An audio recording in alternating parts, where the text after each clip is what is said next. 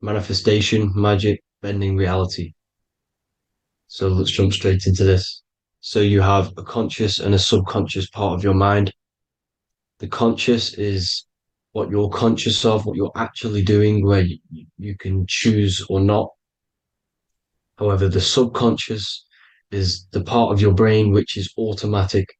So all of the systems in your body, like the digestive system, your heartbeat, these are automatically being ran, and you do not have to tell these systems to do anything. You do not have to consciously tell your heart to beat. It's automatically doing it. And this is what the subconscious mind is controlling. It's like the dark aspect of your brain or your mind. It is the way bigger aspect of your mind. Okay. It controls all the systems in your body. Okay. And this is where all of your programs are. So when you're in it from your childhood, what you've learned in school, all of these things are being kept in your subconscious, maybe traumas and stuff like that. So the subconscious is the female aspect, and the conscious is the male aspect, because the male is all about action and doing, and the female is more about creation, creativity, intuition. So you have a right and a left hemisphere of your brain, and these are obviously male and female.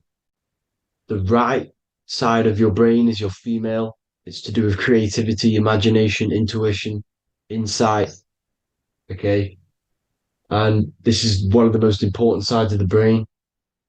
This side of the brain is the most attacked by the elites, whatever you want to call them. This side is the most one of the most important because obviously your intuition is a massive part of reality. And if you don't have intuition, then you lose track of the things around you. You can't consciously feel if things are wrong or right.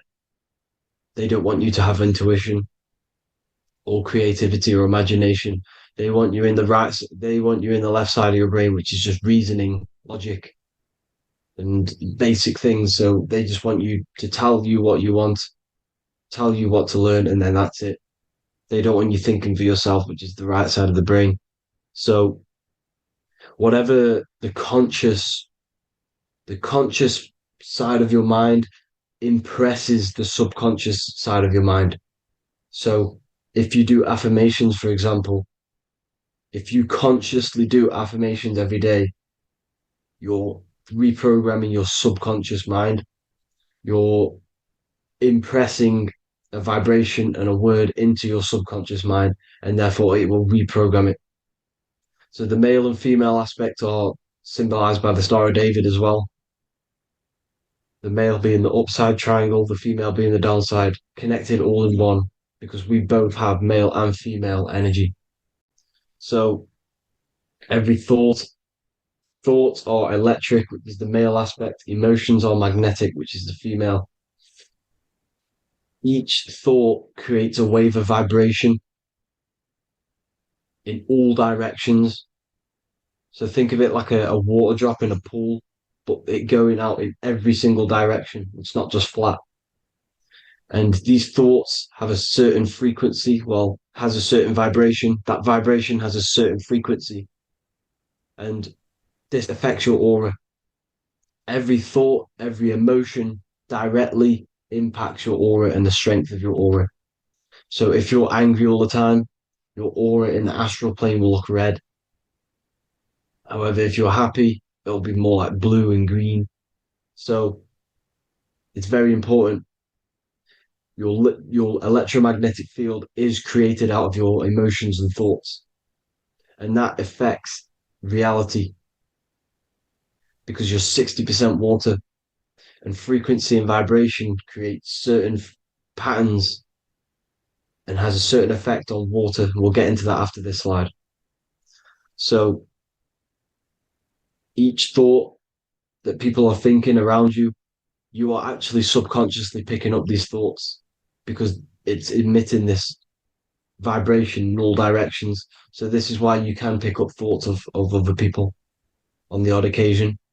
However, when you're more in tune with your intuition, your right side of your brain, you can start to pick up on vibrations, thoughts, and other people's auras.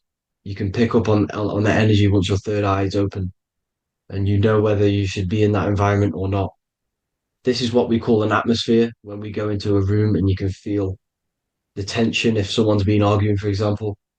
This is the atmosphere, this is the vibrations, these are people's auras emitting these certain frequencies and vibrations.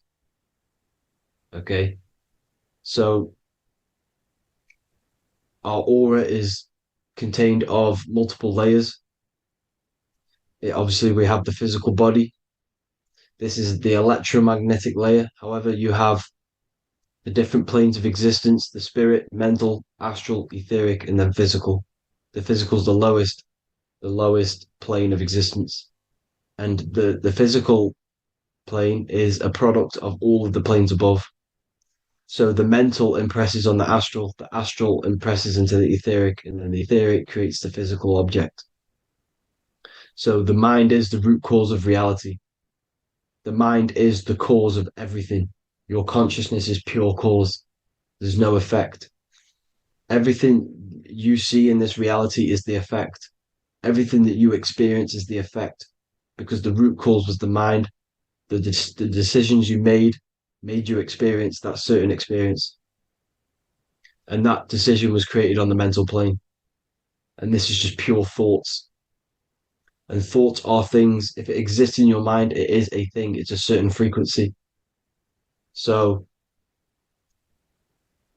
if you have a certain level of thoughts, if you're thinking positive, for example, you're going to have a strong aura, you're going to have a higher vibration, and that attracts like. Like attracts like when it comes to thoughts and vibrations and electromagnetism. So if you're thinking positive all the time, speaking positive, doing positive, you're then creating a higher vibration, and that's going to attract people on that similar frequency to you. Everything is electromagnetism, frequency, and vibration. Everything. You see, so this is why, for example, if I put my hand to a TV screen, if my finger was the same vibration as the TV screen, it would go straight through it. However, the particles in my hand and the particles on the TV screen are two separate vibrations, and this is what causes the friction to stop and not my finger to go straight through it. So, like I said, when you don't feel the vibe of someone, when you don't feel right, you don't really get along with someone, this is a vibration. Your vibrations are not matching, they're not similar, they're two complete different vibrations, and they're not aligning properly. So, music has a massive part on this. Music is a massive, massive tool for the elites because music is frequency. And in 1975, the musical instrument are all tuned to 440 hertz. So Spotify, Apple Music, most of the music on YouTube is all set to 440 hertz. And 440 hertz is not divisible by 3, 6, or 9. And when you can't divide a frequency by 3, 6, or 9, it's not a natural frequency. As you can see here, this is 432 hertz. This makes a nice geometric pattern. However, 440 hertz is a distorted pattern. So when you listen to this, this actually shuts off the whole right side of your brain. Like I said at the start, this is the most attacked side of your brain. It's to do with creativity, imagination, intuition. When you listen to 440 hertz, it shuts off the whole right side of your brain. And obviously shutting off all of these forms of your brain. Music is very, very powerful tool for the elites because it's the only thing which can enter your soul or your ears without consent, your body without consent. Everything else has to be through consent. You choose whether to eat something, you choose whether to drink something, but frequency, you're going to hear it no matter what. This is why it's so powerful. And music influences the body in many different ways. It's the most powerful imitator of everything. It directly affects all listeners.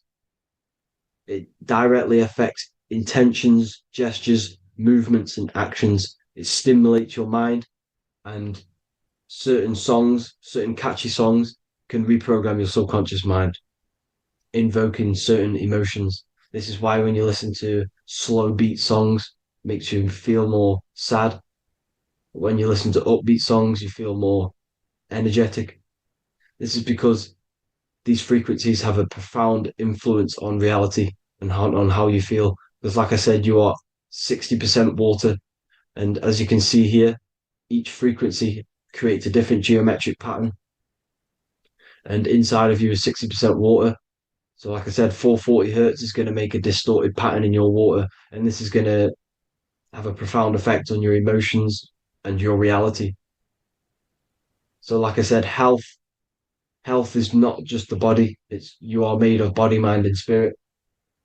You need to look after what you put in your body. You need to look after your spirit and look after your mind. It's very important to keep all these in balance because once one of these are unbalanced, it affects the other two. So if you're eating wrong, it's going to affect your spirit and mind. If you're thinking wrong, it's going to affect your body and spirit.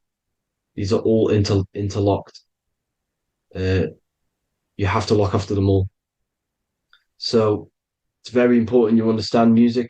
Stop listening to low vibrational music. To be honest, you want to listen to music without any sort of speaking inside of it. You just want pure uh, frequencies, which are the solfeggio scale, like one of these, for example, 432, 528 hertz. These are all good frequencies. It's called the solfeggio scale. And these frequencies make you more in tune with nature. 528 hertz is what the earth vibrates at. So it's very important. And the Rockefellers are the one who changed this to 440 hertz. The Rockefellers, one of the elite families. So if you want to manipulate reality, it's very important to have your chakras aligned and having a high vibration because the higher your vibration, the more powerful your words and your intentions are on reality. So the lower your vibration, the harder it is to affect reality because you're in a lower state of consciousness. Like I said, you have the mental, astral, etheric, and physical. Everything is a product of the one above. As above, so below. This is what Hermes Trismegistus was saying in the Egyptian days. This is where it comes from. As above, so below. If you affect above, it directly affects below. So, like I said, meditation helps on this, helps align your chakras. Think positive, feel positive. Like I said, your feelings are magnetic, your thoughts are electric. So once you combine these two together, you're then creating an electromagnetic frequency, and that will have profound effect on reality. So the law of cause and effect. Every law, so the law of cause and effect. Every effect has the root cause. Like I said, your mind is the root cause of everything. Every decision you make is having a different effect on reality. Everything happens for a reason due to the root cause, which is your mind. You choose everything that happens in your life. Okay. So it's very important you understand this and you constantly make the right decisions, the good decisions to have good effects on your reality. You have to be very conscious of this law because nothing escapes this law. This is the law of all consciousness. So think about it. Imagine a massive ball of consciousness. However, off this ball are different sparks, and each one of these sparks are in each and everyone's body. This spark is governed by these laws, the law of cause and effect, the law of correspondence, the seven hermetic principles. It's very important you understand this because this mass ball of consciousness is what is obeying these laws. And everyone has this spark of consciousness inside their third eye. And like I said, everyone is the same consciousness. This is why if you do bad onto someone else, that will directly affect your reality. So if you hurt someone, it's going to come back to you in one way or another because you are that same consciousness. This is like a mirror reality, as within, so without. Whatever you feel on the inside, you're gonna see that on the outside. You're gonna experience that reality, whatever you've impressed. So there's different ways to bend reality to your will. Uh, this is kind of a sort of magic. So obviously you have black magic, which is manipulating reality to harm and influence others, or to be very selfish. And yeah, then you have white magic, which is manipulating reality for the good of humanity. So you do have to be very careful with your intentions, people, when you're trying to manipulate reality, because this is nothing to be played with. If you are manipulating reality for the wrong reason, it's going to come and bite you in the ass in some way or another, because everything is balanced. Everything balances out in this reality. Nothing escapes the laws. Not one thing escapes the laws. So if you're stealing from yourself because it's just going to come back in a one way or another. Inside of everyone's heart, you know whether you're doing good or wrong. You know, you can feel it when you do something wrong. You can feel it when you do something good. The heart is the center of the torus field. It's balance. And this is why you say follow your heart, because it's the center of the torus field.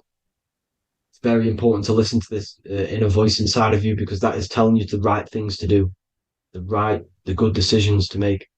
And when you keep following that voice, that good voice inside of you, it takes you to your life path. Very important to follow that voice. However, don't let the ego get in the way of it. Don't care what your friends are going to say. It's very important to understand this. So you have different ways of manipulating reality. You have sigil magic. This is where you create your own sigil or symbol.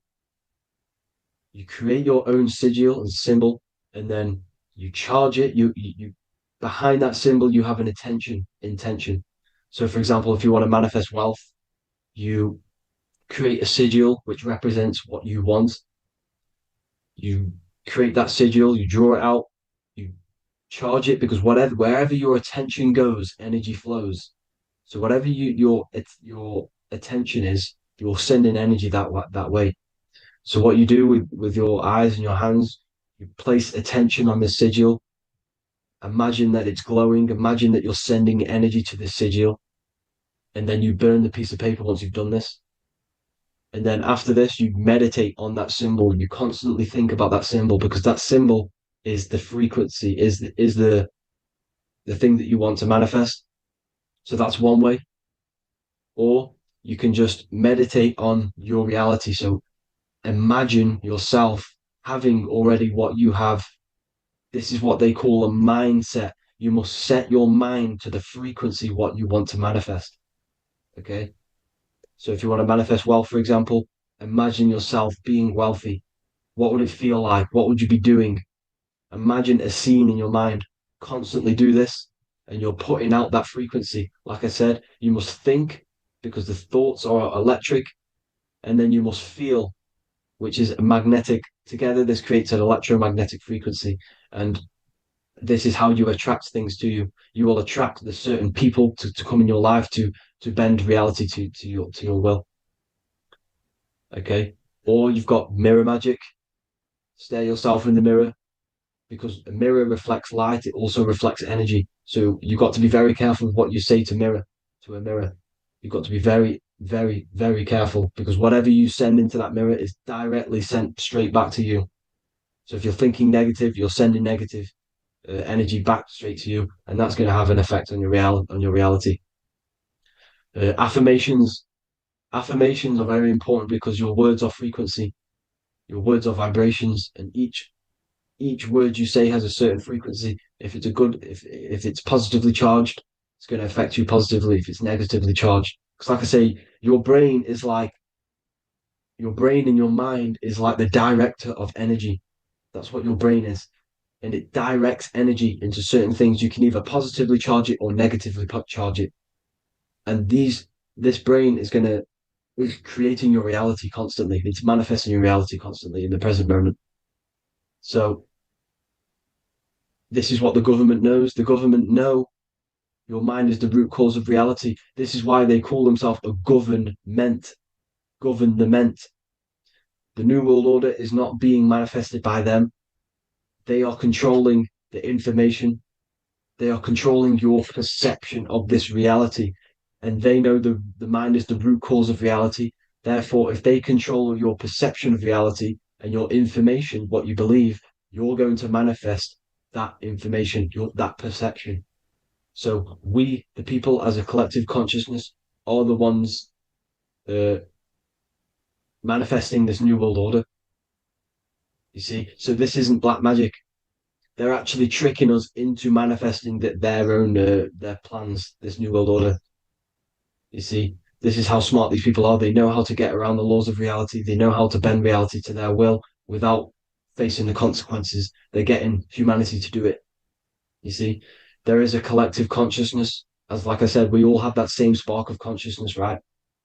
So as a collective consciousness, we are on a very low vibration at the moment. However, we are waking up rapidly. There are more and more people waking up at the moment, and light always chases away the shadow. Light is a lot more powerful than darkness, you see. So one person waking up has a massive effect than one person being asleep. It has a profound effect. Because, like I say, the light always chases away the darkness. It's more powerful. The light is always more powerful. High vibrations are more powerful than lower. So that's it for this, people. I hope you all enjoyed. This is a short, quick video. God bless you all.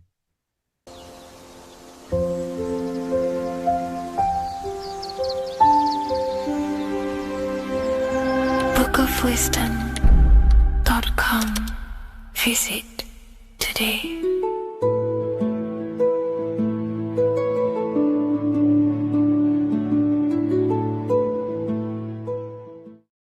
In this video, we're going to be decoding the symbol of the double-faced eagle, which is found on the Rothschild's family coat of arms. We see it in the Roman Empire, and we also see it in the 33rd degree of Scottish Rite Freemasonry. So let's get straight into this symbol and decode what this means. Freemasonry is considered a craft, and this craft is about reconstructing yourself. In fact, the word mason means builder, because every day we are building our mind's prison or our mind's freedom. Plus, you are a creator of reality. You are contributing towards the building project on the earth. You are a builder of yourself and reality, a creator. In Freemasonry, they use the allegory to teach the initiate a process of self-mastery. In Freemasonry, the allegory is that the Temple of Solomon is broken, and this broken Temple of Solomon needs to be reconstructed. But this is symbolic. The Temple of Solomon is yourself. You as an individual are the broken temple, as you have forgotten who you are, why you are here on this earth, and your mind has many limiting belief systems and restrictions on it. Therefore, we are the broken temple that needs to be rebuilt and reconstructed. The 33rd degree is the highest degree in the Scottish Rite system of Freemasonry. Therefore, this logo represents the state of consciousness the 33rd degree Mason is operating at. It is symbolic of their level of mind, their level of self-mastery, their level of awareness. This symbol is a very powerful symbol that you can use to also find your personal power. Now, of course, this is my interpretation based off my years of studying symbolism and connecting the dots. If you feel like I miss anything, please leave a comment in the comment section to maybe add to my points. The first of all thing that I see in this symbol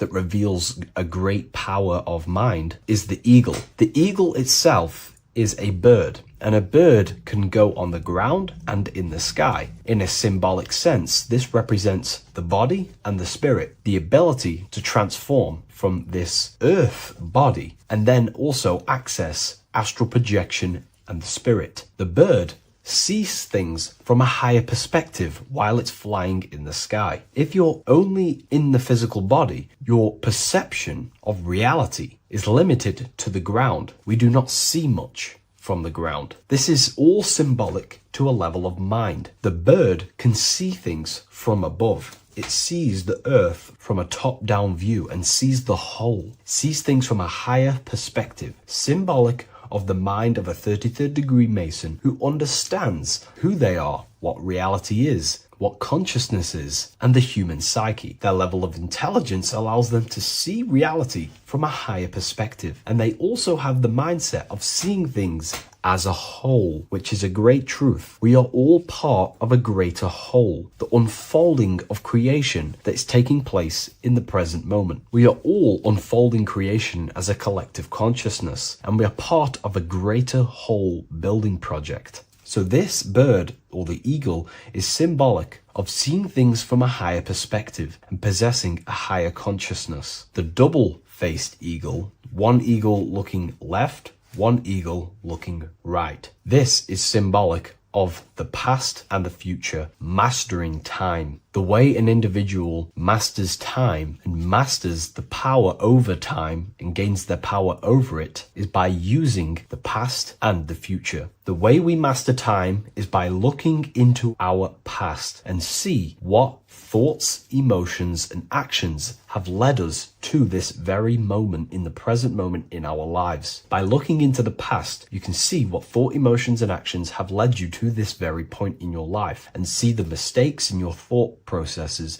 the mistakes in your emotions, and the mistakes in your actions. You can extract wisdom from the past of your past and apply that wisdom in the present moment to then change your future to a better future for yourself and the collective consciousness and your contribution towards the creation taking place on the earth. That is how an individual masters time. You can do this through memory work. Every time you go to sleep, go through your day backwards. Follow the events backwards. What this does is literally create new neural pathways in your brain and allows you to strengthen your memory so you can remember more. Memory work is massive in Freemasonry based off my research. They make you do rituals, memorize rituals, because they're trying to develop these different aspects and cognitions of the human mind. We see that the double-headed eagle is looking left and right, but then joins. This is symbolic of unity of duality, unifying duality. And the only way you can do that is by connecting with pure awareness without distortion of the mind and body. If you turn off your body, it goes to sleep. If you turn off your mind, you go to sleep. But if you can turn off your mind and body, then who are you truly? When you turn off your mind, you're no longer your belief systems, your name, your job, your reputation, your status. You are this pure awareness who's observing the mind. So in meditation, you realize you are not the mind. You are the awareness, and the awareness is singular, and the mind thinks in dualism. So this is symbolic of unifying and seeing things through the lens of the awareness and not the mind, because the mind can produce illusions. So this is symbolic of a state of consciousness of the 33rd degree who sees everything as oneness. We are all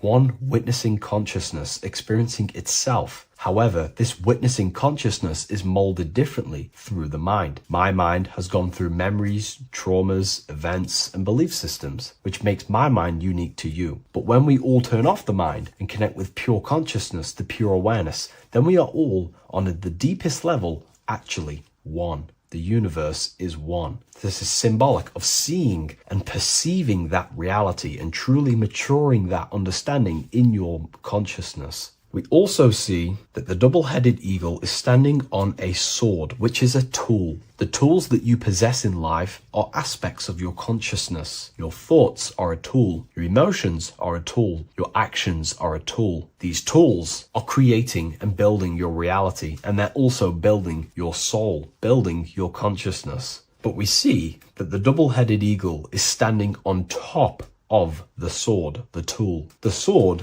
is a powerful tool. So this is symbolic of power on the surface level. But if you go deeper and decode the symbol, it reveals something way more powerful. The sword carves through things. It's also a very murderous tool. If you hold a sword towards someone or something, you hold power over it. It is a symbol of power. And that power that you possess is, in fact, the mind. The mind is the powerhouse of control over reality. The mind is the most radiant force in the universe, as all things respond to the mind. The emotions, the body, and physical reality itself responds to the mind. The mind holds power. Matter is a physical manifestation of mind. The reason why the sword is the mind is because it's associated with the air element. When you swing a sword, you're moving this through the air. And if you've read the Book of Wisdom Volume 2, you understand that each element is corresponding to a different body of consciousness. Air is associated with the mind, the mental body of consciousness. Water is associated with the emotional body of consciousness. Earth is associated with the physical body of consciousness. Fire is associated with the spiritual willpower body of consciousness. Therefore, what we're looking at is the intellect. We're looking at gaining control over the intellect, the mind, thought, banishing all negative thought power from the mind. Think of it like this. You are tapped into a live stream of consciousness, and this live stream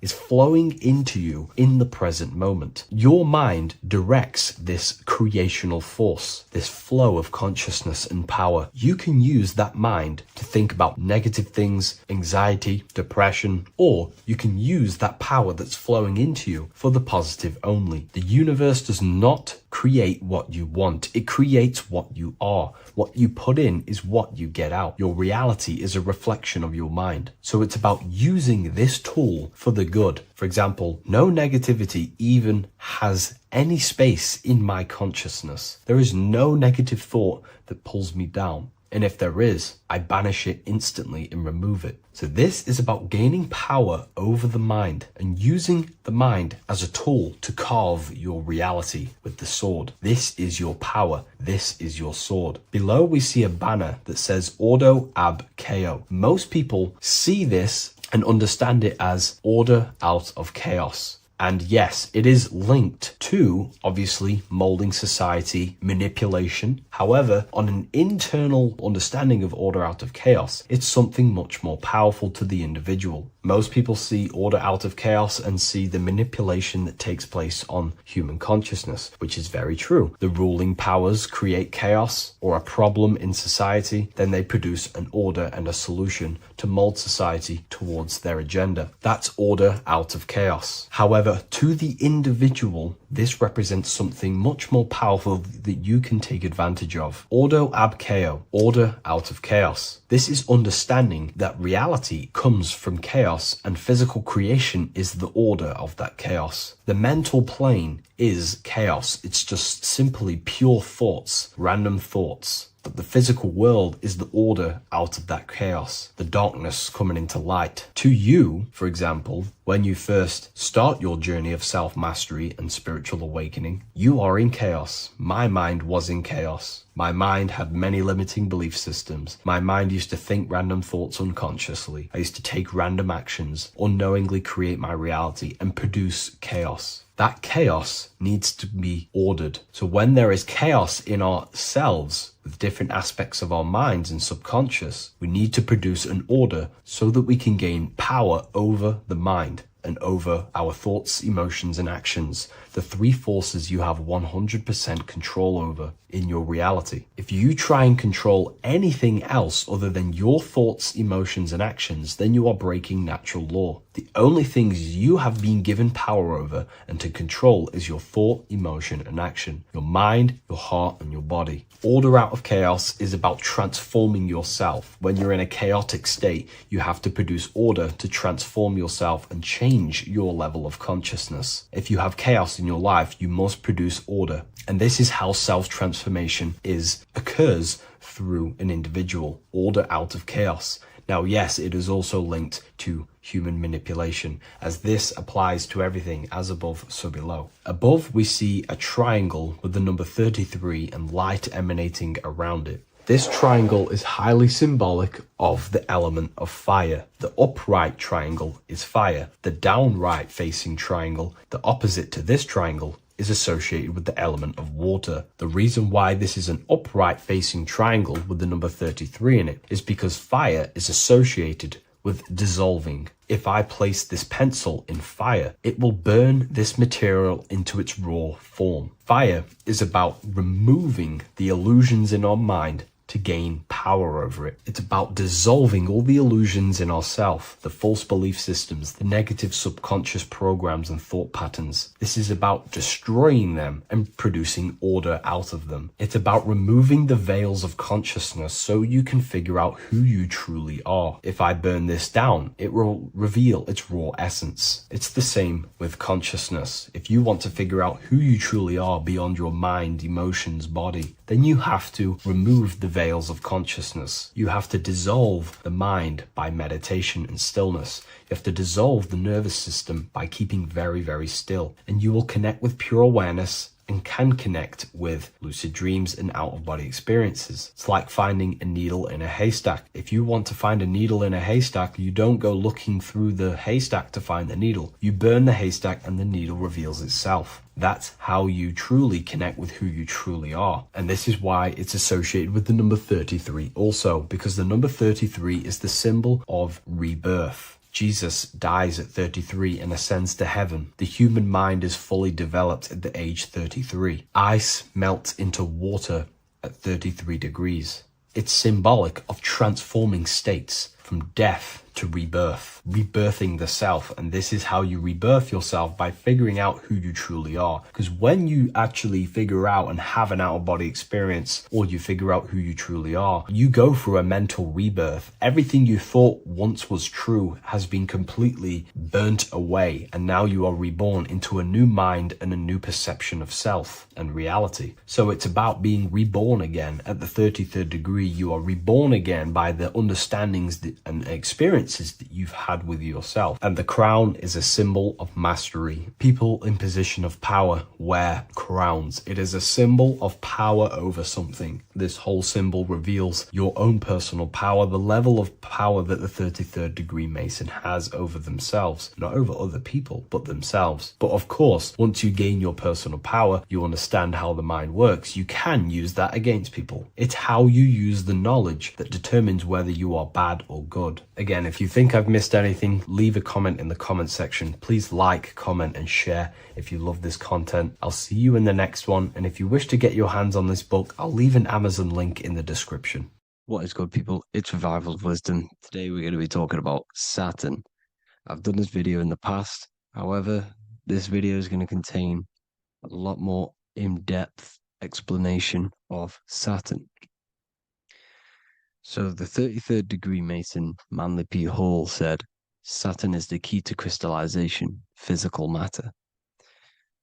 Light is matter, matter is light. They are interchangeable. Low vibrating light turns into matter, high vibrating matter turns into light. And Saturn is the god of this world, this physical world. He crystallizes light into matter. This is symbolized as the Masonic checkerboard, matter and spirit, matter and light, light and matter. He's also the god of time, destruction, justice. He creates and destroys, because all things in time die. He creates and destroys you. So, because we live in this physical world, which is the electric world, this is why we say electricity, because it comes from the root word of El, Saturn. They used to call Saturn El, E-L. This is why we used to say Elohim is God. The real God of this world is Saturn, but it's being hid. This is being hid. Jesus is Saturn. All of this is Saturn. It's all Saturn worship. It's the real God of this world, So, physical matter is a result of two opposing forces equalized on the plane of inertia, because everything is created out of electromagnetic toroidal fields. And these two poles equalize on the plane of inertia, which gives you planet Earth, plane of inertia. The plane of inertia is what Saturn is. It's the ring around the center of the plane of inertia. Thank you to Walter Russell saying, physical matter is a result of two opposing forces on the plane of inertia. This is what Walter Russell says, so please check out his work. He's got many books, many books on light and electromagnetism and stuff like that. So I advise you to check him out. So the torus field gives you the binary code 0 and 1, the female vagina and the male phallus. This is the code for this world. Saturn crystallizes physical matter.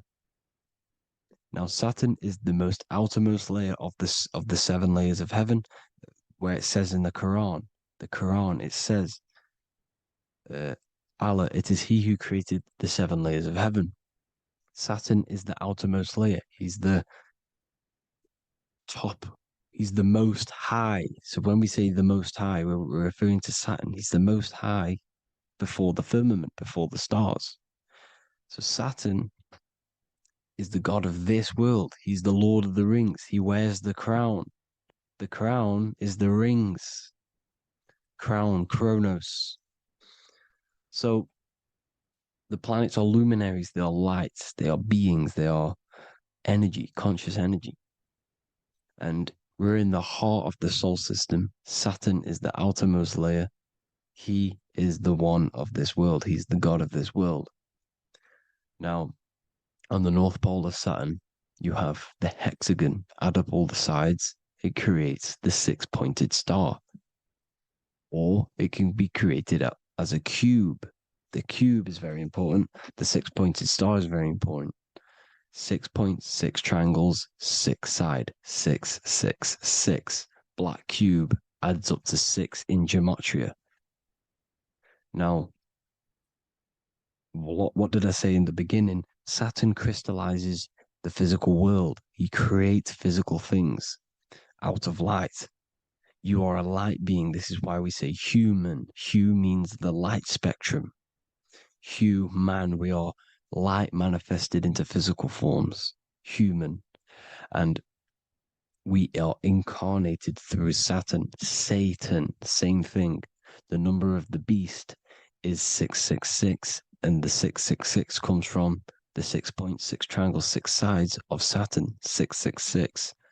We are all known as carbon-based life forms. Carbon, the atomic structure of carbon, is 666, 6 protons, 6 electrons, 6 neutrons. We are materialized into our physical bodies through Saturn, through the number of the beast. These bodies are the beast, it's the animal. The divine, the Christ, is the consciousness within, because you are a physical, spiritual being combined into one, hexed into one. Hexagram. This is a hexagram. You're hexed into physical matter, spirit and matter, light and dark, combined into one. Now you contain of the mark of the beast, the mark of your body. Your body's the beast. It says in the Bible, Satan, who is the god of this world. This world. There are many different worlds, but this world is run by Saturn, and it says that in the Bible.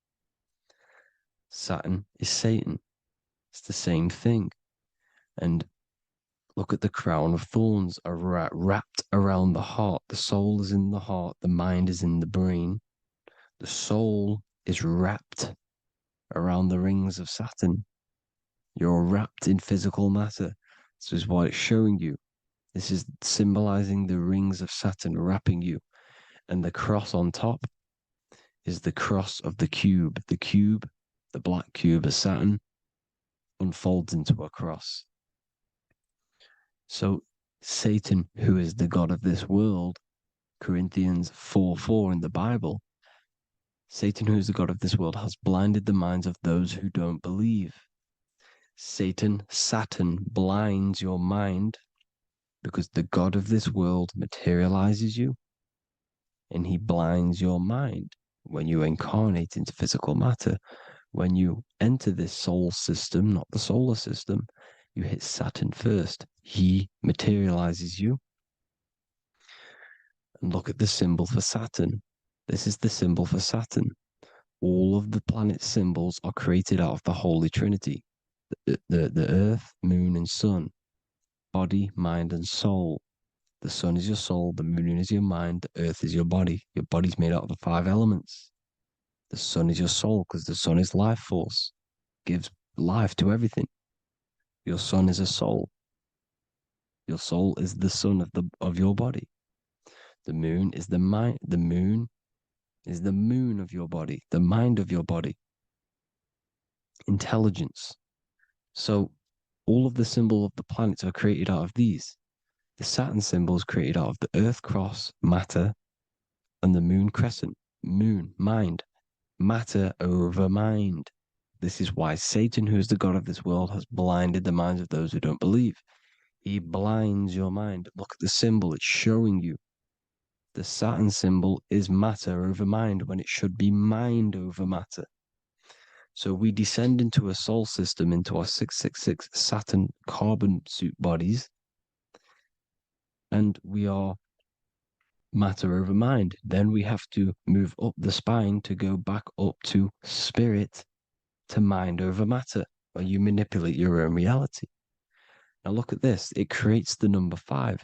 5 is the number of change. You're moving from this side of the number sequence over to the right side. You're moving from the spiritual into the physical world. You're incarnating into the 5 elements, the 5 senses. So the cube, the black cube of Saturn, is another major symbol. Very important symbol. Here you see the cube, and the color black is associated with Saturn because Saturn's associated with death. He creates and destroys, light and dark. Death is associated with black, spirit, because you can't see spirit, which is blackness. So the black cube is black because Saturn rules the nighttime, which is dark, blackness, and he rules the winter, which is death, blackness. So Saturn is the black cube.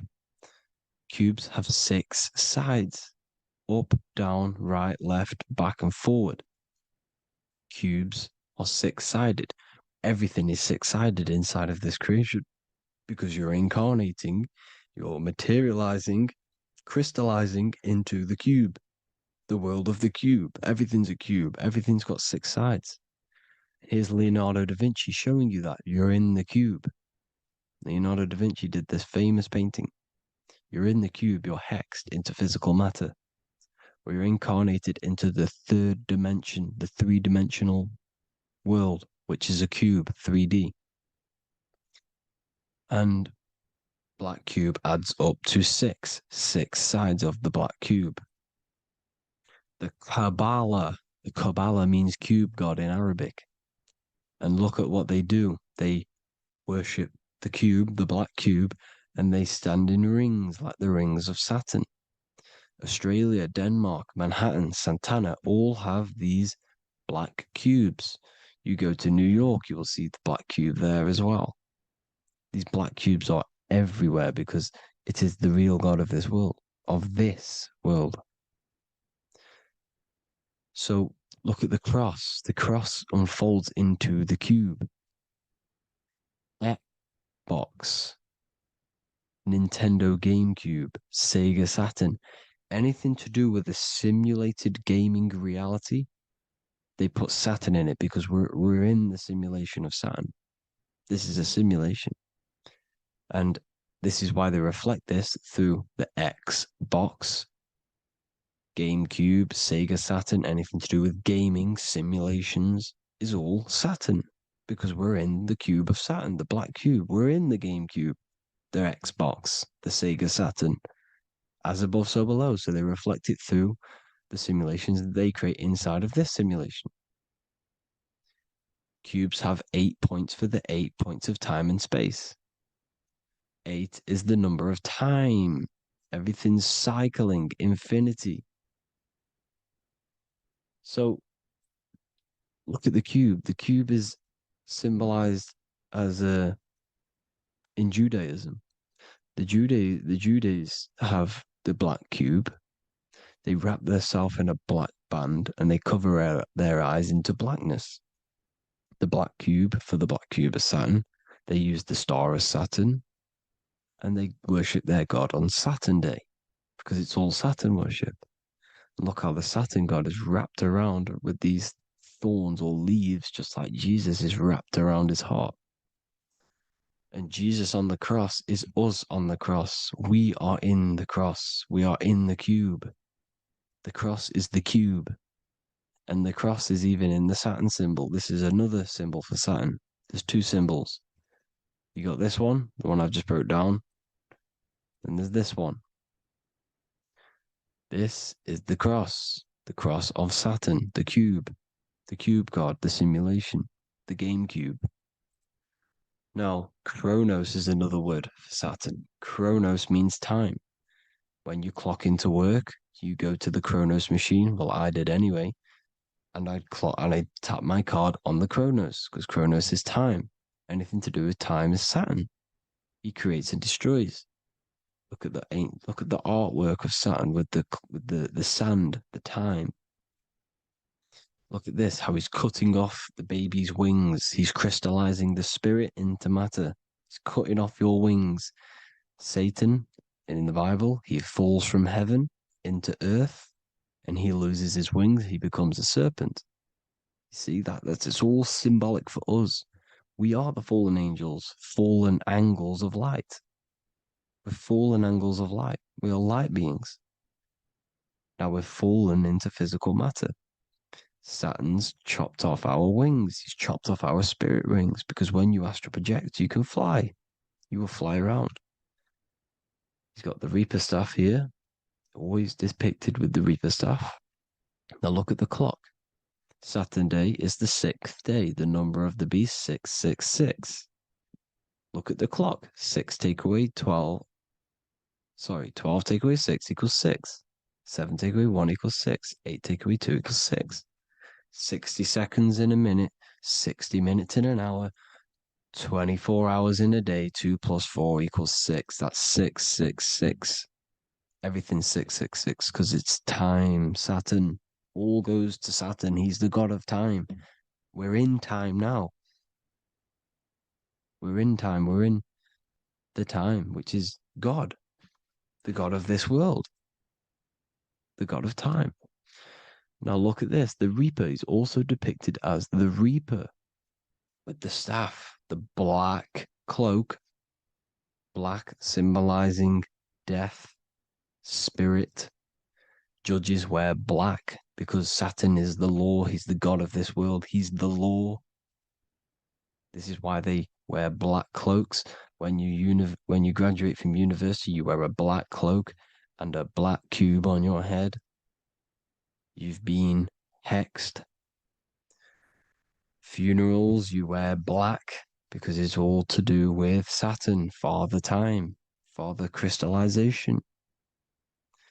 Now, Saturn, here's another one of him cutting off the wings of a child because he cuts off the wings. He creates and destroys your body. We're in the electrical world. Everything that is electrical vibrates.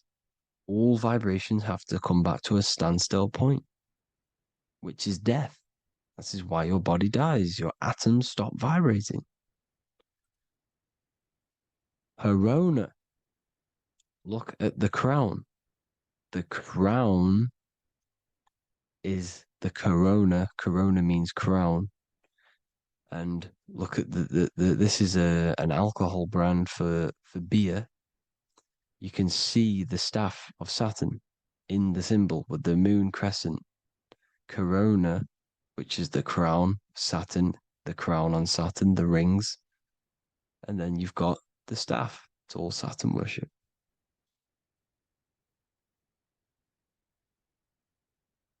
Is the black cubes of 9/11.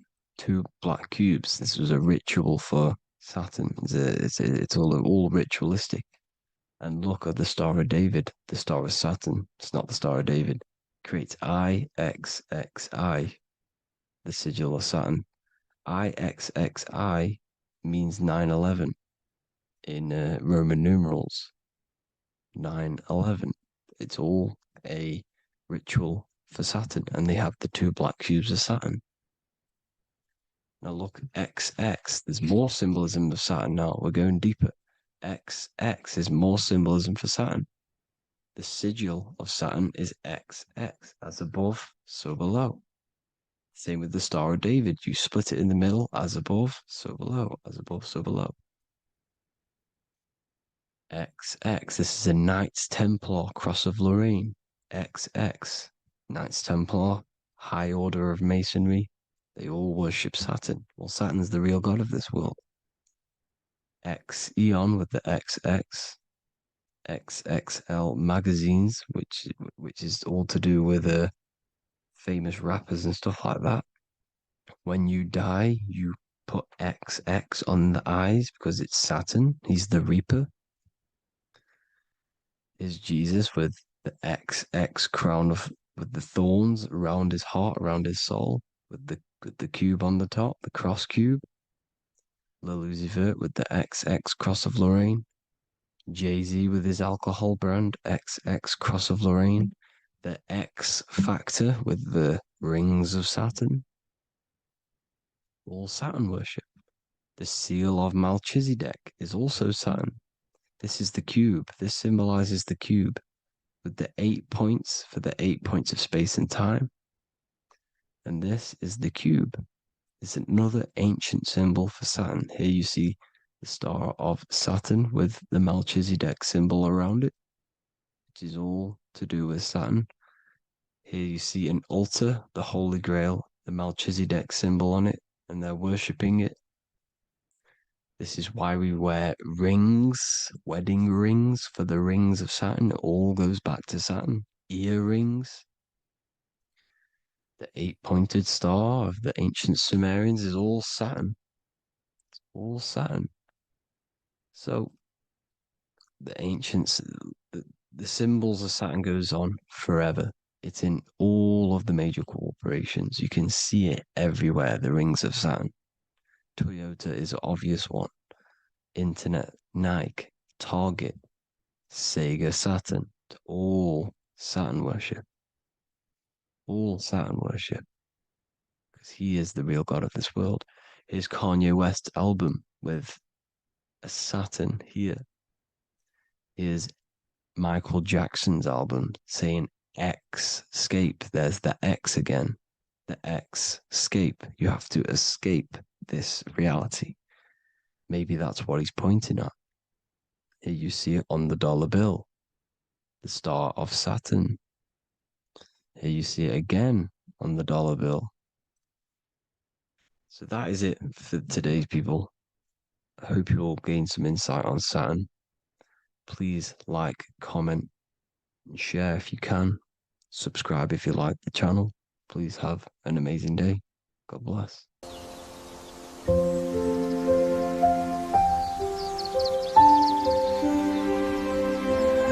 bookofwisdom.com.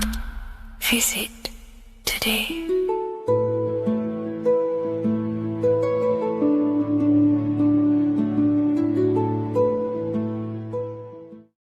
What if I told you that the pentagram can unlock the secrets of creation and make you manifest any reality you want? Hence why the pentagram is used heavily in magic and witchcraft. We have to understand that the pentagram has been heavily demonized. Religions, churches claim that this symbol is associated with Satanism and witchcraft. I personally believe this was intentionally done so that people do not gain their personal power over reality and their life. The pentagram reveals so much about you, and it is one of the most important symbols to understand inside the occult studies. It is one of the most common symbols that you will see across all occult esoteric orders and different occult traditions, such as Freemasonry, Kabbalah, Rosicrucianism, alchemy. You will see this symbol everywhere. And in fact, you even see this symbol, the pentagram, on old church buildings, statues of Jesus next to church buildings. You will see this symbol used by Christianity itself, which is very contradicting about the church. But I'm not here to tell you to think anything. You can simply take this information with a pinch of salt and see if it benefits you. The pentagram used by the early Christians was said to symbolize the 5 wounds of Jesus on the cross. But this goes much deeper in an esoteric explanation. The pentagram ultimately represents the 5 elements of creation. All creation falls within these 5 elements. We have spirit on the very top, then you have air, water, earth, fire. This is the correct placement and order of the elements. Air is always on the left, water is always on the top right, earth very bottom left, fire bottom right, and spirit placed on the tip point of the pentagram. It's a 5-pointed star drawn with one continuous line. But this actually reveals much deeper things, and we're going to be going into how to use this symbol for magic and creating your reality towards the end of this video. But now we're going to give you a basic understanding of the pentagram. It's showing you the 4 physical elements symbolized as triangles and spirit symbolized as a circle. The four physical elements are made out of the base element, spirit, or what the ancients call ether. Ether is the underlying base of all physical matter. This is the substance that animates physical matter with life force. All physical matter has its origin in the etheric substance, or spirit, what we want to call it. It is simply the life force that animates the physical thing.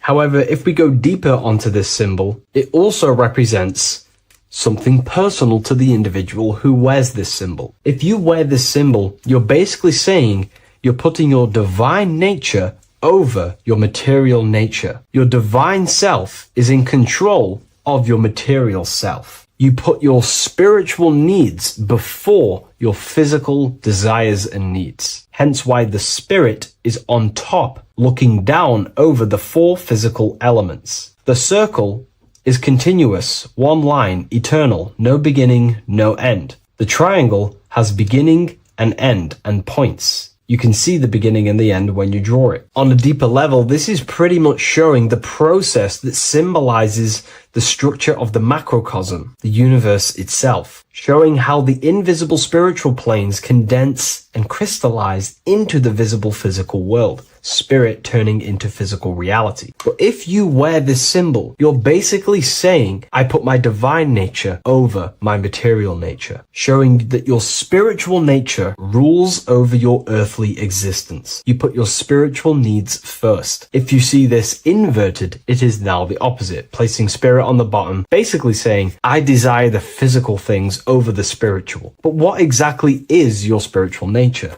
Well, your spiritual nature is simply your internal self. You chase things that are immaterial, such as knowledge, love, experience, expansion, gnosis. These are the qualities of spiritual things that the spiritual person likes to chase and desire, instead of desiring the things that are temporary in the material world and never actually lead to fulfillment. True fulfillment is by chasing spiritual things. God, the nature of creation, the self, gnosis, knowledge. But if we go even deeper, this symbol ultimately represents how reality is created. Hence why this symbol is heavily used in Kabbalistic magic and so-called witchcraft. We are all magicians. Each one of us are creating reality. There are just certain ways you can actually create reality by becoming conscious of them. By becoming conscious of the elements and the qualities of the self that actually create your experience in your life in the present moment. If we look at the pentagram, we see that when you draw a pentagram, it is one continuous line. It is one expressed in five. The order of the elements are very important. Spirit at the bottom, fire at the bottom right, and so on and so on. Because this is showing you the descent of the spiritual into the material, the invisible crystallizing into a material reality. As you can see when you start to draw the pentagram, you see spirit at the very top. You're descending down to fire. Fire is the closest element to spirit. Hence why in magic and witchcraft, people like to use candles. So you're descending first into fire, then into air, then into water, then into earth, then back into spirit. Because of course, the cycle of creation unfolds itself. When you die, you return back to spirit, and then you reincarnate yourself back into physical reality if you wish and desire to. Everything is under this process of matter spiritual. In the daytime you wake up, you're in your material body. When you go to sleep, you enter your astral spiritual body. Everything's in this continual process, renewing itself in spiritual, then material. But the reason why this is associated with magic so heavily is because each one of these elements corresponds to a different body of consciousness, a different vehicle of consciousness. Consciousness has many different vehicles it uses to create the tangible self, the physical reality. For example, consciousness has a spiritual nature. The spirit element in this case symbolizes the emanation, the descent of the one power, the one force that we are all using. Each one of us is using this one power, the power of the source consciousness,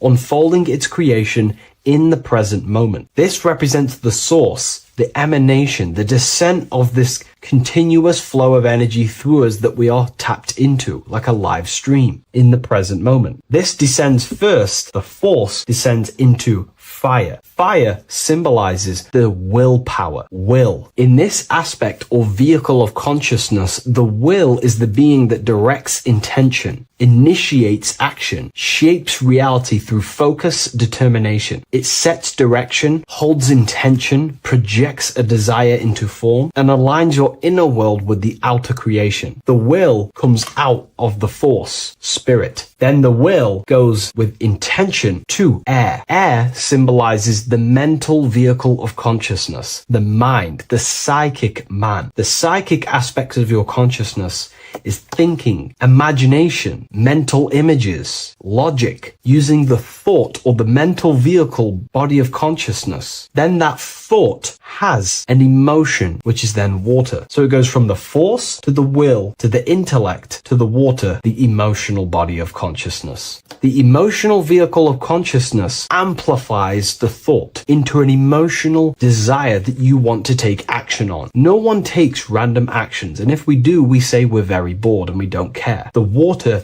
is the energy, the emotion you have to fulfill something. And that emotion then descends into earth, which is the physical body to take the physical action in the present moment, to fulfill that desire, to fulfill that will, that thought, that desire. And that is how reality is created all the time. Now, there is much more that you can go into with the pentagram, because true magic is about changing consciousness at will, not casting random spells. It's the ability to change the direction of consciousness using the power of the will to direct these forces to create change in the internal world so it can project outwardly in the external world. Because consciousness creates the external reality. What happens within us, we see change outside of us. So true magic is about manipulating the forces and the vehicles of consciousness that exist within our own mind to produce a change in the material world. There are other ways you can use magic, by purifying each body of consciousness or banishing each body of consciousness. Other forms of magic, you can dissect each body of consciousness and work with that specific body. If you think you're using your mind too much,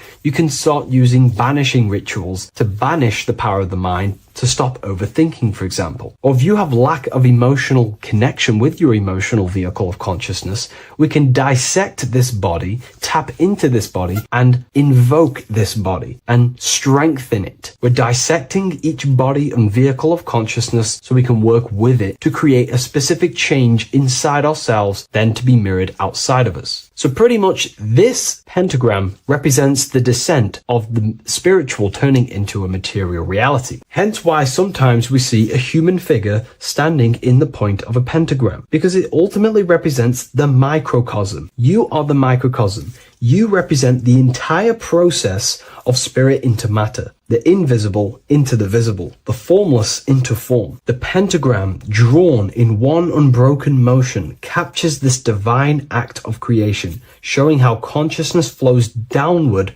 through the elements or the vehicles of consciousness to bring forth the material reality. The Book of Symbolism will teach you all about this. It was released November 17th. A lot of people have taken advantage of this. You also gain a free ebook with this copy. Every order comes with a free ebook. And if you wish to get your copy of the brand new Book of Symbolism, you can find it in the description or revivalofwisdom.com. Thank you, everyone. I'll see you in the next video.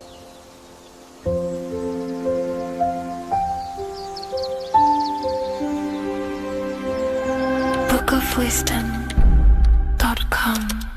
Visit today.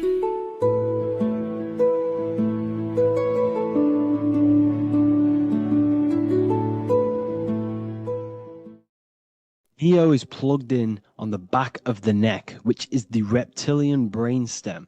The reptilian brain is all to do with survival mode, survival state.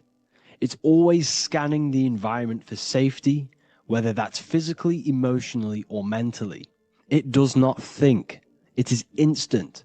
For example, do I smack the guy or run off? If something happens to you, like a car's coming really quick to you, you do not think about this. The reptilian brain is the animal instinct that will instantly move your body on the instant reactions. Hence why it's the closest brain to the rest of the body. It has instant access to the electrical nervous system to control the body at instant reactions. Now, Neo is plugged in on the back of the neck, which is the reptilian brain.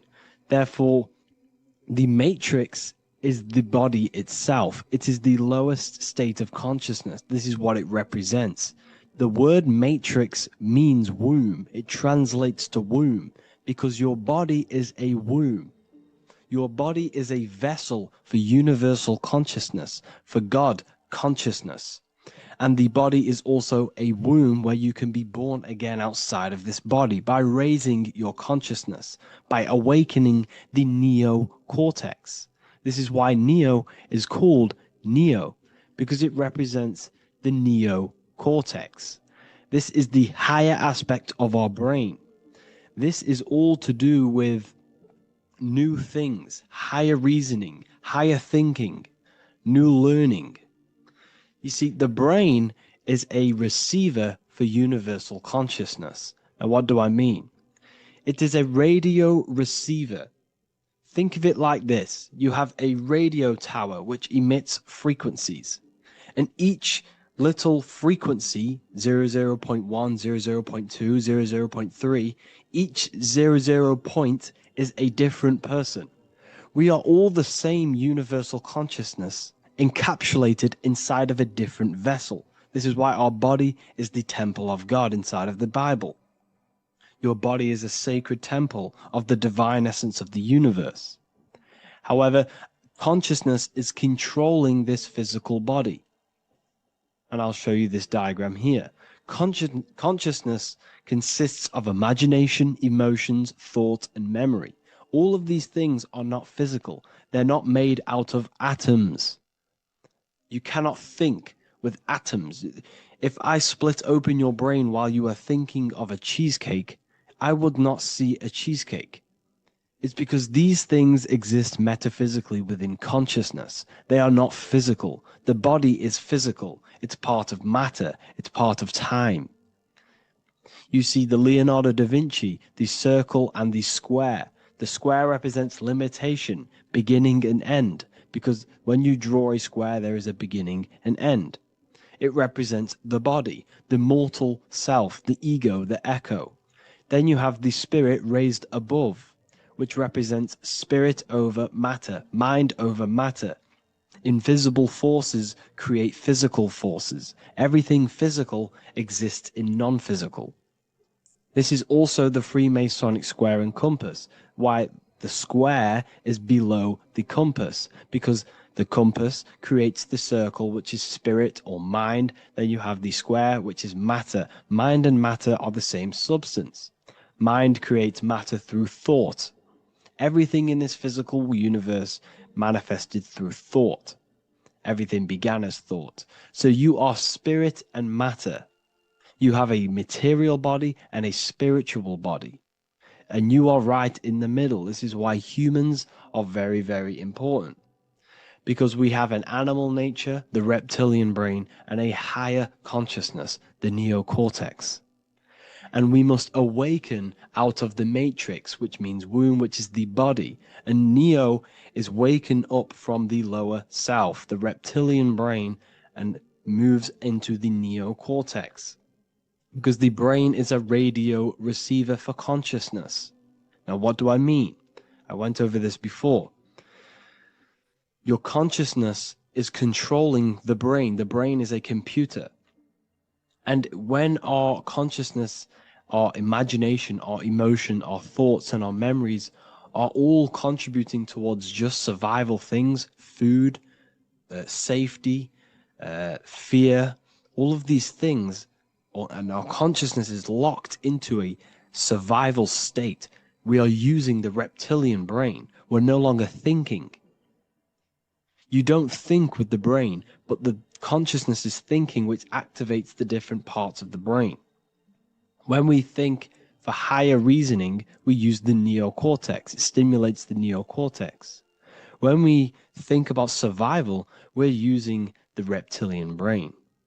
So therefore, when Neo wakes up, he wakes up to the higher aspects of consciousness, which is only utilized by the neocortex, by learning new things and expansion of the mind and expansions of consciousness. Okay? So the whole matrix is to keep you designed, well, the whole matrix is designed to keep you in a survival state, in the three-dimensional awareness.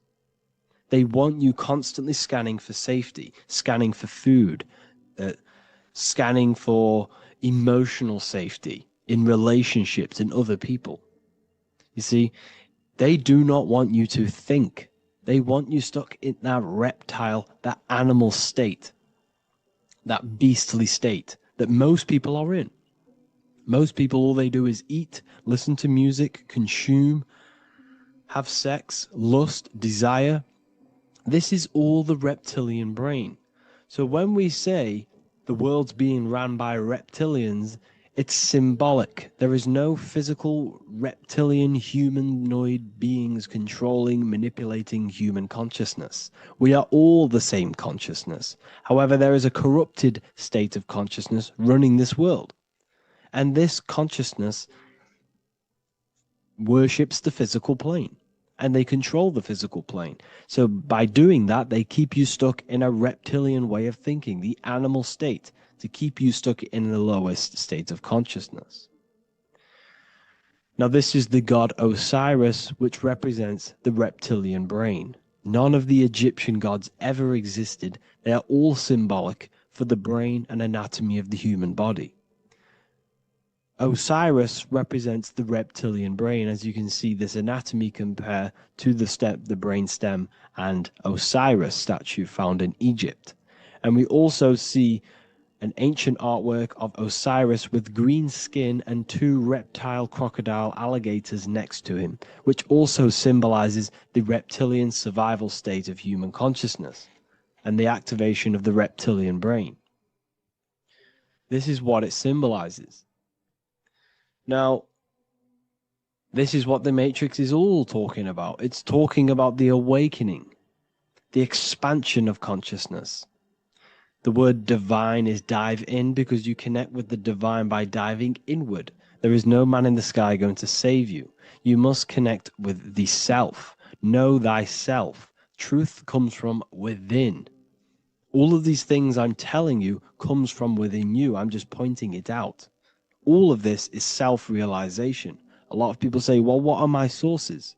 My sources is knowing thyself, observing thyself, using the neocortex of critically thinking, sitting down and thinking about yourself and having deep realization of yourself. You can realize that your thoughts are not of this physical world. It's quite simple. The brain does not think. The brain does not imagine. The brain does not hold memory. All of these things exist in consciousness, the one consciousness, but we are all fractal, infinite parts of. This is the eye on the triangle, consciousness being given down to the rest. This is separate. Consciousness is separate from the rest of the pyramid. The pyramid is your body. Neo is the one consciousness. This is the Egyptians symbolizing the one consciousness giving Ankh, which is life, to all the different life forms.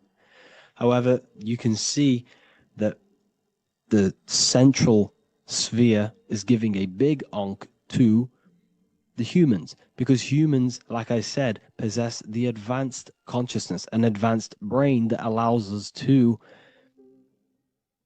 turn above our reptilian animal self. For example, we can go against our reptilian lower animal nature and turn to our godly nature. Animals cannot do that.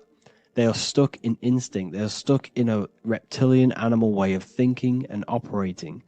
Everything they create is to survive. We can turn against our lower nature and create for amazing things like buildings, architecture, technology. We can use our creative consciousness for anything we wish, not just survival needs. And it's the same with your spiritual journey. You can raise your consciousness beyond this animal state that they try to keep you in through fear, consumption, food, and the reptilian brain. We must awaken, start to think critically, and awaken to our divinity. Because the mind, the consciousness within you has infinite potential to expand. There are infinite fields of knowledge that you can explore. The mind can never be filled. It can never ever be full of knowledge. It always expands, and that's why you are alive. That's why you are part of this universe. That's why the science always says the universe is always expanding, because the universe exists in your mind, and the mind is always expanding into new fields of thought, new fields of knowledge and information. And that is your whole sole purpose, of expansion of mind and expansion of consciousness, and the exploration of the mind of God. We are living in the mind of God. You are a thought in the mind of God. You must awaken out of this body. This is why Jesus says you must be born again to see the kingdom of God. You must be born again. You must raise your consciousness beyond physical limitation and awaken to your divinity. And this is pretty much it for this video. I hope you all understand this, that this is all symbolic for consciousness.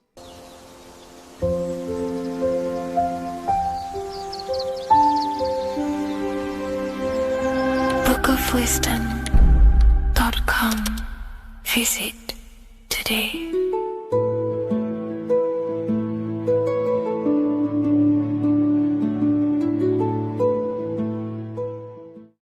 Welcome to Revival of Wisdom. Today we're going to be breaking down Saturn worship and how the occult are linked in with Saturn. Okay, so first of all, let's start with the celebrities. All these celebrities are doing 666. Okay, covering the one eye, which also symbolizes the all-seeing eye, which is another occult symbol. But we're focusing on the 666, the 6 with the 3 fingers. Also, we have CERN with the 666 within their logo. Also Disney, okay, as you can see here, 666 within their logo. Pepsi, Coca-Cola, and even Cadbury's. Monster Energy with the 666 in Hebrew numerals. Unleash the beast. So what is 666 to do with Saturn? Because on Saturn, on their north pole of Saturn, there is a 6-sided hexagon, okay? So Saturday is named after Saturn Day, the 6th planet. It is also the 6th day of the week, and has a 6-sided polygon on its north pole, 666. Not only that, when you create a star out of the hexagon, you will create a 6-pointed star, okay? With 6 triangles within the star, and a 6-sided hexagon, which all adds up to 666. Okay, so this is why all these symbols contain 666. So why do they worship 666? Saturn. Because Saturn is the god of time and death, okay, and order and lessons. Okay, Saturn is a very cold and dry being. That is the 6th planet from the sun. Okay, Saturn represents the winter, which symbolizes death, okay, because all nature dies within winter because the sun's not there. So it represents darkness and death. It rules the zodiac sign of Capricorn, okay? So, in the celestial cycle, Saturn is always opposite the sun. So it's the opposite of the sun. So they're worshipping this energy which is death-like, okay? This god which is death and does not bring life, okay? Also is the god of time, okay? Also in the Roman and in Greek it's called Chronos, okay, which is just a translation for time. It's also known as the Father Time, aka the Grim Reaper, okay? The Grim Reaper, keep that in mind, we'll come back to this. Here are some more logos for the Saturn, okay? NAG, Internet, Wi-Fi. Okay, all these occult logos all worship Saturn. They are a satanic occult. They worship this death god, this evil god. Okay, this is where the cube now comes in. Okay, because what color is associated with Saturn? It's black, because it's the absence of light. It's opposite the sun. So black is this the color associated with Saturn. Each planet has its own color associated with it. Okay, so when you make the cube, okay, as you can see here, the cube out of the polygon, it creates what? A black cube. Okay, and the Kabbalah, okay, Kabbalah means cube, Allah means the God, the cube God. These religions are secretly worshipping this cube God, the god of death, Saturn, Satan. It's the same entity behind it all. Okay, so also we have these black cubes in Australia, Denmark, all around the world, these black cubes, because this occult is worldwide. It's Saturn, Satan taking over this realm. Okay, also with this black cube, they walk around it like the rings of Saturn. It's around the black cube of Saturn with the rings, they walk around in circles. What are circles? Cycles. What is a cycle? Time. The time god. This is why it has a ring around it, because it represents time, cycles. Okay? And this is another depiction of Saturn, always depicted with this Reaper staff. Okay? Keep in mind this staff, just like we associated with, aka the Grim Reaper. The Grim Reaper also wears a black robe, representing Saturn with the same staff. Can you see it? This is where it comes in. Okay? The same thing, look, the same staff with the black robe. Black representing Saturn, the god of death. Okay, the Grim Reaper, Satan. Okay. Also, when you graduate from university, what do? You wear a cube on your head, a black cube with a black robe. This is Saturn worship. See, this is how Saturn, Satan, has tricked the world into worshipping him, not God, the sun, which represents God. So what is a corona? Because a corona is a crown, a circle, okay? A set of concentric circles of light seen around a luminous body. So Saturn. So this is why they used to worship Saturn by wearing crowns in ancient days. And we still do to this day. The king or queen has a crown, a corona. Also, corona, the drink. Corona adds up to 666, just like Saturn is 666. But like you see in the corona, you see the staff. You see this staff, just like the staff of Saturn, the Saturn god, like the Grim Reaper, with the black robe and the staff, just like the Saturn god. What is the Grim Reaper? It's a killer. It represents death, just like Saturn, the god of death and time. So all these occults and secret societies all worship the 666 god, which is Saturn, Satan. All of our energy is being put into Saturn. Okay, and Saturn, Satan, is harnessing all of this energy. So gradually, this is what the mark of the beast is. Like it says in the Bible, the mark of the beast, or the name of the beast. Here is wisdom, let it know that you have to understand and count the number of the beast, for it is 6. It is the number 6 of a man, and is 600, 3 score is 6, 666. So this is what the mark of the beast is. They are going to eventually put green chips, just like Neuralink, which is what Elon Musk is pushing. Okay, So this chip is the mark of the beast, and it's going to be implanted to our hands or brains, okay? And they will manipulate our consciousness, and it will manipulate our DNA, and it will directly connect us to AI, and AI is linked in with Satan, as the demons and the people who rule this world are in love with AI. They want to connect humans to AI. And this will control our consciousness completely and give all of our energy back to Satan, this deity that they all worship. Just like when you get married, you wear a wedding ring, the rings of Saturn, over the finger, which represents the sun. So you're basically seeing Saturn over the sun. The sun is the son of God. It represents the sun, represents God.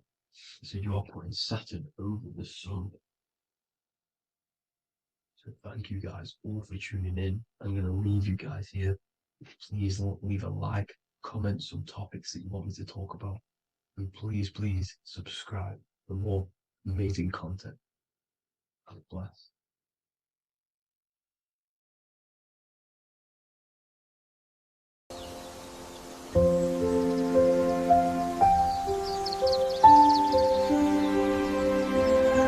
bookofwisdom.com. Visit today.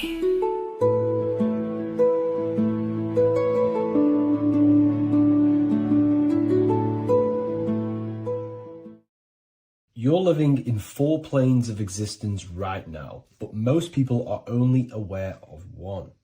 And that's why they feel lost, disconnected, and stuck in cycles they can't explain.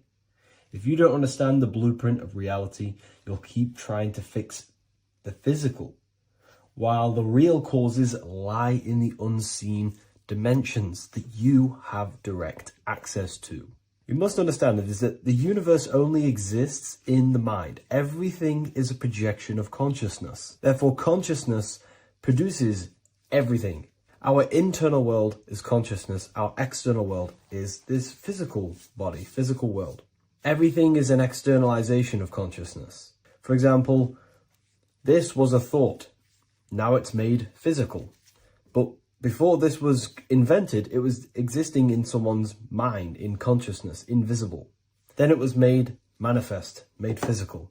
So everything in this physical plane is the effect. The cause is consciousness, mind, the mental plane.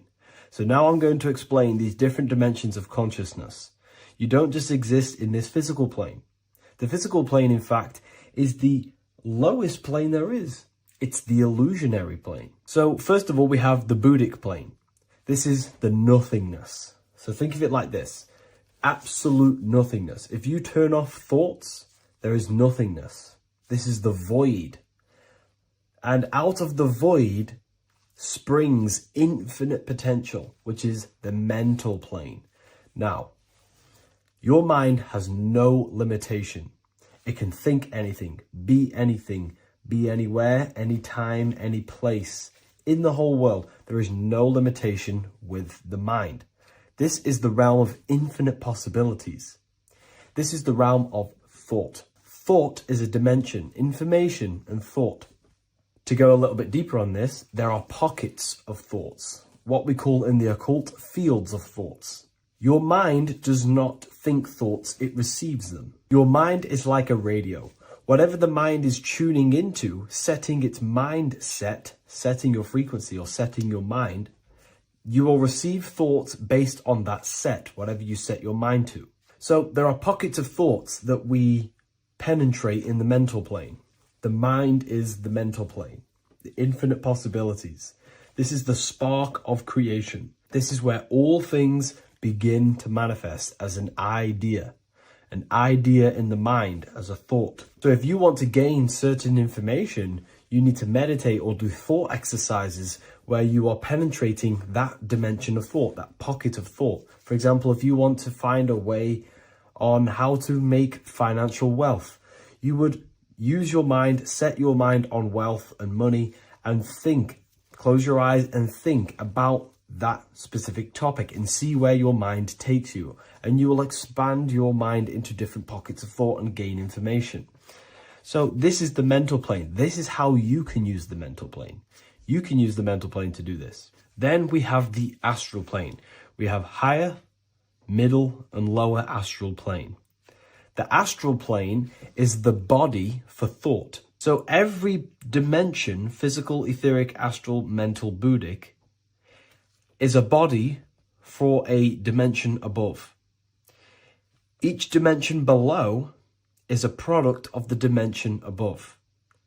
So for example, the astral plane is imagination. This is the lucidic realm of imagination. This is where thoughts begin to manifest into some sort of form. It's not a physical form because this is physical, but imagination is a lucidic form. It's not really physical, but it's there. It's a projection of light. It's astral matter condensed by the willpower of the mind. So depending on the vibration of that thought will depend whether it manifests in the higher astral plane, middle astral plane, and lower astral plane. If you think about more material things and visualize material things, this will manifest on the lower astral plane because material matter is low vibration. Now that does not mean it's evil, that does not mean it's bad, okay? It just means low vibration just means more material. But if you think and imagine more spiritual things, this manifests on the higher astral plane. So the astral plane is the screen in your mind that allows you to vision an apple, that allows you to vision anything. It's that mental projection that's inside of your mind. Now this is what we call the third eye. It's an eye because the eye is the mind, and the mind can see into the astral plane. It perceives this spiritual world, this lucidic realm that we have access to. This is where also infinite potential takes place. This is the realm of spirits, demons, jinns, whatever you want to call them. Spiritual entities exist in this because this is where thought forms manifest into form. This is where thoughts create bodies. Think of it like this. The mental plane is a thought of a chair. The astral plane is the imagination of that chair and all of the different possible chairs that could possibly be. The etheric plane is the energy double of that chair. And the physical plane is the physical chair. So as you can see, the higher we go up, the more formless and lucidic it is. The lower we go down planes, the more dense it becomes. This is formless and this is form. Everything manifests through this process. This highlighter is down here in the physical plane, but the idea began in the mental plane. Everything begins in consciousness before it creates a physical body. It goes through this process. Therefore, if you want to start to mold and create your own reality and create things in your world, you can use these planes to your advantage.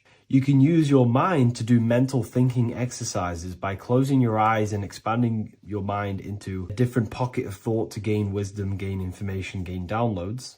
The way you do that is simply get into a meditative state, close your eyes, pick a topic that you want to think about and see where your mind takes you, but always remain centered on that topic. And you can do this for maybe an hour or two or half an hour, and your mind will take you places where you will unlock information. You can even use this to make decisions in your life. Think of the topic and see where your mind takes you. You'll gain information. This is how you use the mental plane for ideas. The astral plane is imagination. You have to reconnect with your imagination very vividly. Your imagination, your consciousness is infinite. It's not a three-dimensional plane. It's an infinite plane. You can think and make form anything in your consciousness, in your imagination.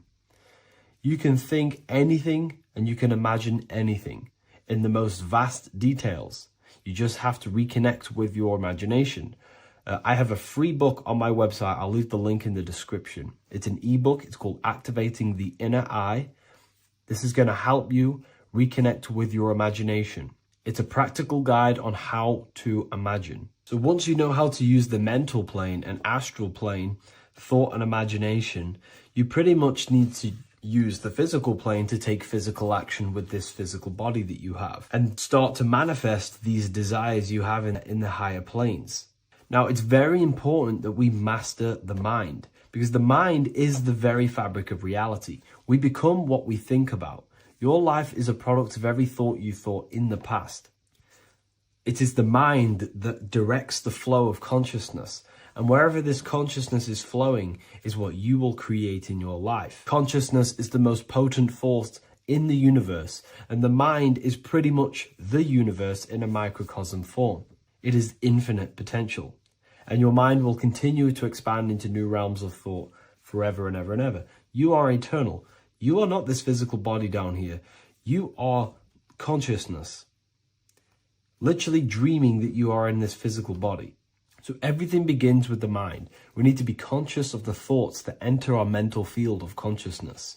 There is a level of self-awareness that you can reach where you can become conscious of pretty much every single thought that enters your mental field.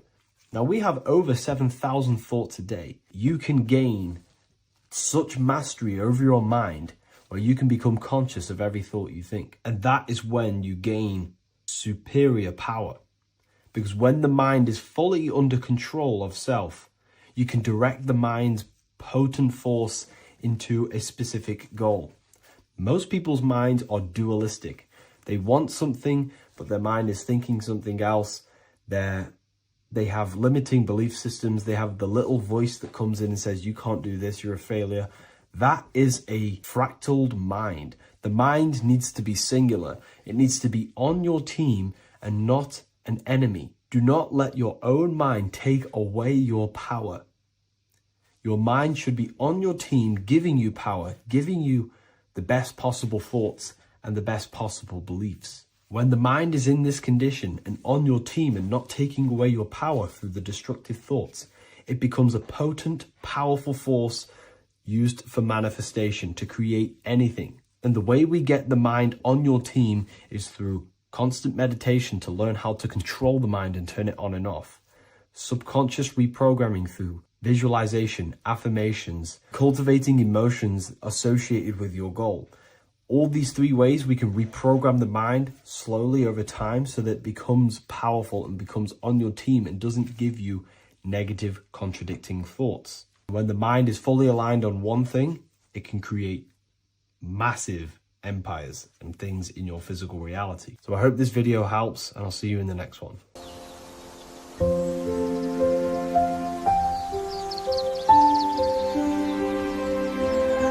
bookofwisdom.com.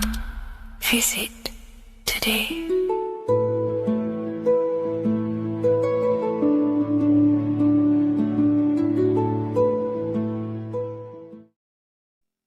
What is good, people? How are we all doing? Today we're going to be talking about the different planes of existence, the occult side of the world, the things they don't teach you in school. And of course, you can only find that on this channel, so welcome. So you need to understand is that your consciousness moves through these different planes of existence, these different states of consciousness, which make up all of you. Okay? They are all interlocked planes. They are all interpenetrated into each other. They are all one. They melt into the plane above and below. You see, each plane is a product of each plane. As above, so below. Now, the higher you go, the more fluid, the more dreamy, the less dense it becomes. The lower you go, the more denser it becomes, the more solid it becomes. The lowest plane is the physical plane, which you are obviously aware of. You are inside of the physical plane now. But while you are in this inside of this physical plane, you are indeed inside of all these other bodies which you have not awakened yet. You have to awaken these different bodies. You have these bodies. Okay? It's like a ripple effect. And the center is the most dense, the most solid. This is earth, heart, the heart of the ripple. And the lower you, the further you go out from the center, the more dreamy, the less fluid, the more fluid, the more less dense it gets until you're one with the all. You see? And this is what it's like. This is what this system is. It's like a ripple effect. Now, let's jump straight into the planes. First, you have the physical plane, made out of 4 elements. Five elements. The ether is the mother of the elements. It's the womb of the elements. It's the 5th element. And it gives birth to the 4 other elements. 4 is stability. Tables have 4 legs, and this is why the ether gives birth to 4, because it's the foundation of the physical world. Fire, earth, water, air. They are not pure. Each one of the elements melts into the other one. For example, earth and water both share cold. Water and air both share wet. You see, they compose of each other. They melt, they mold into each other based off the vibrational state of the ether. That's what it is. The 4 elements are the vibrational states of the ether. Okay?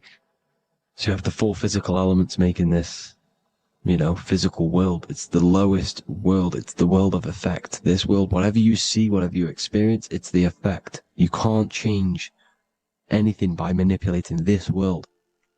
You got to manipulate the higher worlds to affect this world, you see? As above, so below. This is the lowest plane. It has 3-dimensional. It's the 3rd dimension. Space, height, and thickness. That's all it is. Front, backwards, upwards. You see, it's 3-dimensional. We cannot perceive the hidden side, which is the interior of this existence. We cannot perceive the interior from our exterior view. We are looking into this world. Okay, this is the exterior view. We can't see what's inside of that. That's the 4th dimension, which is the next one. It's the most gross and dense plane. 4 states of matter, the most slowest vibrational molecules exist in this plane. Above this plane, you have the ether. Okay, the word ether and either are the same thing, because either connects 2 scenarios in languages. I either support Manchester United or Liverpool. Either is connecting them 2 scenarios. The ether is doing the exact same, as you can see here on the planes of existence. It connects the astral world, which is very important, to the physical world. It's connecting these 2 worlds. So it's the ether. It's the ether. The ether is pure potential. Energy flows through the ether. It is pure energy, pure potential. Okay? The physical body is an exact copy of the etheric counterpart body. So every physical object has an etheric energy double. It's like a blueprint of that object. Every single object has an energy double, and that's the etheric double. Okay? The etheric body determines the shape of our physical body through its lines of force. All through life, it rebuilds and restores the physical body.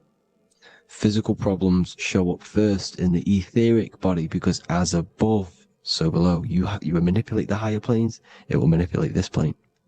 And this is why sorcery works. Contact with astral plane entities. We'll get into that a bit later. So the reason why we can't see this plane, this energy world, which is all around us, which we are inside of right now as we speak, is that the molecules that compose it are further apart than those of the physical plane, making it invisible to the 2 eyes. That we can't perceive it. Our eyes cannot physically suck in that sort of information, and our brain cannot decode it. This is why, they brainwash us with all these programs to keep us asleep, to keep these other bodies we have asleep, so we don't find out about these other bodies, and is to make you believe that everything's just a material. Only the material world exists. They don't want you to know is that everything that you see is a result of something you cannot see. As above, so below. There are realities within this reality. This is what I'm breaking down now, these different planes, on how this reality works. So your etheric double is your energy body. You can see here the physical, etheric, astral. Astral is your spirit. The ether is a part of the physical plane. It's like just above the physical plane, but it's still part. But then the astral plane is completely separate. It's another plane, but they're all interlocked. Don't think they're apart. They're all interlocked. They're all one. They all melt into each other. The chakras that we have are inside of our etheric body. They are our sense of organs which tune us to the fourth dimension. These 7 chakras connect us to the astral world, the fourth dimension. Okay? They are points for the flow of energy from the universe / 7 planets, because the 7 chakras are your 7 planets, and the 7 planets are connected to the astral world. They are feeding these 7 centers in our body. They connect us to the universe, to our etheric counterpart, and then to us, supplying the physical body. Because the energy comes from above. As above, so below. These 7 centers, these 7 etheric chakras, are being supplied with energy from the universe, the 7 planets, the solar system. Then it supplies the physical body. You see? So the ether is very important. And this is, that the ancients understood the science of the ether, and they could, harness free electricity from it, because it's all around us. The ether is all around us. And this is what they were doing. They were harnessing free energy using the ether. The astral plane, the fourth dimension, very important plane. Very, very important. We've all been there. Every single one of you has been there. Okay? The fourth dimension is unseen of what we see. It's the interior of the exterior that we see. We see the third dimension, but we cannot see beyond what's making this third dimension. This is the fourth dimension. Okay? It's the dream world. This is where you go when you dream. Okay? This is where you go when you dream. It's the place of disembodied spirits or ghosts, entities, whatever you want to call them. When you hear ringing in your ears, that is not tinnitus. That is an entity around you. Okay? That is an entity around you. The fourth dimension is where thought forms exist. Mental images. Thought forms as in what you see in your mind when you think of an image, because the mind is the highest plane of existence. Mind is the highest plane of existence. And it manipulates all of the planes below. So it goes the mental plane, then the astral plane. So the thought is in the mind, the mental plane. That just the thought alone, no image, but then the form depiction, the thought form exists. It manifests in the astral plane as a sort of image, an entity, a living conscious being. So this is why thoughts are things.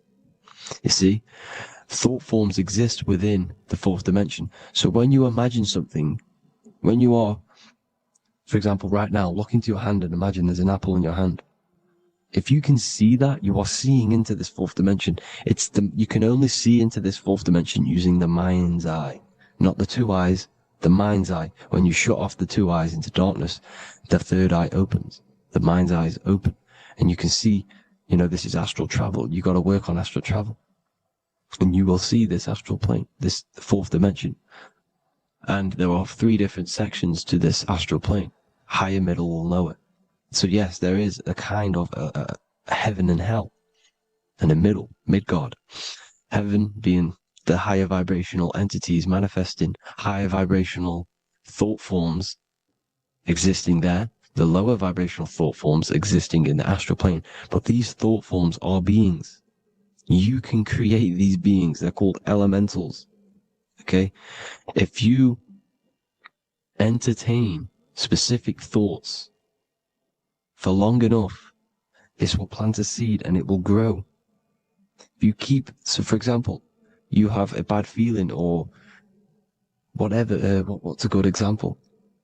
Unforgiving someone. You keep that energy inside of you for long enough, it will manifest in the fourth dimension. You entertain that thought long enough, it will manifest. And it will create an etheric body, and it will be an entity which will harm you, that will feed off you, this low vibrational energy. Your mind is so powerful. It creates thought forms, and these thought forms can take consciousness, can take bodies, etheric bodies. Now, that's why it's very important that you master your mind, master your thought patterns. So this fourth dimension is the astral world. So when you have a nightmare, this is the lower astral plane. You're in the lower astral plane. Whilst this physical body rests at night, your consciousness, while you awaken this other body, your consciousness goes inside of this other body, whilst the physical body lays asleep. You see? So it's all inside of you. This is what you need to understand. You just haven't awakened these bodies yet. You can awaken them. You just got to awaken them. Okay? The next is the mental plane. This is the mind, the source, pure cause, pure motion, the most less dense, the most fluid. No form. There's no form to the mind. Astral plane is the first plane where a form takes existence, pretty much. The mental world has no form. It's pure mind, pure intelligence. Thoughts alone exist here without any images or manifestation. The most fluid, the most dreamy, the most causal plane. All of the rest take the effects of this plane. That's why it's mind over matter. Your thoughts they create vibrations. Each vibration is vibrating on a specific frequency, which creates mental images, creates effects down here on this physical plane. This is why it's so important to master your mind. Master what you think. Master your mind. It's the hardest thing to master. You could conquer the world, but it's probably harder to conquer your own mind than to conquer the whole world. I can promise you that, because the mind can play tricks on you. You got to listen to that inner guide within you that will constantly manifest the good things. So anyways, people, hope you learned a lot from this. Please work on trying to activate these other bodies. I will maybe do another video on trying to activate these bodies if you wish. Please comment down below if you would like to see that. And have an amazing day. Please like, subscribe, comment down below any video ideas you want me to do, any information you want me to spit. Thank you all. Have an amazing day.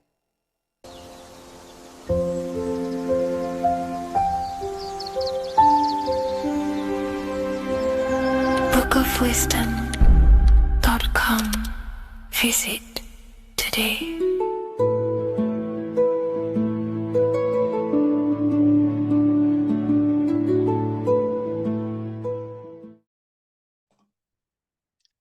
So this is known as the bag of the gods.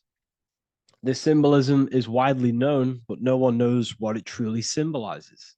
We see this in ancient Sumerian artwork. We see this in the Mayans' artwork. We always see this bag with the gods. What does this actually represent? Okay, so the bag itself represents carrying. Carrying what? It represents information, represents knowledge. Your mind is the carrier of the information. So this is why in his left hand, he carries the bag, and the right hand has the pine cone. This represents carrying of information. Why is it a bag? A bag can be passed on to someone else. The information can be taught to someone else. This is the information of activation of the pineal gland or higher consciousness of humans. Because as humans, we all possess an animal nature, the nature that tells us to eat, to steal, to gain material wealth, to survive, to hate. This is our animal self. This is our animal behavior. But we also have a divine nature of consciousness, which we have access to, the higher planes of consciousness, the planes that manipulate this material world and create all things in this material world.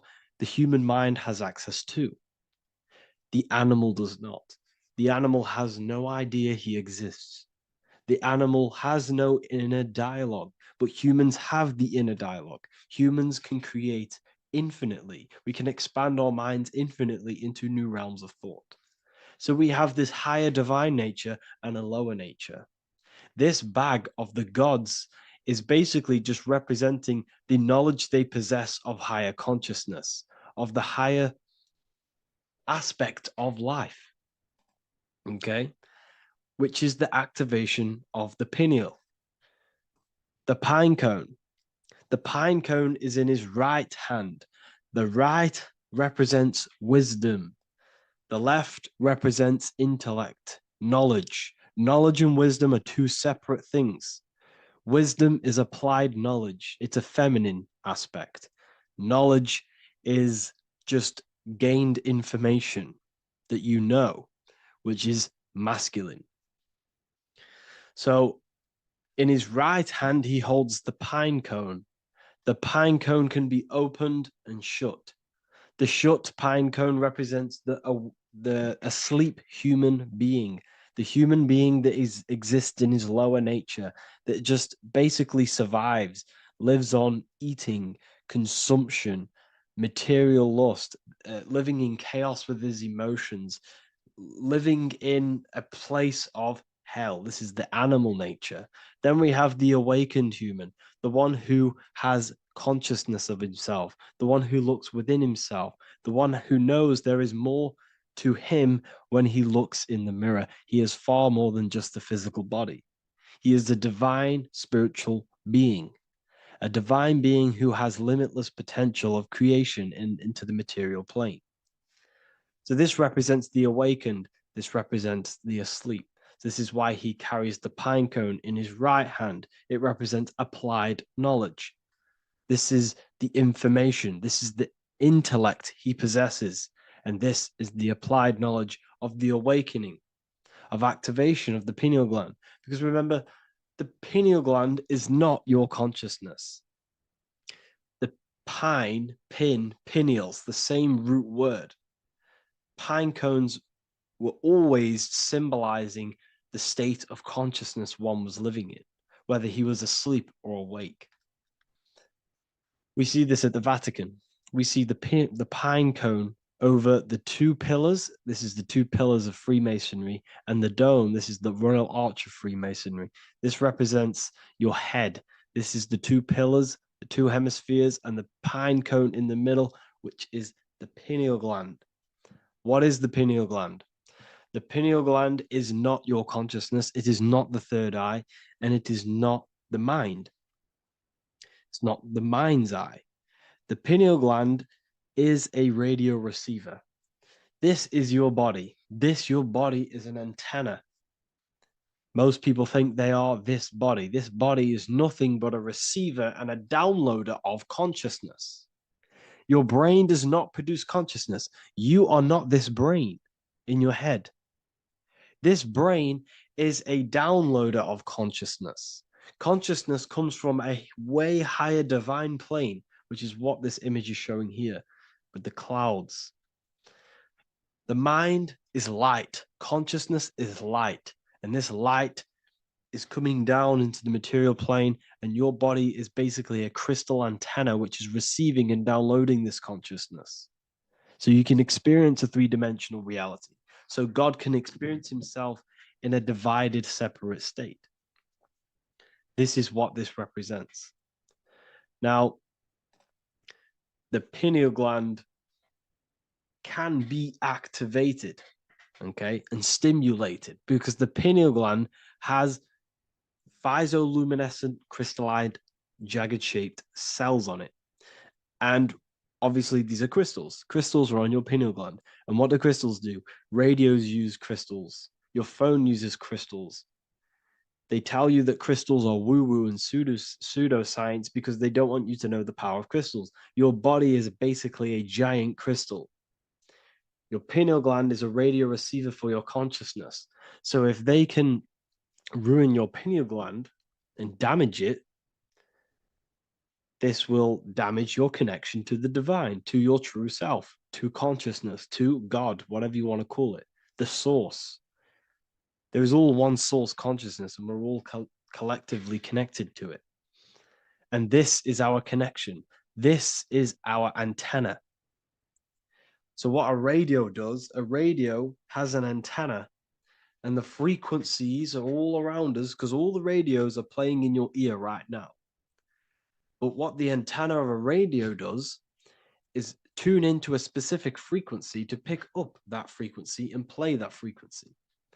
It's the same with your consciousness. You're all a fraction of God's consciousness. So that is essentially what we are looking at here. We're seeing knowledge, intellect in the left hand, and applied knowledge, activation of waking up to higher consciousness, to the higher human form. Because we can reach beyond our physical form. We can turn our animal self into a divine being, into one of these so-called gods. These gods are nothing but human beings. The Anunnaki were not gods. They didn't come from the sky. These are normal, regular human beings who activated their higher consciousness. This is what we have here. This represents spirit. Birds represent spirit. So do we have any questions? I'll take some questions now. That was just a short lecture on what that symbol truly means. Okay, so if we have any questions, feel free to go ahead and ask some questions. Anything that you don't understand, anything that you want to know. Okay.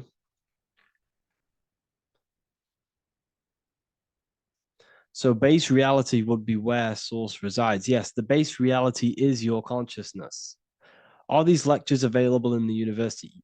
There's a whole section, basically inside the university, there's a whole section with like over 30 long form lectures like this.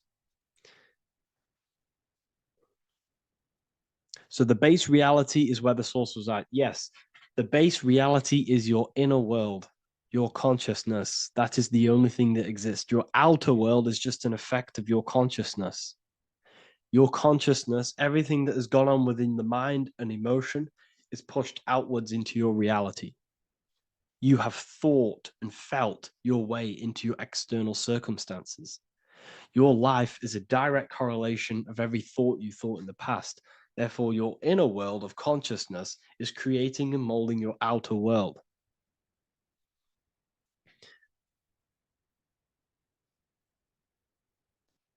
The best way to keep connection consistent, the best way to keep your connection to the divine or the higher planes of consciousness is through meditation and through imagination. Imagination is the fourth dimension. It is the astral plane. That screen that you have in your mind is not a physical screen. That is the divine plane of the astral. And this is essentially where all objects of this material world comes from. The phone that you are holding, the laptop you're watching this on, whatever you're doing, every single object you see in your room that you are in right now began inside of the plane of imagination. This is not a physical plane. This is a metaphysical plane that you have access to. And you have the ability to bring down this plane into physical form. That's what we call manifestation. That's what the ancients called magic.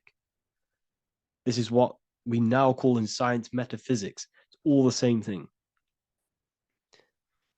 So yes, you all have access to the divine planes. Unlike animals, this is why humans are so advanced.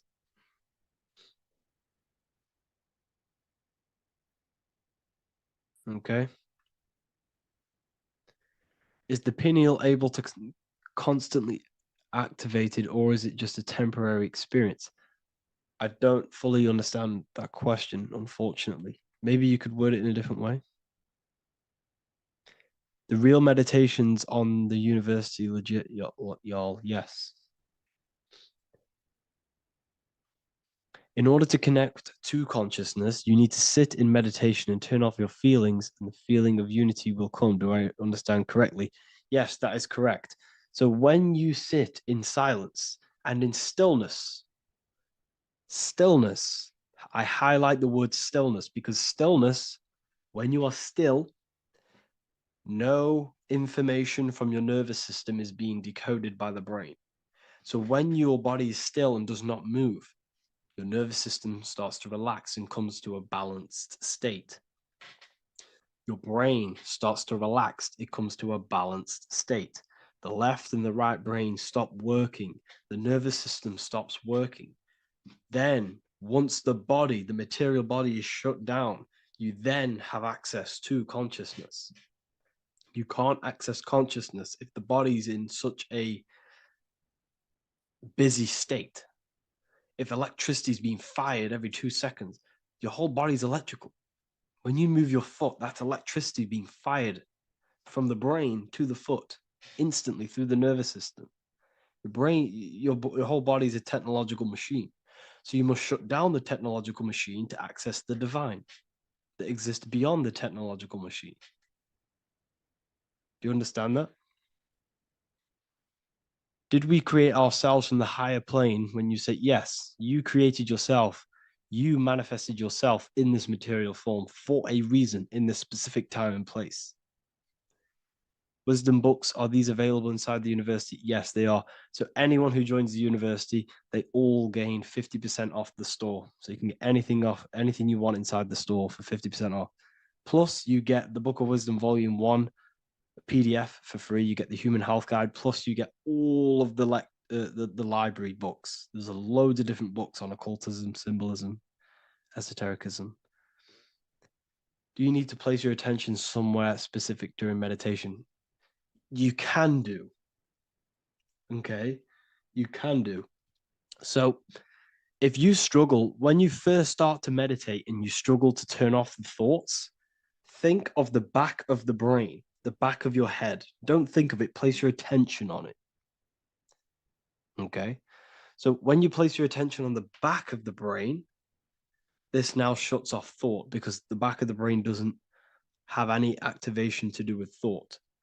The front brain does, the neocortex. That's all to do with activation of thinking. So place your attention on either the back of the brain or your breath. What's more important, creating yourself or finding yourself?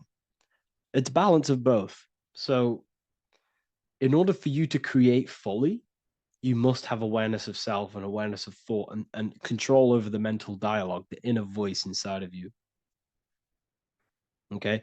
When you control that inner voice, that is when you gain power. That inner voice is what brings commands into physical reality. Before you kick a football, there is a change in consciousness. There's a decision made in consciousness before the body takes to action. Therefore, every physical manifestation is a change of inner consciousness before it's a physical reality. You can have the reality you want through consciousness before physically having it. That's the secret to creating. But you must believe it like you know the sun is going to rise in the morning. That's how much you should know that you have that reality in consciousness through feeling and thought and imagination. And that's how you can truly create in your reality. Shrooms help with consciousness or ego. I can't really talk about that because I'm maybe uploading this to YouTube, unfortunately. But we need to clean our pineal gland first from calcification. Yes, definitely. You should go on a detox the body. Because you can't really connect with consciousness if your body is in such a dirty state. Because the brain is, your nervous system is in a state of fight or flight, trying to fight off all these toxins. So when you meditate, you're probably going to be having thoughts all the time because your brain's firing, your nervous system's being attacked through toxins. So you must detox to have a true connection with the divine. Your diet plays a big role in your spirituality and mentality. What is the most optimal food for pure consciousness? Fruits and vegetables. They possess consciousness. So when you place them inside of you, they're syncing with your consciousness. How to check the cleanliness of your body, your skin, your teeth, your tongue, your mouth. If your skin has spots, different colors on it, you're not clean because your skin is a reflection of your inner organs. Coffee's not the best for you. Coffee gives you fake energy. Okay. So what coffee does, that buzz you get off coffee is actually the toxic effect of the chemicals reacting with your body. If I'm inside the university and wanted to buy your book, you said it would be 50% off because we are your student. Is that automatic or we need to have a code?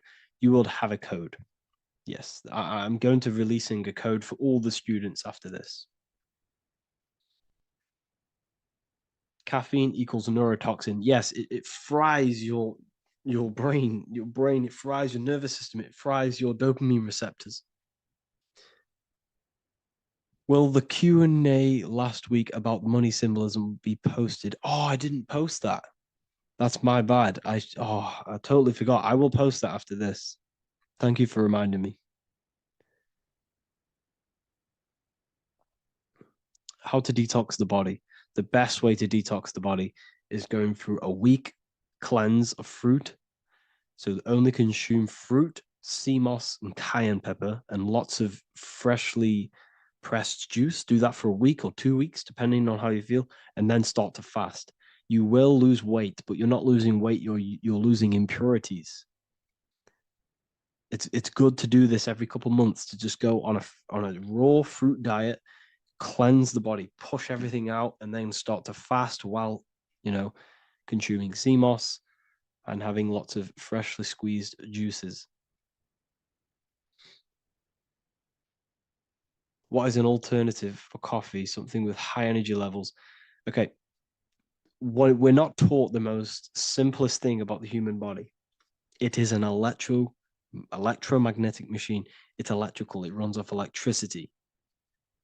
The only energy you need is electricity, and that is found in fruits, vegetables. If you want energy, drink pure, fresh, pressed juice. That will give you more energy, more electricity than coffee. Can we cleanse ourselves through oil pulling? Do you recommend it? I do oil pulling every day with coconut oil in my mouth. Celery juice is a good one. Very good one. Yes, celery juice.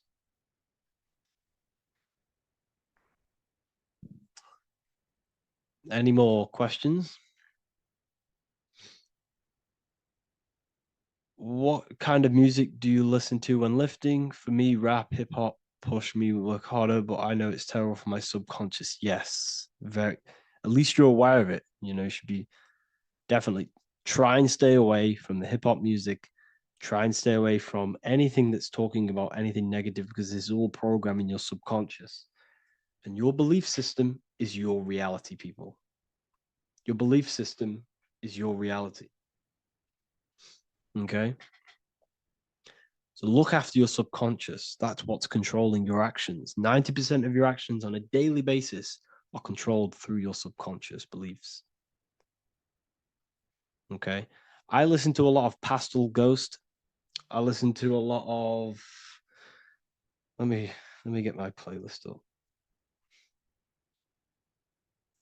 It's all like background music for TikTok. Do you know what I mean? Like Pastel Ghost. That's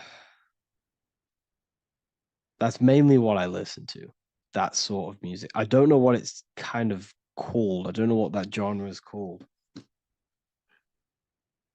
Does anyone know what that genre is actually called? Because there's not much words in it. The reason I listen to it is because there's not much words in it. And, it helps the subconscious. And I just love that music.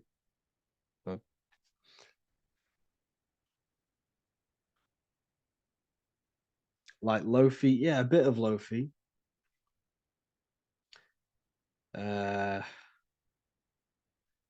Most people won't even know this type of music.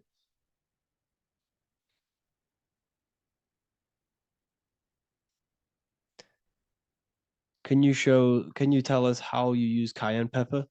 So I mix it with freshly squeezed orange juice every morning. So the first thing I have, empty stomach, I have a teaspoon of cayenne pepper, mix it in and just down it every morning.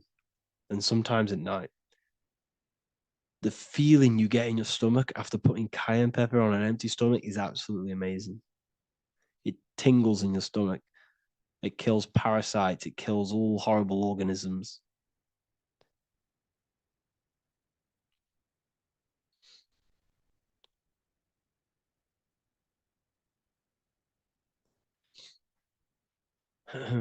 Mix it with hot water. Yes, hot water and key lime water. That I bet that's powerful.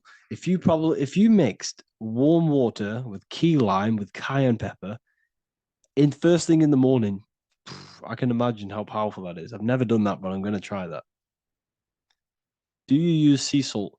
I don't know what to think about sea salt, to be honest. I try and stay away from it. I don't know whether it's good, don't know whether it's bad. I'm kind of mixed on it, mixed information. I've heard people have benefits. I've heard other people say stay away from it. So I don't know. I just stay away from it. I'm not too sure on it.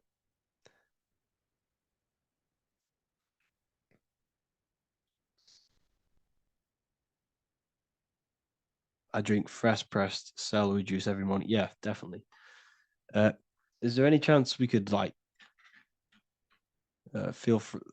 move to esoteric occult questions? The only reason I say that is because I might be posting this to YouTube, so it's like I don't want them. I don't want them thinking I'm giving health advice because I'm not. This is what I do. I'm not giving anyone medical advice. This is what I would do to myself.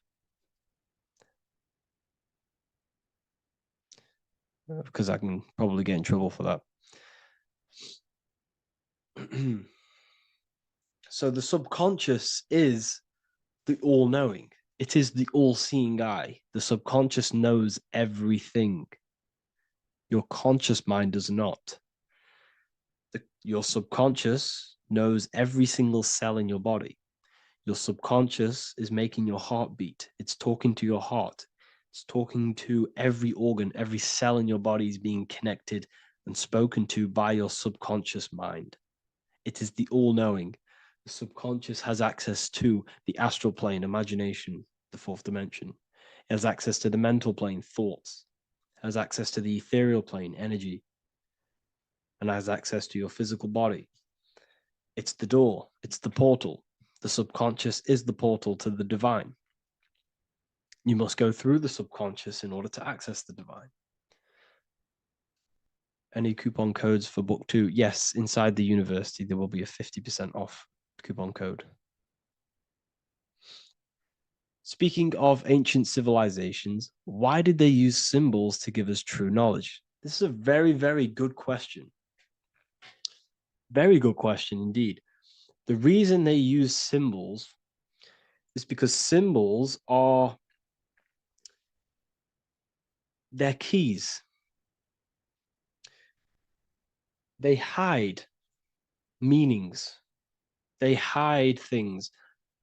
For example, if it was written down, if all of this sacred knowledge that I'm speaking now was written down, it can be easily taken.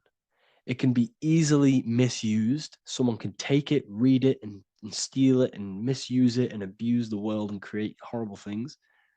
The reason they use symbols is because they're hidden. They hide the teachings. Only the ones who possess the key, that possess the knowledge, can read the symbol. So the symbols act as a guard towards this higher wisdom, this higher knowledge, which gives you power. All of the knowledge I teach you gives you power. And you can misuse it. You can misuse your imagination. You have no clue, unless you've put this into action, how powerful your inner consciousness is. You can become a Okay, listen. If you hate your job, it's not the job that you hate. Think about it. It's not the job that you hate. The hate is coming from your inner consciousness. It's the state of consciousness that you hate. So what does that tell you?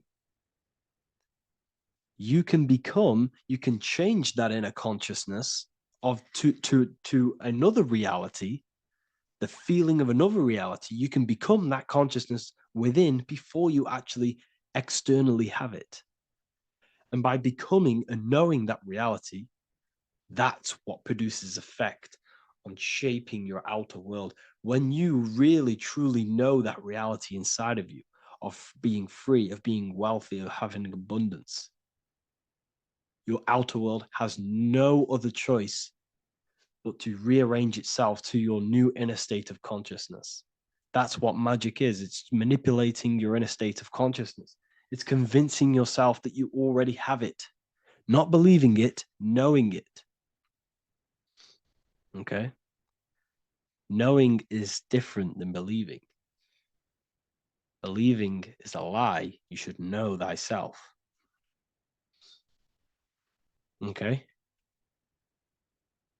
So we can say that human overpopulation is intentional.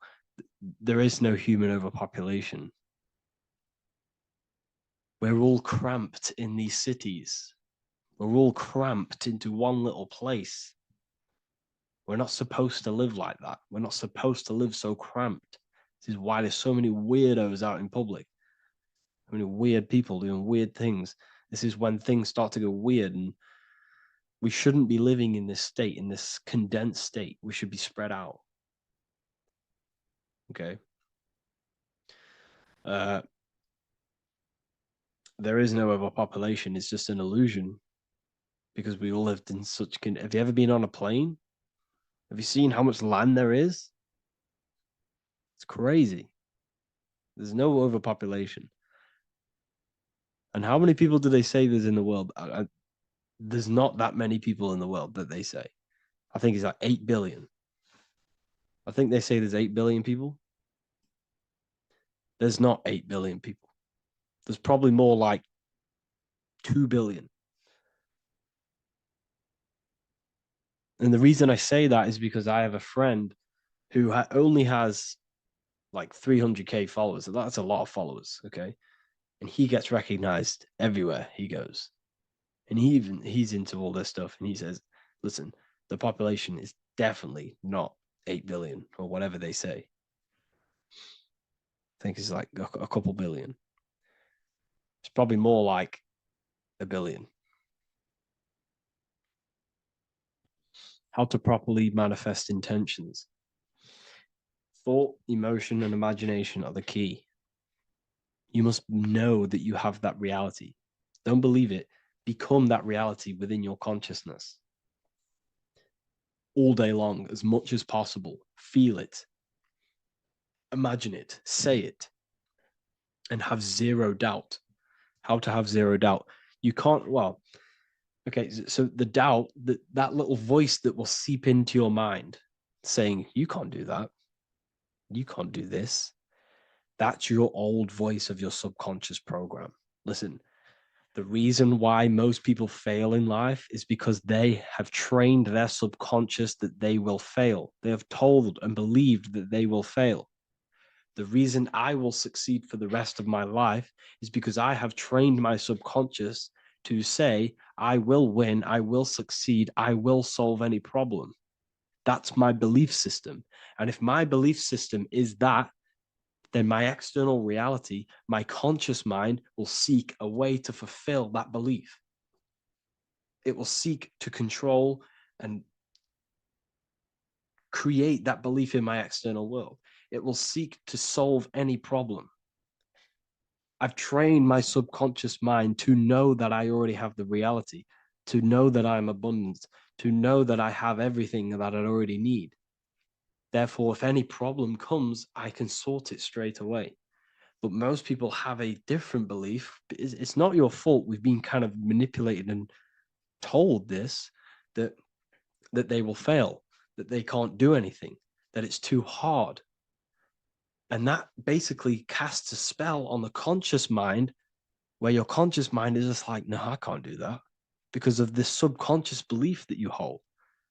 So you must reprogram your subconscious that you can do it, that you will solve any problem, and that you are abundant. That's the reason why successful people succeed. It's because they have a complete different mind state, a complete different belief system in their subconscious.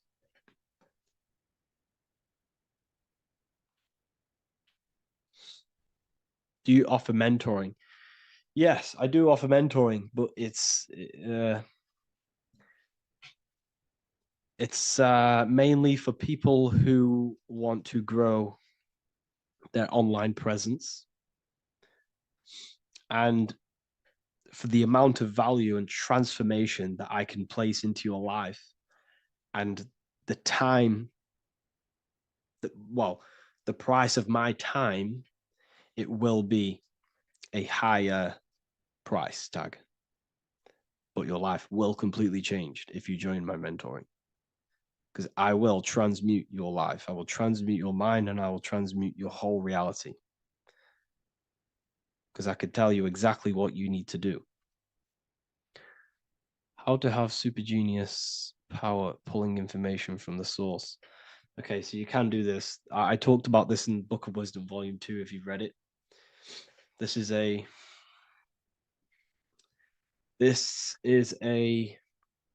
technique that Albert Einstein used. This is a technique that Thomas Edison used. This is a technique that all of the ancient geniuses have used. So you get on a chair, you place metal below you or plates, and you hold a metal ball in your hand, and you fall asleep. And every time you fall asleep on the chair, you're going to drop the ball because your body will become unconscious. And you will basically drop the ball and it will wake you up because it's going to hit and make a loud bang on the plate. And every time you go to sleep, basically what this is actually doing is shifting your consciousness from conscious into the subconscious. So from physical into the astral. Your consciousness is shifting between these two planes. And as you do this, you can bring down great ideas from these higher planes. So when you fall asleep, have an intention. And when you fall asleep, you'll drop the ball. And when you wake back up, you'll have an idea and you got to write it down.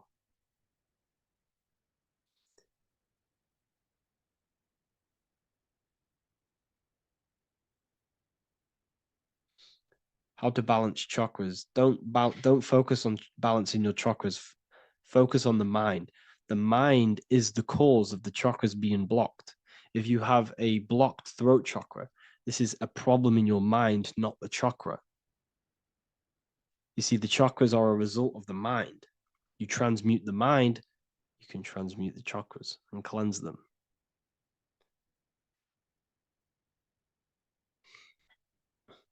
So was Jesus a real man that walked? Okay, so I'm going to tell you something. Like, some of the things that I say in my reels, they are to catch attention. So if I say the first thing on the reel, Jesus never existed, straight away, you see that, it's going to trigger you. It's going to trigger Christians. It's going to trigger people.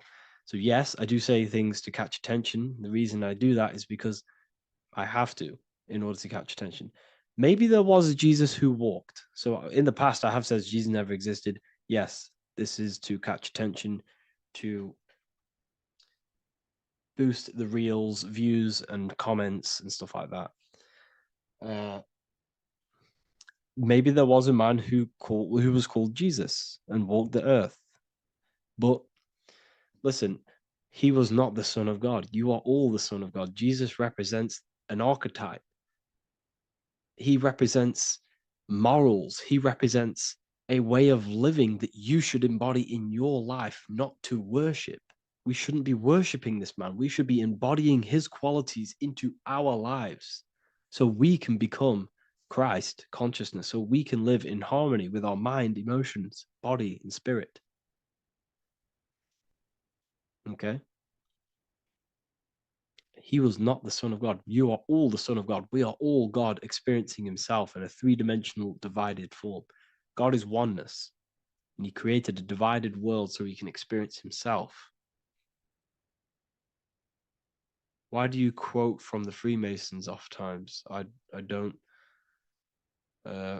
recall me looking at Freemason quotes and quote them. I just simply, when I post a quote, I literally just, whatever comes to my head, I just whack it into Telegram or Twitter. Are dreams tied to your subconscious, and how do you understand them? Okay. Dreams and astral projection are two different things. Astral projection is your soul leaving this plane into the collective consciousness, into the collective mind, the collective astral plane. But dreams are basically the astral plane, but it's your personal astral plane in your personal subconscious. So when you dream, you're entering your own consciousness, you're entering your own subconscious. Every character, every event that happens to you, everything that is said to you, everything that happens to you in your dream is yourself pushed outwards, and you're basically experiencing your own mind. If something scary comes up in your dream, this is your belief, this is something in the back of your mind materializing and coming to you and showing itself to you. So in order to understand your dreams, it's basically suppressed emotions, suppressed thoughts, all lingering in your subconscious materialized. Okay. A few months ago, I'd have concurrent dreams of getting in a car crash that lasted for months. Then one day out of nowhere, I got into a really bad accident, and that low-key bugged me out. I didn't know if my mind was trying to warn me or what. You can explain that. Okay. If you are having dreams about having a car crash, this is a belief. Okay, so let me tell you something. Let's say you're a drug dealer, okay? And you live in fear every single day of the police coming to you. This dealer every day is worried, he's scared, and he lives in fear of the police getting him. He was believing it. This fear, this emotion he was feeling on a regular basis, repetition, and the emotion is basically impressing your subconscious. It's impressed his subconscious that deeply that he now believes it. It's now become a belief. So one day the dealer gets caught and he goes to prison. Let me tell you something. He placed himself there because he created a program, a belief in his subconscious of the police. And his external reality is now in a prison cell. But that prison cell is just an external manifestation of the prison cell of fear he installed in his subconscious mind. The four walls he's now trapped in is just basically an externalization of his own belief system that he created through consciousness, through the subconscious. If you embedded your belief that you will be in a car crash, you will be in a car crash. He placed himself there. He materialized that reality through the thought, through the emotion, through the belief. He put himself there. You see? So if you were having dreams, this was maybe, could have been anything. You could have watched a program when you were a child about a car crash, and that maybe scared you. Or you saw a car crash when you were very young, and that scared you, and that impressed your subconscious. Then you had a dream about it. Then you started to believe it. And then one day, bang, it happens. That's the power of the subconscious mind. It holds control over you. It holds control over every aspect of your reality, of your being. So, I hope you all enjoyed this live. I'll see you all inside Ethereal University. I'll be posting another lecture this week. And yeah, let me hold on.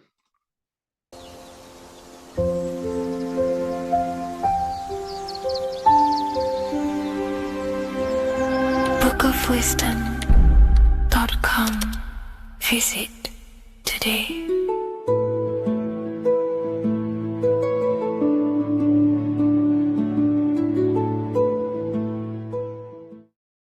This isn't just spiritual fluff. Your words are vibrational commands that teach your subconscious what to believe and what to create in your reality.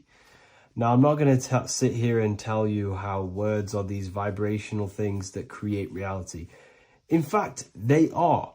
However, the power of words does not hold in the vibration of the word. Yes, it has a little effect on plants. Yes, every word is a vibration that speaks to every cell in your body. However, this is not the main power of words. The main power of words is restructuring your consciousness and invoking energy inside of your own consciousness. I'm going to go over these two in detail for you. Your life is an externalization of your consciousness. Your belief system, your internal world, are building blocks to create your external world. What you believe in is how you see reality. It is the filter that you see to see reality. If you want to change reality, you have to change your consciousness first. There's no point trying to create a change, a manipulation in the external world, because it won't last very long. You have to restructure your inner temple, your inside world of thought and emotion. For example, your external reality is an externalization of every thought you thought in the past. Your life circumstances are just a result of every thought you thought in the past. You become what you think about. So if we can control what we think about, we will control who we become. Words are a powerful way to restructure your subconscious mind, which will then restructure what you think about. For example, if I said the word chicken all day long, I'm going to be thinking about chicken all day long.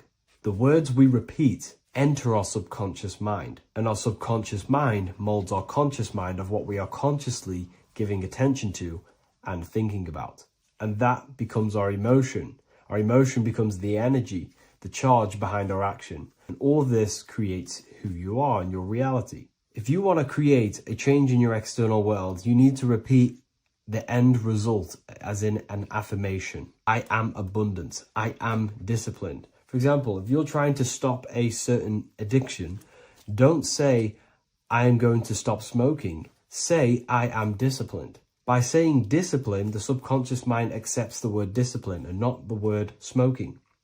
If you repeat smoking, I am not smoking, your subconscious mind will just pick up smoking and then do more smoking. So if you are trying to create discipline in your life and trying to stop something, say, I am disciplined. The reason for this is powerful because you're conditioning your consciousness. You're conditioning your subconscious mind and filling it with the word discipline. And I'm not going to say do this a certain amount of times a day or do this in the mornings. I want you to do this as much as possible. I did this as much as possible. Whenever I had free time, whenever I had a free minute, I would say these words either physically or mentally, just to condition your consciousness. Words are the most powerful way to restructure your belief system and restructure your inner world, which will then mirror in your outer world. Words are also a powerful way to invoke energy. This is why when you see these magic occult rituals, you see people chanting and doing these things. It's because if you slowly chant a word, you can actually invoke the emotion. There are three aspects of creation: thought, emotion, action. Emotion is energy in motion. By repeating a word over and over again, you can actually begin to invoke that energy, that emotion inside your heart. And you can start to feel the reality as if you are already living it. And this is just another powerful way to condition your consciousness to become a certain thing before you have it. This is what magic is. Magic is all to do with reprogramming the subconscious mind, aligning the subconscious with a certain belief or reality, which will then produce an effect in our thoughts, our emotions, and our actions, which will then create that reality. So if you want to create something in your life, literally just repeat, I am something.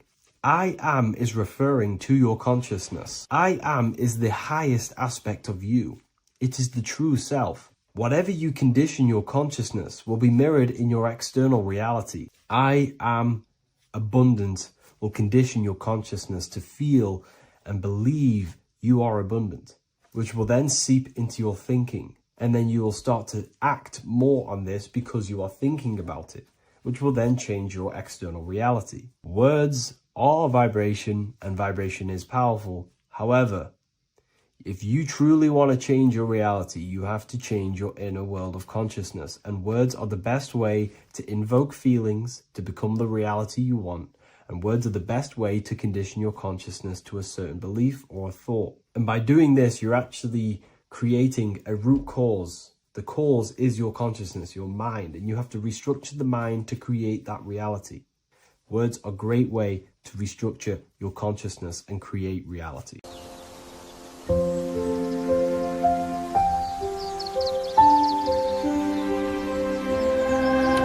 wisdom.com. Visit today.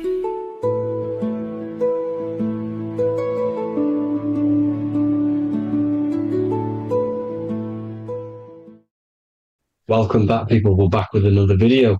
Let's jump straight into this. Make sure to tune in till the end because this has got so much information in this video. So sit back and enjoy. So everything's torus fields. The Earth's a torus field. Everything's torus, which is electromagnetic field, electric and magnetic. The center of the torus field is where the two opposing forces meet in the center. And this is what creates the plane of inertia, the dielectric plane of inertia. Okay? You got red shift, blue shift, positive, negative, south and north pole, right? This is what the ancients were showing with the tree of life. As you can see here, this is the plane of inertia and this is the torus field. Everything consists of this. Everything is a torus field. A atom is a torus field. Okay, now the inertia is the 0 point. So this plane is a 0 point. It's the balance between two poles. Okay, now this creates matter because matter is two opposing forces in motion equalized. So these two forces coming together is what creates matter on this physical plane. And this is why we can't see the electromagnetic field, because it consists of one of the elements, which is either electric or magnetic. But when they combine together, it's what creates this physical plane, which is physical matter, which is light in motion. Now, everything is one. Don't get confused by duality. Duality is two opposing forces, but them two opposing forces are created by the same substance. It's two aspects of the same substance. So, for example, water and ice are the same thing. You know what I'm trying to say? But it's two aspects of the same substance because all is one. The whole universe is one. All goes back to the one, which is God, the creator, or magnetism, whatever you want to call it, because magnetism pulsates. Electricity has two poles, red shift, blue shift. Okay, so red shift, blue shift is electricity, and electricity vibrates, and all vibration always comes back to a standstill point.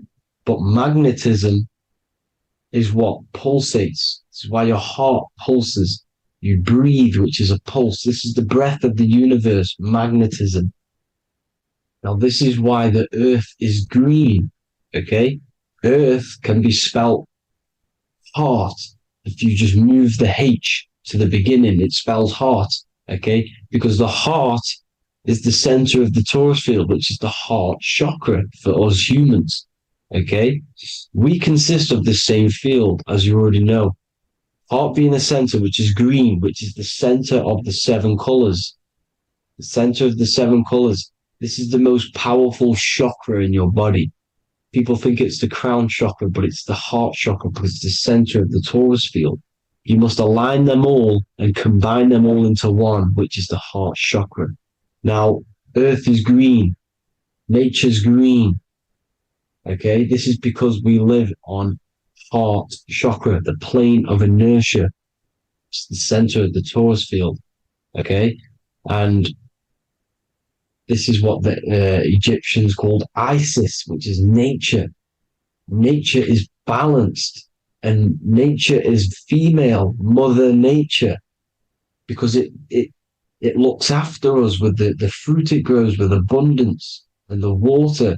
It's a female energy, Mother Nature, and this is the symbolism of an equal, balanced arms. This is the scales, it's balanced. Mother Nature is balanced. This is why the sky is blue, because what comes after the heart chakra? Blue. Sky is blue. We live in Midgard. This is what the ancients called Midgard. You don't have to take this tree literally. It's a metaphor. We live in Midgard, where both positive and negative duality here. Now, Mount Meru. Mount Meru was known as the center of the Earth, okay, or known as Hyperborea. And this is the North Pole, the electromagnetic North Pole. But when I say Mount Meru, it's not an actual mountain. They weren't saying there was a real mountain in the center of the Earth, a magnetic rock. No. The plane of inertia, okay, there's something called a hyperboloid. That's what it's called, a hyperboloid. And this is the center of the torus field. And this hyperboloid is what is in the shape of a mountain, you see? So if I go to this next one, they say Hyperborea on this map. Why do they call it Hyperborea? Because this is the hyperboloid in the center of the torus field. And this is the electromagnetic mountain, a metaphor. Mountain, what they're metaphorically saying, this is the electromagnetic mountain at the center, the double vortex, the center of the torus field, which is the North Pole. Pole of electromagnetic energy.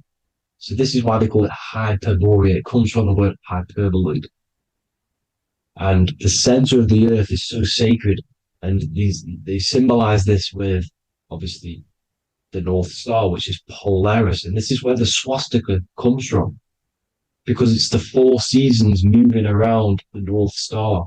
This is the Big Dipper constellation moving around the North Star, which is Polaris. There's that pole again. Pole. Magnetic pole of the torus field. And this is where the green, emerald green, aurora borealis comes from. It comes from this center hyperboloid at the center of the Earth, where the most electromagnetic energy is stored. The center of the plane of inertia. The center of the plane of inertia. This is the all-seeing eye as well. As you can see, they got the sun, the moon. This is the Masonic cosmos, the sun, the moon, and the all-seeing eye, because the eye is Polaris, the eye of the stars. It's all a big eye. Now, the eye means a lot more as well. It's not just that. There's different ways you can interpret symbols. Now, this is the emerald tablets. Deep in Earth's heart lies the flower, the source of the spirit that binds all in its form. Okay? The flower of life is thine own place of thine spirit, and stream through the earth as thine flows through thy form, giving off life to the earth and its children, renewing the spirit from form unto form. This is the North Pole. This is what he's talking about. He's talking about the aurora borealis. Aurora borealis. It's the Earth's aura. Emerald green. Heart chakra. Plane of inertia. Green. Earth. Heart. You see? All related. Now, there's many symbolism of this. So much symbolism of the ancients. The 7 layers of heaven. 7 layers of heaven, which are the 7 planets. Okay? These planets are the solar system. It's the solar system because we are the soul. We are the sun, the soul. And we're inside of a solar system, which is the 7 planets. That's why there's 7 layers of heaven. Okay? The rings of Saturn, the rings of the planets are moving around us. Okay? So this is what the ancients were depicting in their cosmology. Now this is the Hebrew cosmology of the Earth.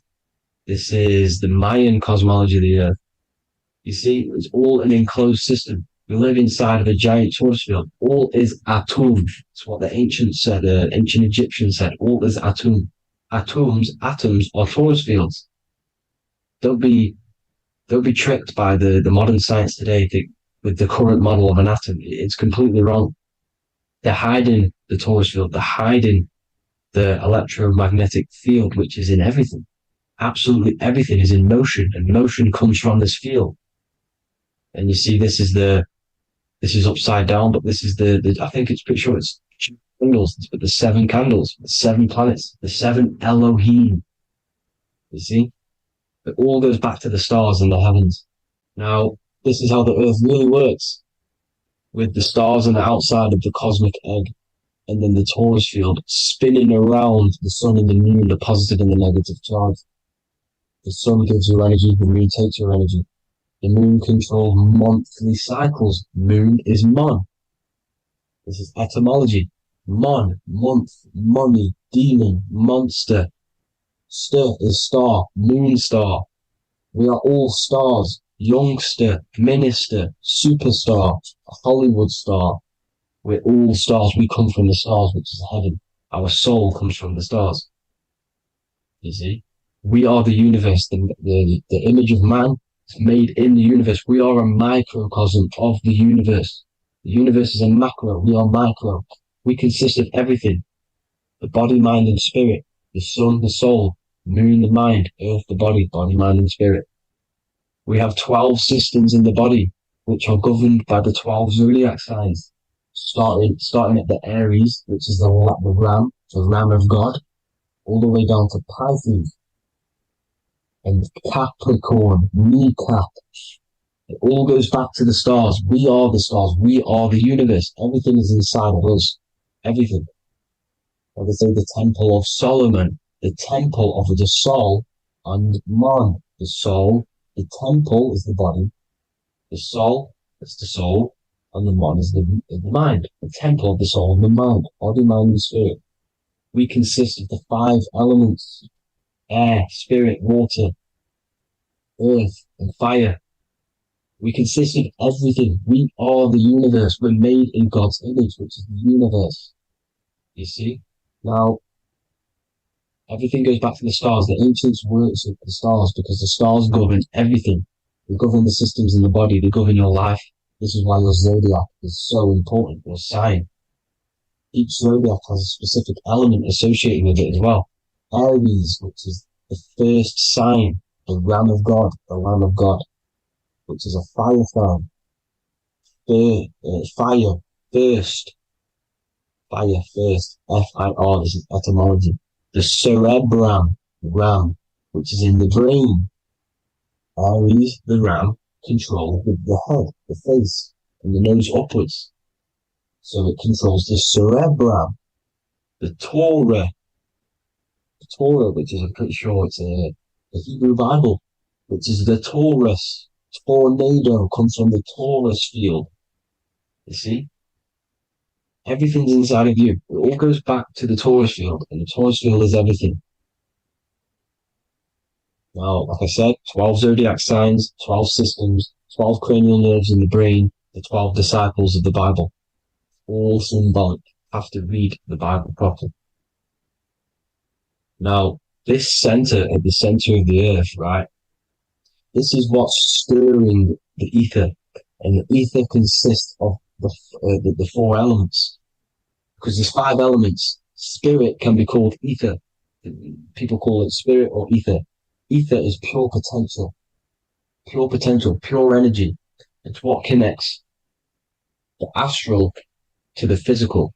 It's the dimension between the physical realm, which we're on, and the astral. So it has pure potential. It's pure energy. This is why we say either. I either want to go there or there.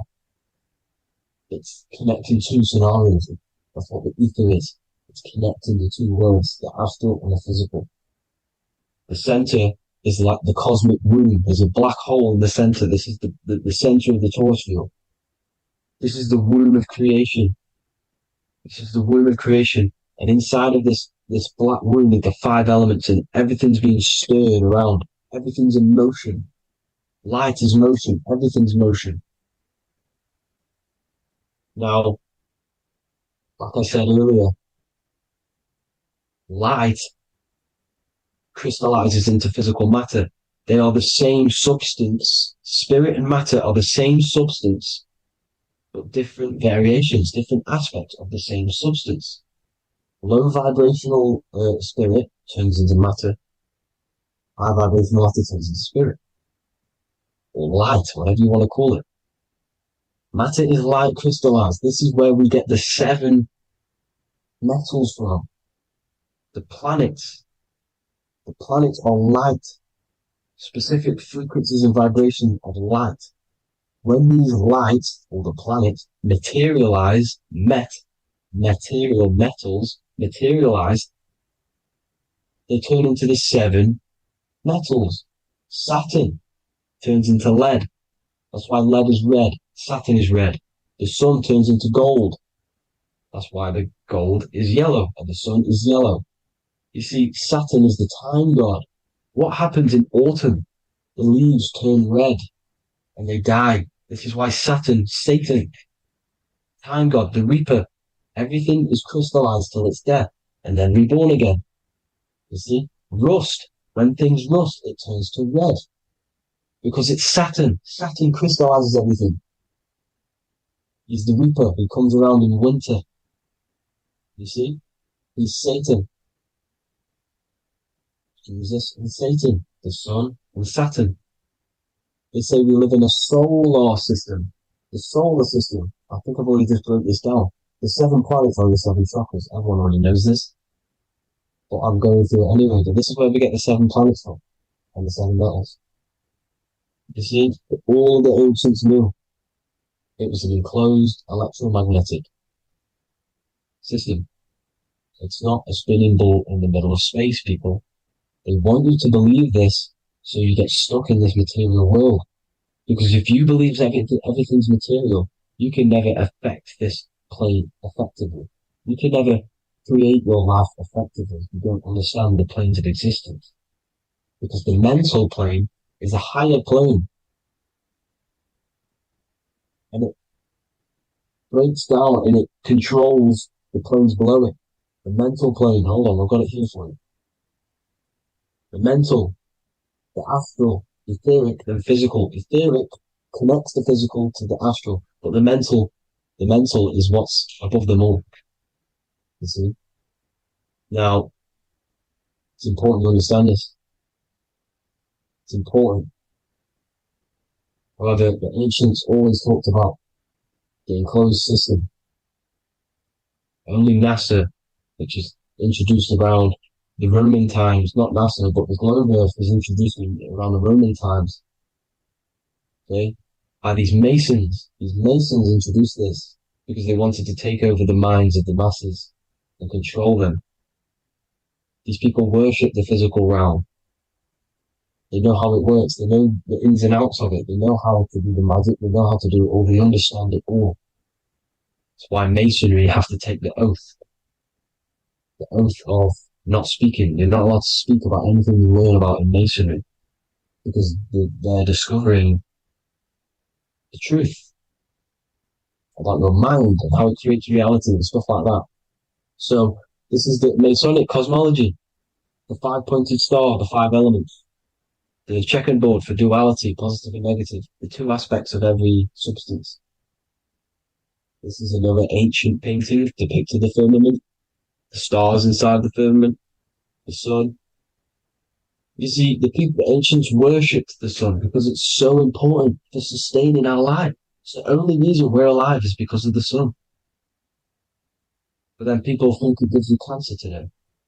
They brainwash you to think the sun gives you cancer when it's the #1 source of all life.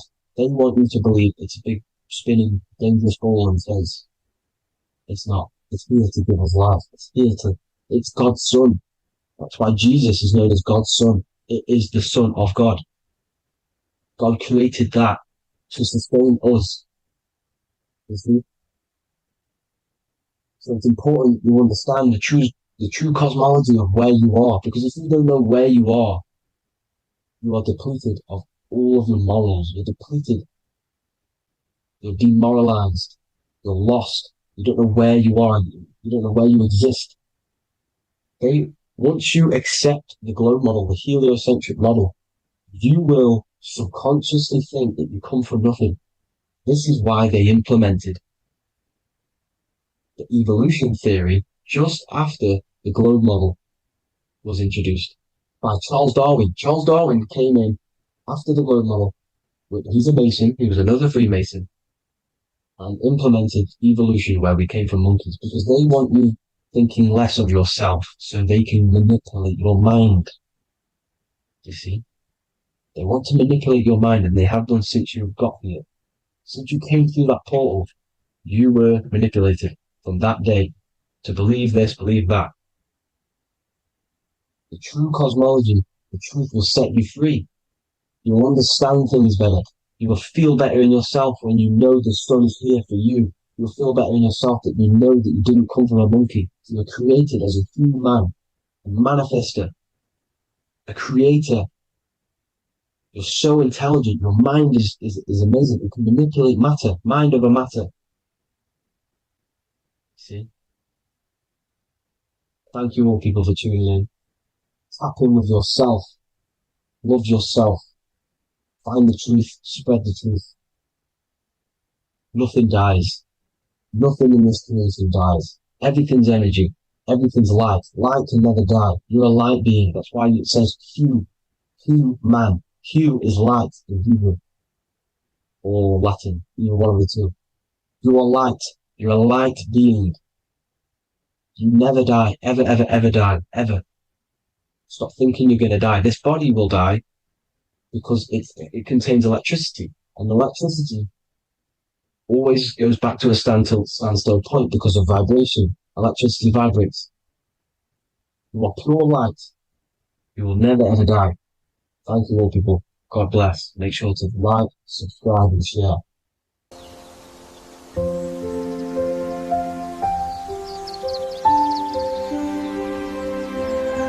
bookofwisdom.com. Visit today.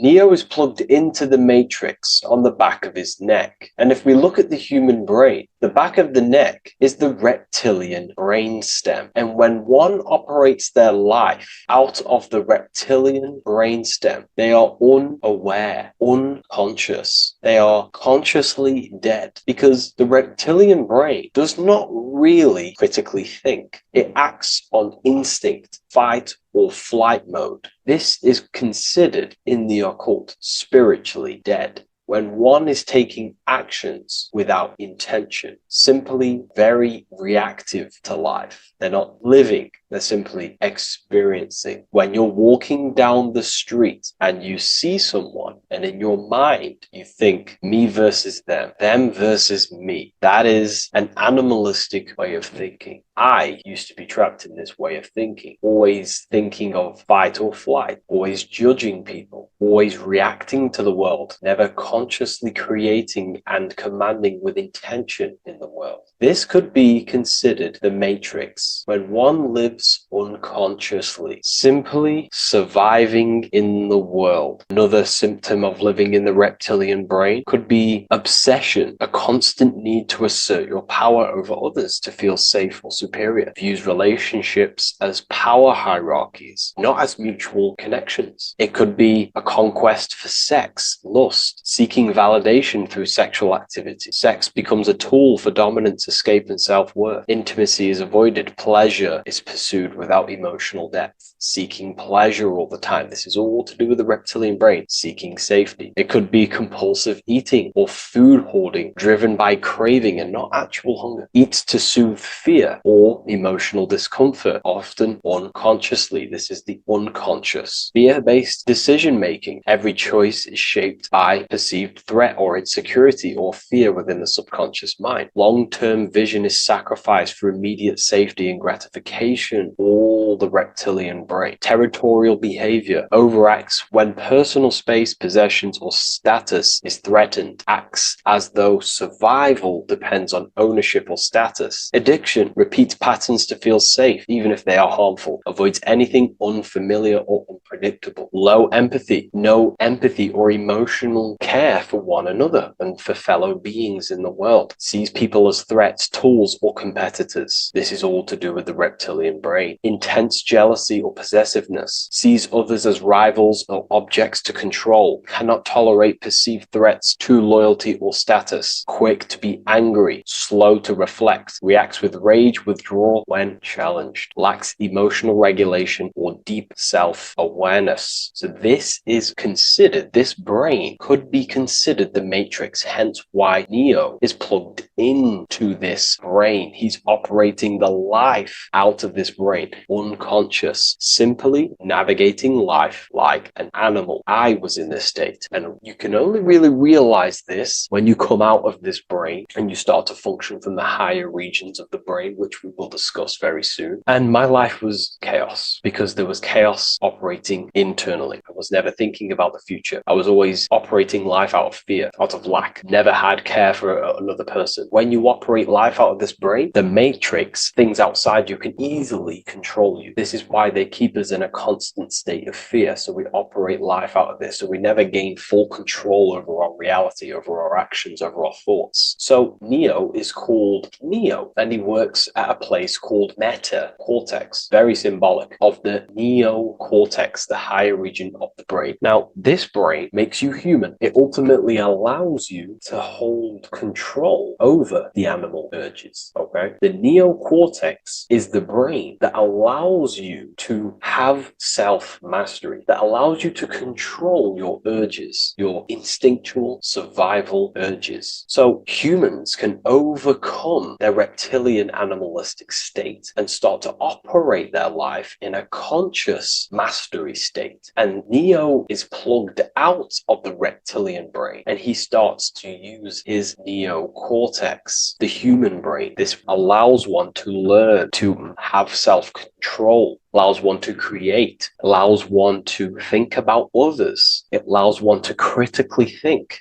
deeply. It allows one to be self-aware. Who am I? Where did I come from? And where am I going? This is ultimately the brain that has shaped the world. We look at humans. We built technology. We built all of these amazing things. They all come from the neocortex. This is the higher region of the brain that allows consciousness to function on a higher degree. It allows you to truly become a creator and have self-control instead of living in a reactive animal state. You see, animals are only aware of their five senses. They're only aware of surviving. If you notice, look at animals. They're always looking around. Even in their home, they're always looking around, sniffing around. That's because they operate in an animalistic brain. Humans have the neocortex. This is a higher region of the brain, which if you wish to master yourself, this is the brain that you will be using. This allows you to operate life on a higher degree. We see this reptilian brain symbolized everywhere. See it as reptiles. Reptiles are symbols of this brain. We see the Egyptian god Osiris with the green skin representing a reptile, a crocodile. Sometimes we see Osiris depicted in Egyptian artwork with crocodiles or reptiles, if you do a little bit of research on that. And also, if we look at the overall symbolism of Osiris and his story, we notice that he is the god of the dead or the underworld. This is not literal, but the dead or the god of the death,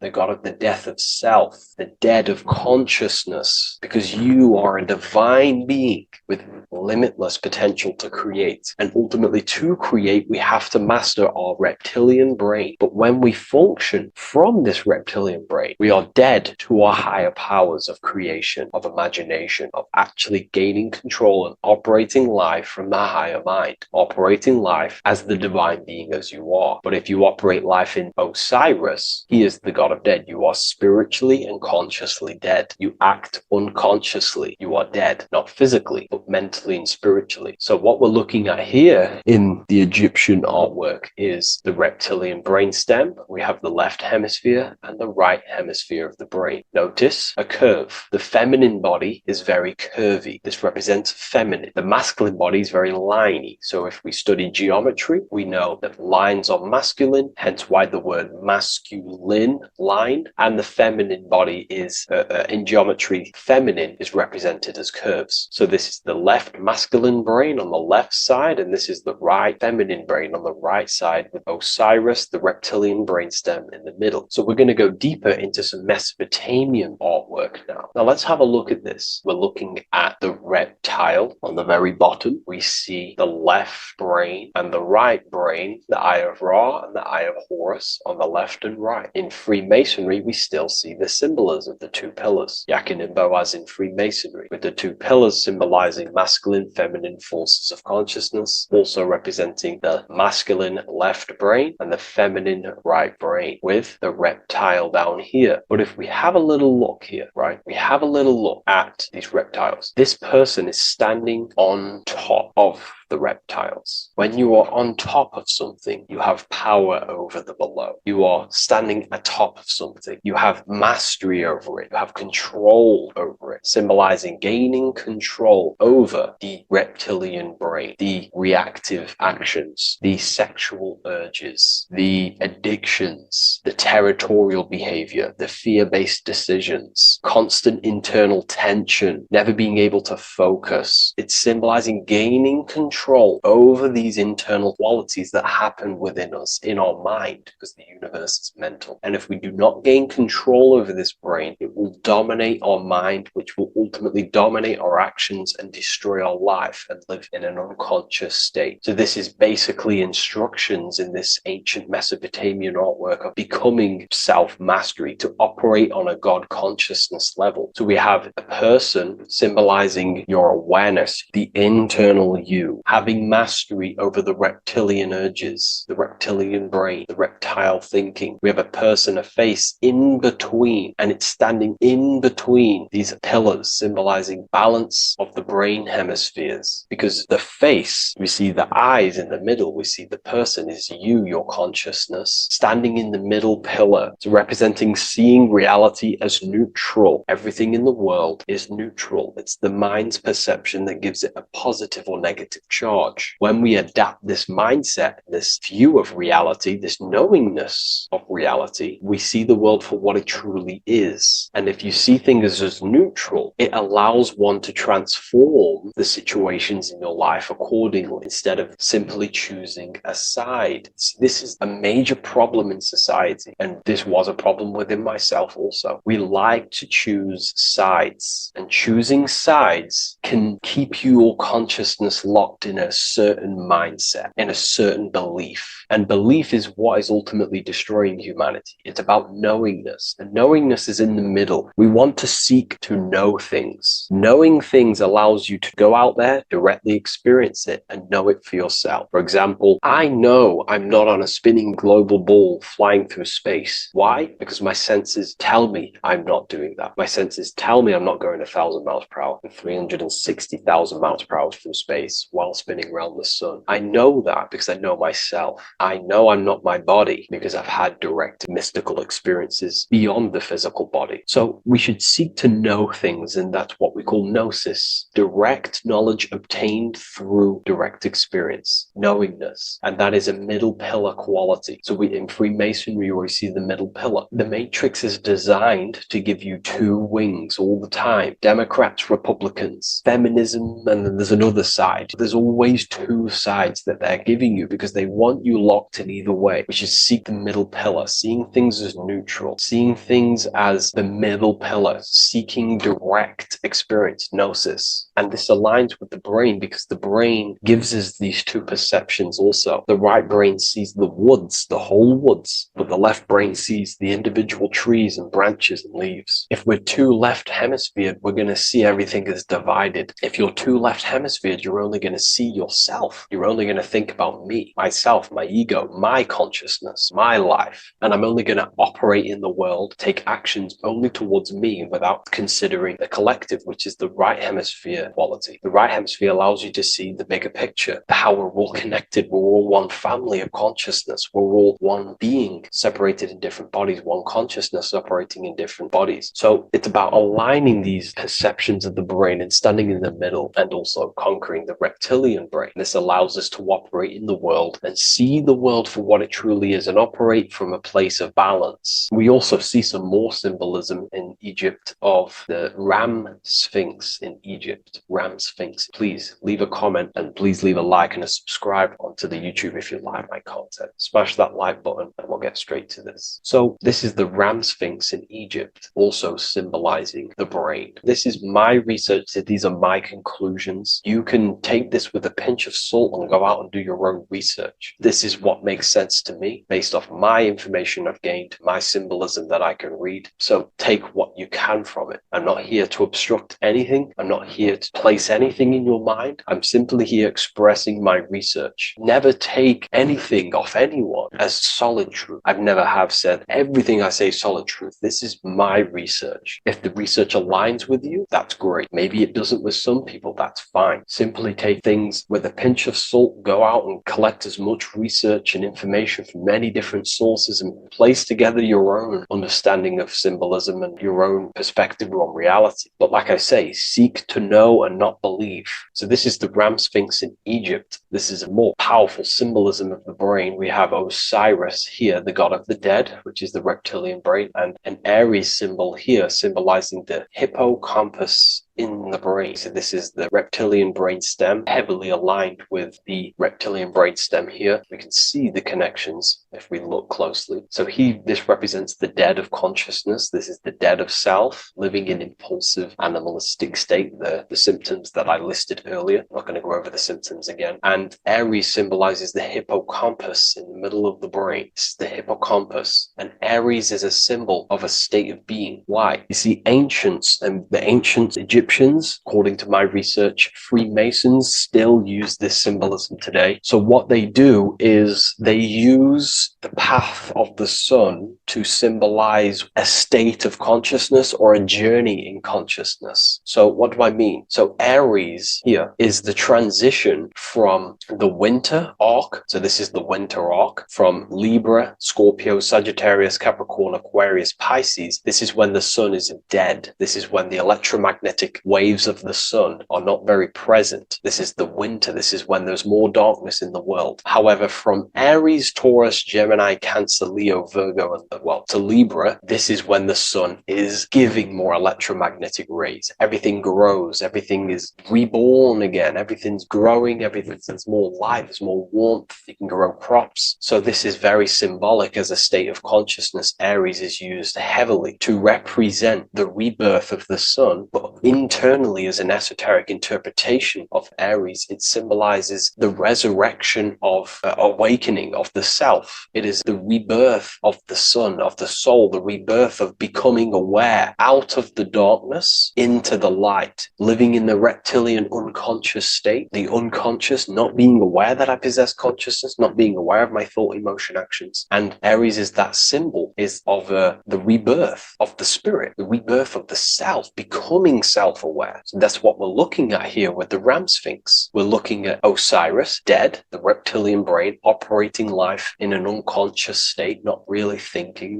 not self-aware of thought, emotion, actions, not aware of the soul, not aware of good and evil, not aware of the laws that are in the heart of love, not aware that there's always an intelligence in the heart telling us what's the right thing to do at all times, not aware of anything, just simply reacting to the world. But then we have a symbol of Aries above, which is the resurrection of self. So again, this is symbolizing by the Egyptians to me and my research going from darkness to light. This is the resurrection of consciousness when we start to deepen our self-awareness, which is ultimately what I'm doing to you in these videos. Hopefully I can awaken some people's minds and make people think deeper. And that process of internally what's happening within you that's what Aries represents when you're starting to say, wow, my mind's going deeper and deeper into the self, and I'm realizing more. That is what Aries symbolizes. When the sun returns, it's also a symbol of a sacrifice, because obviously when the sun returns back to Aries, we're sacrificing the winter, when we're transitioning, and all transitions require sacrifice. So in Aries, the Jews celebrate the Passover. It's the Passover of the sun, and what do? They eat lambs in the Passover Aries, because it's all symbolic of this internal process. In Aries, Christians celebrate with the Easter, which is the resurrection of Jesus, the resurrection of the sun. Remember, it goes deeper. There's deeper layers to this. It's the resurrection of the self and the mind deepening into a deeper awakening. So again, we're going from the lower regions of the brain, and when we start to critically think and become self-aware, we're starting to use the mid part of the brain, and the mid part of the brain then expands into the neocortex, which is the resurrection of the self. The mind is no longer functioning in just the reptilian brain, but then it's going into the light of the higher brain, the neocortex, and this is the reptilian brain. This is the midbrain, what we're looking at here with the Ram Sphinx here. So this is the resurrection. It's the transition same point of going from the reptilian brain into the midbrain into the neocortex. We're now resurrecting ourselves. Now, this is not putting anything negative on the reptilian brain. Without the reptilian brain, we wouldn't be able to live. We need the reptilian brain, but it's an abuse of the reptilian brain that can keep us in a very low state. It keeps us stuck in an unconscious state. But the reptilian brain is what's allowing you to breathe, to eat, to scan the environment for any threats. If there are threats, we do need the reptilian brain. That's not to say it's evil, but what I'm saying is an abuse of this brain, which is what most people are stuck in. They're operating their life out of this brain. And this is what the Egyptians, I think, are symbolizing, trying to tell us to resurrect ourselves, to become self-mastered, to become the highest version of yourself, to actively create in the world. Because when we are only operating from this brain, we're unconscious, well, then other people can use you as a vessel to create their reality. This is how the world is at the moment. The ones who know how to use the mind are controlling the other ones who do not know how to control the mind. So I hope this makes sense to you. Let me know if you have any video recommendations, and I'll see you inside Ethereal University. If you wish to take your research to the next level, I have things inside of there that are very powerful. We happily invite you. I'll see you inside of Join. If not, I'll see you in the next YouTube video.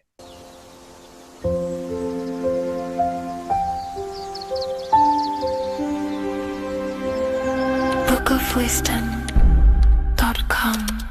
Visit today.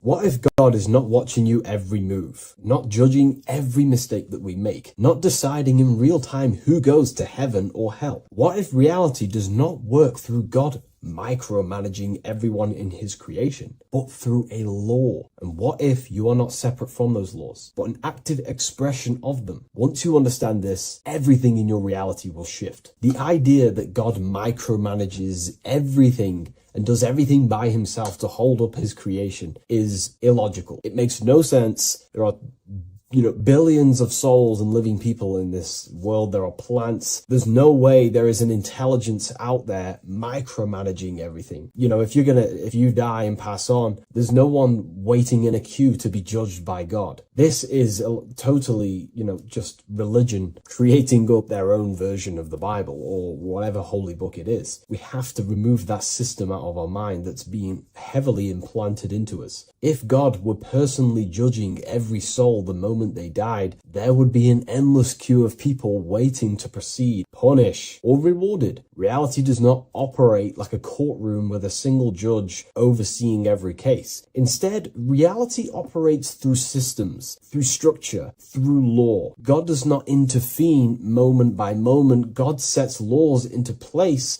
and creation unfolds by obeying them laws automatically. Think of like a video game. Reality works like a code, not a control. When someone creates a video game, they do not sit there creating and controlling every character, every movement, every outcome. They write a code. They define rules, gravity, collision, cause and effect. Once the code is set, the game runs on its own. Reality functions the same way. God is not micromanaging existence. There are laws that were written into the fabric of reality itself, and everything operates through them. And these laws are not just in the fabric of reality, like I just said.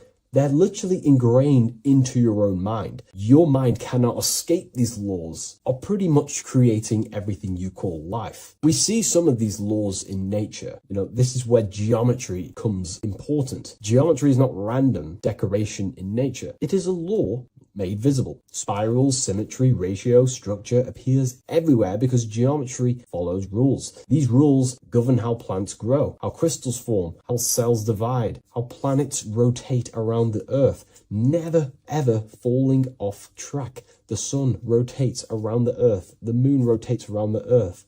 What is the order? What is the law that these intelligences are following? Why do they never distort? Why do they do the exact same thing every day and never fall off path? There is an order. And in fact, the word cosmos comes from Greek, and the word cosmos in Greek means order. This is why we call cosmology or the cosmos, the universe. It is order. It is an ordered, structured creation which contains and recycles and regenerates itself.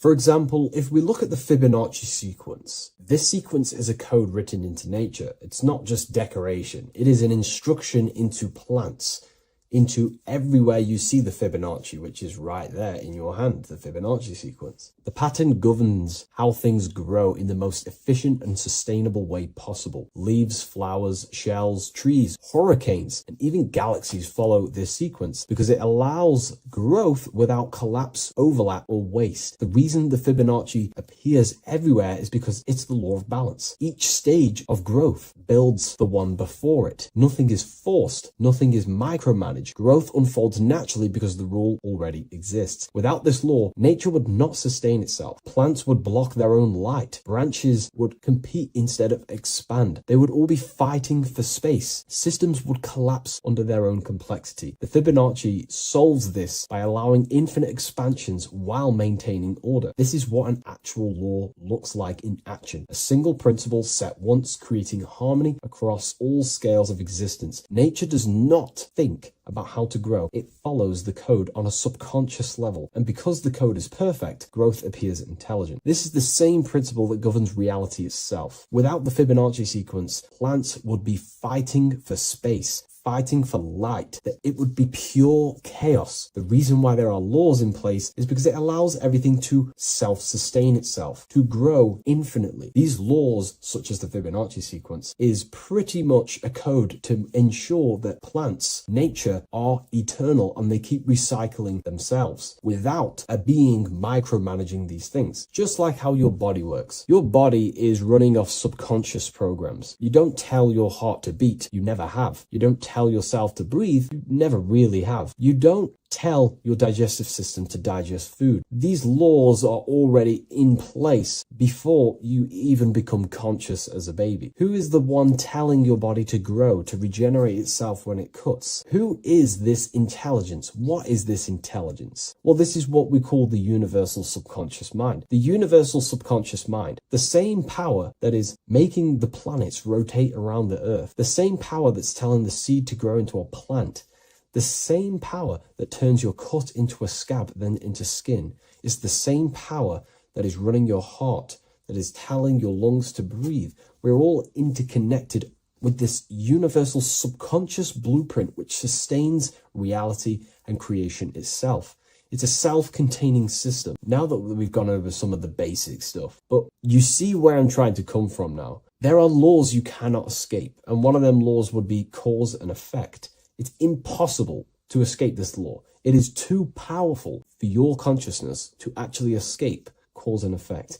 Every cause will produce an effect, and every effect will produce a cause. It is an endless, infinite circle or cycle. It creates everything in your reality. The way I like to use cause and effect is before I make a decision, I know I'm trying to push my life towards who I want to be, towards my higher mind, but towards my goal. So every decision I make, let's say my friends contact me and say, do you want to come out? Let's do this. Let's say it's, something that's just going to waste my time and it's not very important. Of course, it's good to have time with friends, but let's say it wasn't important, for example. Before I make any decision in life, I say, well, what is this cause going to affect? Is that effect that this cause I'm about to decide on going to push me towards who I want to be, where I want to go in life, or what I want to achieve? Is it pushing me towards who I want to be? If it's not, I will not take that action. I will not produce that cause. I only take actions that I know are going to make positive effects. Now, of course, there are things we can't control, but we can minimize these things. I only take causes, which is just an action, if I know the effect is going to benefit me. I know sitting here, making videos will help me produce value for the world and for yourself and to help people awaken to these things. I know this is the cause, this is going to benefit humanity and help people awaken even more, because that's all I want to do. I want to help people, provide value to change people's lives. Another law that you can't escape is obviously time. You can't escape these laws. They are eternal principles that were set into place by some sort of intelligence. We live inside them. We express them. We are shaped by them. But you are not separate from creation standing outside the system. You are geometry. Geometry is right there in your hand. That's the Fibonacci sequence. You are the law made conscious. You are thought crystallizing into experience. Every object, every person in your reality is pretty much an externalization of your mind. The friends that you have a similar thought process to you, or they maybe have similar thoughts to you, or similar things that you both like. You know, your friends are mirrors of yourself. Reality responds to you because you are part of the same structure that governs everything else. Thought becomes action, and action becomes consequence. Consciousness shapes your environment. This is not punishment or reward, it's simply just reflection. It's either punishment or reward depending on how you perceive things in your belief system. Everything you experience is neutral, it's just your mind's perception on whether it's labeled good or bad, because that's what the mind likes to do. It likes to think it's in control. But in truth, if you just observed it without the mind, just with pure awareness, it's neutral. So there are mainly 8 laws that govern your reality, and I've talked about these before in a previous video on my YouTube. This is what creates the seed of life. The seed of life is 8 circles, and each circle represents a law, and these individual circles come together to create a geometric form, which is a flower. So it's symbolic of how nothingness turns into something. When geometry comes together, it creates physical matter. And the reason why they're circles is because circles represent something that is invisible, something that cannot be measured, such as a thought or a law. Anything that is considered spiritual or unseen by the human eyes is symbolized as a circle inside the occult traditions. The reason is for that is because circles' surface area cannot be calculated. You can't find the exact surface area of a circle, which means it symbolizes something that you can't actually measure or see or tangibly touch. Therefore, the seed of life represents the 8 laws that come together to create a flower, the 8 laws that come together to form matter, the 8 laws that crystallize mind into a physical experience. These laws would be the first one, mentalism, the big circle around the seed of life, the big circle. So mentalism just reveals everything is mind. Without mind, there is no existence. Mind is reality, pretty much. You experience life not just outside of you, but mainly inside of yourself. Therefore, all of the laws that come after mind correspond to the mind, because mind is the first law. The second law will be vibration. Every thought has its own vibration, and you attract to you the thoughts that you put out based on the vibration. If you think negative, low vibrational thoughts, you will receive back to yourself more negative thoughts. If you think positive, you will receive more thoughts. If you think about football, you will receive more thoughts based on that vibration that you put out into the mental field. The third law would be correspondence. Everything corresponds, which means everything is just a reflection of something. Your reality is an externalization and a reflection of your mind. The things that you possess, the things that you've achieved, all comes from the internal mind. Everything corresponds to everything. As above, so below. Your reality is just an externalization of the thought loop that you live in every day, because thoughts work in cycles.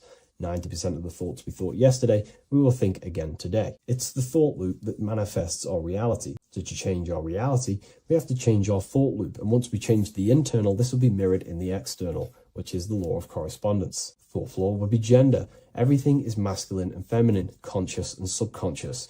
These two work together to create your reality. You have masculine and feminine forces of consciousness. Masculine forces of consciousness would be physical actions, willpower, thinking. Feminine forces of consciousness would be intuition and imagination and emotion. These are all aspects of the mind, the first law. The next law would be cause and effect. Very simple. We went over that earlier. Every cause produces an effect, and every effect will produce a new cause. It's an endless cycle. The next law would be rhythm. Rhythm is everything is in cycles, like I just said, day and night, winter, summer. The universe works in cycles.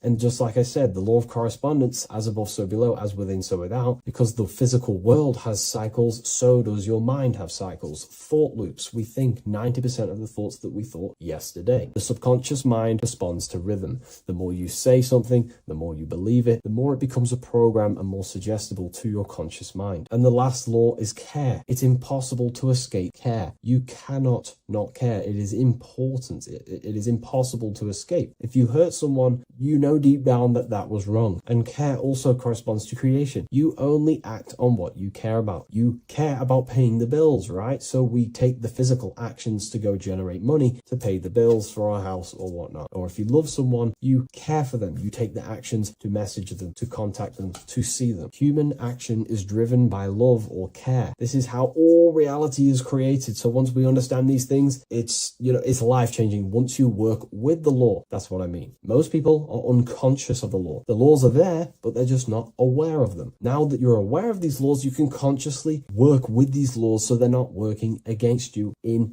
so you can actually make these things and work them in your favor. So let's go into heaven and hell, because there's a massive debate. Now that you understand that you are the laws, you are crystallizing reality, not just in the physical, but in the spiritual dimension, in the astral plane. It's the exact same laws. The law of correspondence reveals as above, so below. Your reality is a reflection of your mind. Everything is a reflection of you. That doesn't mean that other people don't exist. I mean, the way you view other people is through the lens of your mind. You perceive what you have in your mind, your beliefs, your traumas, your memories. This is where heaven and hell are misunderstood. No one is sent anywhere by force. There is no external authority dragging souls into destinations. Consciousness determines the environment that you are in. Environment, it's mental. As above, so below. When the body dies, consciousness withdraws from the physical technology of the body. The simulation of the physical world is no longer being ran by your brain. I mean, your consciousness will go into the astral plane, which is the realm that just sits above the physical plane, which is the realm of imagination and desire. The environment that you go to in the astral plane directly corresponds to your state of thought and your emotion and your desires. If you desire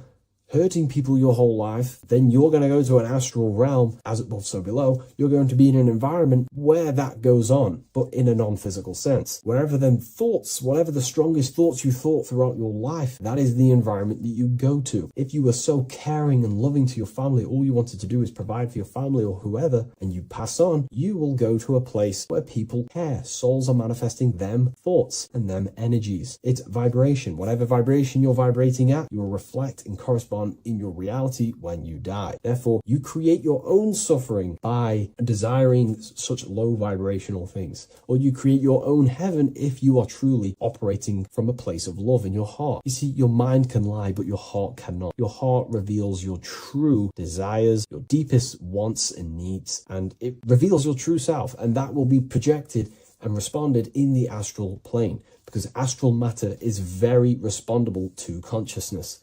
The physical plane is not really. It takes a longer time for things to be manifested in the physical plane. But in the astral plane, whatever you think, whatever you desire, it instantly corresponds to your reality there. So God does not micromanage everything. The law does not judge, it simply reflects. The universe is made of laws. The Emerald Tablets of Thoth even mentions this. He says, the search for the laws that governs man's life are an eternal mystery. Man is always forever searching for the laws that govern his existence. This understanding now changes everything in your reality. It removes fear-based control, it removes blind obedience, and it returns responsibility to where it belongs, to you, your consciousness, yourself. You are not being watched, you are not being mirrored. Reality is not punishing you, it is responding to you. Once you understand that God works through law, not micromanagement, you stop waiting to be saved, judged, or condemned. You realize something far more powerful. You are not separate from creation. You are participating in it.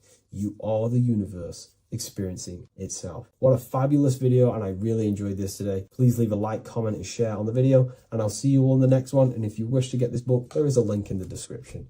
Have an amazing day, everyone. Take care. Welcome to Revival of Wisdom. Today, we're going to be talking about portals, portal symbolism, what portals are, okay, and how they show them to us, because they have to tell you the truth, guys. This is the thing with the universal law. They have to tell you the truth, and they tell you through symbols, they tell you through movies, and different things like that. But let's jump straight into this. So first, I want to talk about the Freemasonry symbols. Okay, so first we got, obviously this is some Freemasonry art, but notice how you've got the ladder with a key. Okay, so this is ladder symbolism with a key. So maybe this is talking about ascending. Okay, because look, because this is ascending into the heavens, because it's a ladder with humans going up it with a key. In order to ascend, you must have the key. Okay, So what else do we have with a key? Well, the Netflix show Lock and Key, which is all about portals and keys. Because what do keys do? They open doors, gateways. Okay. So what's interesting about this is that they've got this key here, which represents the Kundalini energy rising up the spine. Okay, but we'll come back to this. But it's that same portal key symbolism. We've also got the Vatican. The Vatican is in the shape of a key. Okay, so you can see the start of it here and the end. So this is key symbolisms. Keys open doors. And notice how it's got the 8-pointed star. Okay, what is the 8-pointed star? Okay, we'll come back to this. This all ties in, guys. I'll break it all down for you. But then you've also got the god Janus. Janus, okay, is known as the god of the doorways. He's an ancient god of Rome, and they worshipped him. However, he's not a god, he's more like a high level ranked demon. Because he is the god of the doorways. And notice how he's got two faces. Because doorways always have two sides. You're going into somewhere, there's always two sides of a door. And he's always depicted with two sides of a face and a key, because he holds the key to the doorways, to the portals, to other worlds and realms. Okay, as you can see, he's always got two faces and a key. Okay, so now we have the Sumerians, the Anunnaki, and they are always depicted with the two faces. Why do they have the two faces? Because they're symbolizing doorways, and the Anunnaki come to Earth through doorways and portals. So these are what these gods are symbolizing in their artwork. But they always have the 8-pointed star. Okay, what is the 8-pointed star? You see how they always have. Look, let me try and find another one. It's the 8-pointed star. This 8-pointed star is Polaris. Okay, Polaris, just like the Vatican has the 8-pointed star with a key. Polaris is the center star. Polaris is a fixed star, it doesn't move. Okay, so the Anunnaki's symbol is also the 8-pointed star. So this is symbolizing the portals and doorways that they come through in order to get to the earth. But Polaris is that center star which does not move. It's always symbolized with the 8-pointed star, just like a compass. Why is a compass the 8-pointed star? Because at the center of our realm is where the most electromagnetic energy is stored. As you can see, we have an aura field, an electromagnetic aura field. So does the Earth. And in the center, so like our heart, for example, is where the most energy is stored. And like the center of the Earth, this is why all compasses point to the center, because this is where the most electromagnetic energy is stored. It's at the center of our realm. Okay. So like I was saying with the lock and key series, see this here? The Kundalini energy rising up the spine, just like your Kundalini energy rising up the spine. Let me try. I can't zoom in. But you know what I'm trying to say here. Let's go back to Polaris. Because at the center is where pole. Can you see the pole of electromagnetic energy? Polaris, the North Pole. It's symbolized. The truth is in the words. It's like a pole of electromagnetic energy. And this is where the aurora borealis comes from. Notice how it's got the word aura in it because it's the Earth's aura, electromagnetic field. Just like you have an aura, also known as the northern lights, because it's coming out of this center hole in the center of our realm where the black sun is. And this is where the electromagnetic energy is coming up from. And this is what the aurora borealis is, or the northern lights. It's just electromagnetic energy. And it's symbolized through our symbols, the original O, okay, because it's like a hole through the middle, Polaris. So this Polaris is the sky vault. It's the portal into this realm, because this is what the Anunnaki are always talking about, always symbolize it with the 8-pointed star. And just like a compass is the 8-pointed star pointed to the center, to Polaris. Okay. See here on the Sumerian tablets with the 8-pointed star again. And how we know it's talking about portals with this 8-pointed star is because CERN 666 are opening up portals to the underworld, letting in demonic entities into this realm. How do we know it's a portal? Because their Hydra Collider has 8 points, just like the 8-pointed star. So they are creating synthetic portals to the underworld to let these demonic entities into our realm. But what is the key? Because if we're talking about ascending through Polaris, notice how here on the masonry art, this luminary here, so this is the sun, that's the moon, this is Polaris because it's a luminary with what? 1, 2, 3, 4, 5, 6, 7, 8 beams coming off the luminary, just like the 8-pointed star. So you see the ladder with the key going up to Polaris. It's symbolizing ascending out of Earth.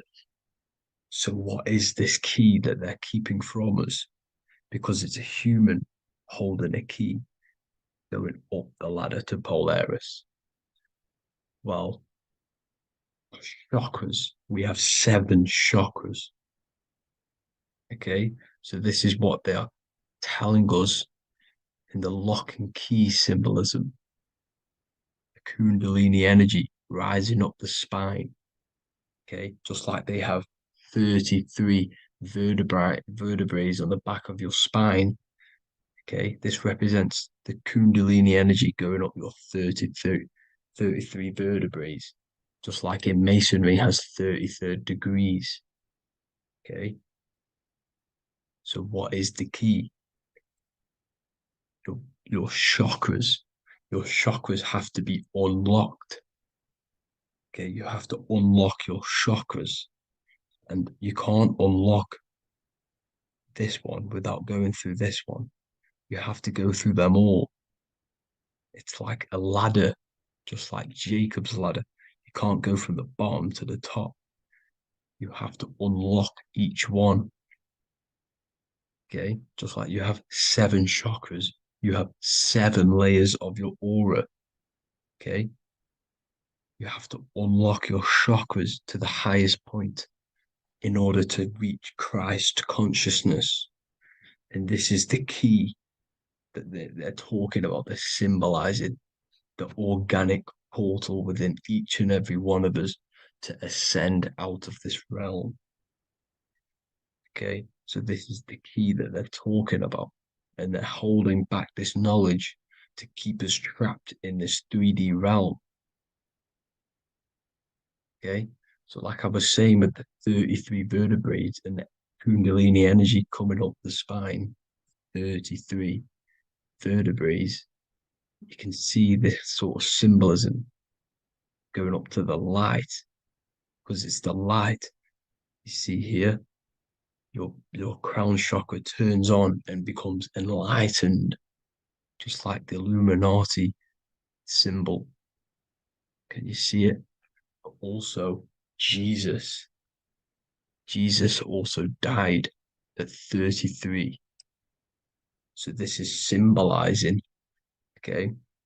They're symbolizing the death of the ego, the body. So once you open up your chakras and reach Christ consciousness, which is your 33rd vertebrae, once your Kundalini energy goes up your 33rd vertebrae, your body technically, not physically, but spiritually dies, because you then become formless. You reach Christ consciousness.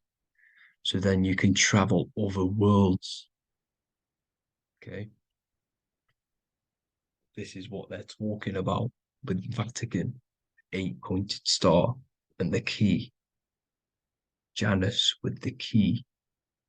The Sumerians with the 8-pointed star. Anunnaki, the 8-pointed star. Polaris, 8-pointed star. So Polaris is the way out of this realm, which is at the center. Pole, North Pole. Okay. So the key is that they're hiding from us is the knowledge to unlock our chakras. Okay. And without this knowledge that they keep from us, is trapping our souls in this reality to keep reincarnating. Okay. Well, thank you all for tuning in. I'm going to leave you all there. Make sure to leave a like and a comment in the comment section. Let me know some topics to talk about so I can break it down for you. God bless you all.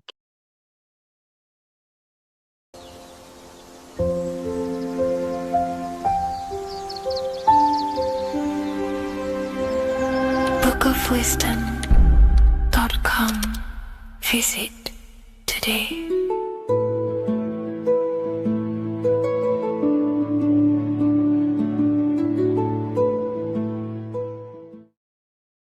Hello, everyone, and welcome to another lecture inside Ethereal University. In this lecture, you will learn about the death process and how to prepare for it, and why that preparation is so important. So let's get straight into this. You must understand, as a spiritual creature that you are, you have a visible nature and an invisible nature. You never truly die. You are an eternal soul experiencing a temporary physical world. The inner world of thought and emotion is eternal, while the outer world of matter is mortal. Everything that is seen is mortal. Everything that is unseen by the eyes is immortal. When you die, your external physical world will be stripped away, leaving only your pure consciousness in its raw form, drifting within the astral plane. So here you see your physical external body and your internal world. And your internal world is your state of consciousness. It's your state of consciousness. Your thought and emotion is one overall state. Okay? So you must understand these planes. You have the physical body, the etheric double, an astral body, a mental body, and the Buddhic body. When you die, you leave the physical plane. Then you will more than likely leave the etheric plane, because the ether acts as like a portal. Everything comes out of the ether and returns back to the ether. I can break that down in another video in electromagnetism. But electromagnetism is ether, energy coming in and out of the ether. You will, every single day you die, every single day. There's a cycle of life and death occurring all the time. Every single day, You go to sleep, you go back, your consciousness slips back through the ether. And then when you wake up, your consciousness comes back through the ether into the physical plane. Death is just a bigger macrocosm of the microcosm cycle of life and death. So you will return back to the astral, which is the realm of imagination, infinite possibilities. And this is where thought forms start to manifest. Okay. So depending on how advanced you actually are mentally and emotionally, will depend how long you stay in the astral. Now, what we must understand is that there is many different components to the astral. We have the higher astral, the middle astral, and the lower astral. These are all vibrational states. So if your mind and soul is operating in lust, lust, desire, hate, food, physical addiction, smoking addictions, then these are quite heavy. These are quite heavy attachments to your consciousness, and they're quite low level desire, which means they have a low vibration. You will manifest in the lower astral when you're stripped from your physical body. The lower astral is not inherently evil. However, there's just low vibrating things going on there. Low vibration does not mean evil. Okay. So just like bad doesn't mean evil. Okay. In the lower astral, you are going to see lower astral beings. You're going to see spirits, souls with low level desire. Okay. People who are attached to the physical plane, people that lust, people that do these things. Technically, this is hell, but you can escape it by escaping yourself. Now we're going to break all this down. I'll break all this down properly once you understand the full context. So depending on your level of desire, you will manifest in a corresponding layer of the astral plane. If your mind is still attached to the low physical desires, you will find yourself in the lower astral realms. But if you have few desires and have detached from the worldly attachments while you are encased in a body, then you will rise into a higher or middle astral plane, mainly the middle. Okay. The higher astral plane is very formless. So as I broke down here, this is, well, the physical plane is the lowest dimension. This is the most form, the most matter. It's quite heavy. The higher you go, the lighter it becomes, the more fluid, the more formless it becomes. So you see here it says denser down and lucidic up. So this is more lucidic in these higher realms. This is more dense in the lower realms. So this is why the ancient Egyptians were always talking about, I'll show you this. This is showing you death. So first of all, we have Anubis, which represents death. Here you have the heart, which represents the soul. And here you have a feather. And this is a scale. You see how this is a balanced scale? So what this is symbolizing, this represents death. This represents your heart, and this is a feather. So when you die, your heart must be as light as a feather, which means your emotions, your soul, should have no attachments to the world. It should be light. It should be detached. This is why the word light and light are the same. Light is in heavy and light is in very bright. Because when you're less attached to the things, your soul shines. You're authentic. You're light. You're very bright soul. And you have no attachments. Your light is in not heavy. So you must detach from the worldly desires. We have to detach from the smoking, the food. This is why we should fast. Smoking, this is why we should detox. We should also meditate. We should also be able to sit with ourselves for long periods of times. Okay, I'm going to break all this down properly. But that's why the Egyptians show you the symbolism here. Okay. So You're stripped of your material body. So that state of consciousness you're in right now, your inside world, if you shut your eyes, that state you're in, that is what you're going to experience when you die. Okay?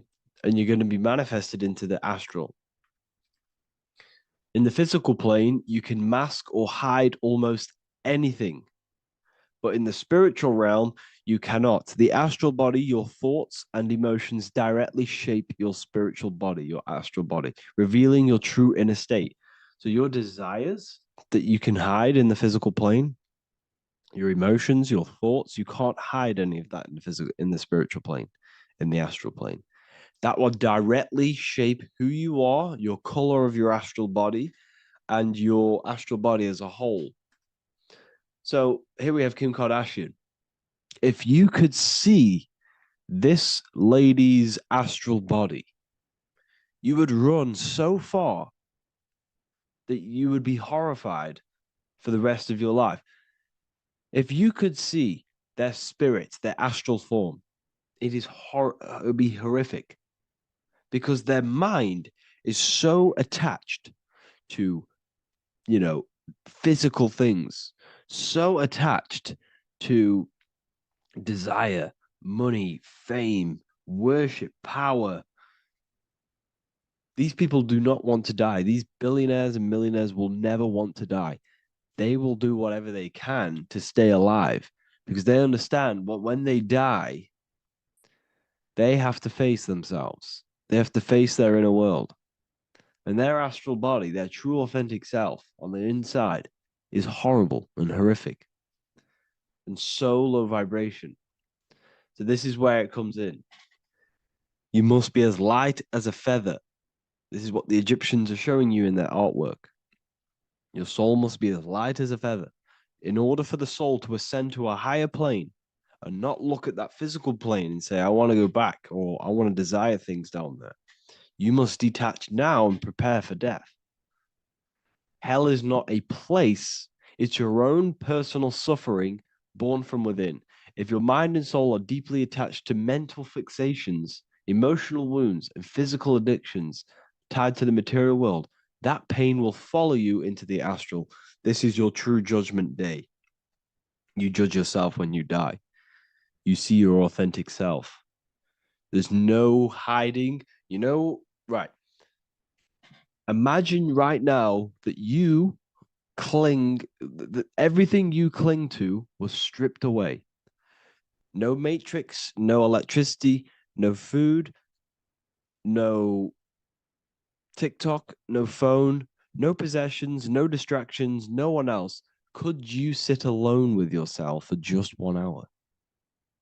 Could you sit alone with your thought and emotion?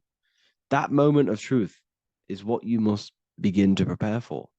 Could you sit alone with yourself? Can you sit alone for long periods of time and just think? And if you cannot, then you're running from your internal world. You're running from your thoughts. You're distracting yourself from your thoughts. This is what we must address. Now, don't feel bad if this is you. We've all have problems. We all have internal problems. But this is what we have to face directly in order to prepare for life after death. We must meditate for long periods of time. Not even meditation. We should be able to sit with ourselves with no distractions and just think. This is what the people of the past used to do when we had no technology. People would sit and think for hours. This is what we need. Because if you cannot sit with yourself, imagine sitting with yourself with no physical body. That's the level that's going to happen. And we need to prepare for that.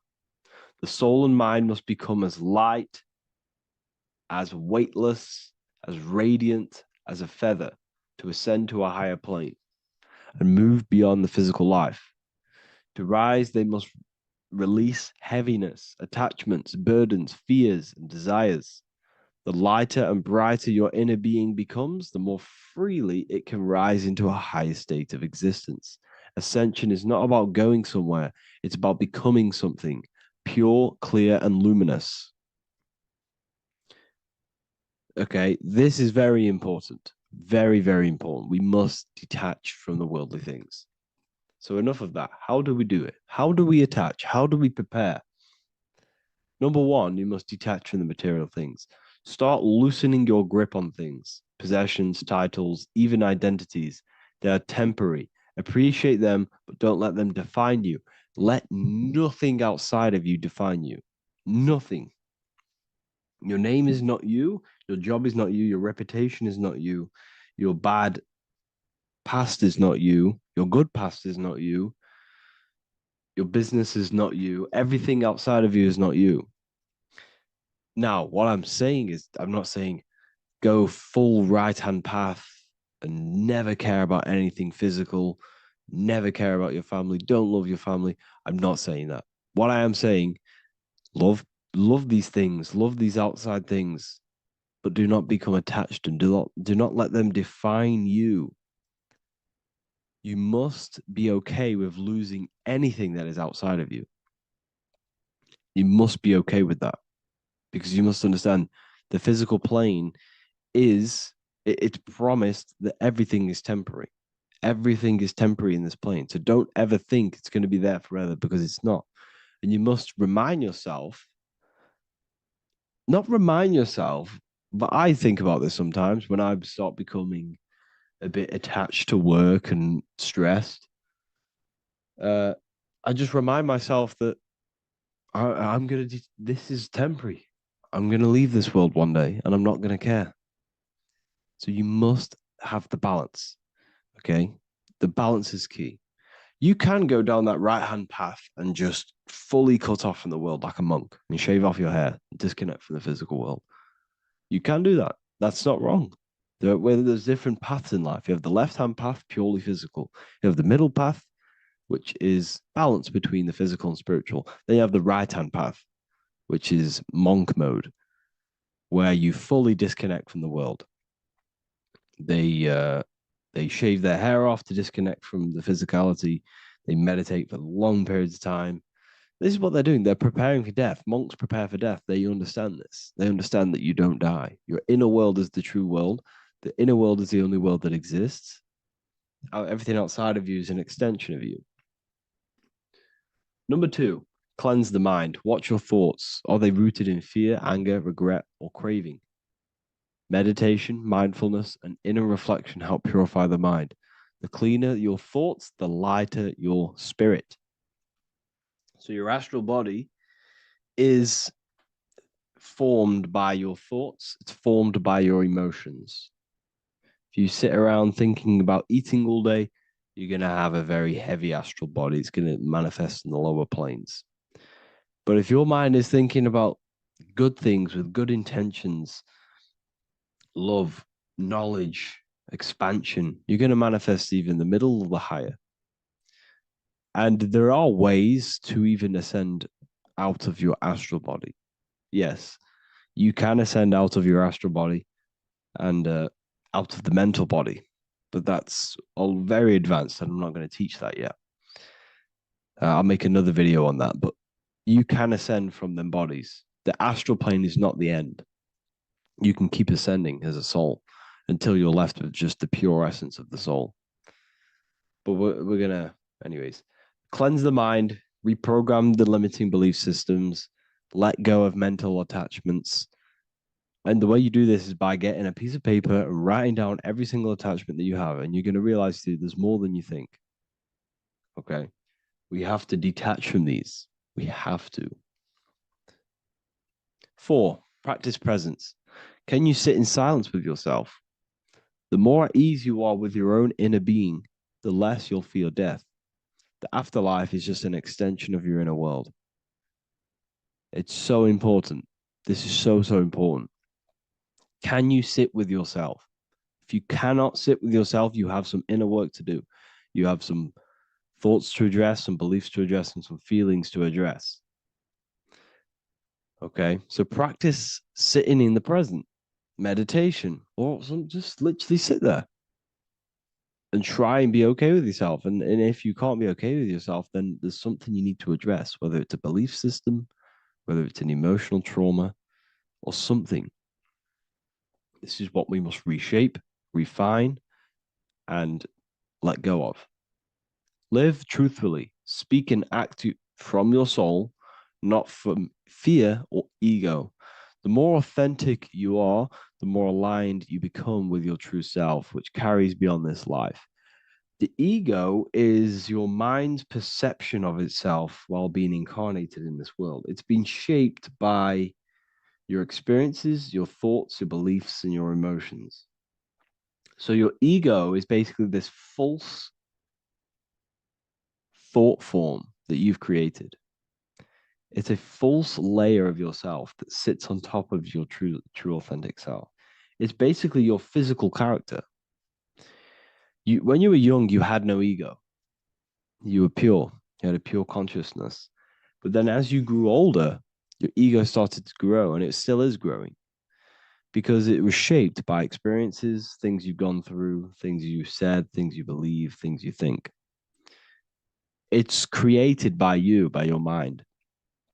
And the ego is close to the word echo. The ego is the echo. It's an echo. It's a layer. It's a false identity. It's a false layer that sits on top of your soul. And if you don't get rid of that ego, if you don't know how, well, not get rid of it, but balance it, if you don't know how to rise above that ego and you die, it's that ego that's going to be pulling down when you die. It's that ego that's going to be your suffering. Okay. 7, connect with the divine, whether through prayer, meditation, tune into something greater than yourself. The connection is the soul's compass beyond this world. If you can meditate and rise above them clouds of thought, that's the soul, that's the observer. We must connect with that. Okay, this will definitely help with just allowing yourself to connect with your true self. Meditation's great because you can just fully detach from the world. And the more you meditate, the more you can prepare for death. A powerful way to cultivate detachment is through daily detachment meditation, done either at night or in the morning or the first breath upon waking. Or do this as many times as possible per day. Start by physically grounding yourself in the present moment. Say out loud, I am here right now, nothing else matters. Let that phrase draw your awareness into the now. Just keep saying it until you're present. Then begin to slowly list everything you identify yourself with, one by one. I am not your body. I am not my body. I am not my name. I am not my possessions. I'm not my house. I'm not my children. I'm not my everything. I am not my thoughts. Release each layer gently. Imagine, if you want to, if you have a good imagination, imagine placing these things into a big box. Placing your body, placing your name, placing your possessions, placing your house, your car, your thoughts, your beliefs into a box, and then shut that box. If you have a good imagination, do that. That can help. And you'll be left with yourself. And you're not even that. It goes even deeper. Eventually, you'll reach the mind itself. Detach from the language that the mind is even using. Now, that's very difficult. And not many people have ever thought about that, and they've ever even been there. Detach from the language that the mind is using. Think about that for a second. Your mind is not what you actually think. It goes very deeper. Your mind is not that little voice. It's that voice that the language is using. So even the language is a spell on your mind. Okay, it's an attachment. Eventually, you'll reach the mind itself, detached from the language it uses, the voice in your head, the need to define. What remains is something beyond thought and beyond words. I can't even describe what's left because words, once the language is gone, it's purely metaphysical. All I can say is pure awareness, and it's symbolized. This is why symbols are so amazing, because they can symbolize things that are beyond words. A flame, it's just a flame, and you won't be able to understand that until you've been there. It's just a flame. It's pure cause. Words can't describe it. You'd have to experience it. Connect with this essence daily. This is truly who you are. So this is a great way to detach. We can do these detachments every single day during meditation. This will definitely help over long periods of time. Of course, you're not going to be ready tomorrow for death, but just try and prepare for these things. This is the whole reason people used to meditate. It's the whole reason why people do these spiritual practices, because they understood that this plane is temporary and your soul moves on from this plane. And you'll never truly believe in the soul until you experience it. So I can show you these things, but you must go out and experience it. The soul is real, but you won't understand unless you cast off everything else. Okay. So I hope this video helps. It's a very deep video. I'm going to be making more of these stuff, of more self-mastery. And of course, we've made the self-mastery section now. So I'm going to start filling up this place with lectures. And I think it's a great time to start this because a lot of people have been asking on how to master yourself, prepare to death. So hope this video helps. See you in the next one.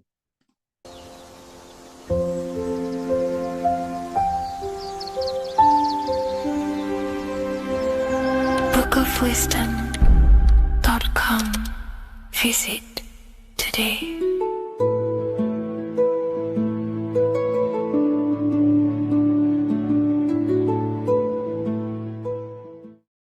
Creation demands destruction. Every time you release your sexual fluids, you're destroying a part of yourself to create an extension of yourself. For example, if you want to create a business, you have to destroy your time, attention, and energy in order to create the effect of the business. All creation demands some sort of sacrifice or destruction. This falls under the law of polarity in the universe. It's the same with your sexual fluids. Your sexual fluids, especially as a man, contains minerals, all the minerals in your body. It contains your vitality. It contains your DNA. It contains the blueprint of you, and it can create a whole new human being. You are literally playing with the power of creation if you are releasing your sexual fluids too much. Sexual fluids also extend beyond the physical plane. They contain astral forces because all physical creation is a mental creation. We live in a mental universe. Everything begins as a thought in the mind, then the thought takes the form and the body of imagination, which is an astral force. Imagination turns into etheric emotional energy. Then the etheric emotional energy turns into the physical action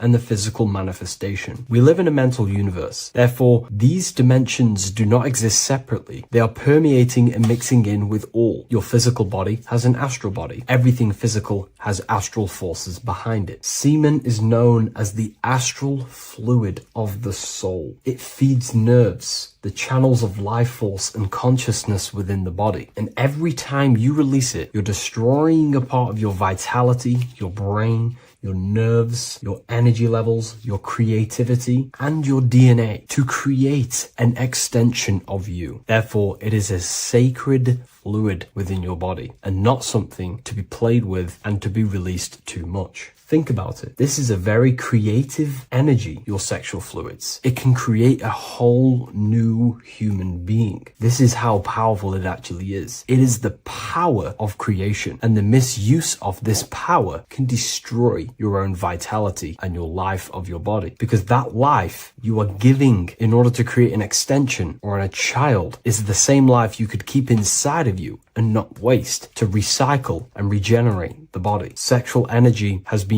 for thousands of years associated with regenerating the body, longevity of life, and maintaining youth. Not only that, every time you release your sexual energy, it floods the brain with dopamine. Dopamine is the brain's reward system. Created within the middle of the brain, it releases every time you've achieved something. However, sex or an orgasm is the most powerful feeling you can feel. It's the most amazing, intense feeling and release of dopamine you can possibly feel as a human. Therefore, if you flood your brain with this high amount of dopamine every single day, you are getting the epitome of human feelings every single day. Therefore, you will become numb to everything else in reality. You won't be able to enjoy the small things in life. And I know this firsthand because I experienced this myself. As soon as I stopped, this is when I started to enjoy the little things in life. seeing family, and I actually gain more energy, more ideas. We'll get into this a bit later. It is a creative energy. It creates a whole new human being. Therefore, if we maintain this energy, we can maintain our creative power within us, because that's what we are. We are all creative beings, moving energy from higher dimensions of consciousness, the mind, into lower dimensions of consciousness, the physical world. You hold the power to create. You are not in a world. The world is working through you. You do not possess a life. Life is working through you. You are not in a universe. You are the universe. It's moving through you. There is no past, present, and future. The present moment is you. When we release every single day or frequently throughout the week, like I said, we're triggering the brain's reward system, dopamine, which makes you feel as if you have already achieved something. And if your brain is telling you you have already achieved something by overusing your sexual fluids, then you will not have the motivation to achieve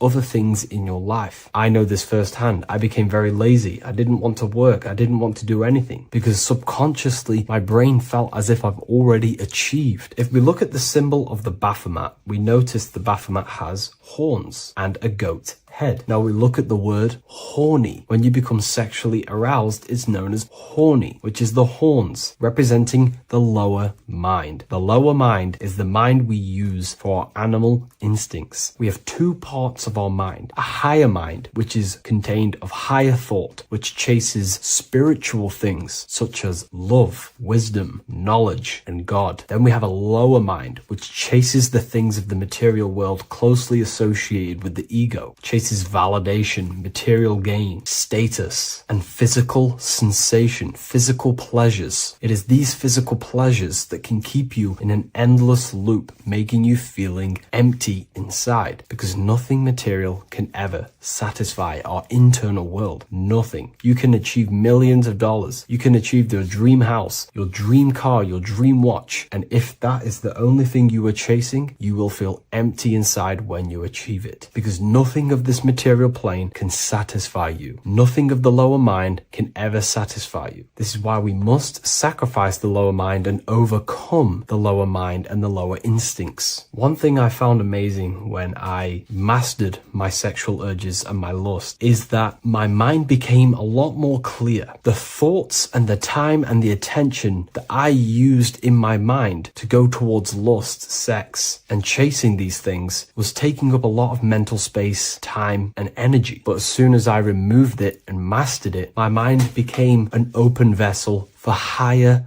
thoughts to be received from the higher mind. The mind is like a radio antenna. Whatever we attune it with, that's what we receive. If we're constantly thinking about lust and low-level pleasures, we're going to just receive low-level thoughts. But once we remove all of the lower mind and we conquer our physical body and physical urges, our mind becomes an open channel for divine thoughts and spiritual thoughts. This is what most people call today as downloads. You receive wisdom from your higher self. Not only do you receive more wisdom, you just receive more power to create. The male and the female come together to create a child. That's how you were created. Now, the law of correspondence teaches as above, so below. It refers to everything in the universe. Therefore, in order for you to create a reality, to give birth to something, you have to bring together the masculine and the feminine. Your masculine forces are willpower and actions. Your feminine forces are emotions and imagination. When you combine the willpower, action, emotions, and imagination and combine them together, you can give birth to reality. But it's important to only give birth to things that are spiritual, that are good,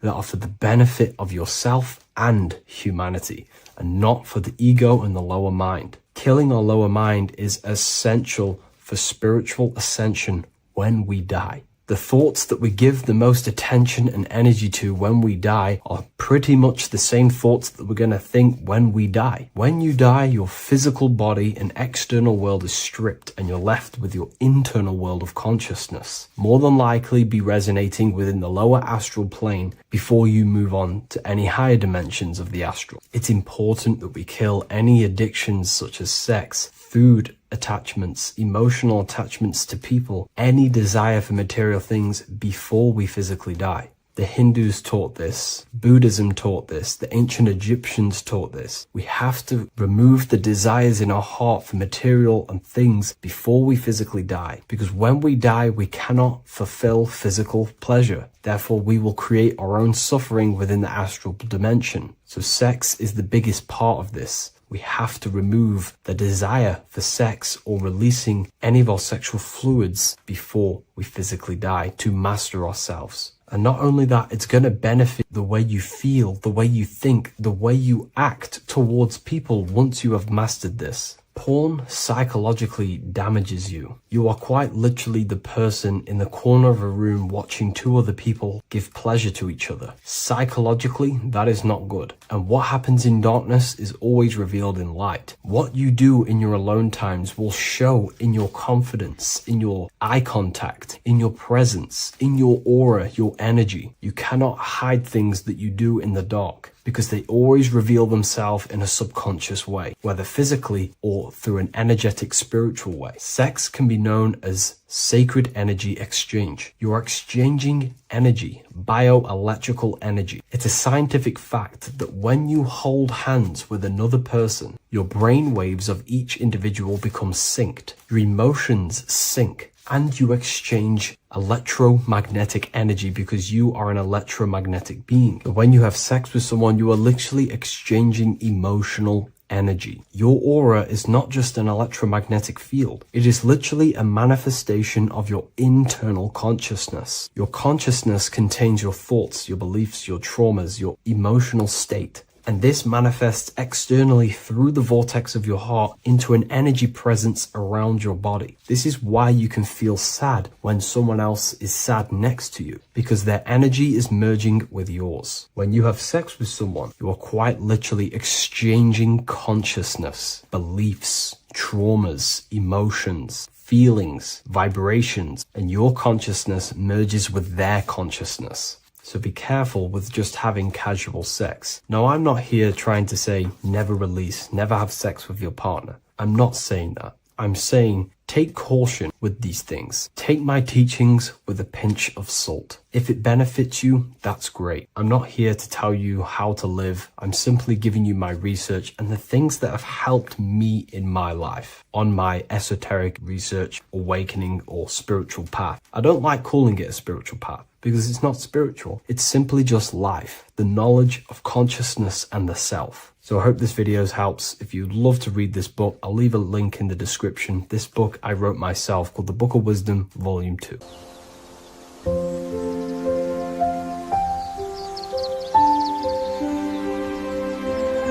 bookofwisdom.com. Visit today.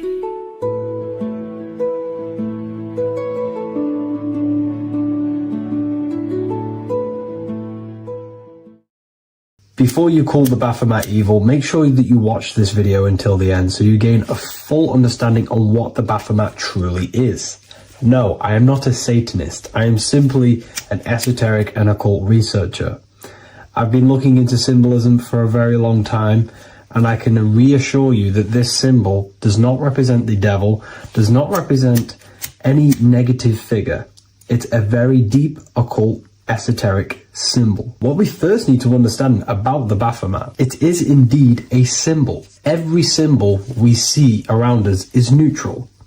The pentagram, the Baphomet, is neutral. It depends how you use it, whether it is used in a good or bad way.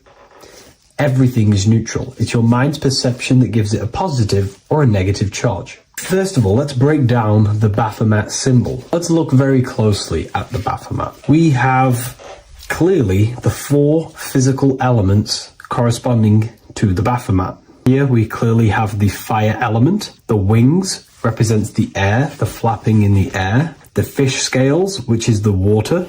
And this dome figure representing the earth. The soul is incarnated into four bodies. We have a mental body of consciousness, intellect. We have an emotional body of consciousness, which is all to do with intuition and energy. We have a spiritual body of consciousness, our astral body, and a physical body of consciousness for the physical earth. Earth corresponds with your body, air corresponds with your mind, fire corresponds with your spirit, water corresponds with your emotions. So the Baphomet is showing you the 4 elements of the soul, the 4 bodies of the soul that we are incarnated in. Now, let's look at this moon figure. We have the moon. The moon represents the internal world. It represents what we cannot see. The sun represents our conscious mind, what we can see, what we're aware of, the physical world. The moon represents what we are not aware of. It represents our internal world. Remember, we have 2 worlds. You're an individual. You have a dual nature. Individual. You have an internal world. When you close your eyes, you have an internal voice, an internal world of thought and emotion, and an external world of this material body. The moon represents the internal. The moon on top represents the moon controlling the mind, represents the inner world controlling you. Now, this is very symbolic in the occult world. If the inner world is controlling you, then you have no control over reality. This is the devil horns. You know the devil horns? The moon crescent? This represents you are the devil. You're being controlled by your thoughts, by your emotions, by your psyche. Then we have the moon below, which represents control over the inner world. We have control over our thoughts, our emotions, our impulses. So you're either being controlled by thought and emotions, or you're controlling them and having self-mastery. In alchemy, we always see this symbol of the man or woman on top of the moon, representing emotional control and self-mastery of the internal world. The journey of the occultist is to gain full mastery over their consciousness. They want to be conscious of every single thought that enters their mental field of consciousness. We get over 7,000 thoughts a day. It is possible to achieve a certain level of mastery where you are conscious of every single thought that enters your mind. This is one of the end goals of self-mastery and occultism, as this gains your personal power. When one achieves this, they are then able to direct the mind in one place and one place only, becoming more effective in manifestation and creation, because we are microcosms of the divine. We are creators. This is the gesture of as above, so below. The inner world and the outer world are mirrors of each other. The inner produces the outer. Your physical life circumstances are a result of every thought you thought in the past. The inner projects the outer. If you want to produce a change in the outside world, you got to produce change in the inner world of consciousness first. As above, so below. As within, so without. This corresponds with absolutely everything in the universe. Now we have the goat head, which represents the animal self. This represents the lower carnal mind. Lower carnal mind, which is earthbound, because a goat is on the ground. It's not a bird, it's on the ground. It represents the lower self. The beastie nature, the one that tells us to hate, to steal, to eat all the time, to consume. It's the beast within us, the beastie side of our consciousness. It has a human body resembling this, the human in the beastie nature, or we have the spiritual nature, the higher self. In essence, this symbol of the Baphomet represents the higher and the lower self of human consciousness.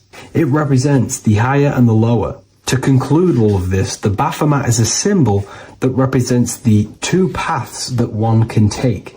We can take the beastie path and become an instinctual animal, our body, or we can take the divine path of reaching our higher self. It is a symbol that represents the higher and lower self and the 4 different bodies of consciousness. In essence, this does not represent Satan or the devil. The devil represents the lower aspect of our human psyche. The war between Jesus and Satan is symbolic and allegorical for the war that happens within our mental field of consciousness. The internal war between good thoughts and bad thoughts, positive emotions and negative emotions. It is the constant war inside the battlefield of your own mind. Jesus, Satan are symbols, characters that are symbolic of aspects of your own consciousness, because the universe is mental. The only thing that truly exists is your mind. Therefore, all of these ancient spiritual texts like the Bible, the Bhagavad Gita, the Quran are all symbolic of what's happening inside of our mental body. It is the inner chaos that can destroy our life, or when we create structure and restructure our inner world, we can live a peaceful life. If you are struggling from the internal world and you want to gain mastery of yourself while learning the occult secrets, join Ethereal University, a community of like-minded individuals who are all striving for the best versions of themselves. We host live calls and we have an abundance of lectures that you can watch. Or check out the Book of Wisdom. This is volume 2. I'll leave all the links in the description. Have an amazing day.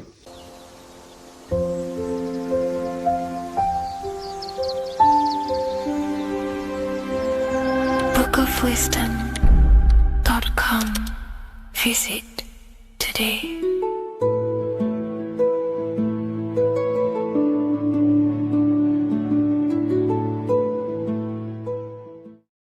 By the end of this video, you will understand the 3 expressions of consciousness, how to use them to create the life you truly want. You'll discover the hidden meaning of the word God, the secret power of the number 3, and how consciousness itself is the key to your reality. We have 3 main expressions of consciousness. We think, we feel, and we act. God is 3-fold. It stands for generator, operator, destroyer. The generator is the mind. This is what thinks, generates ideas. This is the beginning of all creation. This is the first expression of consciousness. It is the first form of consciousness, not a physical form, but a spiritual form. Then we have the operator, which is emotion. When we think something, if we have care or any emotion towards it, then we take physical action. The body, the destroyer.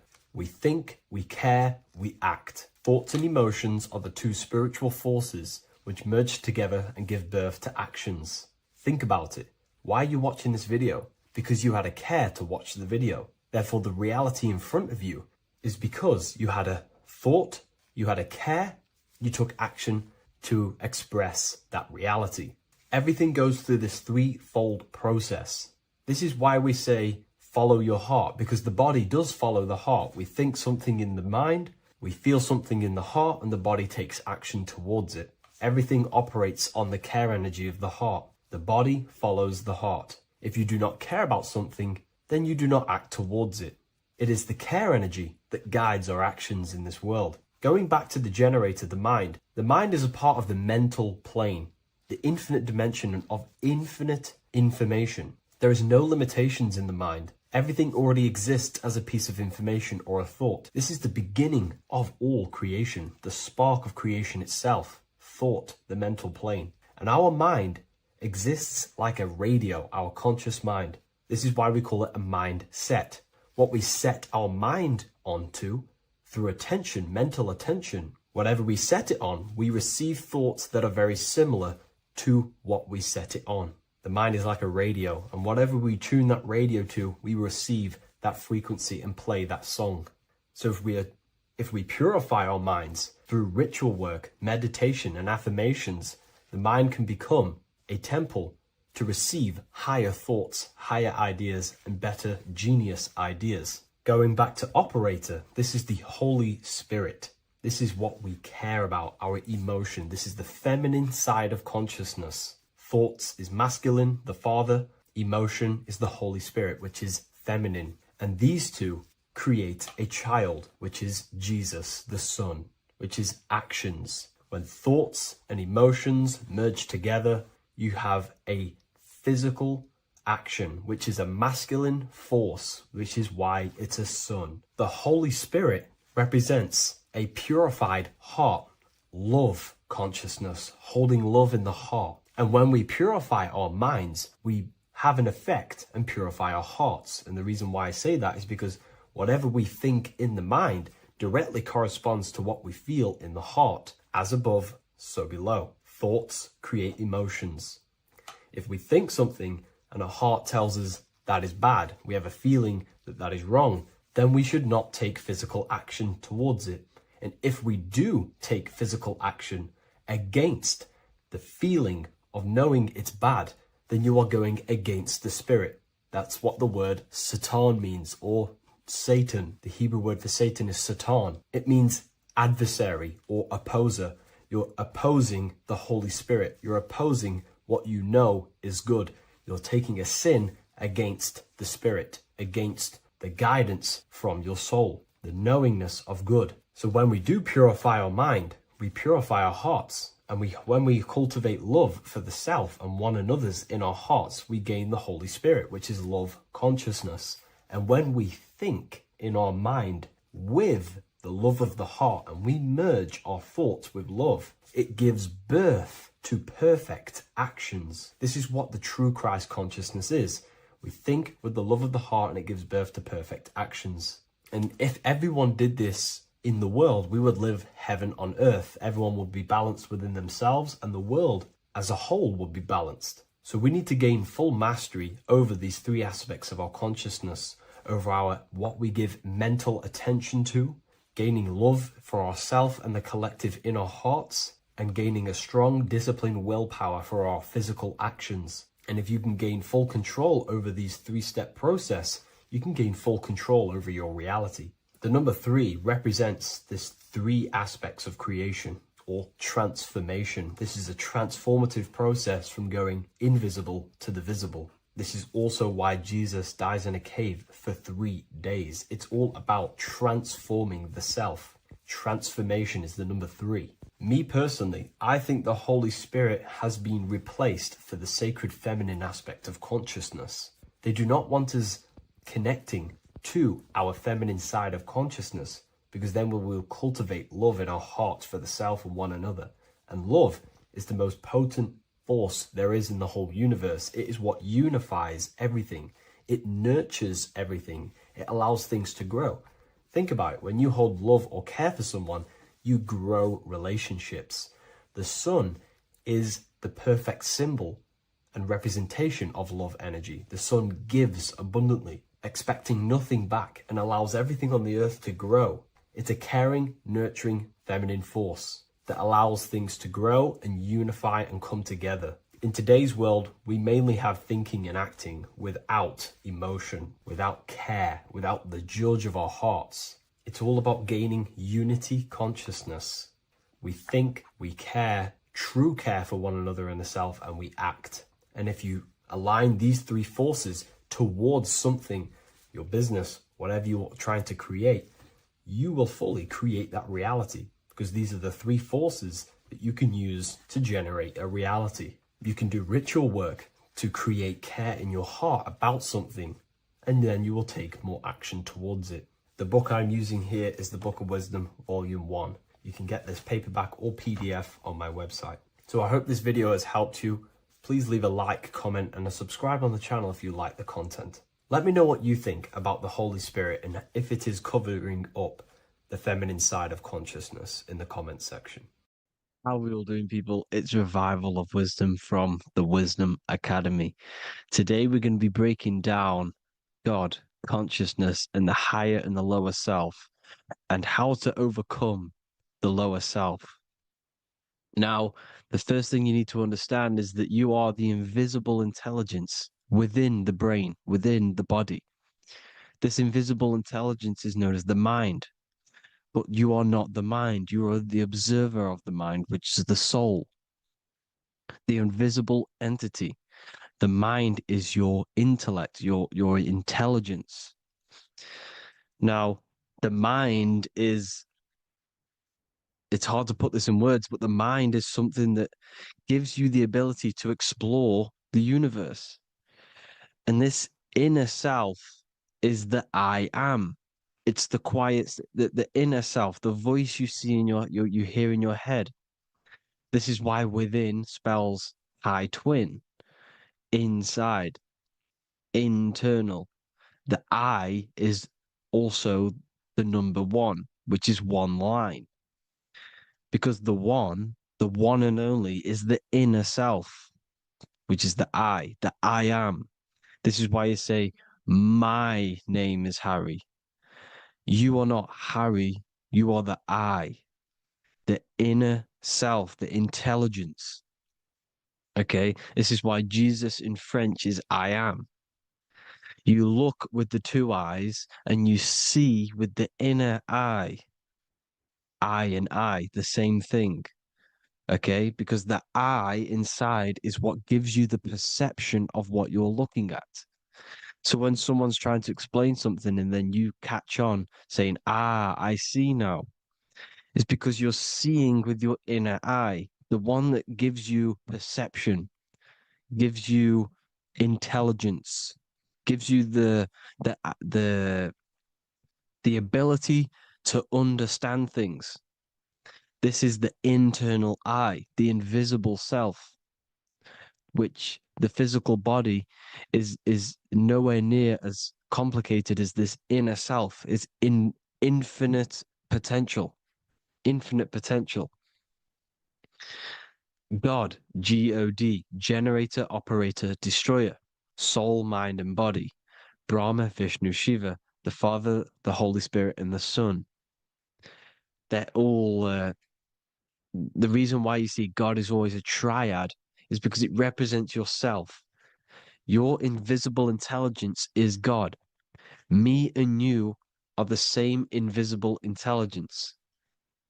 We are the invisible intelligence experiencing the program being run by the central nervous system and the brain. I always say this in my videos, but I have to, in order for you to understand the things that I'm going to say later on in the video, you need to understand this concept is that you are the consciousness experiencing the nervous system, the tree of knowledge of good and evil, which is you here. You would be in this invisible intelligence right here in the center of the brain. Now, this is why the ancient Christians show God is in the brain. This is the brain stem. This is the brain. This is also the brain stem and the brain. The brain stem and the brain. It's all depictions of the brain because the brain's the computer, the electromagnetic computer, which decodes the demands created by the invisible intelligence, the I, the inner self, you, your true self. The person moving, if you observe what someone moving, this is going to sound, but if you observe someone walking, it's not the body. The body is moving, but the thing telling it to move is the invisible intelligence. Before you kick a football, a decision is made within your invisible intelligence, your mind. And this consciousness, this invisible intelligence, is either stuck between the lower self and the higher self. Okay? When the invisible intelligence, meaning the true self, identifies itself with the physical body, it will trap its mind within physicality. This consciousness that we have is either operating in the lower self or the higher self. It's either feeding the material body or it's feeding the spirit. Okay? But because we are physical and spiritual, we need to be even. We don't want to be meditating all day long because we do have a physical body as well whilst we are here. We are playing a game in physical matter. Okay? Now, the reason that you incarnated here is to learn a lesson because the mind can manifest anything it wants within the astral planes, within the world of imagination. It can manifest anything it likes, but it incarnates into matter, into this game, so we can understand labor, because anything in matter, you have to labor to manifest. But in the astral, you can manifest at the click of a finger. You come here to learn the knowledge of good and evil. And your consciousness, I came out a bit off topic there, but your consciousness is experiencing the lower or higher self. The lower self is manifested in the lower parts of the body. Sex, food, and power, the lower three energy centers. These centers are like mini brains. You are literally thinking with these centers. And when your mind is stuck within these lower centers, you'll think, have you ever heard the term of thinking with your penis or thinking with your, you know what, as a man? Even females maybe, but mainly this is a boy saying, you're thinking with your penis.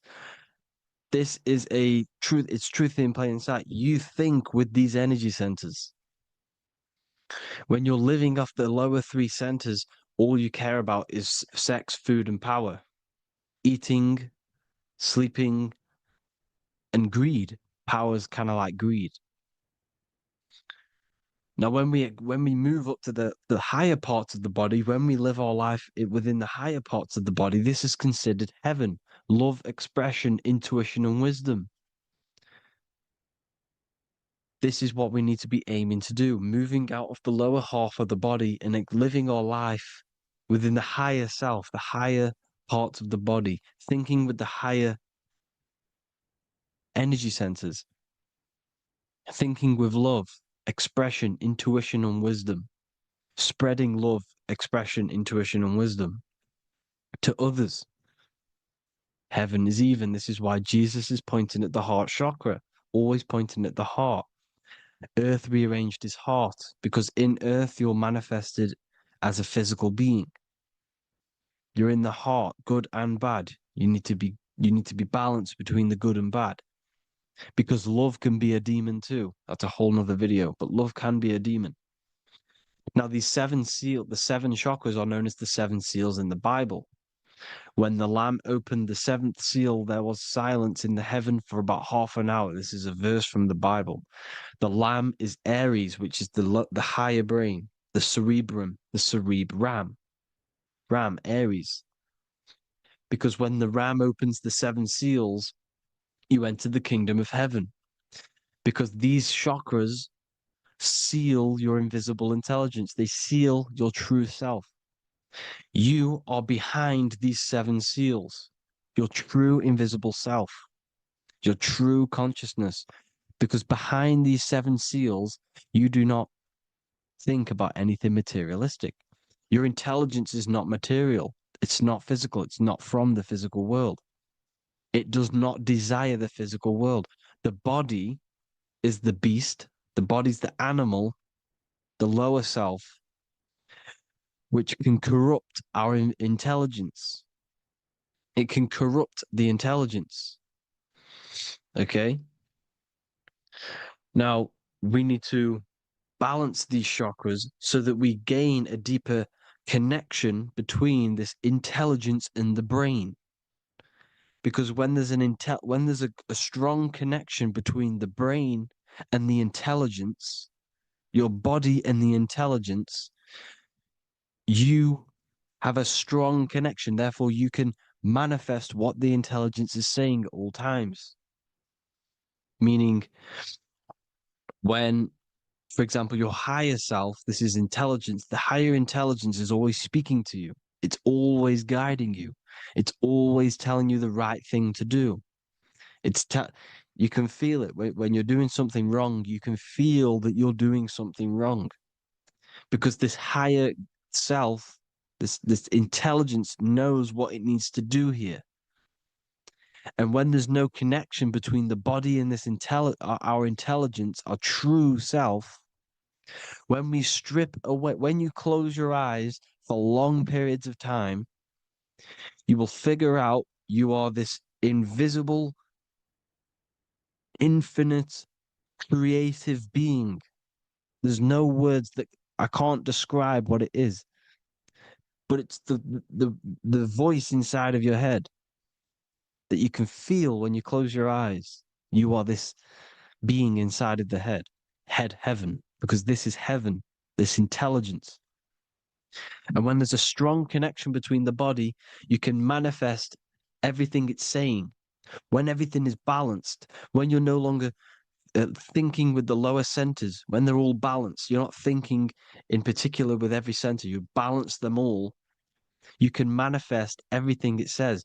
Your body will act out what the intelligence is always saying.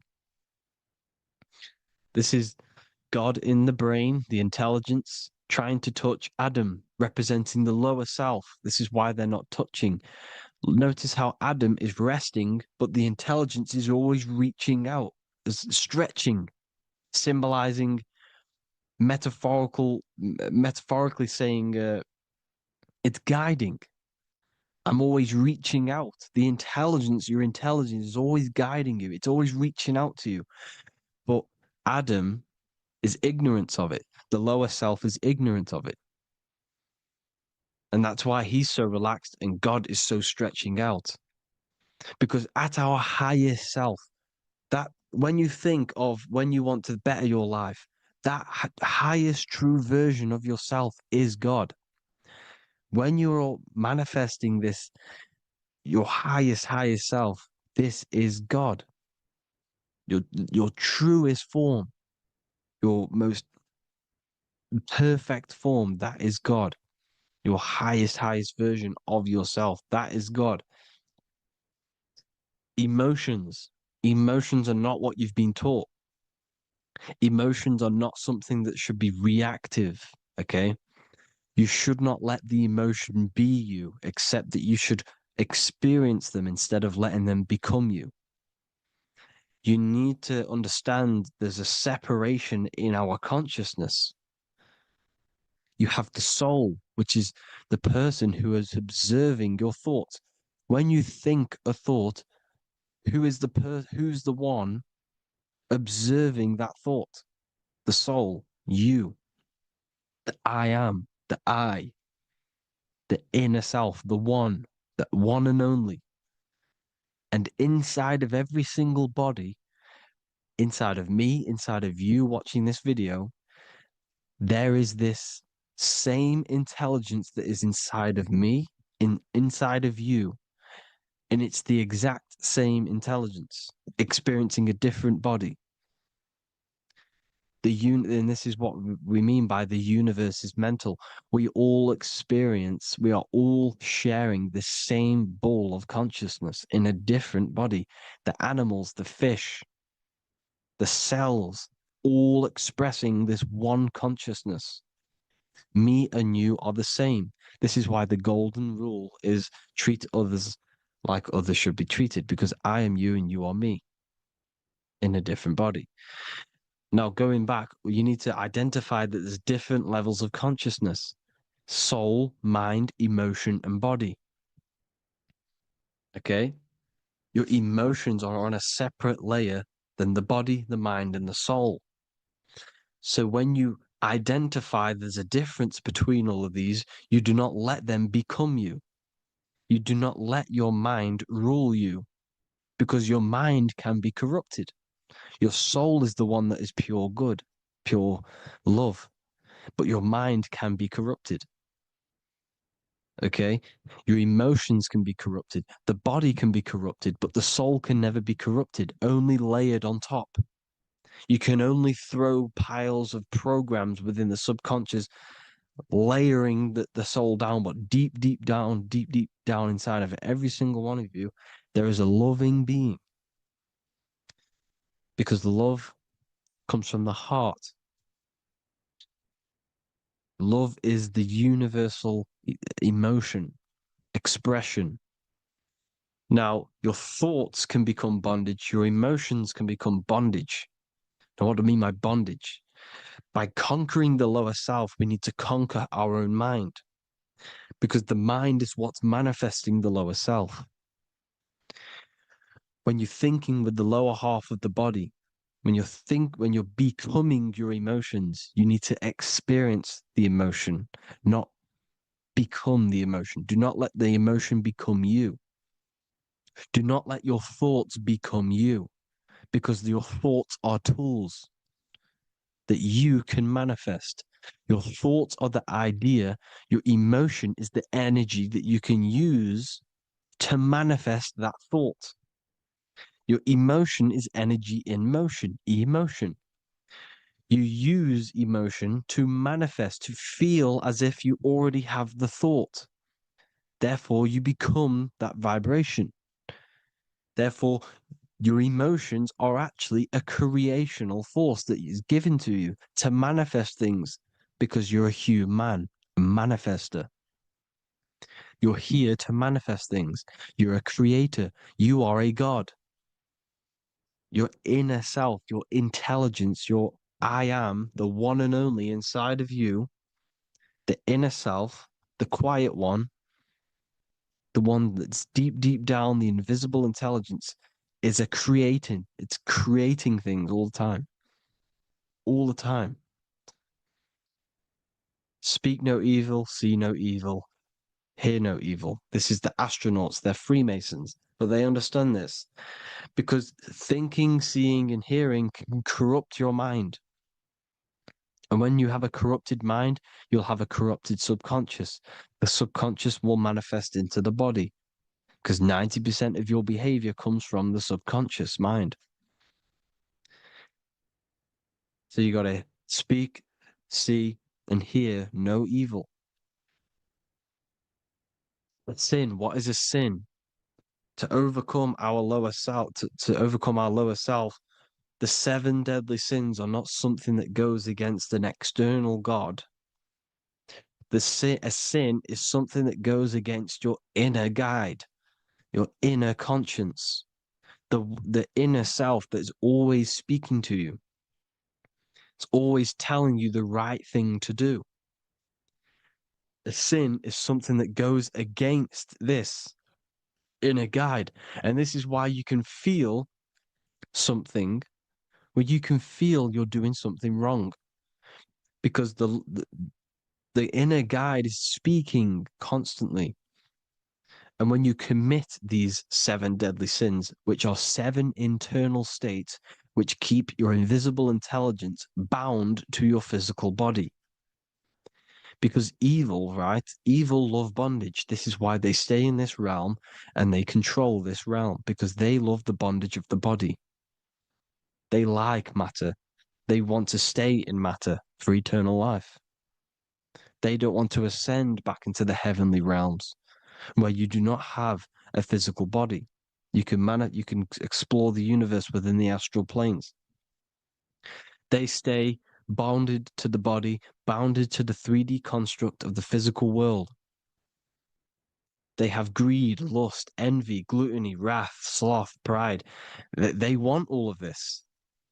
And if you want that, that's okay. But deep, deep down, you don't want that because your soul is always telling you the right thing to do. Your soul knows what to do to get out of here. It needs to detach from the external world. Detach from all of these 7 internal states which bound you to your lower self, your lower centers. That's what a sin is. You know, you have a left and right brain. The left brain is always analytic. The right brain is metaphorical. So the right brain is producing a holistic view of reality. Now, what do I mean? And not view, perception. When you see, because your eyes are parts of the brain, so when you look at something and you look, that image is produced in the back of the brain in the visual cortex. And then the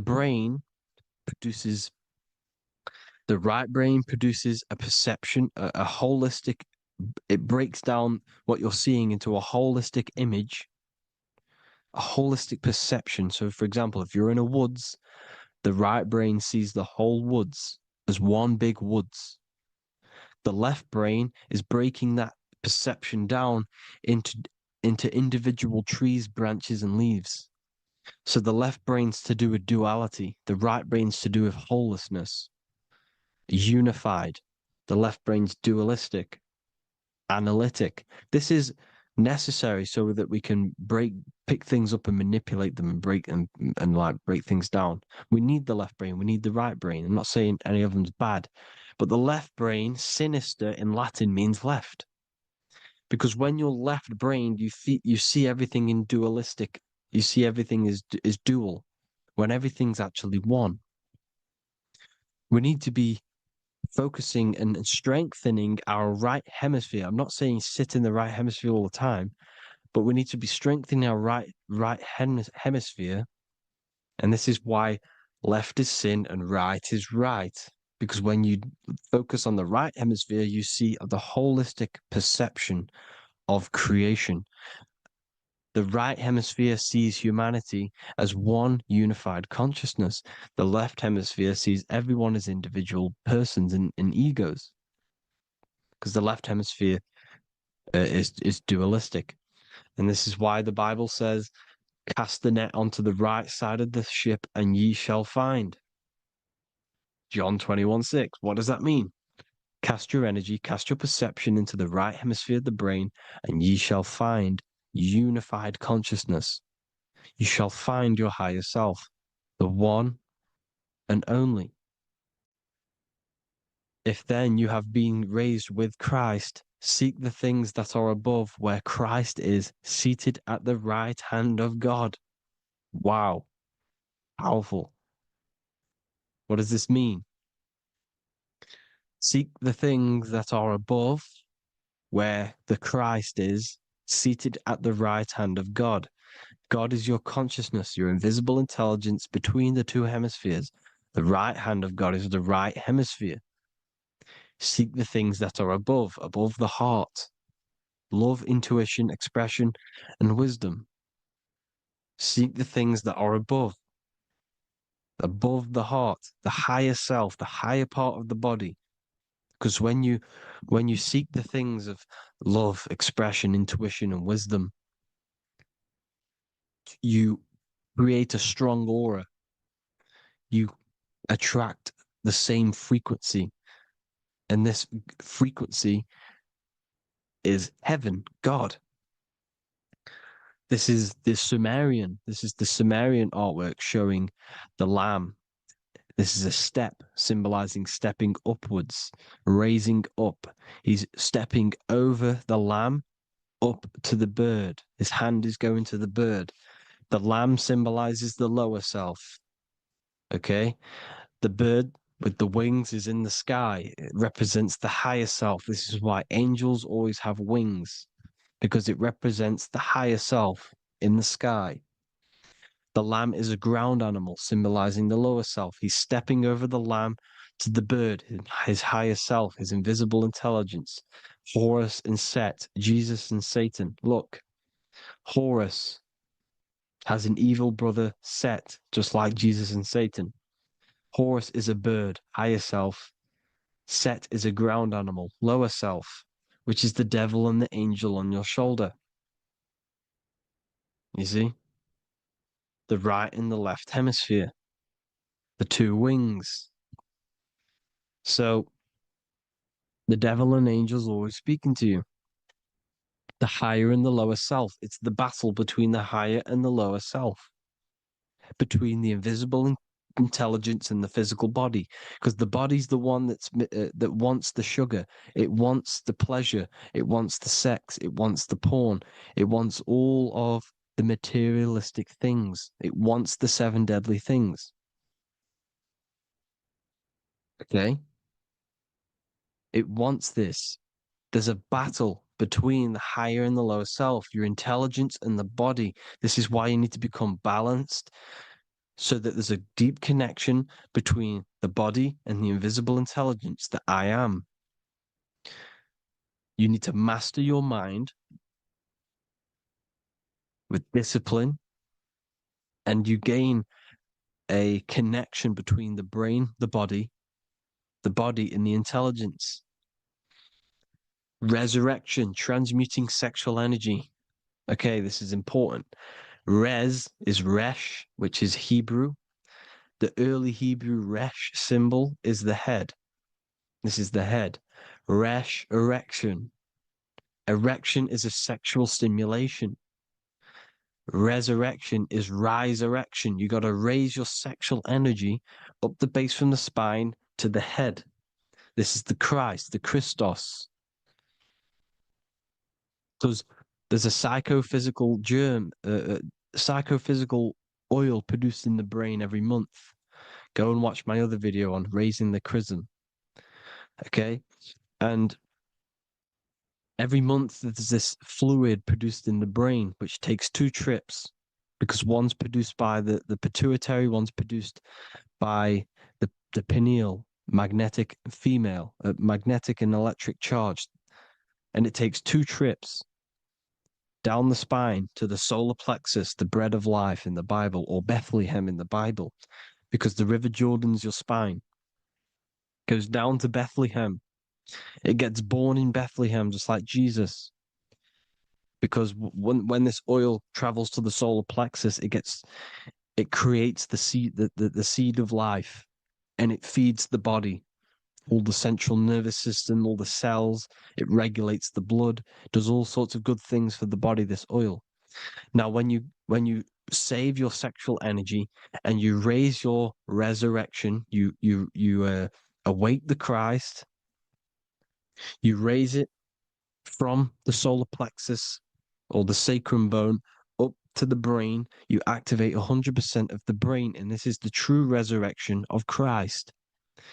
Instead of wasting the energy and giving away your sexual fluids, because behind the fluids is the energy. So when you release that fluid, the energy is out there. You've released the energy.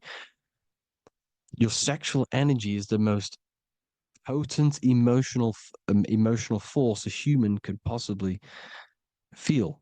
Same with any animal or anything. The sexual urge, the sexual emotion is the most powerful, potent emotion that you can feel. It takes over the whole body. When you feel sexually aroused, it takes over everything because it's so potent. And when you fight the serpent, when you fight the sexual energy, which is shown here in the Egyptians, the cat cutting off the head of the serpent, or Hercules fighting the serpent, or in the Greek mythology fighting the seven-headed dragon, the seven chakras. The serpent is your sexual energy because it symbolizes your kundalini. When you fight it and you transmute this energy instead of releasing it, instead of acting sexually on it, you can transmute the energy, transfer it from the solar plexus up to the brain. You can do this with other tasks. Instead of releasing it, instead of raising it from the solar plexus to the brain, you can use it for other things. So, for example, you want to think critically. You can use it for critical thinking. You can use it for going to do exercise. You can transmute sexual energy into anything. But you can do this, you can raise the sexual energy, and you can use this energy to push the cerebrospinal fluid from the solar plexus up through the spine, up the 33 vertebrae to the brain, and it'll activate 100% of the brain. And this is the resurrection of Christ. Jesus was never dead. Jesus was never rose from the dead. It symbolizes the Christ, Jesus Christ. Christ is Christos, which means oil in Greek. The resurrection of the Christ, the Christos, the oil. When it activates 100% of the brain when it's raised, and it can regulate all the systems, it can regulate all the blood, it can regenerate the body. And this is the true antichrist. They don't want us doing this process. The antichrist is not against Jesus, it's against the fluid in our body that makes us live hundreds and hundreds of years and makes us live as gods. This is the true resurrection. And when you fight the serpent, you fight your sexual urges, your sexual emotion, the most strong emotion that you could ever feel. You can do this process. And this is the true secret of transmuting sexual energy. Because when you transmute the sexual energy, you can become a god. And this is why Hercules is fighting the serpent. Notice how the serpent is low. He's reaching down to it. It represents the lower self. Because the lower self wants the lust. It desires sex. The body desires sex. There's a fight between the higher and the lower self. But when there's balance, there's even. Heaven is even.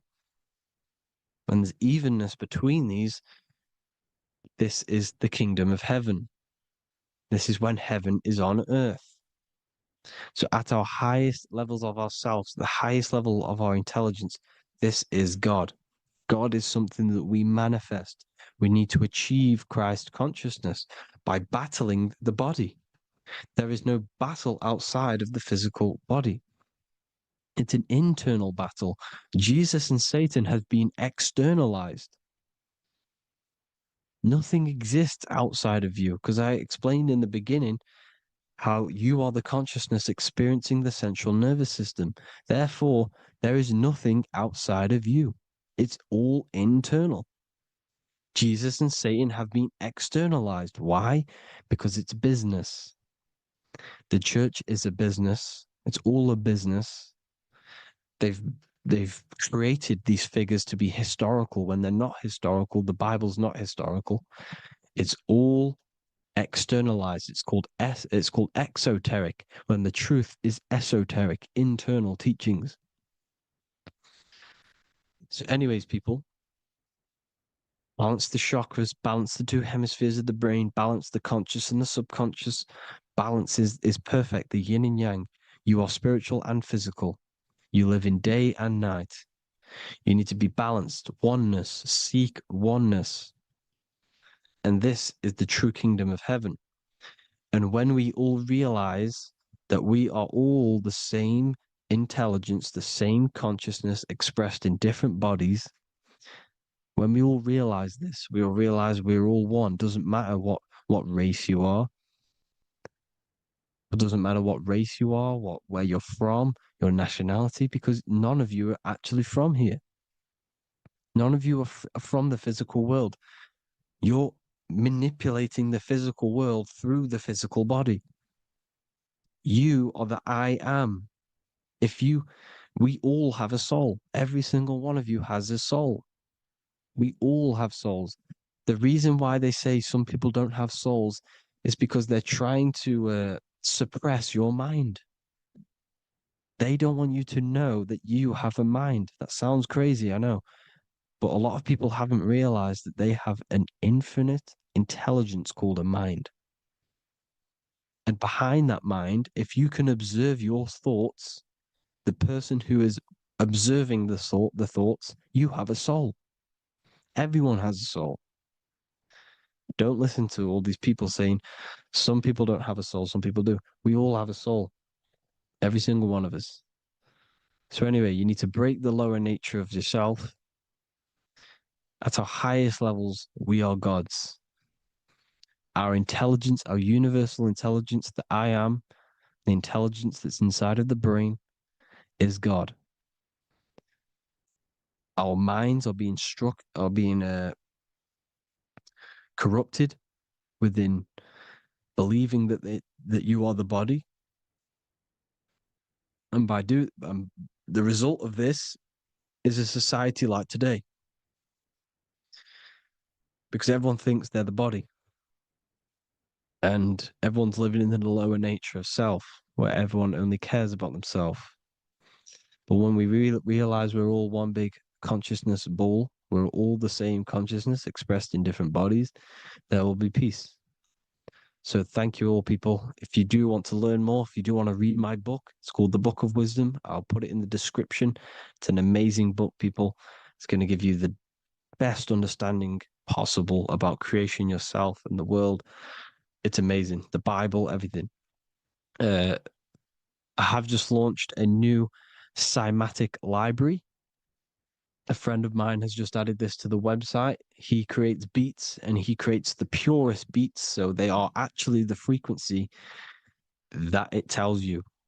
Most of the stuff on YouTube and Spotify and Apple Music it says it's a certain frequency, but we know these major platforms are all playing with the frequencies of the app. So if you want a real binaural beats, solfeggio scale frequencies to meditate on or listen to throughout the day, join the Occult Library. You can get a 2-day free trial.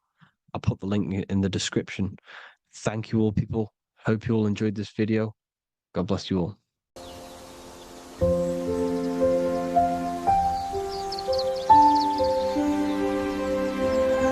bookofwisdom.com. Visit today.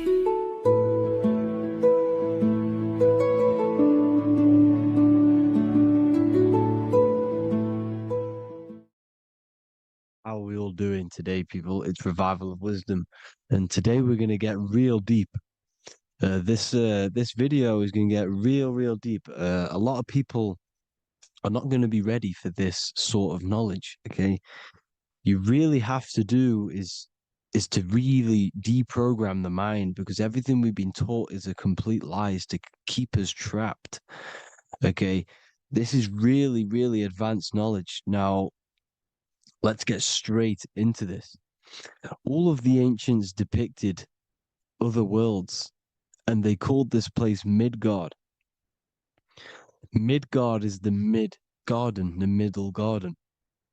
This is why the Masonic symbolism on the floor is always a black and white checkered board symbolizing the polarity here, the good and bad, because we're in the middle garden, the heart. Earth rearranged spells heart because we're in the heart of this system of whatever it is, a super quantum computer, whatever you want to call it, simulation. Now, in the Quran, it talks about the 7 layers of heaven. All of these ancient artworks are depicting these different layers of reality. Okay, and look at the Egyptians here with the boat outside of the firmament. Boats travel on water, and this is exactly what the Masons are doing. So they're still using the same symbols. Why? Because it's the same knowledge, just hidden. The Egyptians have the same knowledge as the Freemasons. It's just hidden. Now, this cosmology that they're showing here, which is probably made maybe 100 years ago, this painting or artwork, is the exact same as the one we see here with the arch, the boat. It's similar because the boat is symbolizing traveling these other worlds because the ether is also symbolized as water. Because if you look up at the stars through a telescope, it looks like it's water. It's shining through water because this ether, whatever this substance is outside of this world, was symbolized as water. Okay. And look at all these ancient depictions showing these different layers of reality. Now, we are being trapped within this 3D dimensional world, which is the cube, the Saturn cube, because there are 6 sides to everything in this world. Front, back, left, right, up and down. 6, which is the cube, because we're in the Saturn's world. Okay. Now, always been depicted as a tree of life, the tree of the universe has always been depicted as this tree. Because let's get a bit deeper. Now, the cosmology of this reality is the sun, the moon, and Polaris, always in the Masonic art. The sun, the moon, and Polaris, the all-seeing eye. If you go inside of the temples of the Masonic temples, they always have this star in the middle, shining light beams. Okay? Look here. The light beams coming from the big star in the middle, which is Polaris.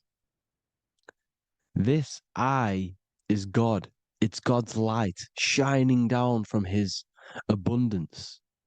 Now, when you astral travel, you will see this big ball of light above you, and this big ball of light is God. But you cannot travel towards it until you are pure. It doesn't work like that. You have to become formless. You have to become pure before you can become one with the light. In all these Masonic artworks, it's all depicting the star in the center. This star is Polaris because Polaris is the way out of this place. And this is why you see the stairway to heaven all the way up to the light beam, the light source. What does it say in the Bible? God is light because everything is made out of one substance, and that substance is light. And it symbolizes the eye because God is an eye. All things that are alive have an eye. And we all say, I am. We all see these realities through eyes. God is an eye. He's the all-seeing eye. He sees all things at all times. And he is projecting this light. And this light comes down to create all the different levels of the worlds. And this is what the 2 pillars symbolize the number 11. 11, the number 1, is just a vertical line. It's the 1. It's a 1 point. 11 symbolizes the mirror nature of reality. Everything's mirrored. As above, so below. Now, the 11 also symbolizes openings, doorways. And as you can see here, an opening to the all-seeing eye. And you see here again, an opening to the stairway all the way up to the light. This light is the light of God in the astral worlds, beyond this world. Now, Polaris has also been symbolized as the UFO. They put the truth in plain sight. So, you know, in the films, how the UFOs suck people up. That's what Polaris is doing. If you ascend beyond this world, if you do not ascend beyond this world, you will be reincarnated in this world. The whole thing is to outgrow this consciousness to the plane above. And I'm not just making this up. I'm going to be bringing in scriptures after this. But you can see with the Christmas tree, we always put a high, big star at the center, at the top, which is the star of Polaris, which is exactly what the Masons are doing here. The star at the top. And it's on top of our Christmas trees.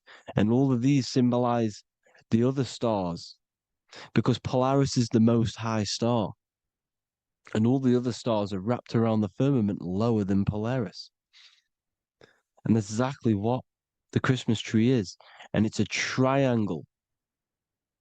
It's a triangle, just like light beams travel from one point in the triangle, just like the all-seeing eye. It's a triangle. The light is coming from one point and sending its rays downward. You see, it's kind of like you see here with the water.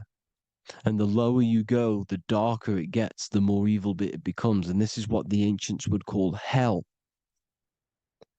Now, this all-seeing eye is Polaris.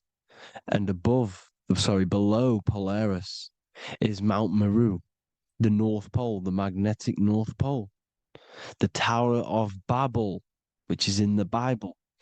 The etymology of the word Babel, Ba meaning spirit, which gives the ability to move the soul through the worlds, which is that's the ancient Egyptian description of the word Ba, meaning of the word Ba. You have the Ka, the Ba, the Ak, but the Ba is the one that gives the ability for the soul to move through the worlds. Your soul can't speak into a world without incarnating into it.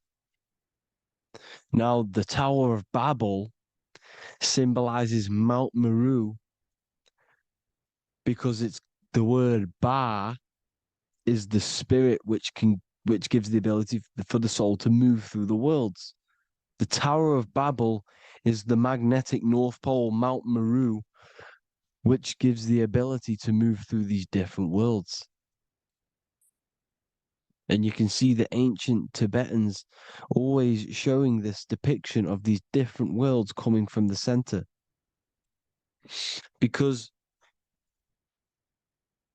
we have to ascend our consciousness. It's not about how good you are to reach heaven. It's about how you expand your consciousness, you expand your mind. So they teach now that you have to be good in order to reach to heaven. It's about expanding the mind, expanding your consciousness to these different planes, these different realms. So that's what it's about. And Jesus was known as the fisher of man. Now, Jesus is a massive part of this. He was known as the fisher of man because he was fishing. He could have been fishing.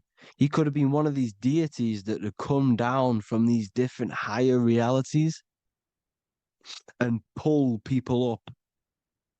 So they would so they called Jesus the fisher of man.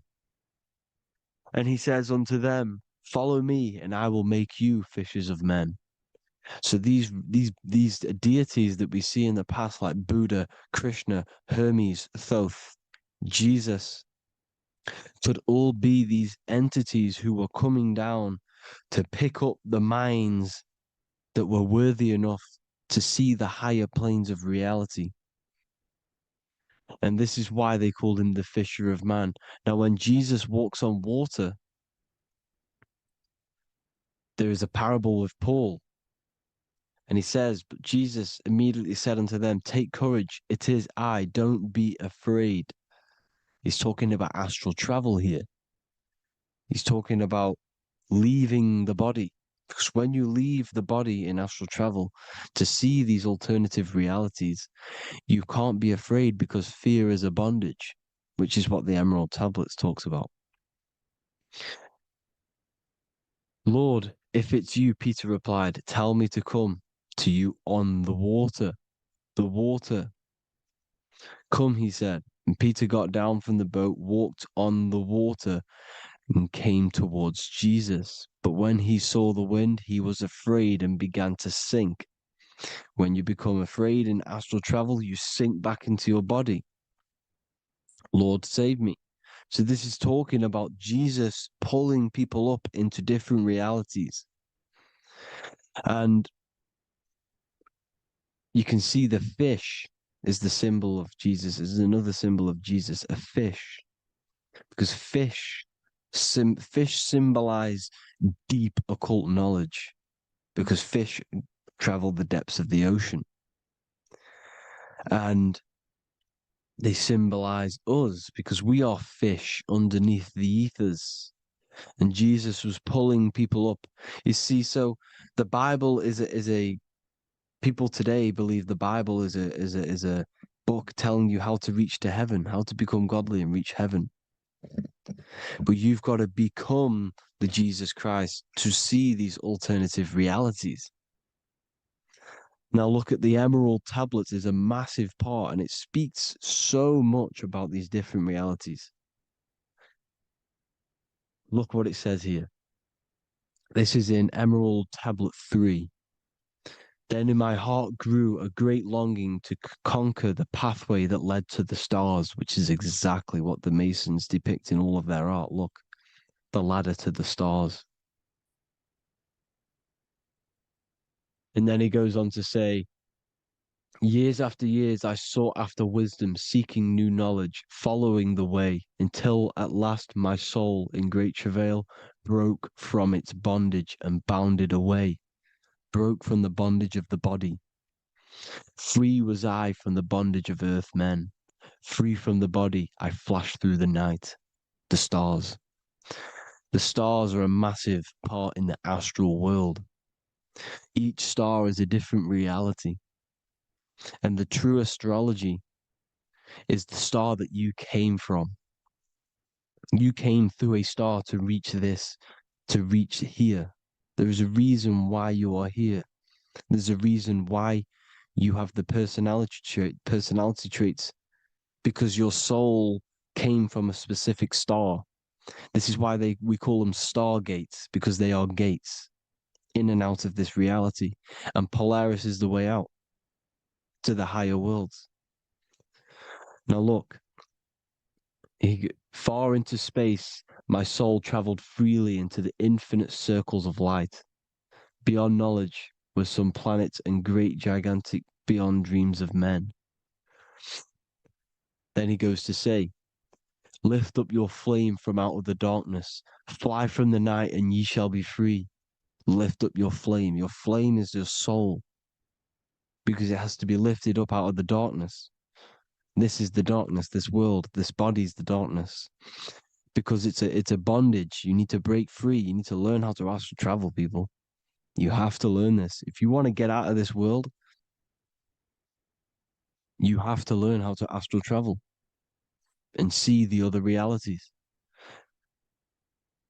Traveled I through space-time, knowing my soul at last was set free, knowing that now I must pursue wisdom until at last I pass to a plane hidden from knowledge, known not to wisdom, extension beyond all that we know. So he's talking about he went to a place where we cannot even comprehend here, a place that was not even known to earth men. He's telling you he's ascended out of this world to the planes that are beyond. And it says here in the Emerald Tablets, man is in process of changing to forms that are not of this world. Grows he in time to the formless, a plane on the cycle above. Know ye, ye must be one, ye must become formless before ye are one with the light. The light, the same light that I was talking about, the Masonic light with the triangle, God, the one source. Ye must become formless before ye are with the light. Formless, you have to leave the body. You have to leave the body. You have to gain the ability to leave this body and travel to these other worlds.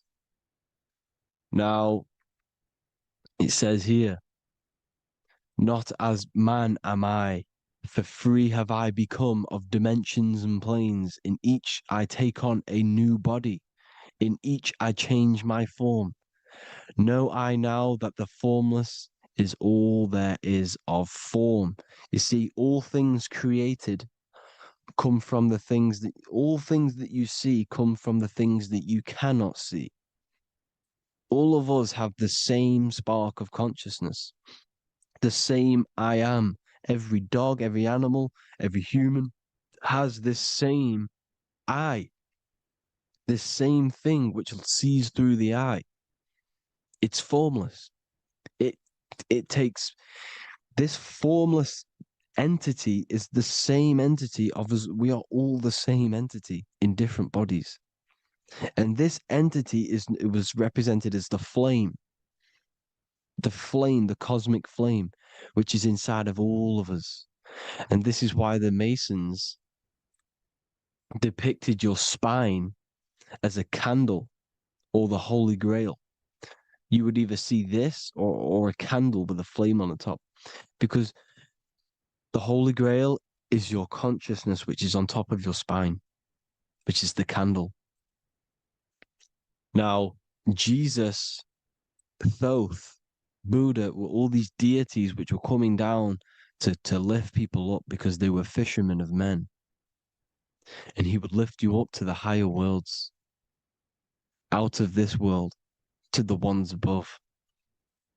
Now, Thoth, you can see him here, he's leading the way. He's holding someone and he's leading the way with knowledge and power.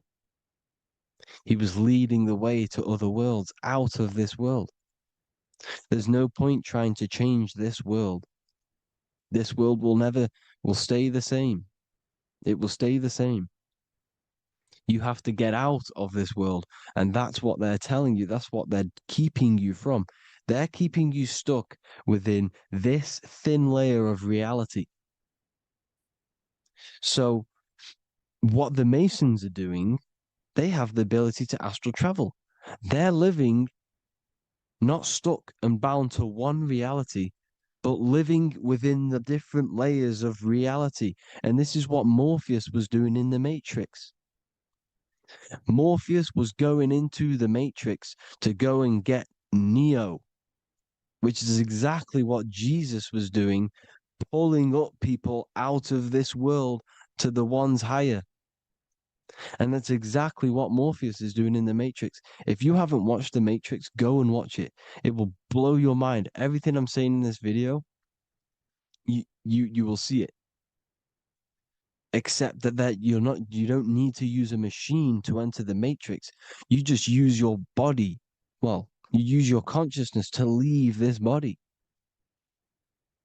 You see, Neo was also uploading himself into the simulation to pull people out of the simulation. And this is exactly what all of these gods were doing. The fisher of man. Look, he was pulling people up out of this reality with the knowledge. Now, Jesus was always depicted with the mushrooms. Look at all this mushroom art. Mushrooms were literally the origin of Christianity.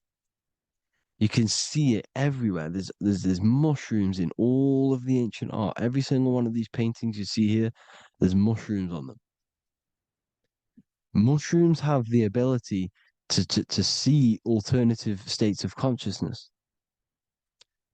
Now, if you go and do them and you go to sleep, if you pop mushrooms, you go to sleep and you will wake up in another reality. You will wake up in another reality. Don't try it if you don't want to do it. But if you've got the heart to do it, do it. Eat them and go to sleep. You'll wake up in another reality.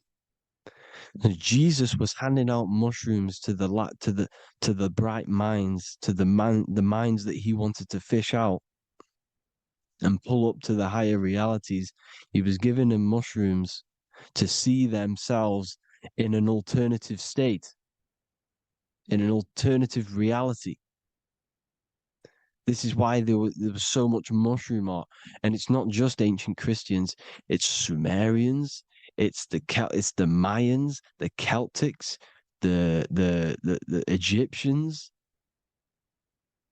all used mushrooms, all of them. Look at all this art; it's on stones, it's everywhere, because mushrooms. See, everything in nature is a micro macro. Look at the form of a mushroom. It's literally your spine and brain because they alter your consciousness. Your body is just a radio receiver. Everything that you're experiencing is a program being ran by the central nervous system, and your consciousness is experiencing this program, these electrical impulses of the nervous system, because it's all feeding back to one point, which is the pineal gland. And this is the candle with the light on it. Type in Masonic candle and you'll see it. It's your spine with your spark of consciousness on top of the spine.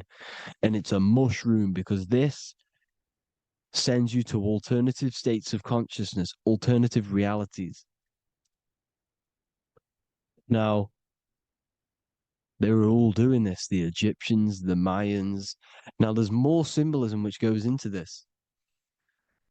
Look at the Christmas trees we use. The Christmas tree with the presents underneath them. Magic mushrooms grow under trees.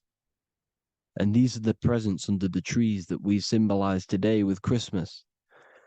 Santa's red and yellow for the red and yellow mushrooms. The same mushrooms Mario has to collect. And when he gets enough mushrooms, he levels up. And then what does he do when he go past the world? When you win that world in Mario, you go to another reality. You go inside of another world. It's truth in plain sight. And it's using mushrooms. It's using mushrooms. Everything, all of the characters in Mario, well, a lot of them are mushrooms. Look at this one. The presents, black, yellow, and red and white. Red and white mushrooms. And the bow on the top is the mushroom head. That's a bit of a reach, but the symbolism never lies, is what you need to understand. And it's as above, so below. Now look at the Sumerians. The Sumerians were also multi-dimensional beings. Okay, look at how they have the double faces. They had 1 foot in this reality and 1 foot in another reality. And look at this one, a double-headed god inside of like a portal. You see? Because and look at these with the wings, the astral travel. Birds, ancient birds symbolize the soul. Because the soul is a bird, it flies to different worlds. It flies around the cosmos. And mushrooms gave you the ability to see these alternative states of consciousness, these alternate realities. Because you exist in infinite realities. You exist in infinite realities. Now look at the 33rd degree Ordo Ab Chao badge. You get this badge when you become a 33rd degree Freemason. And it's a double-headed eagle. A double-headed eagle. And you can see this in Sumeria first. Sumeria have the same symbol. A double-headed Well, bird. You can see it here, here as well. And the Masons are still using this symbol today. And when you become a 33rd degree, 33 vertebrae on the back of your spine, above the vertebrae is your consciousness, and it's a double-headed eagle. One reality in one, you become a multi-dimensional being in the 33rd degree. And I've heard many interviews of Masons say it becomes Luciferian. You see, they speak in code. These Masons can't tell you about what they learn about, but they will speak in code. They said it becomes Luciferian. The word Luciferian is lucid. The root word of Luciferian is lucid, and lucid is lucid dreaming, alternative realities, dream worlds. You become a god. Luciferian means you're becoming your own god, pretty much, because you are becoming a multi-dimensional being living in between the different layers of reality at the 33rd degree of Freemasonry. And look at the double-headed eagle, because the birds symbolize the soul. And they reach high, they fly high, just like the soul wants to fly high to the light, to become one with the light, like the Emerald Tablet says. Now look at Janus. Janus was another god, and he's known as the god of doorways. Janus always depicted with a double head. Janus is why we say janitor or January. And January is entering a new year. Janus is known as the god of doorways with keys, always got a key, because keys open doors. That's why the janitor holds all the keys. And Janus always has double heads, because he had one foot in this reality, one foot in another. He was a multi-dimensional being, a Luciferian,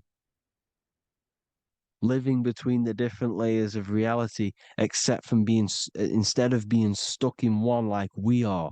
Well, a lot of people. And that's the whole point.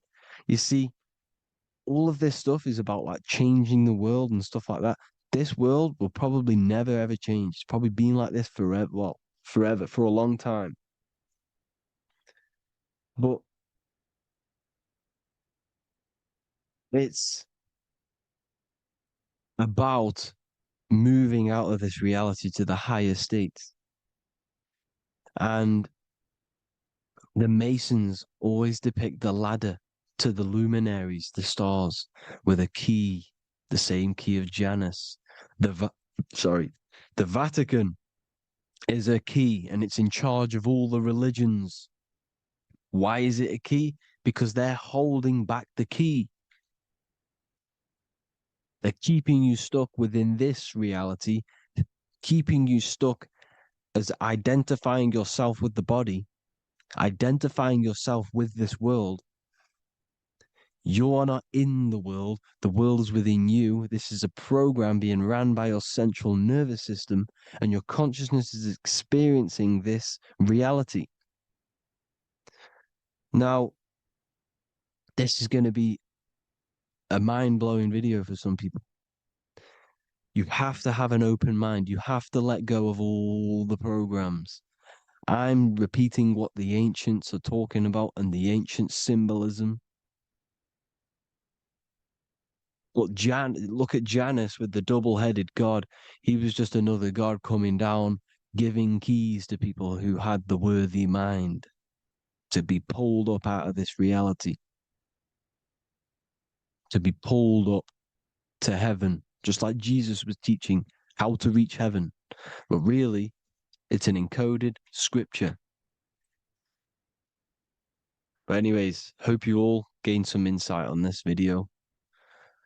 Have an amazing day. Please like, share, comment. All the links are in the bio for the PDF, for the Manifestation Mastery course, and all the other amazing stuff. And if you want to support the channel, I'd greatly appreciate if you became a Patreon member.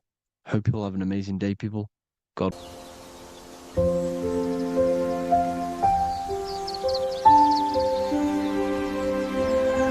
bookofwisdom.com. Visit today.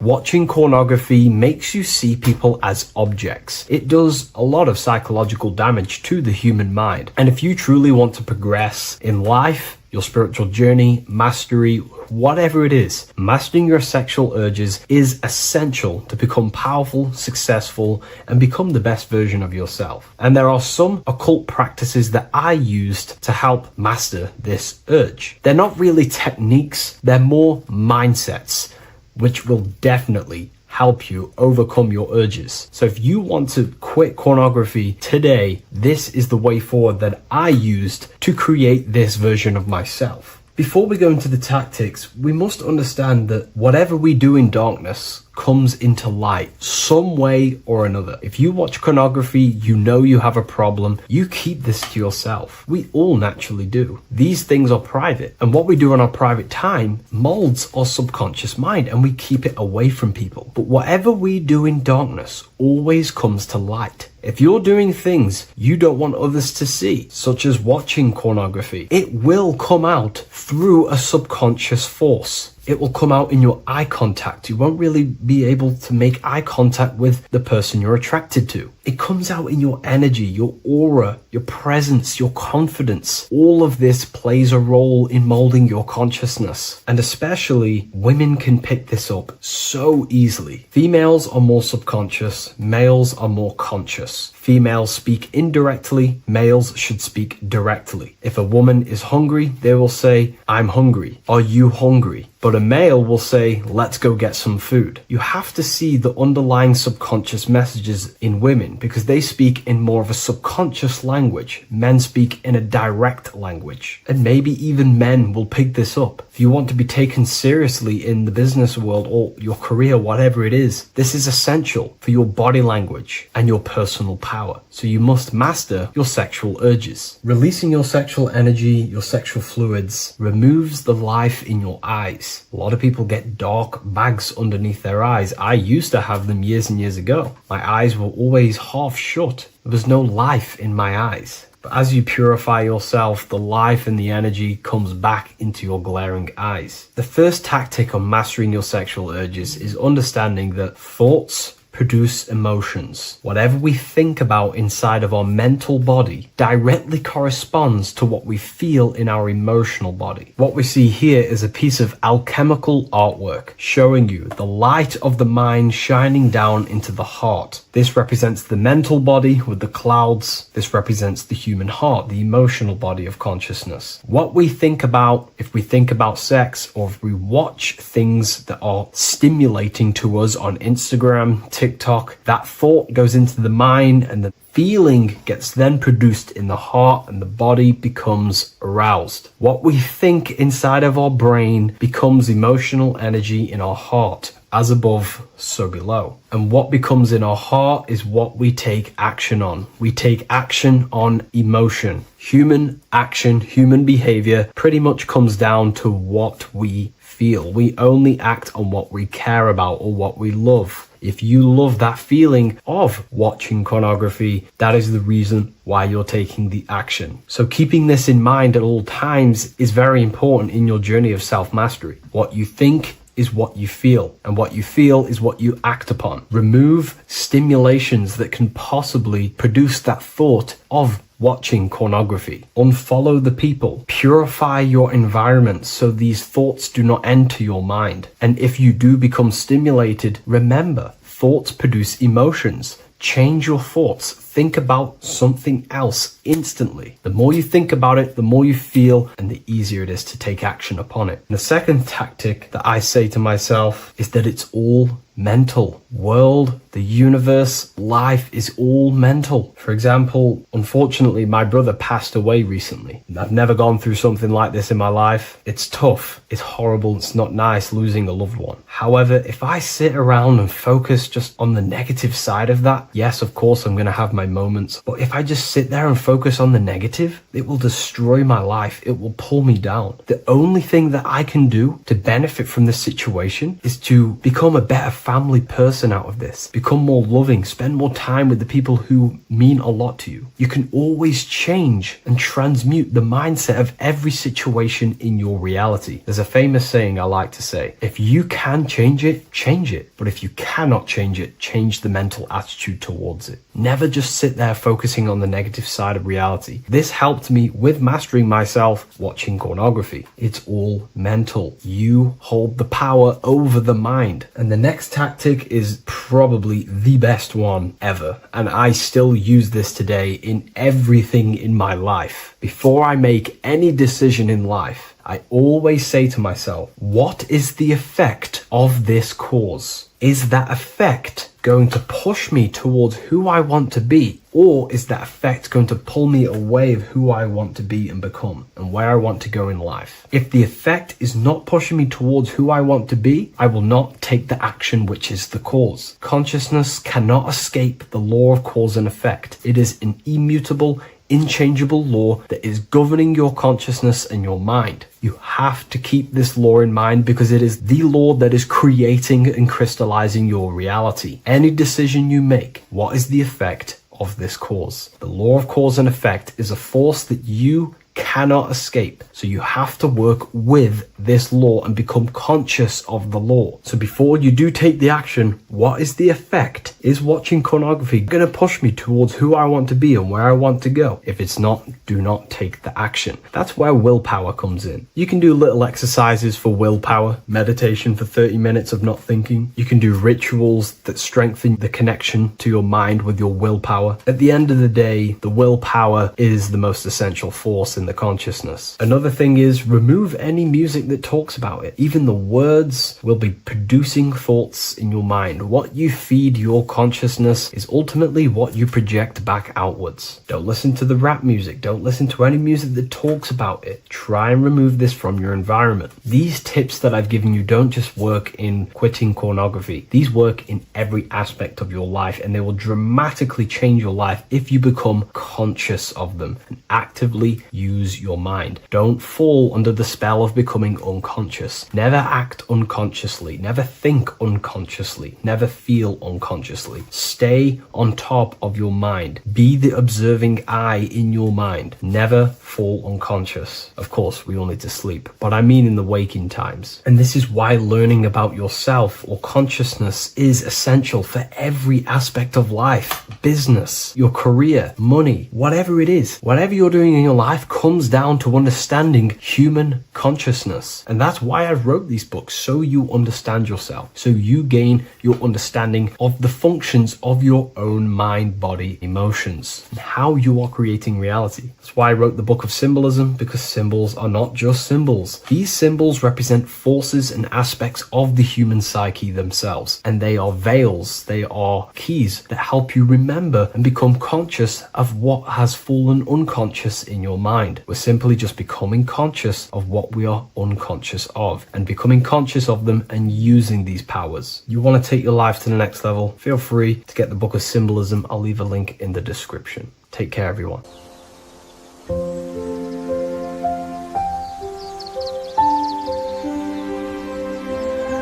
bookofwisdom.com. Visit today.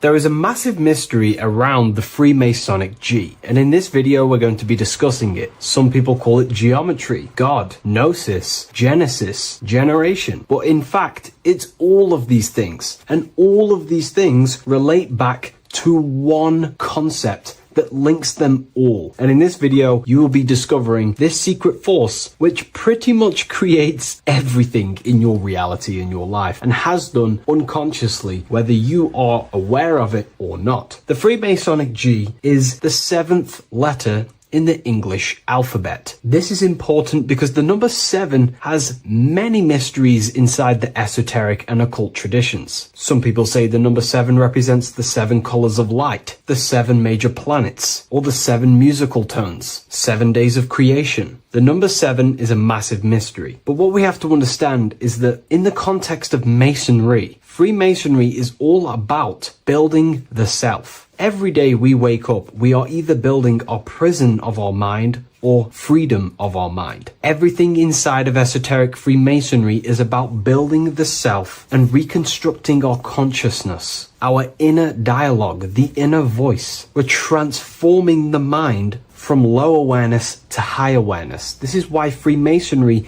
uses the allegory of stonemasonry, stones, chipping away at stones. The stone is in fact you, and we are perfecting the stone, which is your very own mind. Because the universe is a mental construct. Life is happening to us inside our minds. We are all the universal mind expressed and clothed in a different body. Therefore, now we understand that everything is about the internal inside of Masonry. This G relates to something inside of you. Hence why you see the G inside of the square and the compass. It's something internal in you. G is the 7th letter of the English alphabet, and the number 7 symbolizes the 7 cognitions of the mind. In esoteric and initiatory traditions, the 7 psychological cognitions of the mind refer to the 7 distinct modes through which human consciousness perceives, interprets, and transforms reality. Different schools use different names, but across Hermetic, occult, Gnostic, and mystical systems, the same underlying pattern emerges. The mind has 7 functional powers, each representing a layer of awareness and a stage of inner development. Number 1 would be perception. The first cognition is the raw reception of sensory and subtle impressions. It is the gateway where the outer world enters the inner world of our minds. Perception involves learning to see without distortion, to notice the symbolic dimension behind ordinary appearances in an occult interpretation of perception. The second one is interpretation. After perception comes the act of making meaning. The mind organizes impressions into patterns, beliefs, and judgments. Esoterically, this cognition determines whether a person interprets life through the ego or through the higher insight of their higher consciousness. The goal is to purify interpretations so that the intuition can speak through it, to clear our minds of the clutter, master it, and let our higher consciousness shine through it. Number 3 is the imagination. This is the creative faculty that produces images, symbols, and visions in the mind's eye. This is associated with the astral plane. We live in a mental universe of thought. Thought wraps itself inside of imagination. The thought alone has no true form, but then the thought wraps itself in a vehicle of consciousness, what we call imagination, and we give form to the thought. Imagination becomes active. Imagination becomes active imagination, the foundation for rituals, alchemy, meditation, and visionary insights inside of occult traditions. Working on your imagination is a key part on developing your consciousness, as it is literally the sight into the astral plane, your internal vision of the mind. The fourth cognition of the mind is emotion.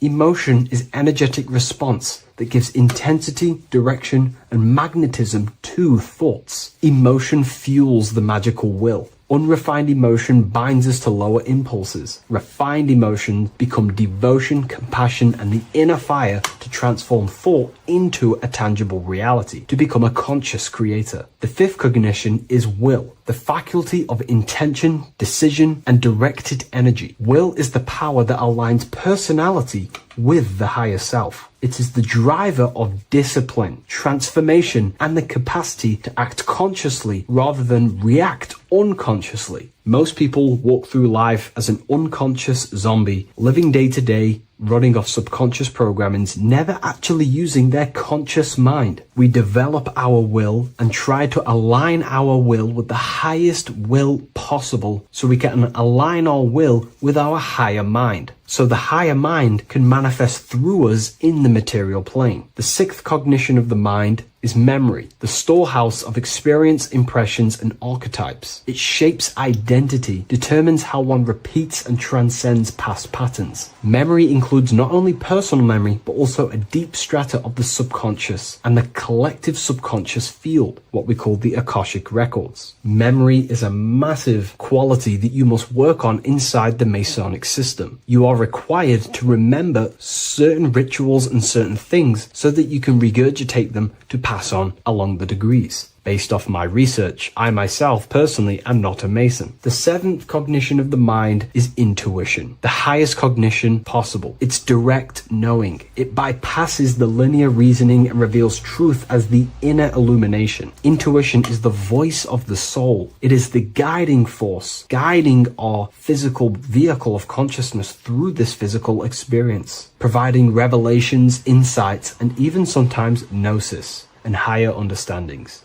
They are the seven principles and cognitions of the mind that we should work on. Sometimes they're symbolized as seven luminary planets, because lumen is light. The planets are light. Light is consciousness. Consciousness is light. Now moving on to the true understanding of the G, the higher understanding of the G, as I mentioned previously. This is what we call the generative principle, the care principle, the human heart principle, the female aspect of consciousness within yourself. All creation is built upon a care. All action is built upon a care. You only act on what you care about. You care about paying the bills and staying inside your house and looking after your family, for example. Therefore, you take the action to generate the reality and generate money to pay the bills. Them actions are driven by the force of care. If you care about a plant, you take the action to water the plant and it grows. If you care about your partner or relationship, you give them attention and care and love, and you grow the relationship. As soon as you stop providing care, watch the relationship crumble and the reality destroys itself. Care is the generative force of reality. This is the generative principle that generates your experience in this world. We are in a continual state of becoming. Each cause gives birth to an effect, and that effect gives birth to a new cause. The G is the generative principle that drives creation in the present moment. Reality is creating, unfolding in the present moment, and the G is the force inside of you that generates your experience. You're watching this YouTube video right now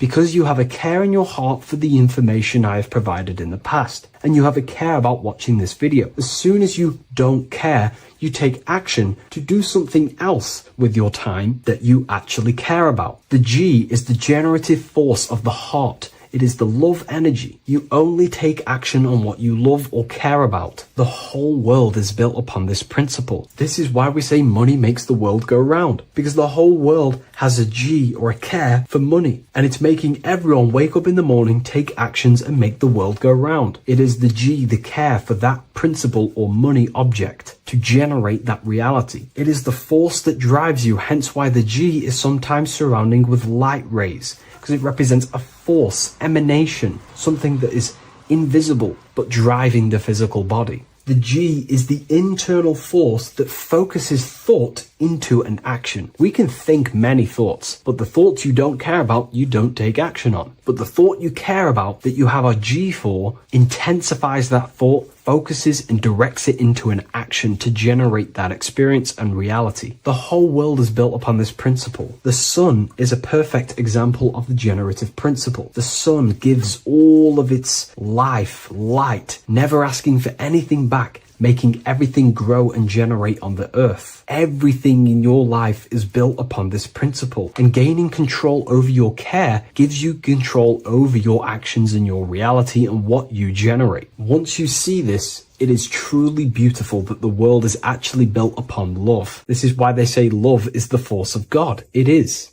Truly. This is the reason why God begins with a G. It's about Genesis. Genesis means creation. G, generation. Anything that generates and creates is all to do with a care or a love energy. But don't get me wrong, people can love sick and twisted things, and they act upon them sick and twisted things. This is why purification of ourself is important by understanding this principle, as it is a very powerful principle to understand. This is the reason why the word gift begins with a G. You're giving something. I care. I'm going to give you something, a gift. Or guidance. This is what guides you into becoming something, what you love. This is why also gnosis begins with a G. Gnosis is not actually knowledge. Gnosis is knowledge attained by direct experience or through direct experience. For example, you're not believing you're watching this video right now. You know you're watching this. Know, gnosis, same phonetic sound. It's about knowing. Gnosis is about gaining knowledge of the self. Self-knowledge through direct experience. Instead of believing in God, I seek to know God through direct experience, by altered states of consciousness, transcendent meditations, understanding human anatomy, understanding the laws that govern my mind, understanding creation. That is direct gnosis, knowing that God exists instead of believing he exists. By going within the self, questioning the self, and gaining a deeper relationship with the inner observer. You start to gain gnosis, self-knowledge through direct experience. And in order to gain gnosis, you have to care, because gnosis requires action. It requires you to meditate and go within yourself. It requires you to study yourself. It requires you to go within yourself. And in order to do that, you have to care. If you don't care about knowing yourself, you won't take the action to generate the gnosis. If we take a look at this piece of Freemasonic artwork, we can see a whole lot going on here. But if we focus down here with the temple with the letter G on, and when you walk through the temple, there is a pathway leading up a hill towards the light. The light reveals things. If something is in darkness, you can't see it, but the light reveals something. It's symbolizing truth, the light of gnosis, knowingness. And in order to walk this path, you have to go through the temple, which means entering in yourself. This is symbolic of the path. The Masonic path is about the self, reconstructing and learning about the self. In order to walk up that hill, it takes a lot of effort. It's not easy walking up a hill. You're going to be tired. It's not easy. It's horrible. Who likes walking up a hill? I know I don't, but people like hiking and stuff. I understand that, but it's symbolizing this is hard work, working on yourself, because the labor of working on your mind is the hardest labor you will ever do. It's called the great work or the Masonic work. And in order to climb that mountain, you go through the G. You have to have the care. If you do not have the care, you will not walk up that mountain. You will not generate the gnosis. You will not get close to the light. You have to have the G to walk that path of self-mastery and working on your mind. This is very, very important. If you want to gain the light, you have to have the G inside of you. You have to have the care to generate a higher consciousness. If you want to earn more money, you have to have the care, or else you will not take the action necessary to generate that reality. This is why we have to master ourselves and write down everything you love. It could be even the bad things. It could be lust. It could be anything you're wasting your care energy on. Try and remove them one by one. Master them and become disciplined. And then you will have more G energy, care energy to direct towards something else in your life to generate and grow that experience or reality. Again, the word grow, G. It is a growing force. What you place your love and care into grows and expands. What you have a G for is what you spend your time and attention on, your two spiritual currencies. So this is the Masonic G, and I hope you gain a deeper understanding of this. So that is pretty much everything about the Masonic G that you need to know, and hopefully this has helped you. If you wish to learn more and gain guidance through your life and understand yourself on a deeper level, the book I've used today is called The Book of Symbolism. I'll leave a link in the description.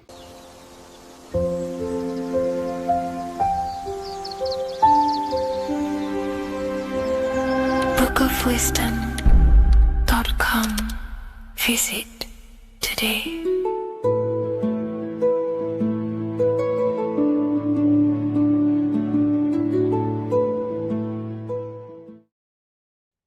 What if I told you many people around you have probably sold their souls? It's more popular than you think, and it's very easy to do. Selling your soul is not something that you can just go and meet the devil and do it. It doesn't work like that. But before I tell you exactly how you can sell your soul and how not to sell your soul, what is the soul? So looking at Jesus, we always see two lights surrounding his head, one surrounding the heart. And as of course, if you've been watching my channel, you know Jesus represents you. He represents the divine essence of the universe made in human form. Each one of us possess a fractal of God's infinite consciousness. We are all God. We are all God experiencing himself in a three-dimensional divided form, separated from his oneness. God wanted to experience himself, so he made this world. So each one of us possess a soul, and the soul is the spark of God's infinite loving consciousness, filled with God's loving moral law. So the reason why Jesus is always have a light above his head and a light on his heart is because this represents the brain and the heart. The brain is not the mind. The heart is not the soul. The brain is the physical manifestation of the mind. It is the physical mechanical computer for the spiritual mind. The heart is the physical manifestation of the soul. The heart is a brain. In fact, it contains 40,000 specialized cells, which are the exact same cells found in your cranial brain. Yes, your heart is an emotional brain. Your cranial brain is a thought brain. It's a computer. Okay? Everything that exists physically exists non-physically. This is what the ancients called spirit. Just means invisible force. The mind, the thoughts are not made of atoms. You can't touch, you can't find tangible thoughts, imaginations. These things exist spiritually in metaphysical counterspace. It's the same with your emotions. The emotions are spiritual. They are not physical. You can't touch them. So thoughts are the language of the mind. Emotions are the language of the soul. Sometimes we can become eluded by thought and we can become eluded by emotion. If we are led purely by emotion, we can create illusions in our perception. The same if we rely only on thought. We must balance these two. Okay? So the mind is the creator. The soul is the operator. Every thought we think is being judged by our soul. The soul is the judge. The soul tells you what is right, what is wrong. And even the Freemasons depict this spirit and matter in their black and white checkerboards. White is spirit, black is matter. Matter is dead, spirit is life. This is what this represents. Physical reality is not just physical. For every physical object, for every physical manifestation, there is a spiritual force bringing it into existence. Consciousness brings everything into existence. Before you kick a football, there is a change in your inner consciousness before you take that action of kicking the football. Everything exists in spirit before matter. You existed in spirit before you were physical. We also see this in alchemical Freemasonic artwork. This represents the clouds. This is the mind. This is the heavens. And then coming down into the heart, which represents the earth. The light entering the mind into the heart, because every thought we think is being judged by the heart. The heart speaks to you through emotion. The soul speaks to you through emotion. Every thought you think, your heart is telling you that is right, or it's telling you that is wrong. Why? Why is this? Emotions can guide us, okay? Emotions are the language of our soul. Our soul guides us to our soul purpose. Each one of us contains a purpose in this physical life.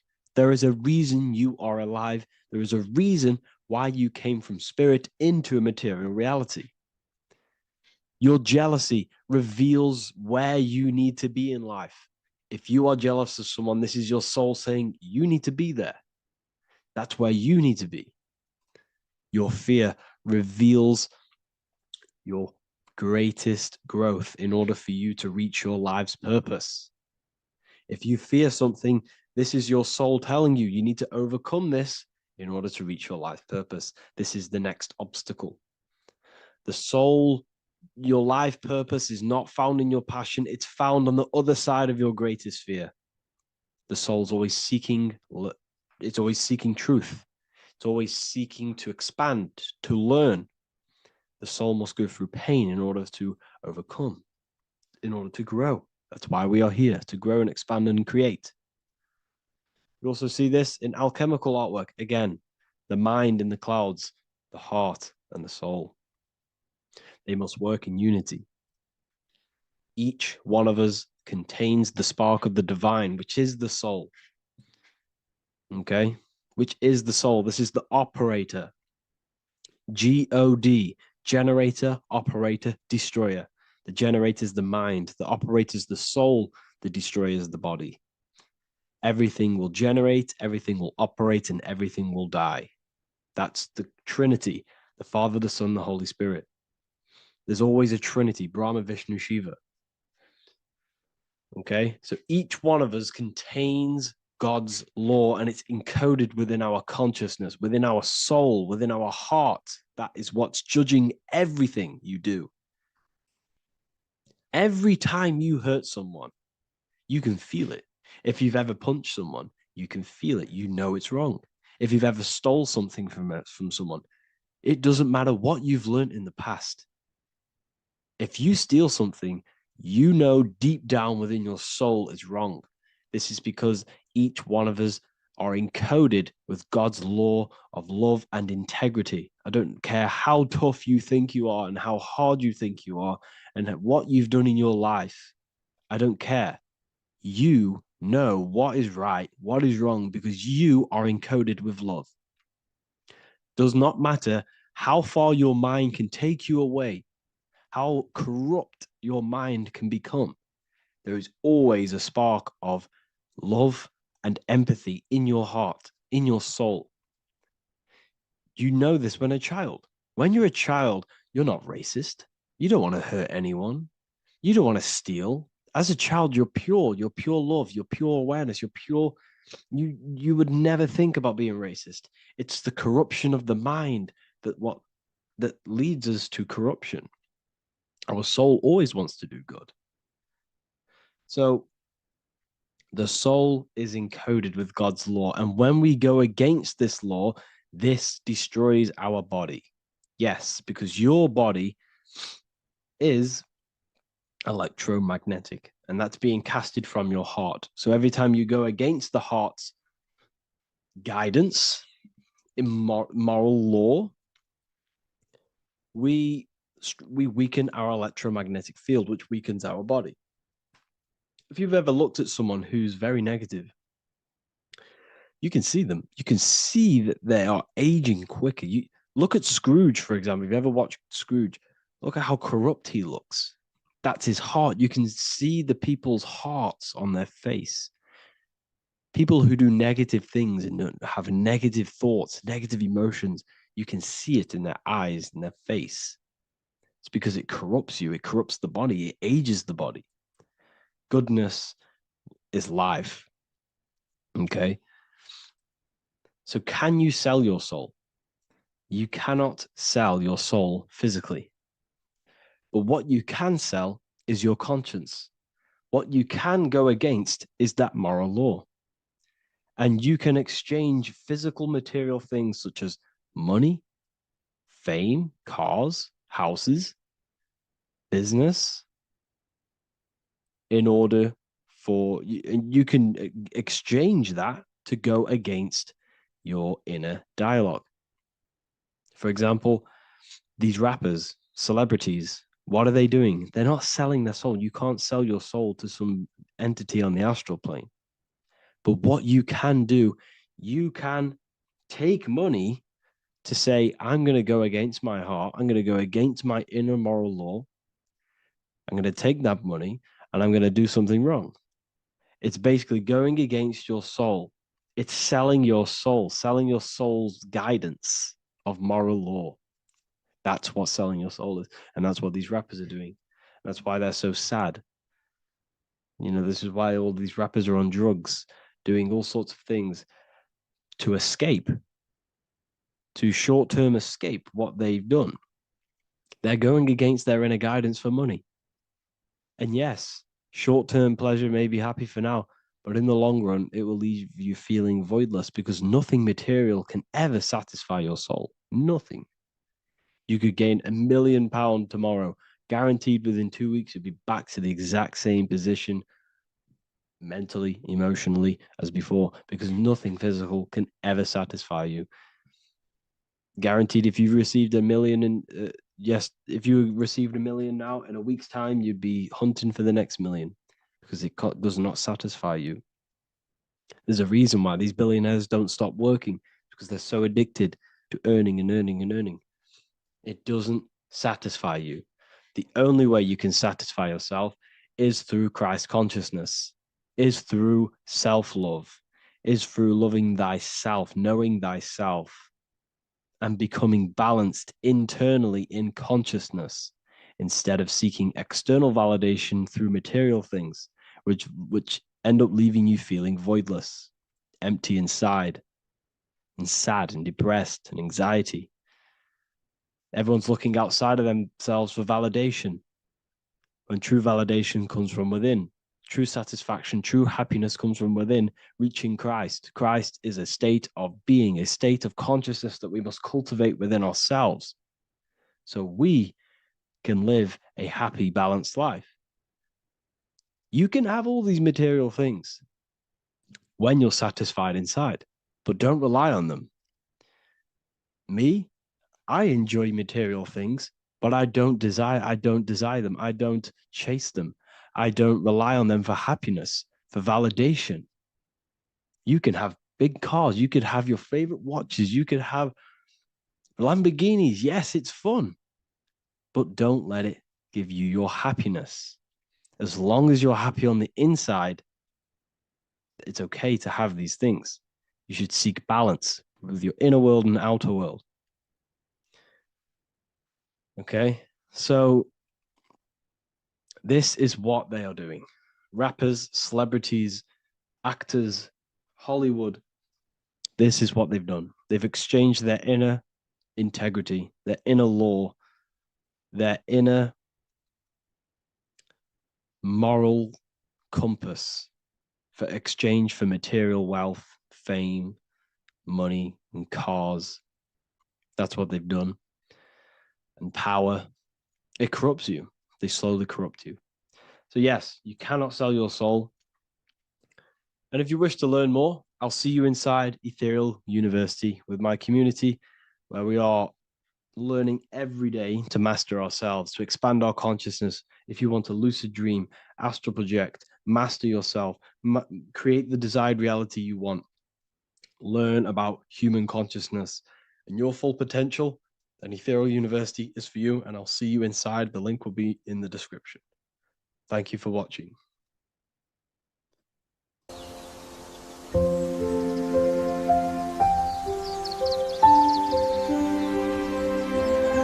bookofwisdom.com. Visit today.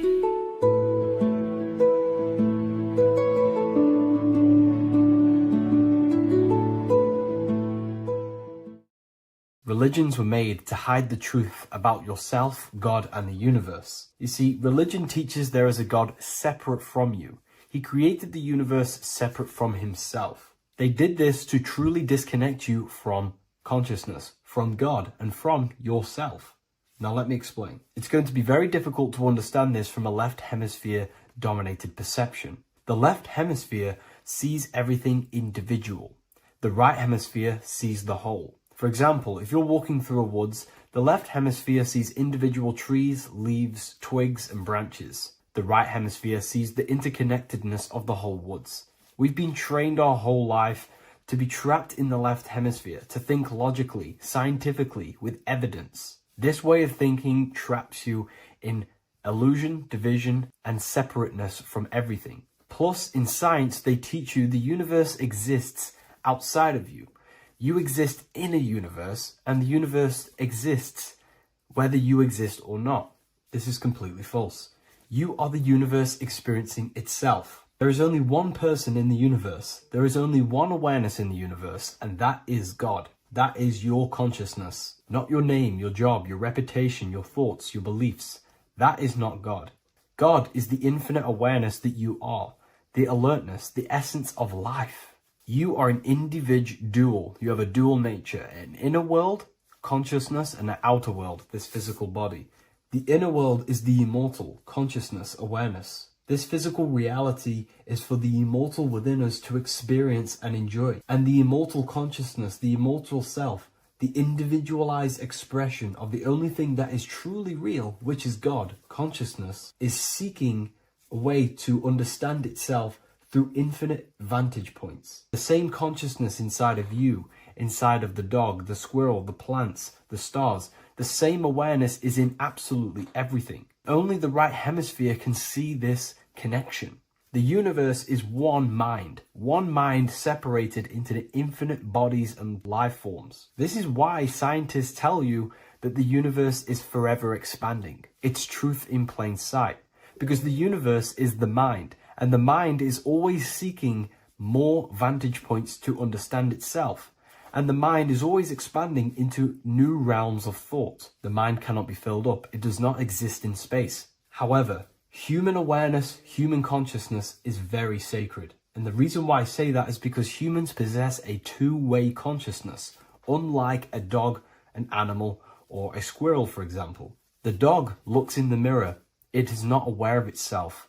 It doesn't look in the mirror and see that it needs to improve something. However, humans, we can look in the mirror and say, who am I? Where do I come from? And I need to change this aspect of me. I'm lacking in this area. Dogs do not have this awareness. They function only on their immediate surroundings, on survival and instinct. Human awareness is special because we have the ability to reflect on the self. We can question our consciousness. We can question, who am I? Where do I come from? And where am I going after this? The human mind has no limitation. We can surpass our animal nature and rise to a godly nature. This is the whole purpose of reaching Christ consciousness, which is just an ideal consciousness where we have control over self and we know who we truly are. Humans have been given the tools to awaken. Our five senses are locked only to perceive the physical world, but the mind holds the gateway to understand the unseen aspects of reality. The mind holds the secrets to the universe and consciousness. We just have to study ourselves to understand God. We are all individualized aspects of consciousness. There is only one pure consciousness in the universe, but we're fractaled into infinite life forms, experiencing this consciousness in a different form, molding this consciousness into individual egos and individualized consciousness. Me and you are made of the same fabric. However, I have thought different things, believed different things, experienced different things, which has conditioned my consciousness to be my own individualized aspect of God. And that's what makes me, me, and you, you. God is the creative power within us to turn thoughts into physical reality, to create things.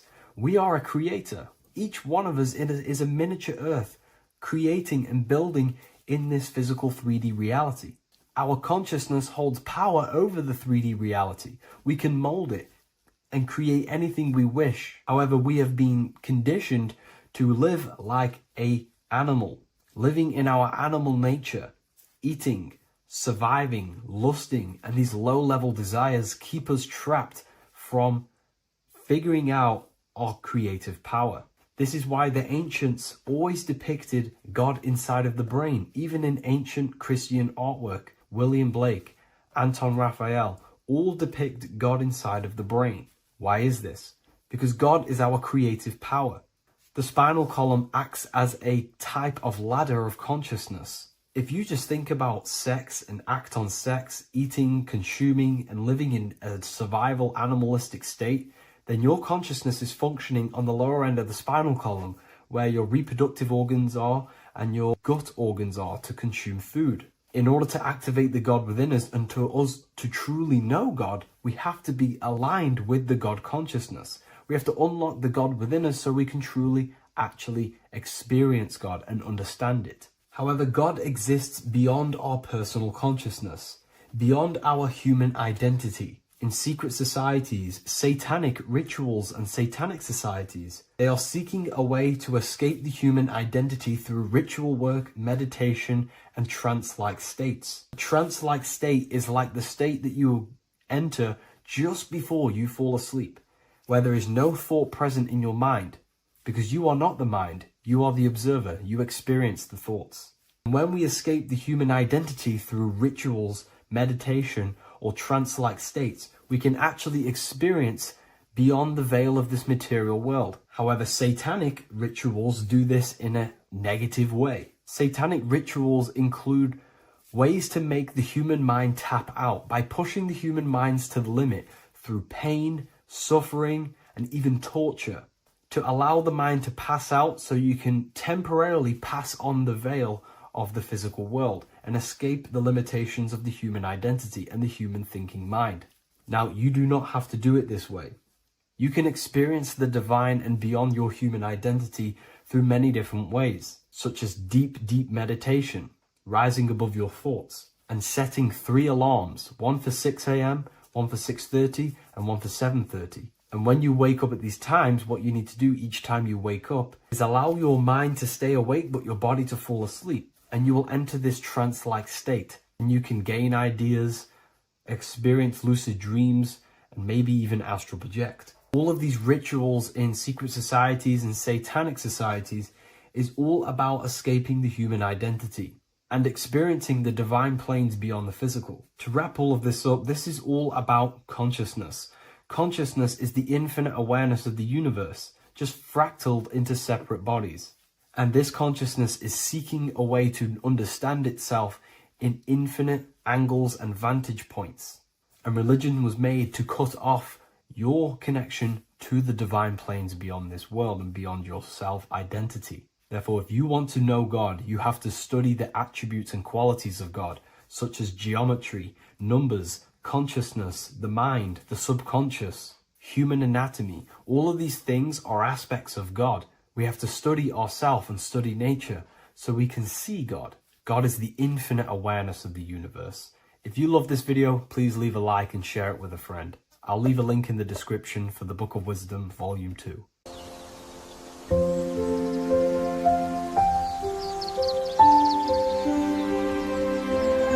bookofwisdom.com.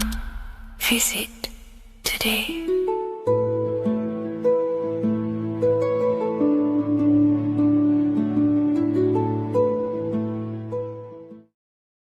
What is up, people? How are we all doing?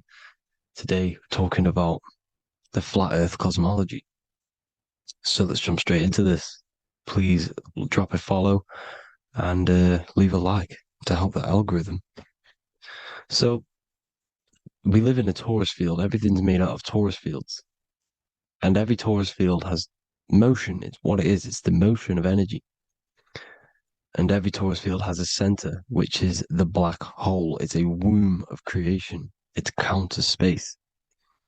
Now, this is why the North Pole is magnetic, because the center of this torus field is the most magnetic part, the strongest part of the field.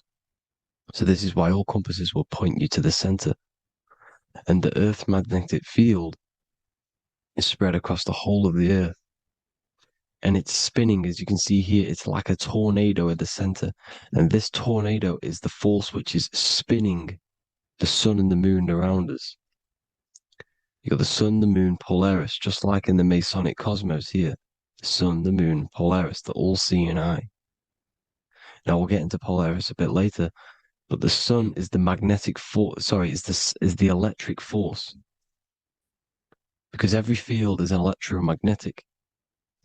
Now, the sun is electric. It's positively charged. It's gonna give you energy. It's feeding energy. The moon is more magnetic energy. which is taking your energy away from you. And this is why you become sleepy when the moon comes out. Because it's taking away your energy. So these two forces is the balance, it's the yin and yang. It's the balance. Everything in this creation is balanced. Because the torus field is the earth is the plane of inertia, the 0 point within the field. Because physical matter is a result of two opposing forces equalized on the plane of inertia. And that is where matter crystallizes into physical results. And this physical plane is the plane of inertia, planet Earth. And at the center of this plane is the black hole, the womb of creation. And outside of this black hole gives birth to light. So the torus field is constantly rotating, going into counter space, the black hole, and then out of counter space gives birth to the white hole, white light. You see? So it's going around, black hole, birth again, black hole, birth again. And it just keeps going around. It's an infinite cycle of energy. And this is where the infinity sign comes from. This is the motion, this is the force which is creating everything to spin inside of this circle. Okay? And it's making the stars spin. It's making the sun and moon spin around us, around this center point. Now here you see Horus and Set putting their feet inside of this dome. This is the royal arch, the arch of the dome above us, which is like you see in the Masonic cosmos, the royal arch of Freemasonry. This is the dome above us, the firmament that the Bible talks about. You see, they're putting their feet in because Set symbolizes the moon and Horus is the sun. Horizon, Horus. Horus is rising, the sun. So they're both putting their feet around this center magnetic pole, which is the pole, North Pole. And above the North Pole, you have Polaris, the pole of electromagnetic energy. You see? And this is how we get the sun and the seasons.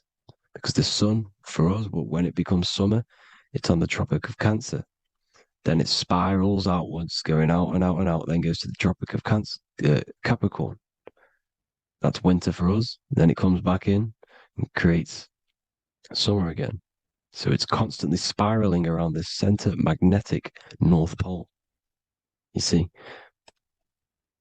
So this roof above our heads is the firmament. And this is what they've taken off of us. They haven't physically taken it, but mentally they have taken this away from you. It's a female energy. And this is what the Egyptians called Nut, the sky god Nut. And this is the womb. We are inside God's creation, God's womb. And the woman's womb, when she has a baby, is a microcosm of this. Because everything inside of this creation is macro. It's a reflection of the bigger things, as above, so below. So the dome above our heads is the dome we are in when we are a baby. And you can see the sacred geometry of it is the exact same. It's the dome. And when we are inside of the womb, the woman, the sacred maker, which is the M, the Masonic M, this is the Gmail symbol. The Masonic M is maker, mason, matter, male. She delivers the male, you see. She delivers the male because it's the maker, the female, the magnetic. The woman is magnetic in nature. The male is electric in nature. So when we are in this womb, the female, we are being fed by the center umbilical cord, by the center of the mother's stomach. We're connected to the center of the woman's stomach, just like we are when we are in the earth. The center is where the aurora borealis is being emitted from, the electromagnetic aurora borealis, the northern lights. This is our spiritual umbilical cord, connecting us to counter space, connecting us to the realms beyond this world. Because at the center of every torus field is counter space. And at the center of the earth is our spiritual umbilical cord.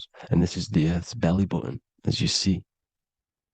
As above, so below. We had a physical umbilical cord. We have a spiritual umbilical cord. And this gets cut when we die, when we're cut away from the physical reality.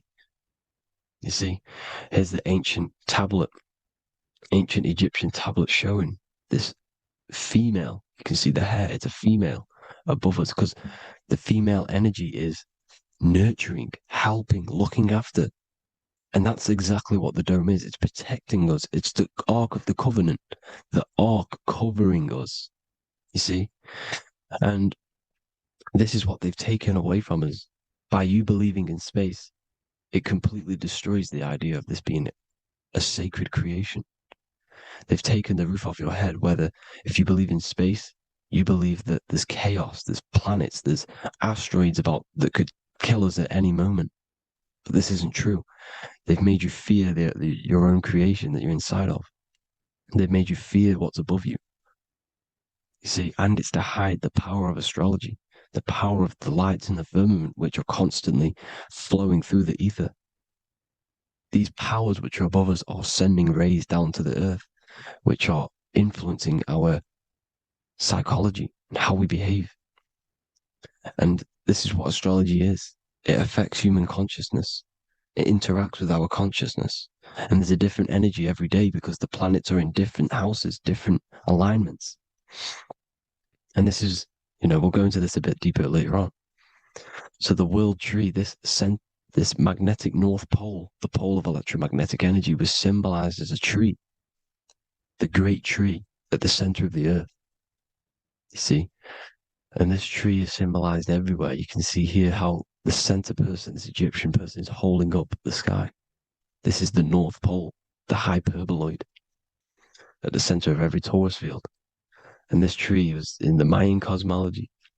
This is an ancient depiction. This is the torus field. There's the plane of inertia. Here's the center tree. Here's the tree in the center, the magnetic North Pole, the woman holding the stars. Is the Hindu with the two birds symbolizing the sun and the moon revolving around this center tree. The Mayan tree, his Horus and Set around the North Pole. They all knew this flat earth cosmology. They knew these secrets. It's so sacred you understand the creation that you're inside of. Because if you don't, you'll be led astray. You don't know where you are. You're lost. You see? And here's the Masonic art with the rays of the stars coming down with the tree in the center. So it was personified as a tree. And we are in Asgard, Midgard, the middle garden, where there's good and evil. So the 7 layers of heaven, which is talked about in the Quran. Each planet has a different layer of the firmament, and this is the 7 layers of heaven, and these are our 7 layers of the energy centers in our body. So we start in the stars, so we are stars in a physical body. And this is why we say Mr., Sister, Fraudster, Sinister. Stir is star, and we are in the stars, and our star descends into the soul system, not solar system. And as we descend into the soul system, we enter Satan's kingdom, Satan's world. As it says in the Bible, Satan is the god of this world. Well, if you've been into my research for a while, you know Satan is Saturn. Saturn's world, because Saturn's the outermost ring. He's the Lord of the Rings. And you enter his kingdom, the kingdom of time. And this is why Saturn's the time god. As soon as you go past the rings of Saturn, you're now in the soul system. You're now in time. You're now bound by space and time. And you're bound to the earth plane, the heart. Earth is heart. It's a rearrangement, it's an anagram for heart. And the heart of the electromagnetic color spectrum is green, and that's why the earth is green. And above green is blue, and this is why the sky is blue. In order to go to heaven on the macro scale, you have to go through the blue sky, through the 7 layers of heaven. In order to reach heaven in your body, whilst you're here, you have to go through the blue chakra to your head, which is heaven. It's micro, macro. Everything is micro, macro inside of this creation. Is an ancient. I think this is a French image, piece of art from the ancient French, with obviously the 7 layers of heaven, which they all depict. And notice how it's like a dome. We'll go into this dome symbolization, the Royal Arch of Masonry, which is next. But these 7 layers of heaven give us the 7 metals, the 7 days of the week, the 7 diatonic tones, the 7 chakras, the 7 everything. It's God's favorite number.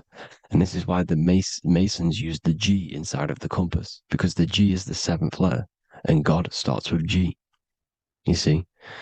So it's 7. God is 7. Here's another depiction of the heart, the soul system, the 7 layers of heaven.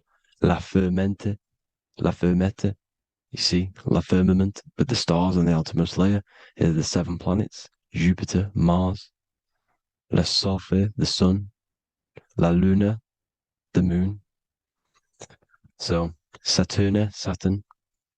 So we are in the heart of this soul system. In order to ascend, we need to ascend up our chakra system, reach 144,000 hertz. God consciousness, the God man. You have to unfold God man, master of the mind, mastery of the mind. So, what are the stars? The stars make everything unique. The stars are constantly rotating around the center, magnetic North Pole, the tornado at the center, which is stirring everything. It's stirring the ether. The center is the ether, and the 4 elements are born out of this ether.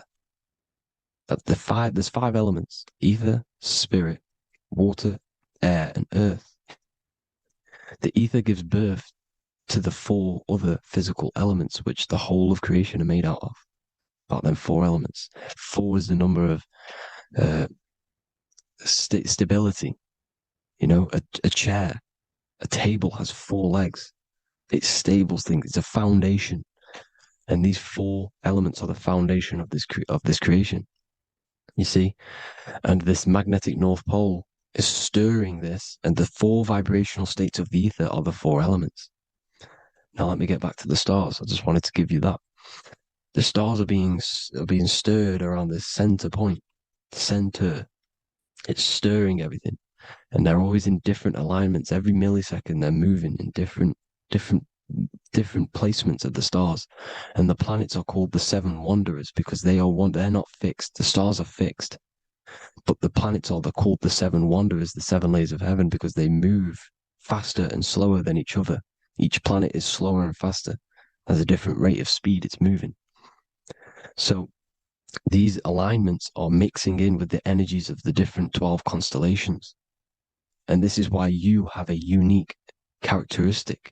You have a unique look, a unique energy, a unique personality.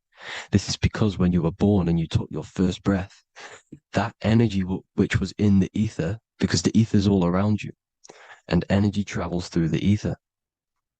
The energy that the stars were casting down and the energy that the planets was mixing in with the 12 constellations was in the ether. So when you came out of the womb and your first breath, because breath is spirit, okay? So that first breath you took, that is the energy that is imprinted within your DNA, your soul.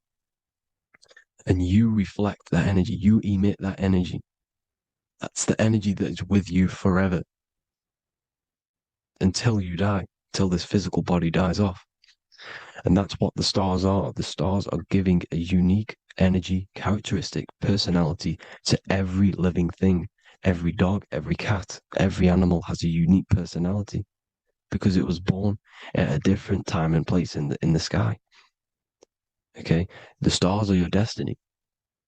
Now, the stars are constantly changing as well. If you look at stars through a telescope, they're constantly changing and forming different forms. You can see here, it looks like water.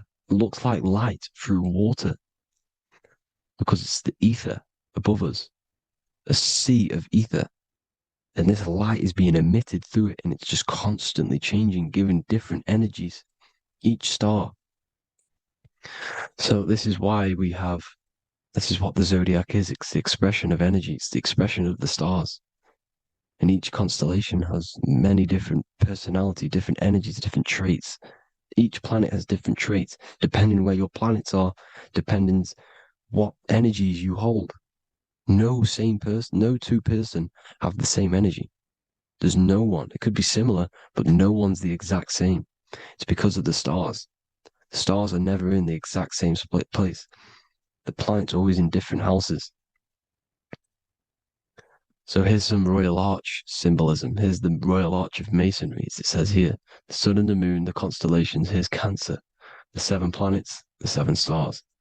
Here's the Royal Arch. This is the firmament. Here's the duality. Black and white, duality, good and evil, rest and motion, dielectricity, magnetism. See?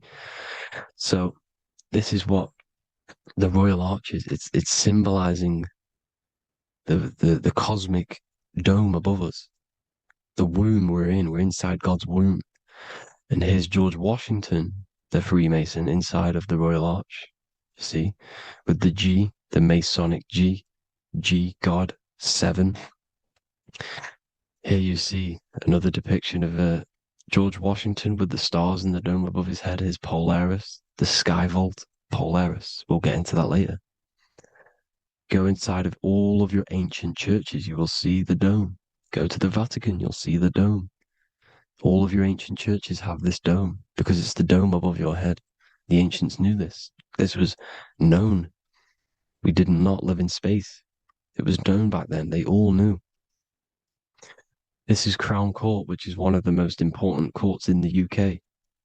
You can see it's clearly so much Masonic symbolism. You've got the 4 pillars of Masonry. The Royal Arch is like an arrow pointing upwards to Polaris. As the Disney World is under a dome. And his Polaris, the sky vault. You see? And also 666 in the symbol. Here's more 7 layers of heaven. Here's an ancient depiction. The firmament. Here's the astral plane outside of the firmament. The Royal Arch. You see? It's everywhere. Here's Polaris, the 8-pointed star. Polaris is in between the sun and the moon. It's at the center of the Taurus field. And Polaris corresponds with the pineal gland as well because it's the all-seeing eye. See? So, is Polaris, the 8-pointed star, which is at the very top. It's the very center. It's on top of the North Pole. And it's an 8-pointed star that's always symbolized as an 8-pointed star. Here you see the Vatican. The Vatican is a giant key with an 8-pointed star. See, it's a key. Here's the dome. Here's the Space Delta, the USA Space Delta logos. Here you see the Egyptian god looking from the center of the North Pole, looking upward to an 8-pointed star, Polaris. An arrow pointing up to Polaris. Here's another, the bear holding a key with an arrow up to Polaris, 7. Holds the key to Polaris. Here's an eagle holding a key above the North Pole to Polaris. Polaris, and here's another one. There's another bird, like a dragon, holding a key to Polaris. Because Polaris is definitely something to do with leaving this creation. Okay, maybe, I can't say for sure, but maybe it's to do with ascension, and this is why the Vatican hold the key to the 8-pointed star.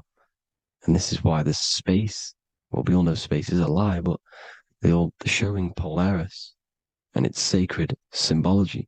Maybe it's to do with something leaving this creation, going to another. Here's some North Pole symbolism. As above, so below. You see the four seasons of the Big Dipper constellation going around Polaris. This is Polaris, this is the Big Dipper constellation, and this is the swastika. This image gives us the swastika, because all the symbols we use are created in nature. They're created somehow in nature. This is how we get them. As above, so below. This is the map of the North Pole with the 4 rivers, looking like the Big Dipper constellation. It's the Masonic, there's the ancient cosmology with the 4, you see the 4 islands, Mayan cosmology, 4 islands. This is the alchemical symbol for Earth, 4 sections. The windows, because the center of the North Pole is a window to another dimension. The 4 lucky 4-leaf clover, which is supposed to be lucky. It's truth in plain sight. And here's Hitler looking at 2 flat Earth maps. So this swastika has been used for thousands of years, thousands and thousands of years. And it's symbolic for the most sacred land on this plane, the North Pole. Shambhala. Do some research on Shambhala, people. It's a it's a Hindu mythology about the sacred lands. the sacred lands at the center of the earth. And it's known to be full of enlightened beings. And it's all symbolized at the center. You can see their paintings of Shambhala. It's all at the center, the North Pole. And it's known to be the most godly place ever because it takes you to a portal to the higher places. And maybe this is something to do with Polaris, connecting you to this sacred land at the very center. But anyways, people, thank you all for tapping in. Hope you all learned something. Have an amazing day. Please follow, subscribe, like, all the links in the description for the courses, the PDF. Please have an amazing day. God bless.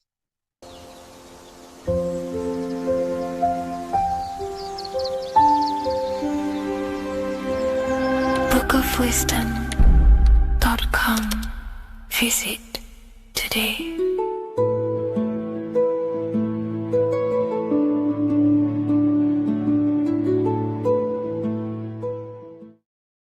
Hello, Seeker. Welcome to Revival of Symbolism, a channel devoted to the language of esoteric symbolism, guiding you to discover yourself and expand your consciousness into deeper realms of thought. I'm Harry B. Joseph, also known as Revival of Wisdom, and today we're going to be discussing the symbol of the pentagram. The pentagram is a well-known symbol inside the occult, used by pretty much every ancient tradition, Freemasonry, Rosicrucianism, Hermeticism, all the occult schools of thought. You will see this symbol. And today we're going to be breaking it down into some great detail. Now, there's a lot that goes into this symbol. It's basically a 5-pointed star. Now, if you notice that the star is one line continuously, you can draw this symbol continuously with one line without taking your pen or pencil off the piece of paper. So it's actually symbolizing one, and one expressing through 5 ways. So if we look at this symbol and each one of their points, we're looking at the 5 elements that create life, the universe, or creation itself. So the element of spirit simply represents the divine, the unseen world, the things that we can't really put our hands on, we can't feel, touch, taste, or see, but they hold influence over the material plane. So spirit covers a large category of things such as spiritual forces that drive physical existence. So it's one of the elements. Now, what are the elements? Well, they make up the entirety of physical creation. Air, water, earth, fire. These are the 4 tangible that we can see, feel elements that make up physical creation. They create the whole universe. However, the spirit is the invisible forces, the invisible element that creates the visible, tangible world. Before you take a physical action, there is a force inside of you that moves the body. There is an intention, which is a spiritual force, an invisible, intangible force that makes a physical action be taken in the world of manifestation called Earth. This is the element of the divine. The divine comes down creating the world. Okay? So, as I previously mentioned, how this pentagram is one line. It's a one continuous line. So if we draw this pentagram together, let me make this a little bit thicker for you. If we draw this pentagram together, it goes from spirit to fire, to air, to water, to earth, back to spirit. So it's one continuous line, and the elements are always in their proper place. These elements always have to be in this specific order. This is the correct order. If you see air down here, then the pentagram is incorrect. Okay? So it always goes spirit, water, fire, earth, air. This is the correct order of the elements. Now, this is highly symbolic, which is what we'll break down in just a minute. But before we go into the deeper aspects of this, I will explain pretty much what it means on a basic level. So we'll come back to this drawing. So spirit is on the top, which means spirit over or more superior or more dominated over the earthly elements. Now, what does this mean to an individual, to yourself or me? If I wear this pentagram, I am basically saying my spiritual divine self, my internal self, is more superior than anything the material world can pretty much give me. My spiritual journey is more superior. My spiritual self is more dominant over the earthly world and the material things. Okay? Now, not many people are like that in today's society. Most people chase the material things, which means they're ignorant of their spirit. They're ignorant of their divine nature. They're ignorant to consciousness and their internal world. They have no connection with their internal world. All of their thought, emotion, and action, their three creative powers, is totally expressed only on material gain and external things. However, if you see an upright pentagram, you're seeing someone who is basically saying, my spiritual nature is more important than my earthly nature. My spirit comes first before anything material. And ultimately, this is how you become more happy and fulfilled in life, by chasing, well, not chasing, but putting your spirit first, putting your internal world first. You know, seeking the things that are untangible. For example, knowledge. I'm addicted to knowledge. You know, I would rather chase knowledge because knowledge is power. Knowledge of self is so important. When we die, it is the only thing that matters in the end. When you die, you are immortal. And if you have no knowledge of yourself, then you're going to struggle in the afterlife. If you have no self-control over your thoughts and emotions and desires, then you will suffer in the afterlife because you have no control of your thoughts, and your thoughts will be creating your reality in the realm of imagination or the astral plane. But that's a whole other lecture. But this symbol is pretty much saying placing the invisible over the visible. So there's many different avenues we can go with this. So this symbol is also used in magic. We could use the symbol for manifestation. It represents controlling the inner world to produce then effect inside of the external world. You see? So we have to put this first in magic spirit. We have to change the internal so we can produce change in the external. Reality is created from the inside out. Okay? So this symbol is heavily associated with magic as well, which is a whole other lecture. In this lecture, I'm going to give you a good detailed explanation, but this symbol is so vast and wide, it would take many breakdowns to go into each meaning of the symbol. So it's representing the divine element of spirit coming down and manifesting the physical plane through that process of this. So as I mentioned earlier that I'd come back to this, what we're looking at is the process of spirit turning into matter. This is the process of how spirit condenses into a material form, how higher energy, higher forms, which are invisible, come down and manifest and crystallize into a physical object or a physical reality. So this pentagram is explaining the process of creation. So it comes from the higher realm, spirit, the source, the emanation. An emanation is a thought or an emotion or a desire, which comes down to fire first. Fire represents the will. This is the willpower. This is the willpower. It's still kind of more of an invisible force, but fire is the closest element that represents spirit. This is why we light candles in magic and rituals, because it's literally opening a doorway to spirit. It's the closest element to spirit. So this is why sometimes in alchemical artworks, they use fire to represent spirit. Because, it's quite difficult to use a symbol for spirit because it's totally invisible. So it goes down to fire first, the will.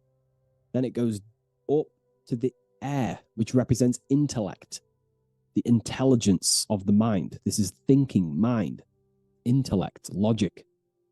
Then it goes down to water, This is emotion. This is intuition.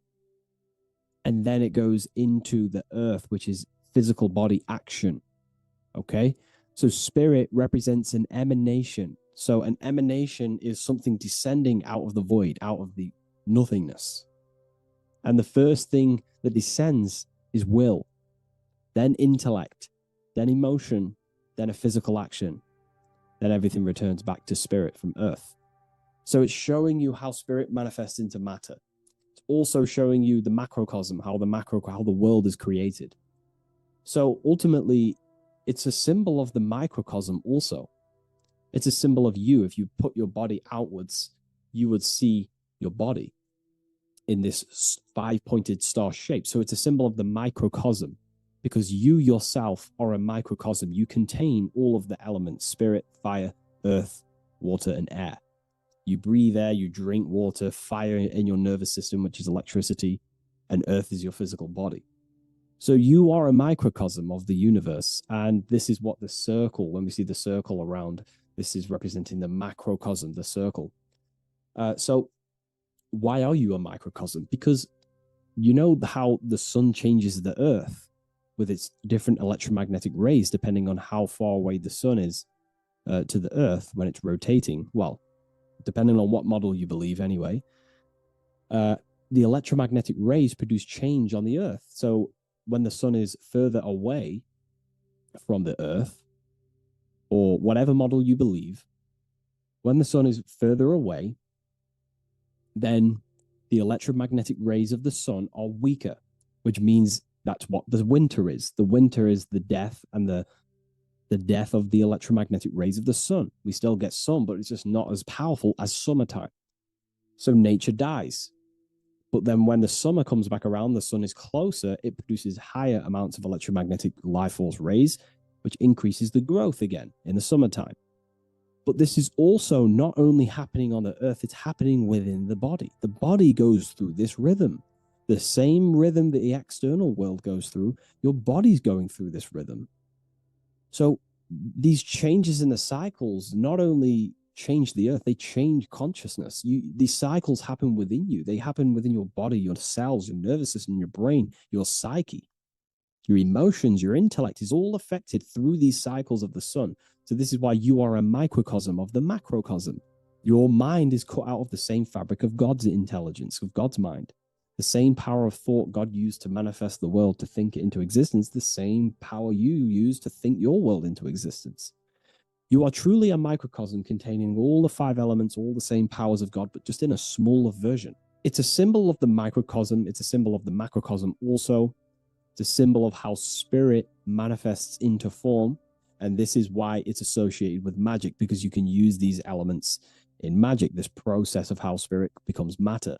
So there's so much that goes into this. And I actually broke this down inside the new book, the Book of Symbolism, on these 2 pages here. I will do another one on the inverted pentagram. This book, I've basically gone over every Freemasonic symbol, alchemical symbols, every occult society symbols is pretty much in this new Book of Symbolism. But again, it's not a book on symbolism. These symbols are representing forces within yourself. They represent you. And these symbols are designed to awaken aspects of yourself. So this is not a book on symbolism. This is a book on you. Each symbol will awaken different aspects of yourself to help you understand yourself. So anyways, it's a big book. It's going to be very, very soon. I'll leave a waiting list in the description. You can join the waiting list, or I'll just give you an email when it's ready. And I will see you in the next video. Please leave a like, comment, and share. And I'll see you in the next one.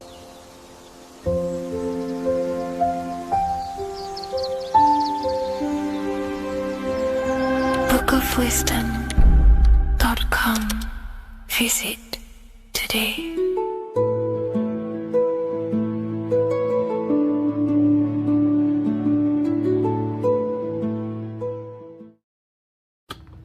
Okay. Is manifestation real? Of course it's real. You've just manifested that sentence. You turned a thought into an action and then generated a physical experience. You turned the invisible thought into a tangible reality. That is manifestation. You just have to learn how to do that on a mass scale, on a bigger scale, to generate something bigger. you know? So yeah, of course, manifestation is real. That's all you're ever doing. Creation is not created. It's in an ever state of becoming. You are in a continuous state of becoming something in the present moment. You know, so you're always molding creation through thought, emotion, and action.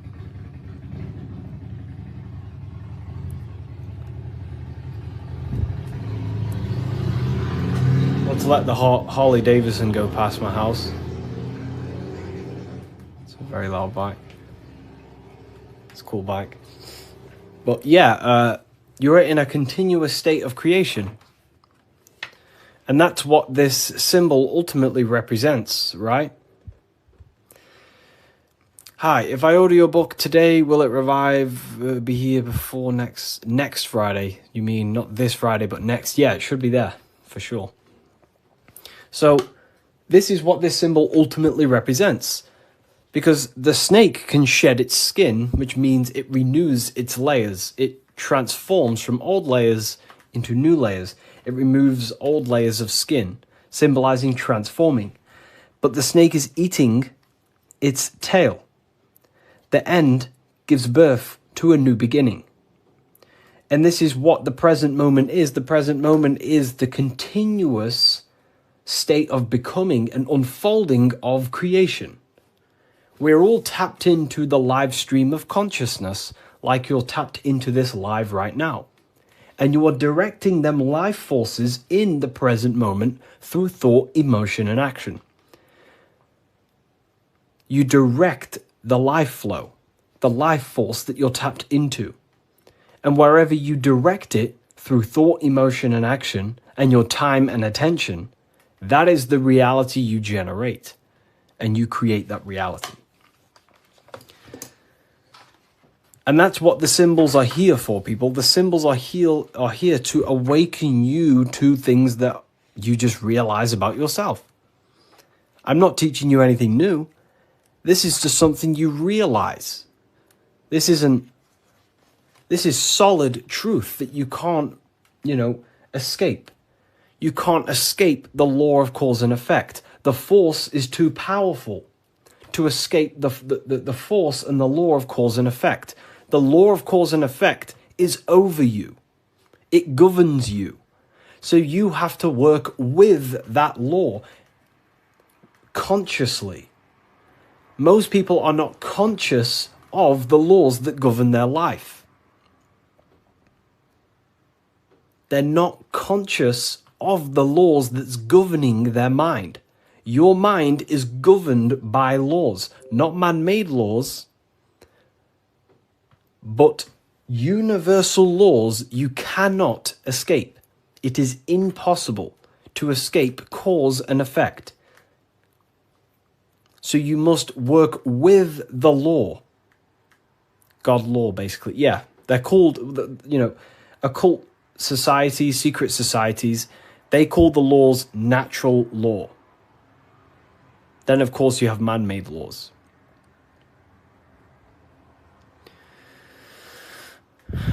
So you have to work with the law. If you do not work with the law is going to be working anyway.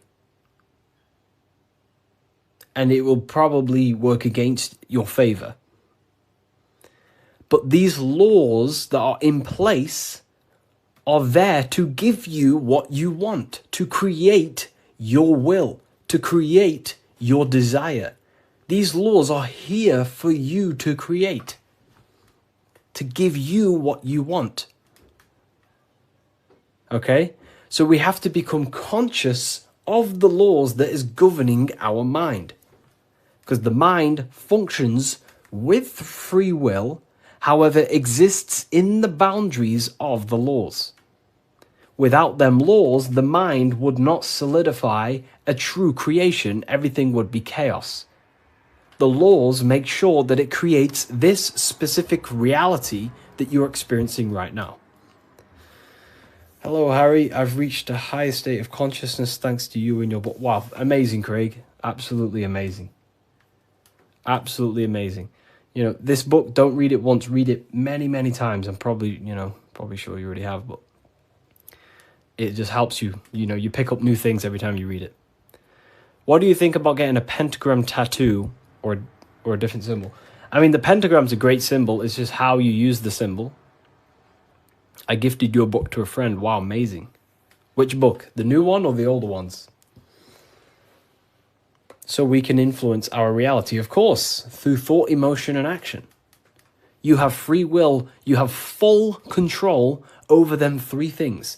If you try and control anything other than your thought, your emotion, and your action, you are going against natural law. God has given you the permission to only control your thoughts, your emotions, your actions. If you try and force anything on anyone else, you are then breaking natural law.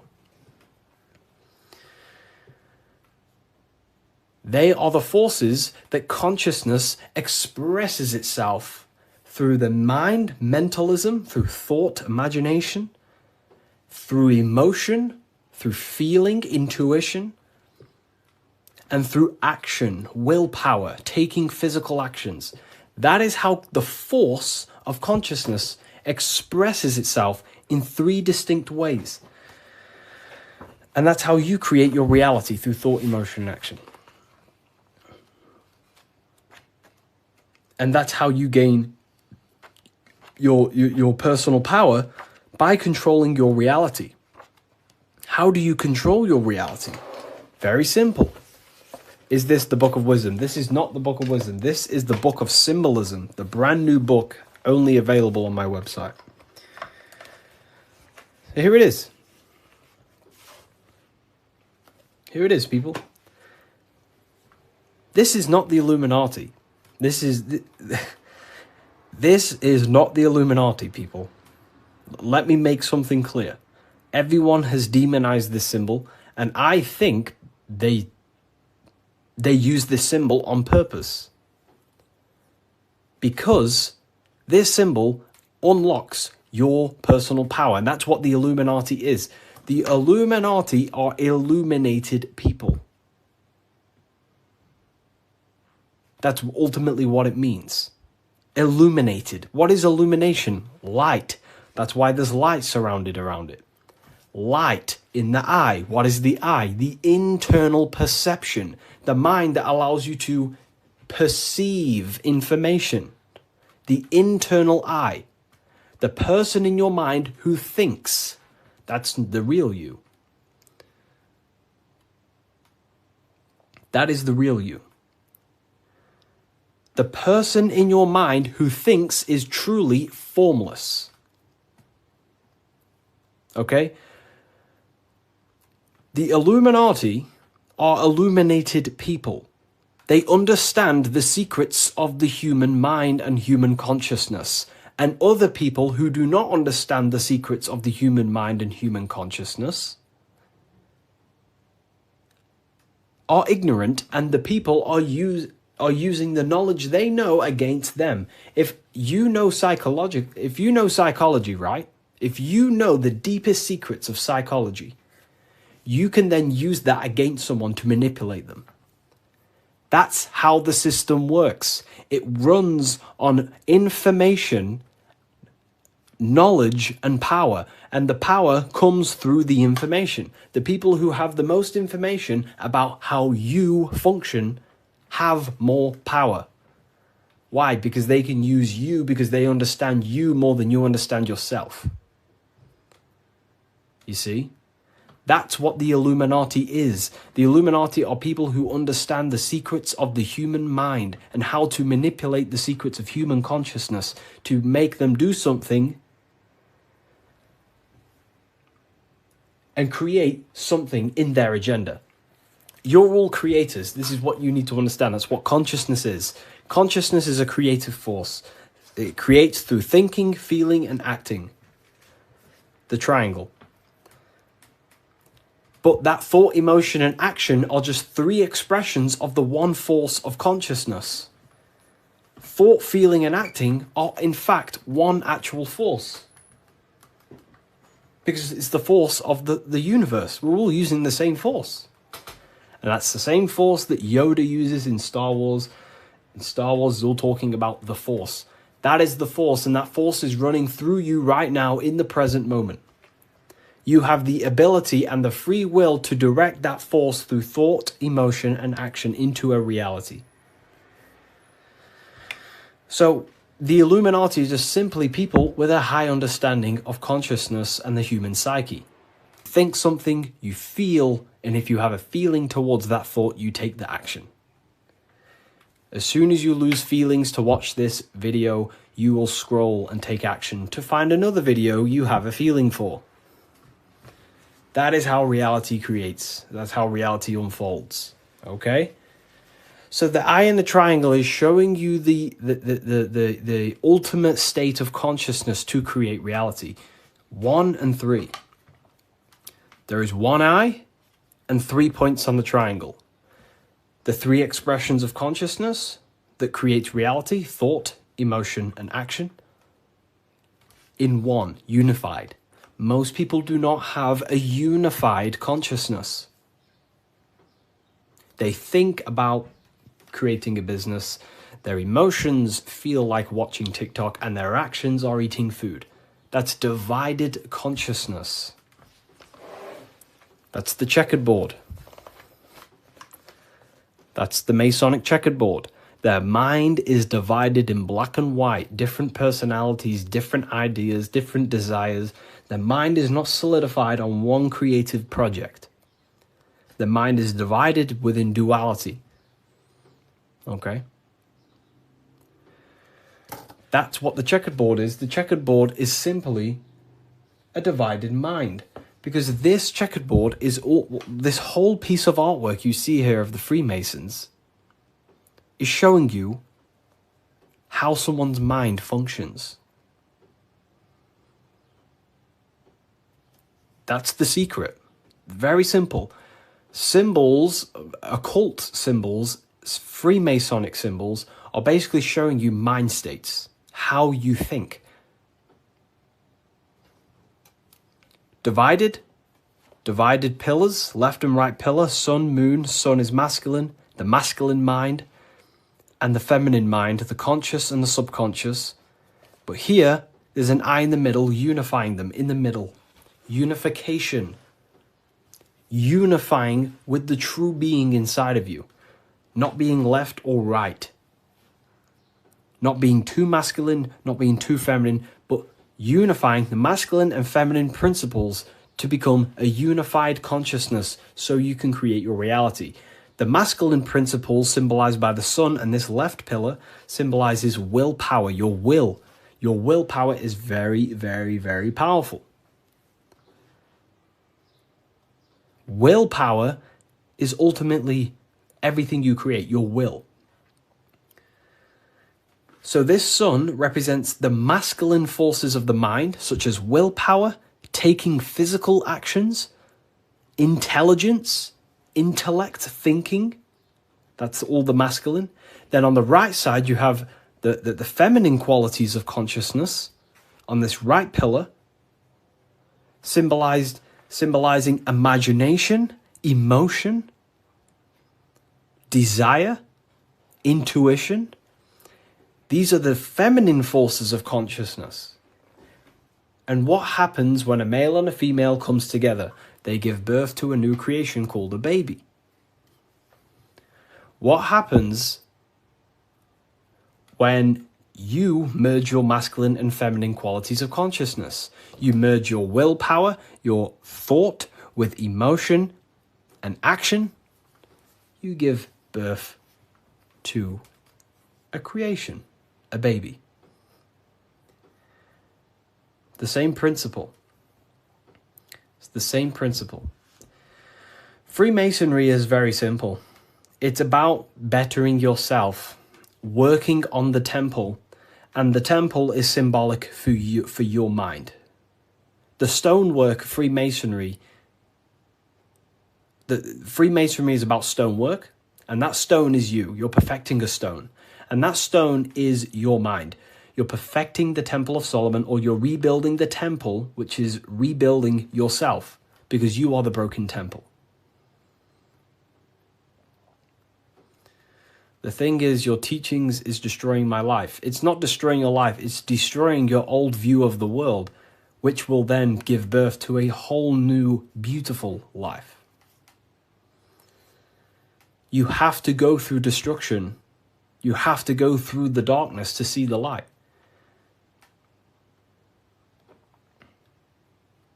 Destruction, creation demands destruction. And it's up to you how you interpret my information. Take it with a pinch of salt. Go and do your own research. I'm not saying everything I'm saying is, take what I say and apply it to your life and see if it helps. But everything I'm telling you here is helping me build myself and build my own reality. But it's very simple. It's about building yourself, because when you create change in your own psyche, you see change in your world. What happens when you start to awaken? You start to think differently. And when you start to awaken and spiritually awake, what happens to your friends? Your friends say, oh, you've changed. You see? So the external world is always mirroring your internal world. If you create change in yourself, you will see a change mirrored outside of you. That is as above, so below. Okay. So, Freemasonry is very simple. It's about yourself. It's about the Temple of Solomon. You're rebuilding the Temple of Solomon. And the Temple of Solomon is an allegory for you. Your mind is the Temple of Solomon. Your body is the Temple of Solomon.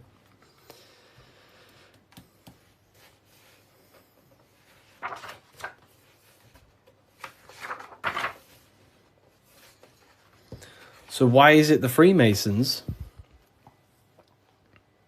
wear this apron, right? So you see the Freemason here wearing this apron. Well, this apron originates from stone masonry.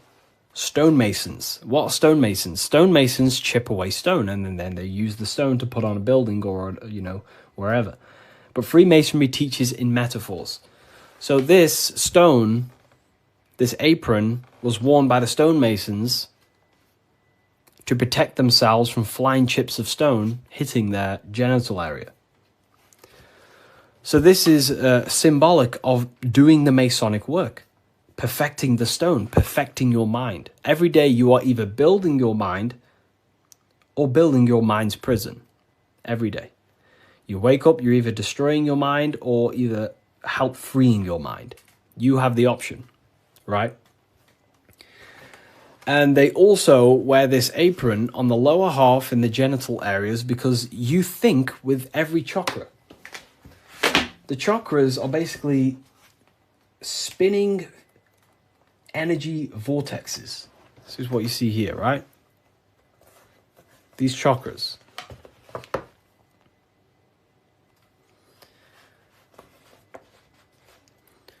You can think with every single chakra. You think with your head. You can think with your heart. You can. These are centers of consciousness. Okay? These are centers. These are each center that you see along your spinal column has a high amount of nerve centers. It's like a nerve center. But that nerve center is then powered by the etheric body. Now, that's very advanced. Not many people understand that. But your body is not just you. You have many subtle vehicles of consciousness, bodies of consciousness, which you'll learn about in the Book of Wisdom, Volume 1. So there is one force in the universe, and that force is emanating through you, manifested in 7 chakras. Anyways, the reason why they wear this apron on the lower half of the body, because it's a reminder to cover up, to stay conscious of their lower self, because this is the lower self or the lower half of the body, and this is the higher self in the higher part of the body. If you think with your genitals, all you think about is sex and eating. If you think with this lower half of the body, you will only, think about sex, eating, and power. So they wear this to remind themselves to conquer their lower nature, their animalistic state. Because the Mason is aware that they need to build themselves to a higher consciousness, to the higher mind. They need to align their will and mind with the higher mind. Because ultimately, the reason why all of these teachings stem from is because it's preparation for death. This is where all this comes from, okay? You never die. This is the truth. In the daytime, you're in your physical body, and in the nighttime, you're in your astral body, and it's just a massive cycle. So daytime is life, nighttime is death. Wintertime is life. Wintertime is death. Summertime is life. As above, so below. It's just bigger and smaller, right? So, with that being said, you never truly die. You are not the physical body. You are the internal being in your mind who thinks. You are not the thought. You are the one who hears the thought. The thinker. The knower. You are the being inside your mind, not the being outside your mind, which is this physical body. So Masonry is about working with that internal self, mastering that internal voice, because that is the architect of your reality. The internal dialogue. That is the stone that they're working with. They're chipping away at, they're perfecting, they're smoothing. The inner dialogue. No one pays attention to this. The inner thinker, the being who is thinking in your mind. Who is that being? Who is the person in your head? It's not your body. Your body is acting out the commands of the internal being.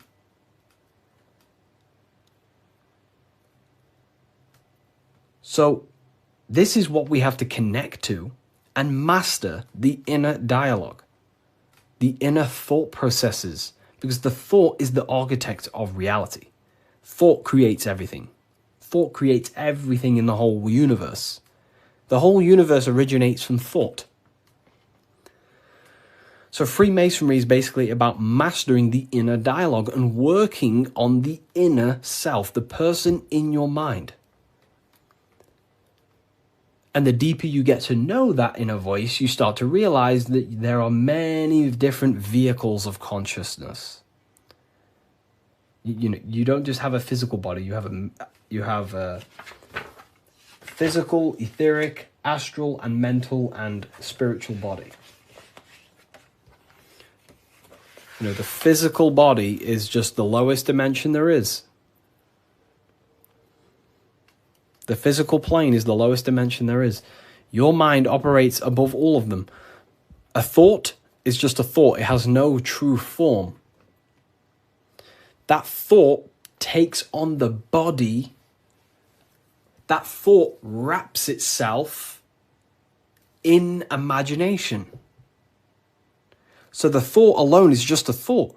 But then that thought then wraps itself in something we call astral matter, which is your imagination. The light, the screen in your mind that allows you to vision a specific object.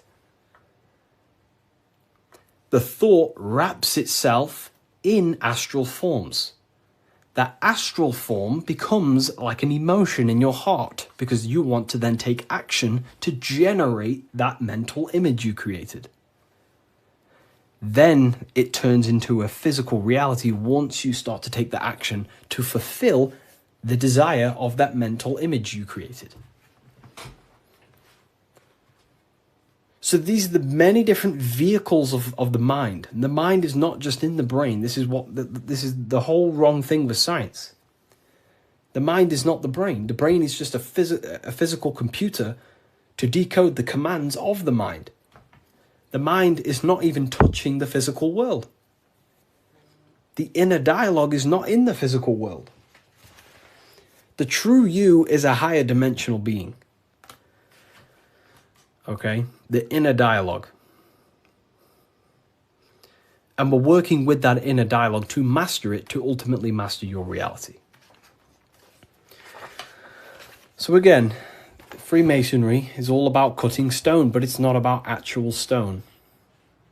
This book by Harry B. Joseph, right? Yeah, I am Harry B. Joseph. I wrote these books myself. This book is my brand new book, the Book of Symbolism. And it's only available on my website. You will not find this book anywhere else. The Book of Symbolism.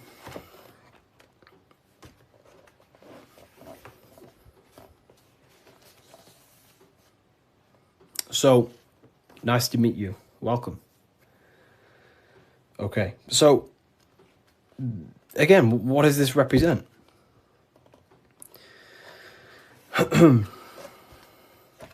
The rough stone is a symbol of the self, the unrefined self, the unenlightened aspects of our mind. So the rough stone represents the uncontrolled aspects of our mind. We have many different versions of ourselves in our minds, right? We have a version of ourselves who's perfect. We have a rough version of ourselves that we can become. There's many different things in our mind. But the aim of the Mason is about unifying all of them different personalities into our higher self. It's about learning the secrets of the mind. So this represents the perfected aspects of the mind, and there is also there is no such thing as perfection. We will never actually truly perfect ourselves. But the aim is to be perfect. So the Freemasons show you the checkered board. I'm ordering all your books this week. Oh, wow, thank you. You will look, your whole life will change. Your whole life will change.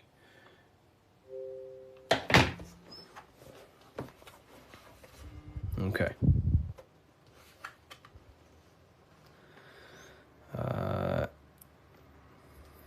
The checkered board floor. This is symbolizing on a base level. So symbols have many different interpretations. So on a very basic level, this checkered board floor represents duality, how everything is dual, positive, negative, day and night, hot and cold. But the deeper you go into the layers of the symbol reveals the secrets about the human mind. So this is all showing you the mind. Different states of mind. Because that's what the universe is. The universe is one singular consciousness expressed in many different forms, in many different clothes, what we like to call people. Me and you are cut of the same fabric, which is the universal mind experiencing itself. So the mind is the very architect of reality. Life is not happening outside you, it's happening inside your mind. You are a projection of the mind. However, you have the ability to identify with your ego. Your ego is very simply just a false version that your mind, it's a version of yourself that your mind has created through experience, thoughts, words, memories, and traumas, and belief systems. But beyond you, if you turn your mind off, if you stop thinking, then who are you then? That's what we call the universal soul. Everyone is that same substance. When we all turn off our mind, we are all the same substance, the universal soul. But we have the ability to generate an ego, which is our own personal identity. The ego is not inherently evil, but the ego can become bad if you don't tame it. It's the beast. But anyways, the duality represents, very simple, black and white, positive, negative, day and night, the opposites in the physical world. But On a higher level of masonry, it represents a divided mind. The one divided in many. The illusion of the third dimension, of how everything is separate. But in fact, we are all the same substance. We are all the I am. We are all the I, the inner dialogue, the inner voice. Masonry is about working with the internal voice, the thinker in the mind, the true higher dimensional being that you are. Because that higher dimensional being manifests its life forces through you and creates in the physical three-dimensional world. So it's about directing the life forces through you. Now, a big misunderstanding about the world that religion has placed on people. A big misunderstanding, right? People think the world was created. People think the world was created thousands of years ago. It's the biggest lie ever. Step back, remove that belief out your mind just for a second, and realize the truth. The world was not created thousands of years ago. The world is creating now, in the present. It's unfolding now. Creation is unfolding in the present moment. God is thinking reality into existence right now, and you are thinking your reality into existence right now through thought, emotion, and action. You are crystallizing reality now in the present, and you can become a co-creator with the creative force of the universe. But we've been taught the complete opposite because the powers that be in the world do not want you to become a conscious creator. They want you as a slave and a worker.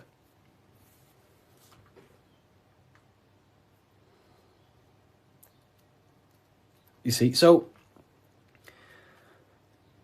we have to understand that we are all co-creators of this world. We're all contributing towards the building project of Earth right now. But the elites make you think that the world was created thousands of years ago, and now you're just experiencing it. Now you become an experiencer. You're not an experiencer. You're an experiencer and creator. You mold it. And when you do not understand this, someone else who does understand this will use you to create their agenda. Because they understand this. And look what's happening in the world today. We are creating the agenda of the government. Why? Because we believe their lies. We don't have to, but we choose to. We all have free will. Everything else is just an illusion. Money is an illusion. It's a belief in the mind. Harry, are you a part of Freemasons? I am not. And if I ever do, I will be transparent about that.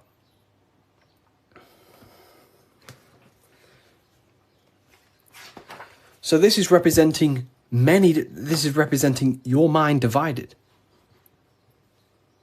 Divided consciousness. Now take a look here. What are the Freemasons trying to show you here?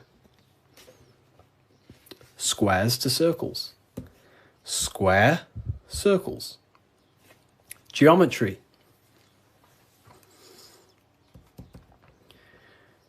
Geometry. Harry, my book came, thanks. It's a pleasure. It's an absolute pleasure. Enjoy the book. Take your time, read through it, enjoy it, read it over and over. You know, I can't wait for you to read this. Was it the third book you got? The three represent alignment, the black and white represents conscious and subconscious. It can represent that, yeah, that's one layer of symbolism. But you got to remember that the symbols don't represent one thing. There are many different layers to the symbols. Many different layers. So it's going from squares to circles. So you have to understand geometry for this. There's different codes to this. A square. Can you measure the surface area of a square? Of course. Very easy. You just measure this side and that side and times it. Right? Very simple. Then you have the surface area of a circle, of a square. But can you do that with a square? No. You can't find the surface area of a circle. It is impossible. You can get very close by using pi and different, different mathematical equations, but you will never exactly find the exact surface area of a circle. So what are the Freemasons trying to show you? Measurable and immeasurable. What you can physically touch and measure down here, the squares, and what you cannot touch and what you cannot measure. And there is a ladder going from what you can measure, the physical world, the squares, up to what you cannot measure, the circles. So this is about the upliftment of the mind. This is about the mind raising from only a physical state of awareness, raising the mind so it can function as a spiritual mind and use the higher dimensions of consciousness, such as imagination, thought. Most people's minds are stuck in the measurable, the squares, limited. They think inside the box. You have to raise your mind and think outside the box. This is what it's about. Raising your mind and using the higher dimensions, which is imagination. You cannot measure imagination. It does not exist in the physical plane. You cannot measure thought. It does not exist in the physical plane. So it's about raising consciousness to actually use the cognitions of the mind. Most people are not using the mind. Climbing in consciousness. We're going from squares to circles, measurable to the immeasurable. Okay? And that's the key. Look at the key. How do you go from the circle, the squares to the circles? You got to go through the woman, the green woman. Who's the green woman? Who is the green woman? The feminine. The feminine aspect of consciousness. You cannot just go from low consciousness to high consciousness. It is impossible. It takes a lot of work. Doing work on your mind is way harder than any labor or work you could possibly imagine. The work on yourself is not easy. And I never will say it's easy. It is very, very, very difficult to change your mind because it is literally programmed. Very difficult. So you have to go through the woman. And what's the woman? The care, the desire. You have to have a desire to climb the ladder. You have to have the love and the care to do so. If you do not have the care, you will not climb the ladder. If you do not have the care to watch this live, you will continue scrolling. You have to come into contact with the feminine, the heart. You have to care to reach the higher consciousness, to take the actions that are necessary to generate that consciousness. That's the key to open the door to the upper room Jesus mentions. Jesus is always talking about the upper room, the kingdom of heaven. This is what it is. It is a higher state of understanding. A higher state of self-mastery. That is what it's all about. So in order to climb the ladder from the immaterial to the material to the spiritual, you have to care. If you do not care, you will not reach that higher level of consciousness. Because why? It takes a lot of self-work. A lot of work. A lot of reprogramming the self. A lot of meditations to gain control over the inner dialogue. A lot of reflection. A lot of sacrifice. Yes, very well said. Very well said, Timon. It takes a lot. It's not easy. Constructing, working on your mind. It's very difficult. And you don't see the benefits for a very long time. But when you do start to see the benefits, the benefits are massive. So this is what it's about. It's you. This is all you. And what are we chasing? We're chasing the I. What's the I? The I is the eye is open. It sees. That's the inner observation, the inner being who observes everything, observes the thoughts, observes everything. But we're chasing a higher I, a higher perception of ourselves by raising consciousness, a higher understanding of what you truly are beyond your human form, which is a higher dimensional being. We're chasing the I. The I is a higher perception of ourselves. Yes, very well said. You see? So this is what this is why if you read symbols, you become very powerful. That's why I wrote a whole book on this. So you can learn this too. Everything I've said and more, you can learn. The Book of Symbolism, the only place it's available is on my bio. Revivalofwisdom.com. I just released this November 17th. But it breaks down everything about Freemasonry, of how you can learn this knowledge and gain a higher consciousness. But anyways, if we get this to 50k, I will drop some coupon codes for you all, and we'll carry on. I'll drop some coupon codes so you can save some, some money. And we have worldwide. We have, this is powerful knowledge. Powerful, powerful knowledge. What do you think about the Golden Dawn? I have a friend, well, not a friend, but I know him he's an Instagram creator, and he went through the Golden Dawn system, and he is a very famous author now. You've probably heard of his stuff. It's called The Serpent Rising. He went through the order of the Golden Dawn, learned about Kundalini and stuff like that. Golden Dawn Society, yeah. How can I buy your book? There's no link in your bio. There should be. There's a link in my bio. Revivalofwisdom.com is the only place you get the Book of Symbolism in English, French, German, Italian, Spanish.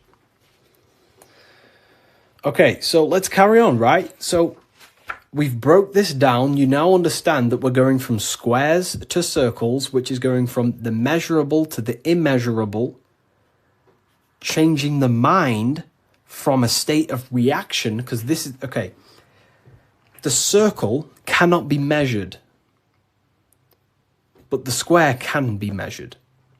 So this is the material, this is the spiritual, this is the seen and the unseen. This is the cause, this is the effect. The cause, effect. What does the sun do? The sun causes effect on the earth. This is why there's a sun here. It's showing cause, effect. The sun produces changes in the plants and the nature on the earth, which means as above, so below. The cause is above, the effect is below. So this is talking how to change the inner dialogue of yourself, the inner self, the inner voice, from a reaction mind to a demanding causal mind. Most people live in reaction mind, the square. They're reacting to the world outside of them, when the world outside of them is simply the effect. You cannot change it. It's already affected. It's already manifested. The only thing you can do to change the world is to change the cause. The inner world is the cause, the mind is the cause, the external world's the effect. The inner world is the cause, the external world is the effect. Most people have something bad outside them. I'm not perfect. I'm not saying I've reached the highest level of consciousness. I'm still working on myself, and I'll always say that. But most people are stuck in reaction consciousness, where their mind is just reacting in a state of complaining about the external world. when the mind is the cause. The cause, the mind needs to be a cause and a demand and a command. But that's fine, I was in that state. And I still catch myself now and then being in that state. But we have to train our minds to understand that the outside world is the effect and the internal world is the cause. And we need to raise that ladder towards the causes. Make the mind a powerhouse of control. A powerhouse of control. Okay? Awareness, yeah. Okay. Symbolism. The winding staircase. You can't see the room. Where is it taking you? This is talking about the upper room, climbing to a higher state of mind. But when you're down here, you can't see that room. You don't know what a higher consciousness is. You don't know, like right now, maybe there's some people in here, they don't even understand what even is a higher consciousness. You will never understand until you start to do the work on yourself, until you start to see what it's like to understand yourself.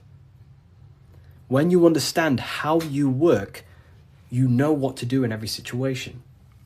You have the tools to use in life. So this is about climbing the staircase of higher consciousness into the inner room that you can't see. Beyond the curtain. The curtain is the veil. This is about entering in yourself. Walking past these two pillars is about walking into the internal self. It's a journey inward. You have a self outside the mind, this body, and you have a self inside the mind, the inner being, the material and spiritual. That's why you're an individual. You have a dual nature, inner and outer.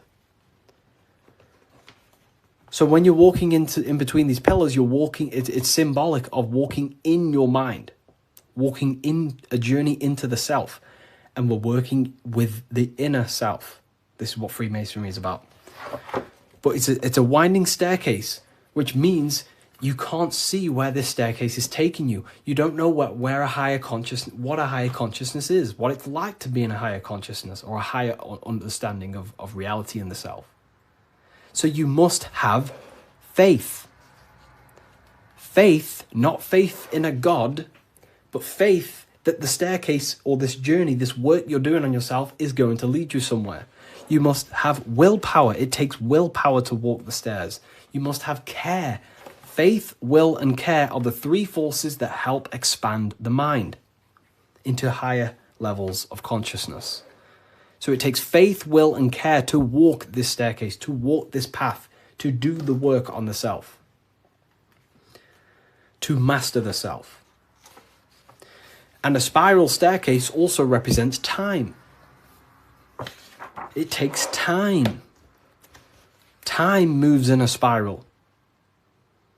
Yesterday there was 12 o'clock, but today there's also 12 o'clock. But today is higher than yesterday. So it's just a continuous spiral upwards. Yesterday was 12 o'clock, today there's 12 o'clock, and we're just going to continue this spiral. This is time. It takes time to walk this staircase. It takes time to reach a higher consciousness. It takes faith, will, care, and time. It's not an overnight process. Okay? So I hope this understands, hopefully you people are taking this on. Darkness to light. This is a massive phrase in Freemasonry, from darkness to light. But what is the darkness? Darkness, you can't see. When the room is dark, your eyes can't see.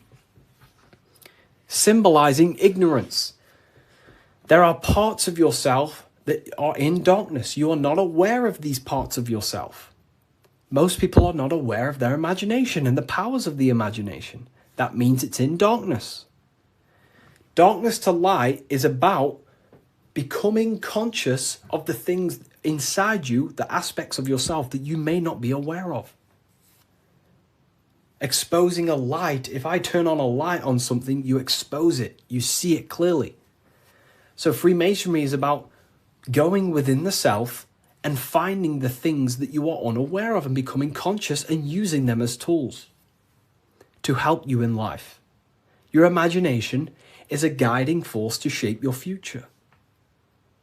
Your intuition is also a guiding force.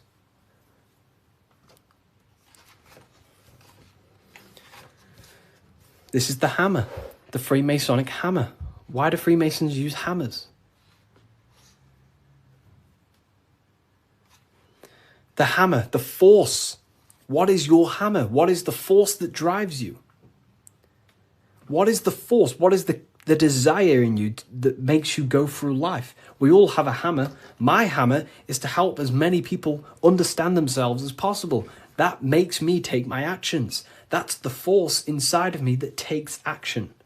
The reason why I'm on this live is to take action to help people. That's my force. That's my hammer. You have to have a hammer in life. This is a tool. You have to have the hammer. Here's some more secrets. Force, form, very powerful.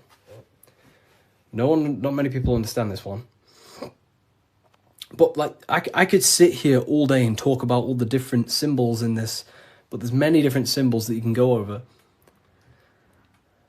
Force and form.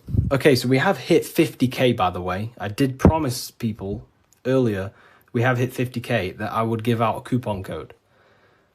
I did promise people. So I'm going to have to give that coupon code, and then we'll carry on with this, breaking this down for you. Okay? Let me know in the comments if you want a coupon code. Just say the word yes or something. And if I know people want it, then I'll give one out. If not, I'll just carry on. Okay. I'm going to give you a 20% code. In fact, no, I'm not going to give you 20%. I'm going to give you 30% off. Wait, let me just test something. I don't want this to mess up for you. I want to make sure it's working properly. Okay, 2 seconds. Let me just test the website to make sure the code works. I don't want to give it out and then people, don't end up working and then people start, So let me just test it.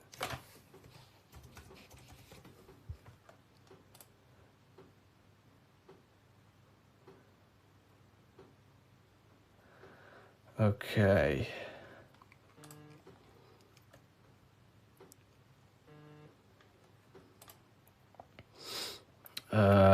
2 seconds, people.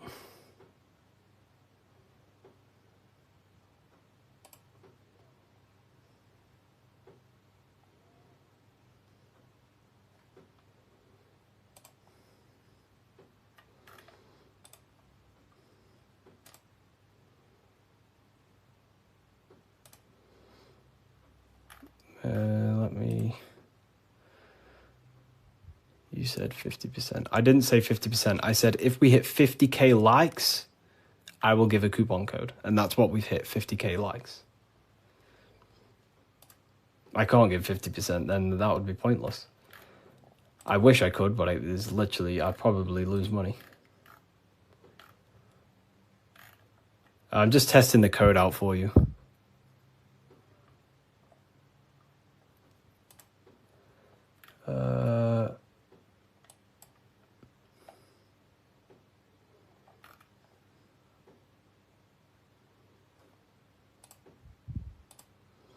We worship you. I don't want to be worshipped. Please don't worship me. I don't want to be worshipped. I really don't. I'm not here to be worshipped. I'm telling you the power within yourself. But I thank you for that comment. That's nice. It's nice of you to say that.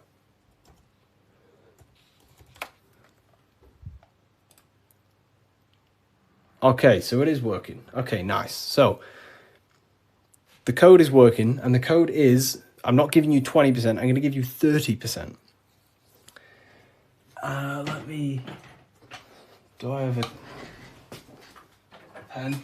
I can write it down for you. The code is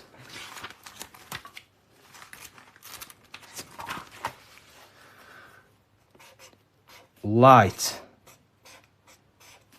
All caps. That's the code. All caps, capital letters. And you'll save yourself 30%. This is the brand new book of symbolism. You're going to save yourself 30% on the brand new book of symbolism. Is this where 607 Unk gets it from? I don't know. I've been around for a long time talking about this stuff.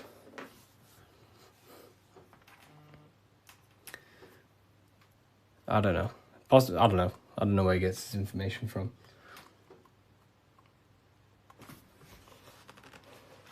Fulson form. Here it is. Website name, revivalofwisdom.com. Revivalofwisdom.com, or the link in the bio. No book is going to help you just meditate. You know, I used to think that exact same thing. But unfortunately, that is I used to think that, but then I realized my ego was keeping me back. The ego wants to say, I don't need anything. I don't need someone else to tell me anything. But then you have to come to a realization that there are people out there with knowledge way beyond what I knew. There are books out there that I need to read. There are people out there with knowledge way beyond mine. And you have to suffocate your ego and let go of that to actually grow. I used to think that exact way. But it depends what you want, you know. You don't have to go down this path. You can just meditate. That's completely fine. You know, it depends what you want, I guess, as well. So you are completely right.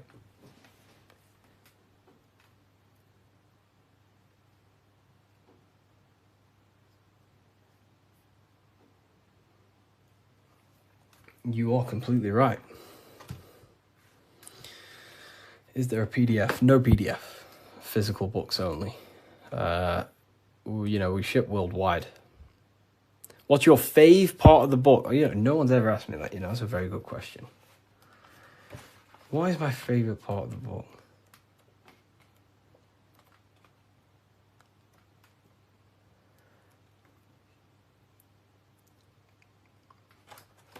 I love this part.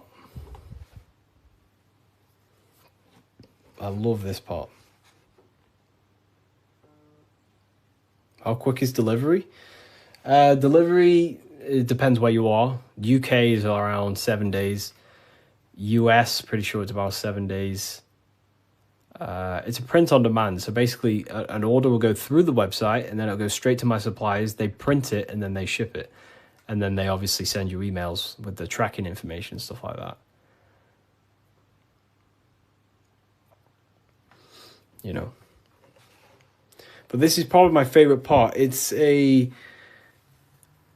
UK based? It's not. So the supplies that I have, they have printing warehouses all around the world. I'm pretty sure they have one in the US, one in the UK.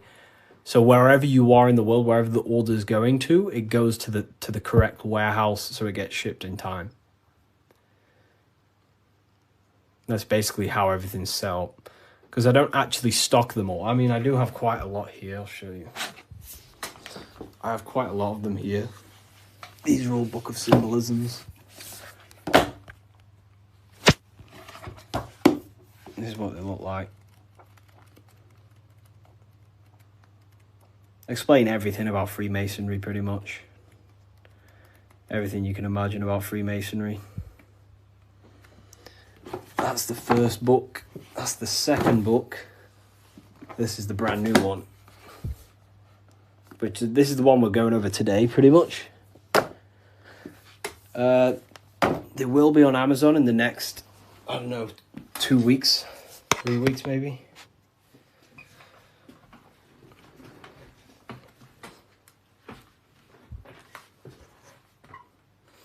How can we use the book to live a fulfilling life? That's pretty much, the book teaches you, it's a guide to higher consciousness. It helps you understand and unlock aspects of yourself that you never knew was there.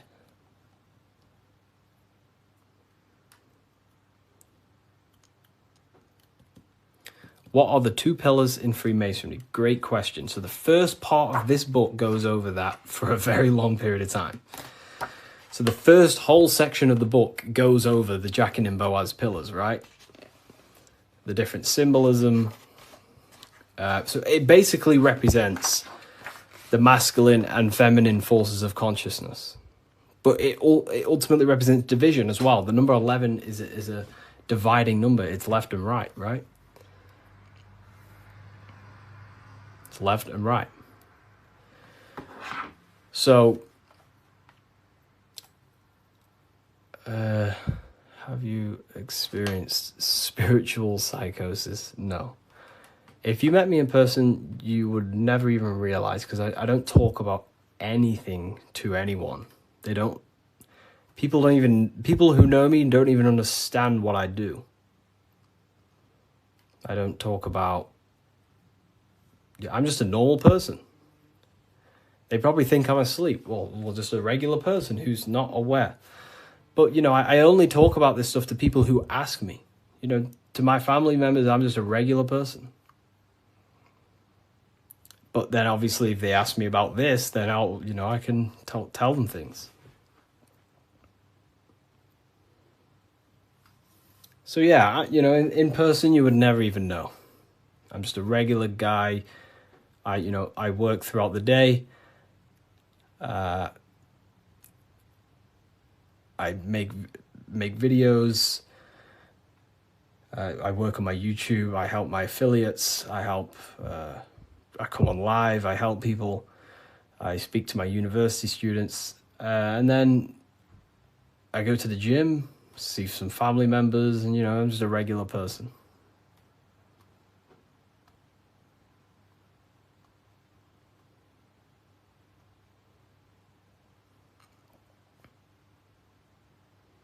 But not regular in mindset. Me personally, I don't agree with, making everything your whole person. That's fine if you do that. That's completely fine. We all have different ways of living and expressing ourselves. But, I don't find I don't want to make this my whole personality.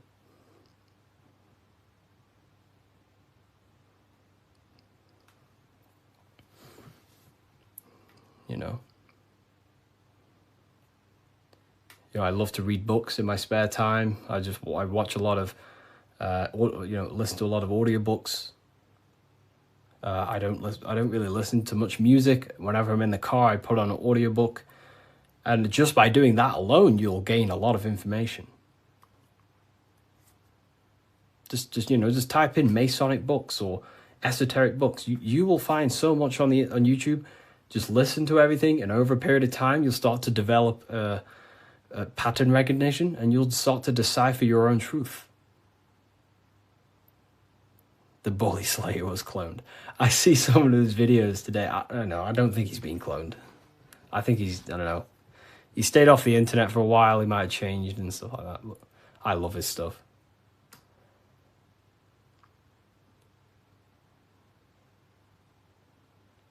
How long did it take to change your reality to your desired reality?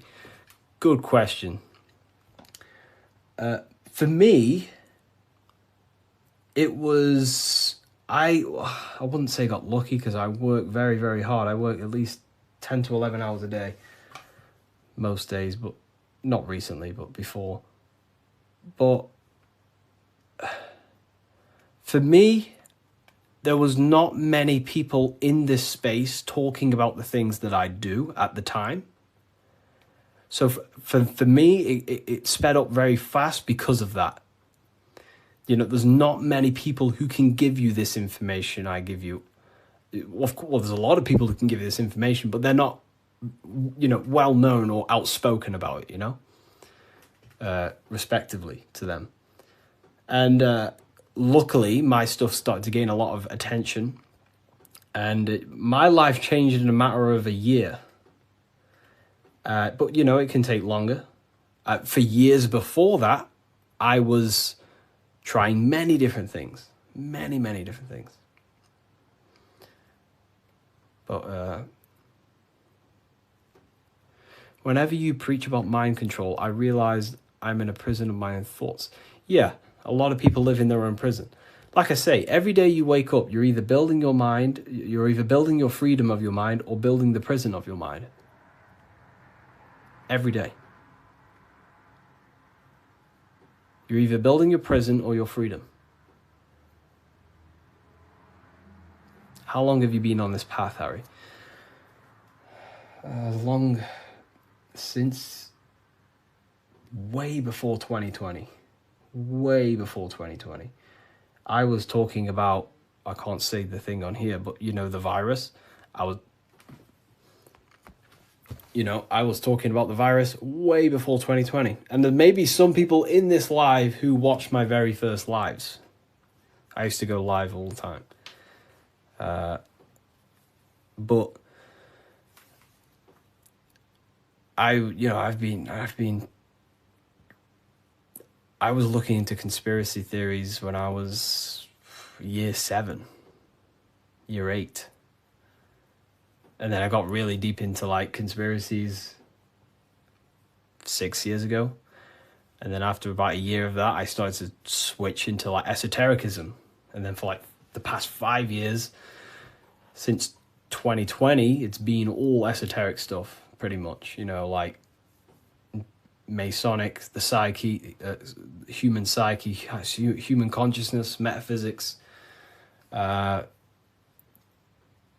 symbolism. So the last 2 years, it's mainly been symbolism, because I'm obsessed with symbolism at the moment. But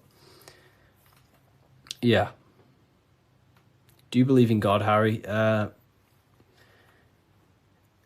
believe in a form of energy that gives rise to all things, yes.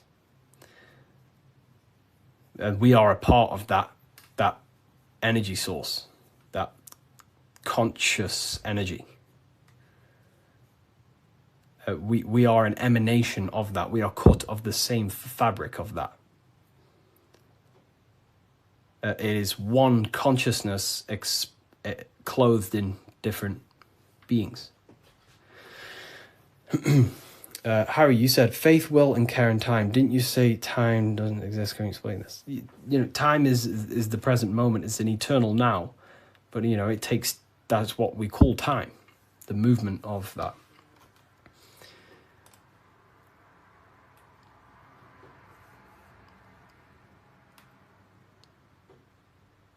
I don't believe in a God outside of us. You know, well, God is outside of us, but he's also inside of us. God is everything. I like how you put that. Oh, wow. Thank you. If we visit a Masonic temple, we'll see a lot of these symbols in the building architecture. Oh, yeah, of course. Everywhere. You'll see this everywhere.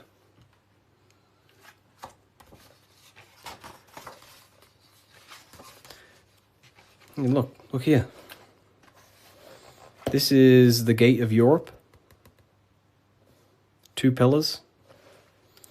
The gate of Europe, 2 pillars, middle pillar. Here's the gate of Europe again, 2 pillars, middle pillar, with the person in the middle. Here's George Washington, 2 pillars and the middle pillar. You are the middle pillar. You are the middle pillar. You're the middle pillar. You are the balancing pillar between the masculine and feminine. You're trying to combine the 2 pillars, which is the masculine and feminine forces of consciousness. And this is what I say about building yourself. This is the Egyptians telling you the same thing. They're building the middle pillar. They're building the self. They're building the mind. That's what Masonry is all about.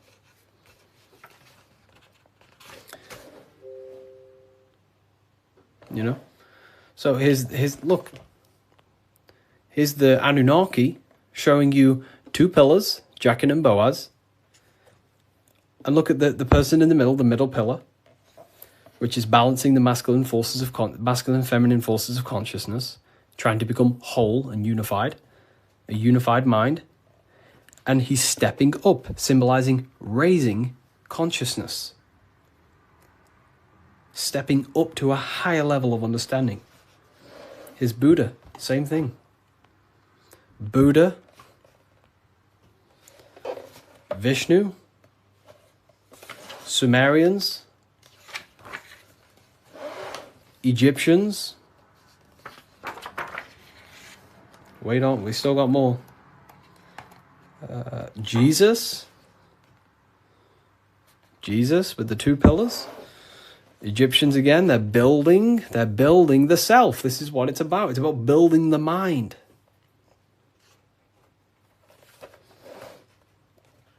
Royal Arch of Freemasonry.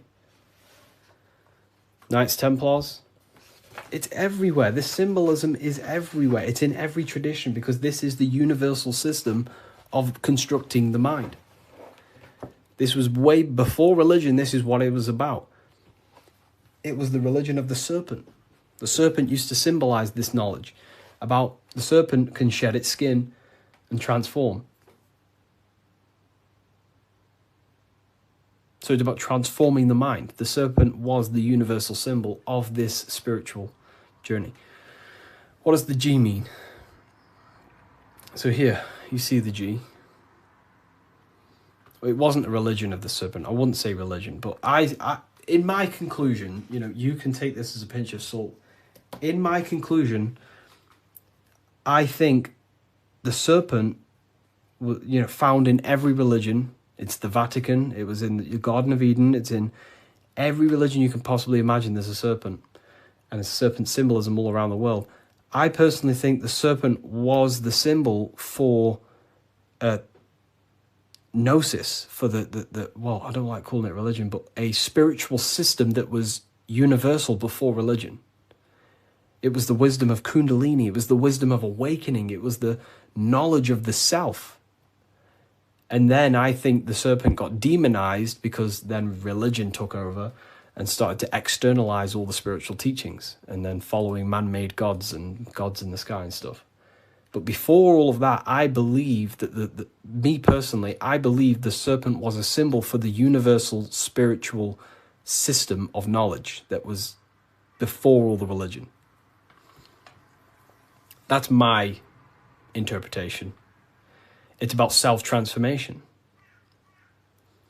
Yeah. Someone asked about the G. And now they say serpent is Satan. Yeah, very well said. Now everything about the serpent is demonized. And it's crazy to me when you realize, well, everything's inverted nowadays. So, I guess we'll never know. But based on my symbolism studies, that's what I think it is. I could be wrong, but...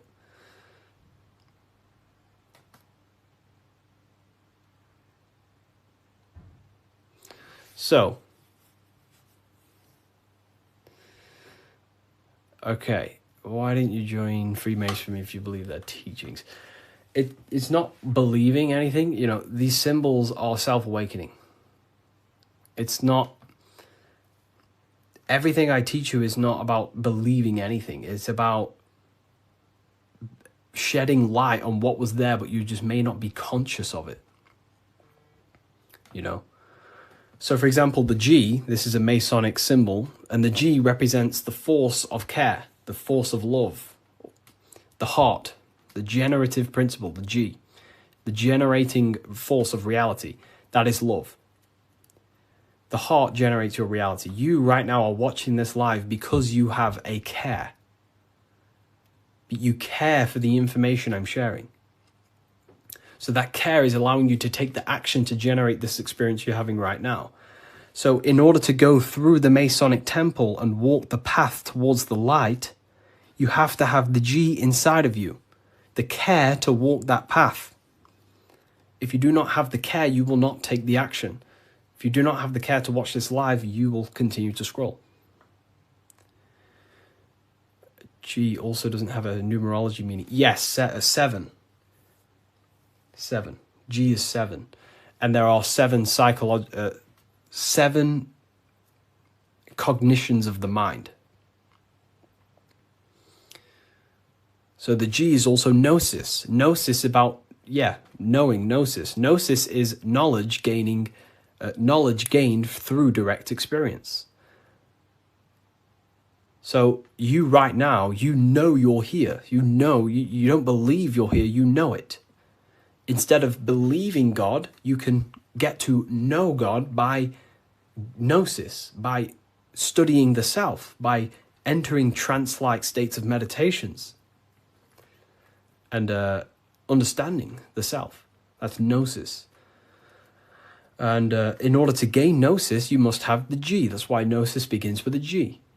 Because you must have a care to meditate. If you don't care about gaining a higher consciousness, you won't meditate. If you don't have a care to reach the light, which is just a higher state of understanding, you don't have the G. If you don't have the G inside of you, you will not take the actions to walk up this path, up the mountain. It's a difficult path of self-mastery.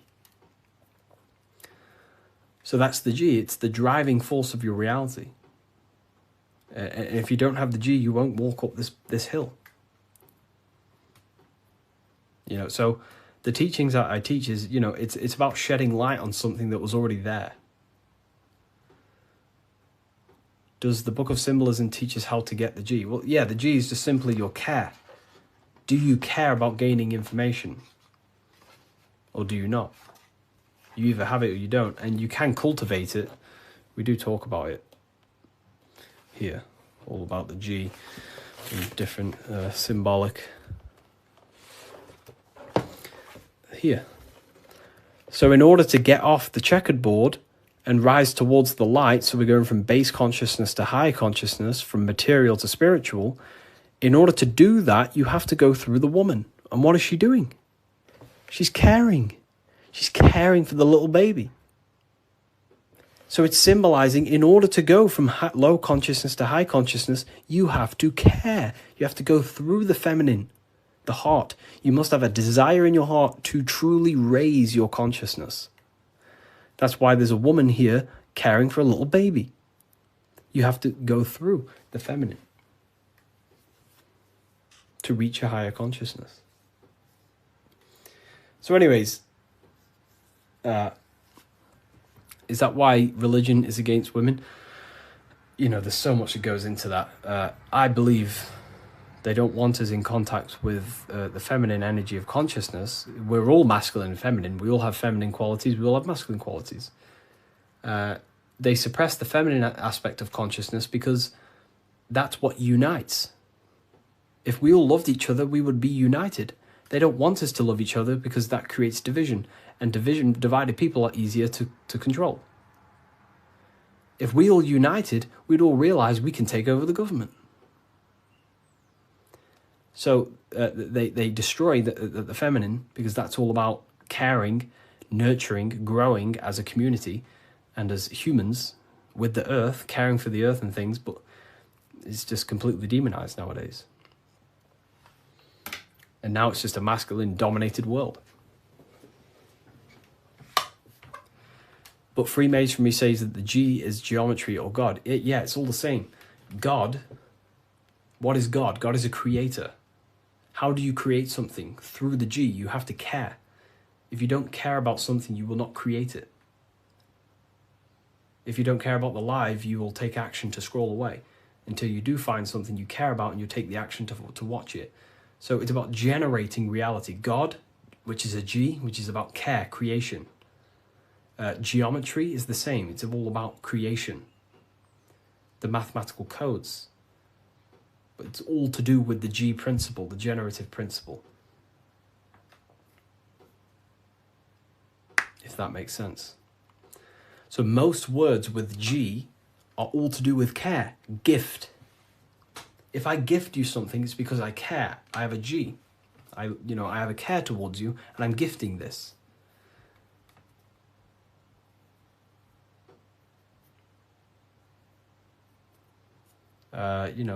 Geometry, God, generation, Genesis, all about creation and care. The whole world is built on love, and when you see it, you can never unsee it.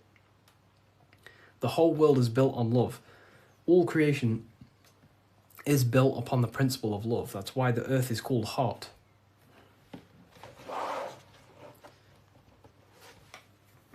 Earth is hot. Because the whole world is built through the heart, the love energy. You only take action on what you love. Some people love twisted things. Some people love hurting people. But, we have to purify our love. But,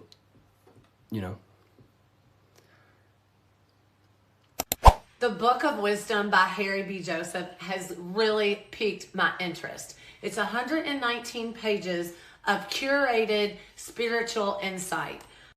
This book has really piqued my curiosity.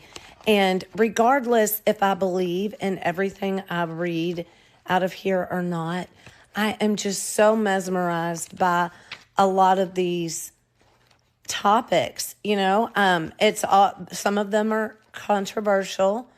Some of them are based in Christianity. Some are not. But it's just a really insightful book. And I'm super excited to check it all out. If you want to check it out too, I'll link it for you. Get your copy. Visit bookofwisdom.com. What if I told you that the seasons don't just change the external world, they also change your internal world? They have a psychological and a spiritual effect on your consciousness. If you're new to esotericism, you may not really understand this. But if you have some deep understanding of as above, so below, you already know this. But today we're going to be explaining it in great detail. So tune in, take a pen and paper, maybe make some notes. So we have 4 seasons. The sun is the main source of life on the earth, and it changes the circumstances on the earth in 4 different ways. Of course, we have spring, summer, winter, and autumn. These are the 4 states of the earth due to the sun's cycle. Not only do they take place on the earth, they also take place on you, your body, your mind, your spirit, your consciousness. They change things internally and externally. The first thing we need to understand is that we have a dual nature. We have a mind, and in that mind, we have an internal self. That's what we call the spiritual self.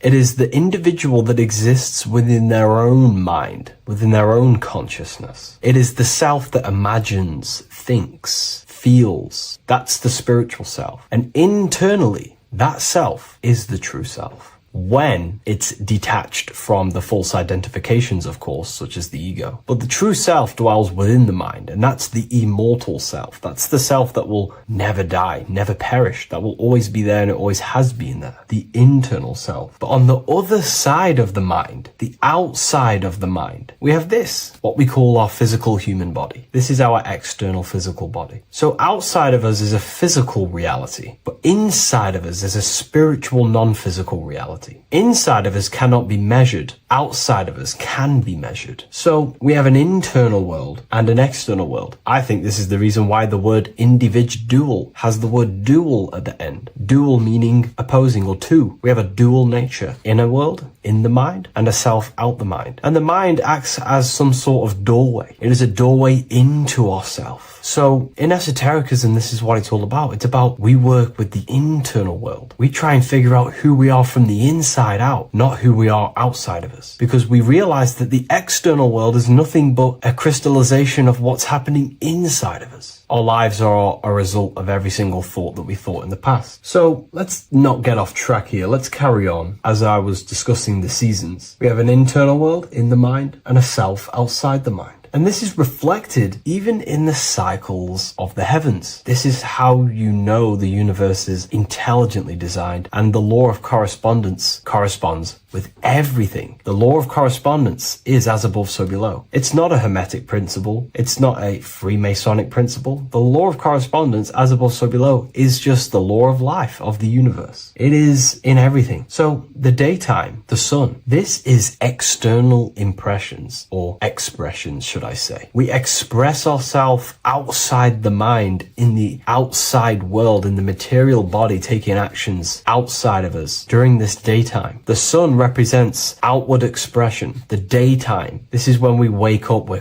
conscious, we do things outside of our mind. But then the nighttime comes around and it becomes dark and the moon rules over the nighttime. And we return back to our internal world. We return back to the darkness. We return back to the internal self, the self in the mind. Really is fascinating. And this is as above, so below. This follows the correspondence. This follows the law. Although the outside world has a cycle of day and night, so does our own mind have this cycle. As above, so below. As within, so without. What's happening outside of us is also happening inside of us. The mind is also going in a cycle. Because in the daytime, the mind wakes up and we express things externally. But when the sun goes away and the electromagnetic rays of the sun are not very strong, our brainwave decreases, our body activity decreases. It slows down and we return to the internal self. The body switches off and we return to the internal self in the mind. We enter in the doorway of the mind and return to the internal, the spiritual self. And when the body is less active, this is when we are more connected to the internal world, our spiritual true self. So as above, so below corresponds with the day and night, the sun and the moon. The moon represents our internal world, the world inside our mind, the self inside the mind. And the sun represents the external self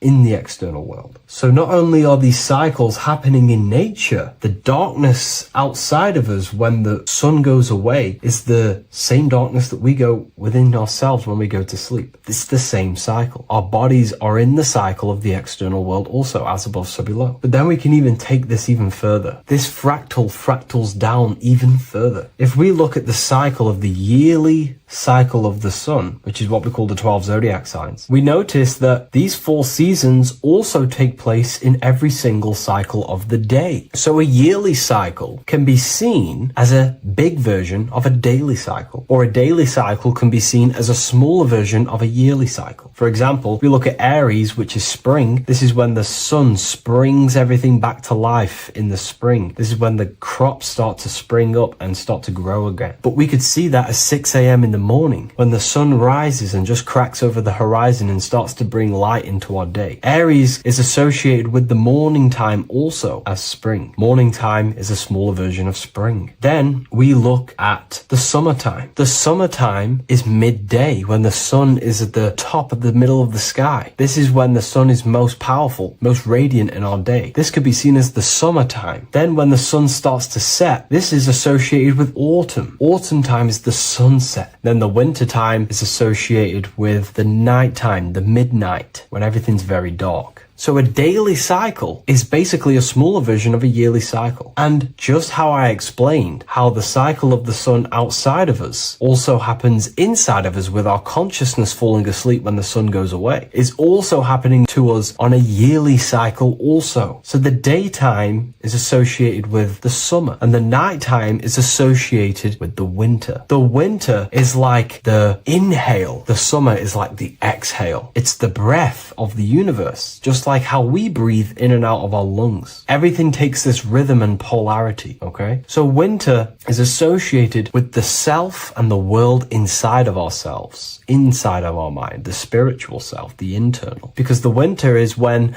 the sun's rays, electromagnetic rays, are not very powerful. And this decreases brainwave activity, making us more connected to our internal world, inside the mind. But the summer's the complete opposite. The summer is when the sun is very, very powerful. And the sun's powerful electromagnetic rays increase brain activity, making us more actionable in the physical world outside of our mind, in the external world. So summer is the daytime and winter is a big version of the nighttime. Vice versa. Just like how in the winter, we're more in the house. We're inside buildings because it's very cold outside. Animals hibernate. They go inside. They go into little places. They collect all their food and prepare for the winter. They go inside. They go in darkness to hibernate. So does our consciousness, our spirit, the self inside of our mind. We can use these cycles to our advantage, to evolve spiritually, to connect and be more balanced. You know, I've mentioned a lot of this inside the university to my members, to the family inside of there. We discussed this. We had a great discussion about this. And, you know, the live calls we have are priceless. the conversations you can have with someone when they're awake, you never forget them. You always have deep, meaningful conversations. And we discussed this deeply, and we're going into some interesting things about how we can use these types of changes in the seasons for our spiritual growth. We even discussed about spring and autumn and how they're associated with the different spiritual bodies that we have. But anyways, let's not get off track. Lucid dreaming, dreaming itself, and astral projections, I find are more easily accessible during the winter and the night times. Like I said, because the brain activity is decreased due to the sun being not powerful, we are more reconnected with the self inside the mind, the spiritual self, the immortal self. Wintertime is a great time to work on yourself, to start to gaining discipline, to meditating, to really working on the subconscious. Because spiritual work is harder than any physical labor. You really got to dig deep within yourself and be honest and true with yourselves. I think this is the reason why, a lot of people convert to spirituality from religion. They come into spirituality and then they go back to religion because they realize spirituality is it's difficult. You have to be honest with yourself. You have to really face the traumas, the negative aspects of yourself, the dark side of yourself, and bring it to light and transform it. And that sort of work is a lot more difficult to do than any physical labor. So the winter time is the time that we go inside ourselves. We reflect a lot more. We need to work on ourselves, on our mind, on our negative habits, on our dark traits, on our things that we have been pushing away and not controlling. The winter time is that time we can really start to connect with the internal self, work on our imagination, work on our mental willpower, work on all of these things like lucid dreaming, astral projections, and purifying ourselves, removing any mental barriers, any negative belief systems that may be subconsciously holding us back. It's easier to access the subconscious in the nighttime and in the winter, especially the winter. That's why I made this video, because we're in autumn now. We're transitioning into the winter. So I thought I'd share this with you all. And it's important to understand that you are a microcosm of God. Like I said, the law of correspondence associates with everything in the universe, people. Everything. And that's the best thing with the law of correspondence. And I've been using this for the past 3 to 4 years, right? The law of correspondence has determined and filtered out so many lies that was given to me, that's given to you, that's given to everyone in the world. The law of correspondence is like a filter. If someone gives you a piece of information, for example, gravity, and it does not apply with the law of correspondence, then you know it's a lie, because it's a universal thing. What happens inside of me also happens outside of me. What happens in my astral world happens in my material world, more than likely. As above, so below corresponds with everything. The same structure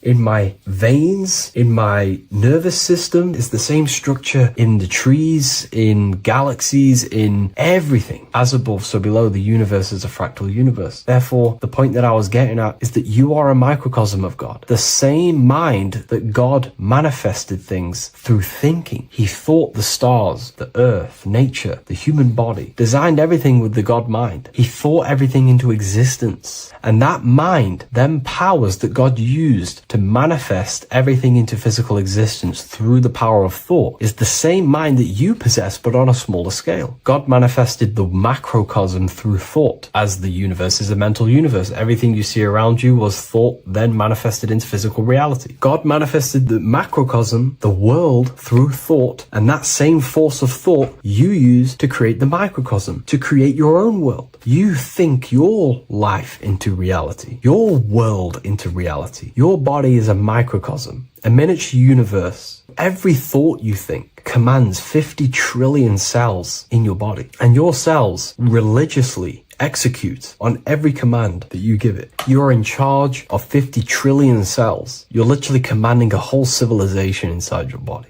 And this is how you are a reflection of the divine. The God mind created the macrocosm, the world, and you create your own world inside that world using the same power as thought. Very powerful. So everything that happens outside of you is also happening inside of you. The law of correspondence is the most important, the law that you could possibly learn, because it makes everything so clear for you in the universe. Makes life so clear. You see the reality for what it truly is. It's a reflection of the higher dimensions. Just like how reality right now is a reflection of what's happening happening inside of people's minds and consciousness. We can't blame the elites for all the negative things that's happening in reality, because all the negative things that's happening in reality is the negative things that's happening in people's minds. We need to take control of ourselves. So with that being said, thank you all, everyone. If you wish to read more, 90% of you watching this video have already got this book. I want to say thank you for your support. It means the world to me. It makes me research more and write more books, and the Book of Symbolism is coming very soon. So thank you, everyone. I'll leave a link in the description for the university, for the live calls, and for the book if you wish to join. Have an amazing day.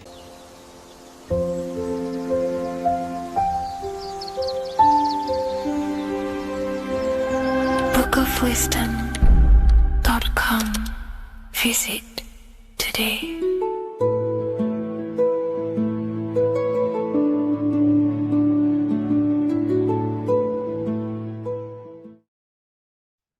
Hello, everyone. Today we're going to be discussing the esoteric and occult meaning behind the story inside of Genesis, the story of Adam and Eve. This is a widely known story, but not many people know the true esoteric meaning behind it.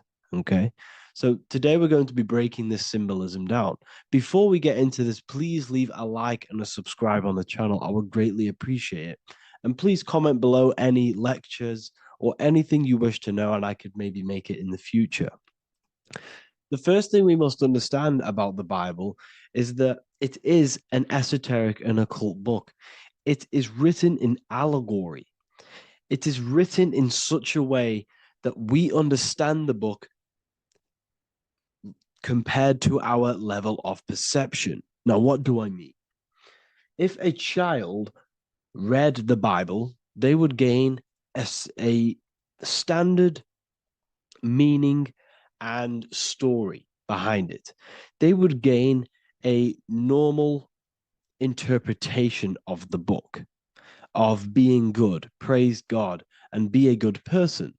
However, me, who have studied the occult and esoteric and symbolism for a very long time, when I read the Bible, I see a deeper meaning. I can read between the lines of the allegories, which means the Bible is written in such a genius way that it speaks to your level of intelligence.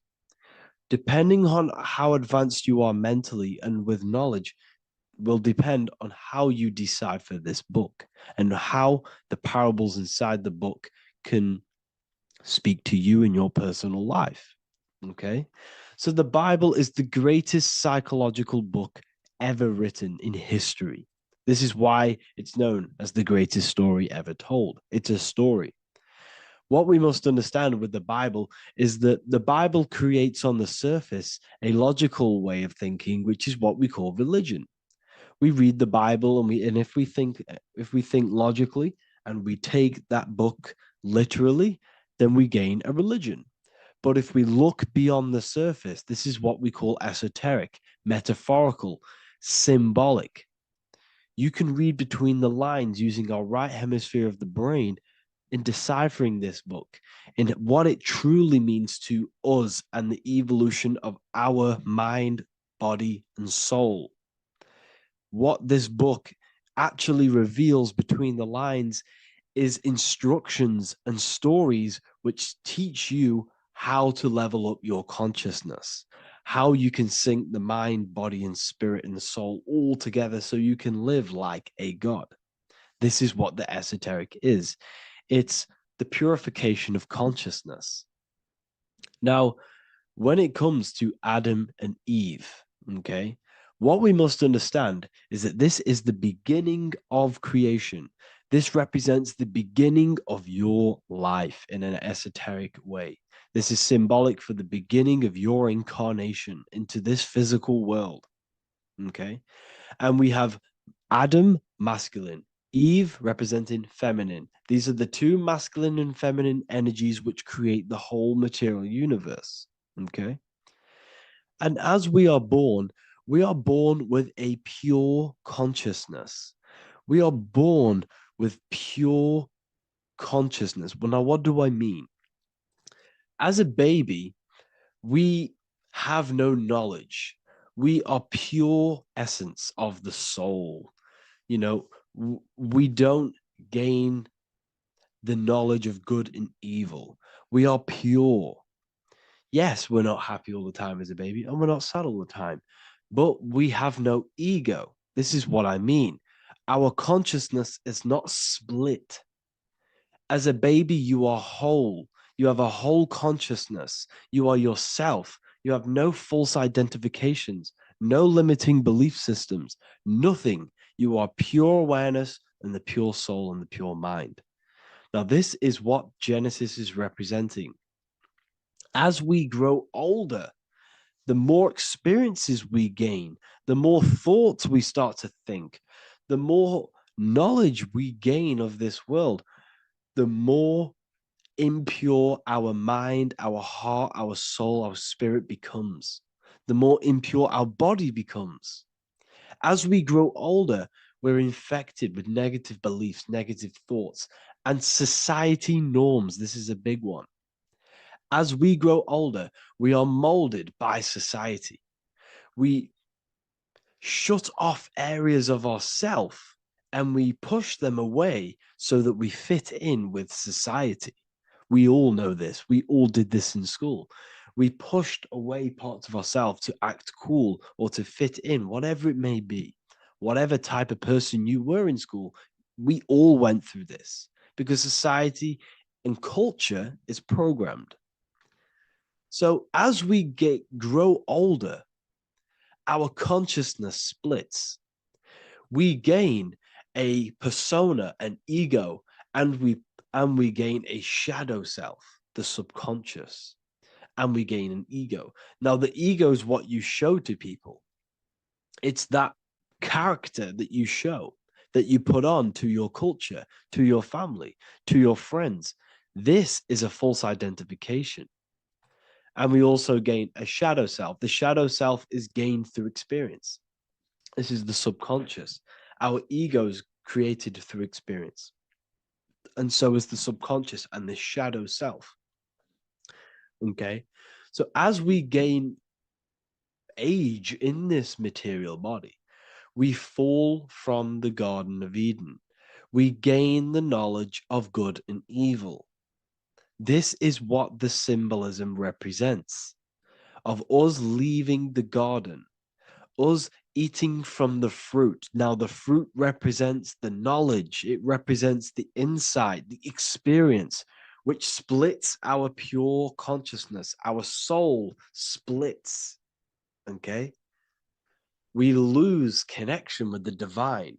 We lose connection with our pure self through material experiences. We may lose ourselves in material experiences. We may lose ourselves in lust and material gain, wealth, and all of these lovely things that the material world offers. We lose ourselves in this. Okay? And not only that, there's another symbolic thing that we're missing with being a child. There's another symbolic meaning behind this tree in this story of Adam and Eve. And this is sexual energy. Okay? As we are a baby, we have no ability to create another human life. We have no sexual urges. We have no desire for the material things as a baby. Nothing. As we grow older, our sexual energy cultivates around the age of, it's like 10, maybe earlier for some people or later for some people. This is what we call puberty, when our sexual energy activates. This is when the masculine and feminine energies are present within the body. And we are now given the ability to create human life. We're now given the ability to bring in a soul into the material world. Now, this is what we believe and know in the esoteric world. That is what sex is. You're bringing a soul from the astral into the physical. Okay? So, as you grow older, you gain this ability to use the power of creation. You gain this force within you that allows you to open a portal in the astral and bring in a soul to the material. Now, this power can be misused. This power is very powerful and it should not be misused. in occult and esoteric teachings, we teach and learn sexual transmutation, how we transmute sexual energy into different areas of our life so we can grow and create. Because sexual energy is creative energy. It creates a whole new human being. So if we retain it, we can transmute it into creativity. So this energy is kind of corrupting us as well. And now I'm not saying growing up is evil, all this thing is evil. This is a natural cycle that we must go through. The soul of us must go through this cycle so that we learn, so that we overcome it, so that we gain mastery over ourselves, so that we expand ourselves. I recommend you watch the Evolution of Consciousness lecture that I did on my YouTube. An amazing lecture. Talks about the evolution of consciousness and how we're on a never-ending cycle of life and death and expansion. So leaving the Garden of Eden is symbolic. You see, Eve represents emotion. She's feminine. Adam represents action. That's why he bit the apple. You see, Eve takes the apple and tempts Adam because she's the emotion. She's the sexual desire. And Adam eats it. He releases, he misuses the power of his creation. He misuses his consciousness because of material illusions and material desires. This is natural, okay? As we grow older in this life, our soul has to experience sin. We have to experience negativity. We have to experience evil, okay? And we have to misuse this power within us to learn about it so we can overcome it and gain control over it. Now, this is why the Bible says in Genesis 3:6, for God doth know that in the day ye eat thereof, then your eyes shall be opened. Ye shall be as gods, knowing good and evil. This is very, very, very symbolic. We come into this world to experience a dualistic way of reality. We come into this world to challenge ourselves so the soul can grow, because the soul comes from pure love from God. But we come into this world so the soul may know what it's like to be evil. You see, we are like a seed. Our soul's like a seed. And when that seed grows, okay, and it's planted, them roots must grow to hell in order for the top of the tree and the roots to grow to heaven. In order for the soul to reach the highest states, it must descend down into the lowest states. Good and evil. This is the story of good and evil, okay? And this is the story, a psychological story of how the human mind has functioned in this life. This is what this story is representing of how our soul and mind is functioning, how our consciousness is splitting and growing up and evoluting. Okay. Like I said, snakes represent sexual energy. They represent, snake, when you've been snaked. This is why we say you've been snaked, because it represents a temptation of sexual energy. This is why the Kundalini is symbolized as a snake. This is the serpent within us that we can rise to activate dormant brain cells in our brain. Now that's called the Kundalini awakening. I'm not going to get into that into this video, but this is what it symbolizes, the tree and the knowledge of good and evil, because our body is the tree. Our central nervous system is the tree. The snake is our sexual urges and this false temptation that tempts us to interact with sin, the material world, okay, and go against our higher divine self. This is what it represents. Now, it's very, very symbolic. Not everyone is going to agree with this, but this is my interpretation of Genesis based on my research of occultism, symbolism, metaphors, and me studying the Bible. This is my interpretation, and I hope it resonates with you. It might not resonate with you, but this is what makes sense to me, and this is what has made sense to many other occult researchers who are in this space as well. Okay. So please leave a like, leave a comment, leave a subscribe. I'd greatly appreciate if you could, just give me some support on this channel. We're nearly at 100,000 subscribers, which is insane. I just want to say thank you all. And yeah, I will see you inside the university if you join.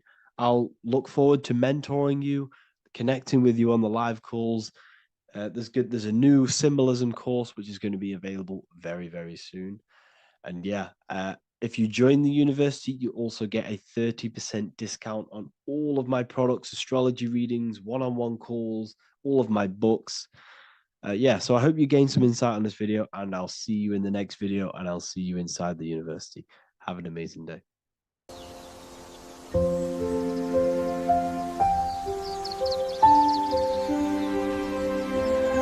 bookofwisdom.com.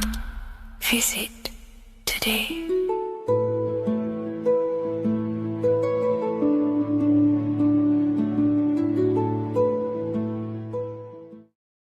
Hello, Seeker. Welcome to Revival of Symbolism, a channel devoted to the language of esoteric symbolism, guiding you to discover yourself and expand your consciousness into deeper realms of thought. I'm Harry B. Joseph, also known as Revival of Wisdom, and today we're going to be discussing the symbol of an eye inside of a triangle. So the first thing we need to understand about symbolism is that symbolism is a subconscious language. We don't just look at these symbols and get a basic understanding. Like a word, for example, if I wrote the word hello here, you look at this and you have an instant understanding of this word in your mind. It has no deeper meaning, or veil, what we like to call it. There's no deeper meaning of this beyond a veil. It's simply just a very logical thing to do and understand. But symbolism, on the other hand, goes deep within the subconscious mind. It forces the individual to go inward on themselves. This is why symbolism is so powerful. It makes you turn inward. When you look at this eye in a triangle, you're not just looking at a word, you're looking at a picture. And this forces you to go inward so you can start to try and figure out what this symbol means. You start to think critically. You also start to follow the chains of thought. This is very important inside the occult.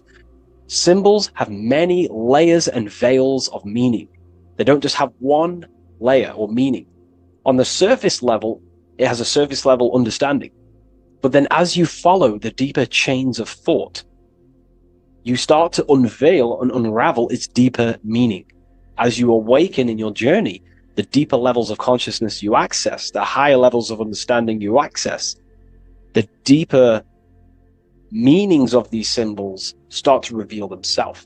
So studying yourself and studying symbolism go hand in hand. So when you're studying symbolism, you're actually studying consciousness. This is what we need to understand, is that these symbols represent forces of consciousness and aspects of consciousness.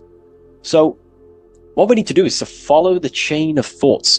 Now, what do I mean by the chain of thoughts? If I think of a triangle, it instantly in my mind, I get the number 3. Then if that number 3 leads to another thought, for example, father, mother, child, father, mother, and child. Father, mother, and child then leads to another thought, then another thought, then another thought. So this is the chain of thought that we have to follow. This is why symbols must be meditated upon. We meditate upon symbols to unravel the deeper meanings of these, so we can unlock deeper levels of awareness. Okay, so we're diving straight into the subconscious mind with the language of symbolism. It's why it's so powerful, because it forces the individual to go inward and actually use their mind. Symbols train you to think critically. They train you to think in a subconscious way, unlike words. So these symbols represent thought vibrations or thought forms within the individual's mind. So let's jump straight into this symbol of the eye in the triangle, and let's go, very surface level, and then towards the end, we'll go deeper into the deeper mysteries of this symbol. On this channel, I don't give spiritual fluff. I give very deep esoteric teachings. Okay, so it would be amazing if you could show some support. Simply just leave a like, comment, and a share on the video. Share this video to a friend. So, first of all, let's look at the number 3, because this triangle symbolizes the number 3, okay? 3. We have a father, we have a mother, and together they unify to create a child. So that's a triangle. So what does this actually represent? Father, mother, child. In order for creation, it takes 3 steps. We are born, we grow, we die. So this is how creation unfolds in a 3-step process. In order for you to have a child, you must have 2 people and then give birth to another. Number 3. Then when you are given birth, you give birth, you grow, you die, then you return back to your original state. So the number 3 symbolizes this transformation or creation itself, how creation is a 3-fold. We see this in Brahma, Vishnu, and Shiva. Brahma, the creator, you have the creator god, the preserver god, and the destroyer god. This is symbolizing the number 3. And inside the Christian tradition, we have Father, Son, and Holy Spirit. We're going to dive deep into that as well. But it simply just represents the 3-fold of creation, how creation is a 3-fold process. Okay? So let's go a little bit deeper now. That's more exoteric. That's an external teaching. I've just taught you something that's very external. But what does this represent to the internal, to the esoteric? The number 3 is the 3 forces of the soul. The 3 forces of the soul. The soul thinks. It thinks. We have a mental field. We have a mind. All around us is a field of mind. We don't just have a mind. All around you is a field of thought and a field of mind. Okay, this is what we have to understand. A lot of people just think they have a mind. Your mind is attuned to the mental plane, and the mental plane is surrounding you. There are thought forms surrounding you. There are ideas. There are, all of these things in the mind that exist in an infinite field made of mental matter. Mental matter. So the soul thinks. The soul feels. It has feeling. We have emotion. And the soul takes actions. So the soul has 3 ways it expresses itself. Consciousness expresses itself through mentalism, through emotionalism, and through actions.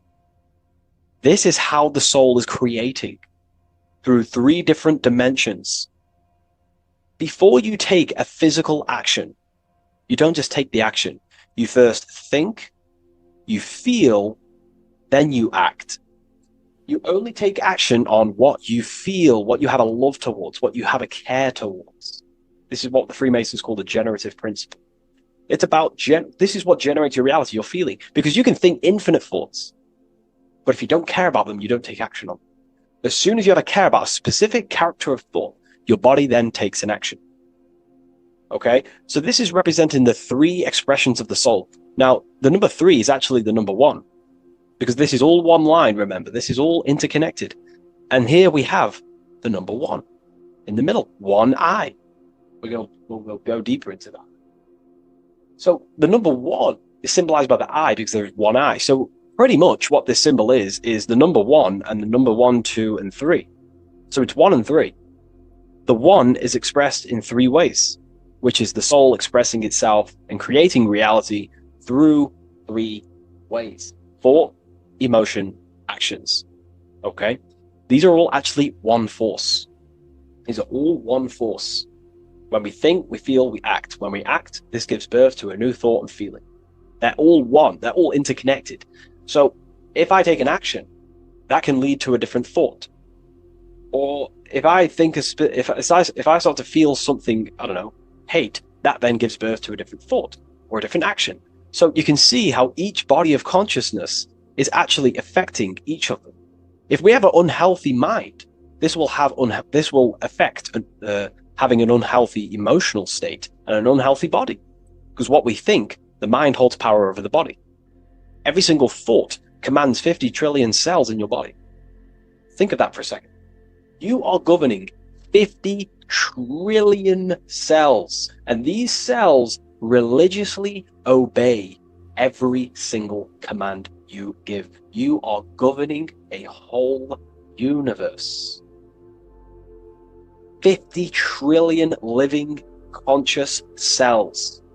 Okay? Think of that for a second.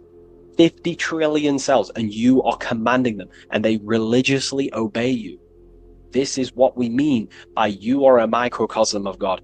Your body is literally a whole universe. There is living beings in your body that you are commanding and controlling, and they religiously obey you. Very, very powerful. This is how powerful you are. So each thought you command to the body is either destroying the life of the body or uplifting the life of the body, good and evil. So you're either creating more life or destroying your life of the body, of the health, of the body, of the cells. It's a whole civilization inside of your body, and you're governing it. You're the government. You are the master. This is why in the occult they say you are the master. Everyone is a master of their own being, their own microcosmic universe that they govern. You govern a whole reality, don't forget that. But we've lost this knowingness and understanding, and we're now giving our power to the external government, man-made government. Okay? So that's what the word government means, government, govern mind control. But you are the government. You control your own being. You control your own universe. You control your reality. So, you are the creator of your reality. This is the context behind the symbol here. You are the creator. What is an eye? An eye sees things. What does that symbolize? So, an eye on a basic level shows looking at something. But this is referring to the internal eye, the internal observer. You're observing something when you look at something. So the inside eye is the person, the self that is looking over and experiencing our thoughts, emotions, and actions. Who is the one that feels the actions? Who is the one who suffers from the negative thoughts and the negative emotions? Have you ever thought about that? Go deep within yourself. Who is the one suffering from your emotions? It's not your body. It's not your mind. It's this soul. It's the soul observing through these different bodies of consciousness, through the mind, through the emotions, and through the body. This is the observer behind it all. So, this eye is not closed. It's not closed. Very, very important. Every detail in symbolism is very important. It's not closed. It's open. It's looking, and it's conscious. That's. I'm just giving you the key of what the symbol means. It's about remaining conscious. Now, this will go over people's head. They may not even understand this. Most people are unconscious, and it's fine if you are unconscious. We're all on a different level of our journey. We're all on a different level. I'm not trying to offend you. I'm just stating these facts. Most people are unconscious. They only think, feel, and act out of, reaction. They're not even aware they exist because they're so caught up in the external world. They have no idea they exist. They've never deeped how they exist, why they exist, what life is, what this piece of technology they're inside of is. So I'm giving you a bit of an insight of a person with a higher consciousness. A person with a higher consciousness is always looking. This is what the symbol means. Always looking, not with the eyes, but with the internal self, because they understand these three powers, the triangle, is creating their reality. Thought, emotion, action. Person with a higher consciousness who knows mastered themselves is someone who is always looking and observing their thoughts and emotions and the actions they take in the world. I'll give you a bit of a key here. I'll give you a key. In my life, I like to govern myself, be my own master, through this way. Every action or decision I am about to make, every decision, I always say to myself internally, I remind myself of this symbol. This is what symbols are. You're meant to remember these things. There are tools to help you in life and gain control of yourself so you can ultimately live a better life and create your own reality. I remind myself, if I take this action, what is the effect that's going to come from this action? Is this action going to benefit me, or is it going to pull me away of what I'm supposed to do? And through that, I live through this law of polarity, law of cause and effect. We cannot escape that law. You have to deeply understand this. You cannot escape the laws of cause and effect. They are always infinitely creating your reality. Cause and effect. Every thought is producing an effect. Every emotion is producing an effect. Every action is producing an effect. Therefore, you must keep this in mind and stay looking. This is what the symbol means. It means stay conscious. always look over your thought, emotions, and actions. Always look over them. Because if you are not looking at your thoughts, emotions, and actions, and you're living, you're thinking, you're feeling, and acting unconsciously, subconsciously, without conscious awareness, you're unknowingly creating your reality. You can reach a level of mastery. There is a level of mastery. I'm not fully there yet. I'll openly admit that. But it's a goal in mind. There is a level of mastery that one can achieve where they are conscious of every single thought, every single action, every single emotion they feel throughout their day. Very, very difficult because we think around 7,000 thoughts a day. But this is ultimately the goal of mine anyway. It's completely up to you what you do. I'm just giving you this insight that's helped me in life. So it's about being conscious. This is a very overlooked thing in today's world. No, most people are unconscious, that they're walking around as zombies. They don't even realize they think. They don't even realize they have a mind. They think their mind is their brain. If the mind was the brain, then how can the mind go in the past, present, and future? Which means it exists outside of time, but the body remains in the present moment. If the body remains in the present moment, that means it exists underneath time, underneath the law of time, but the mind transcends it, which means the mind operates outside of time, space, and matter. So, that is a key. You are a high dimensional being manifesting in a physical form, and you're looking into the world. This is also another veil of the eye. The eye symbolizes your higher dimensional being. You have no true form. This is one of the biggest secrets. You have no true form. You form what you think, feel, and act. In the astral plane, you become what you think about. You can become an owl. You can become an owl with goat heads or, T-Rex arms. You can be anything you wish. Anything you think about, that's the form you take in the astral and imagination. But beyond the very causal plane, the higher dimensions, you are formless. You are nothingness. But that formless is connected to God. That is the unmanifest.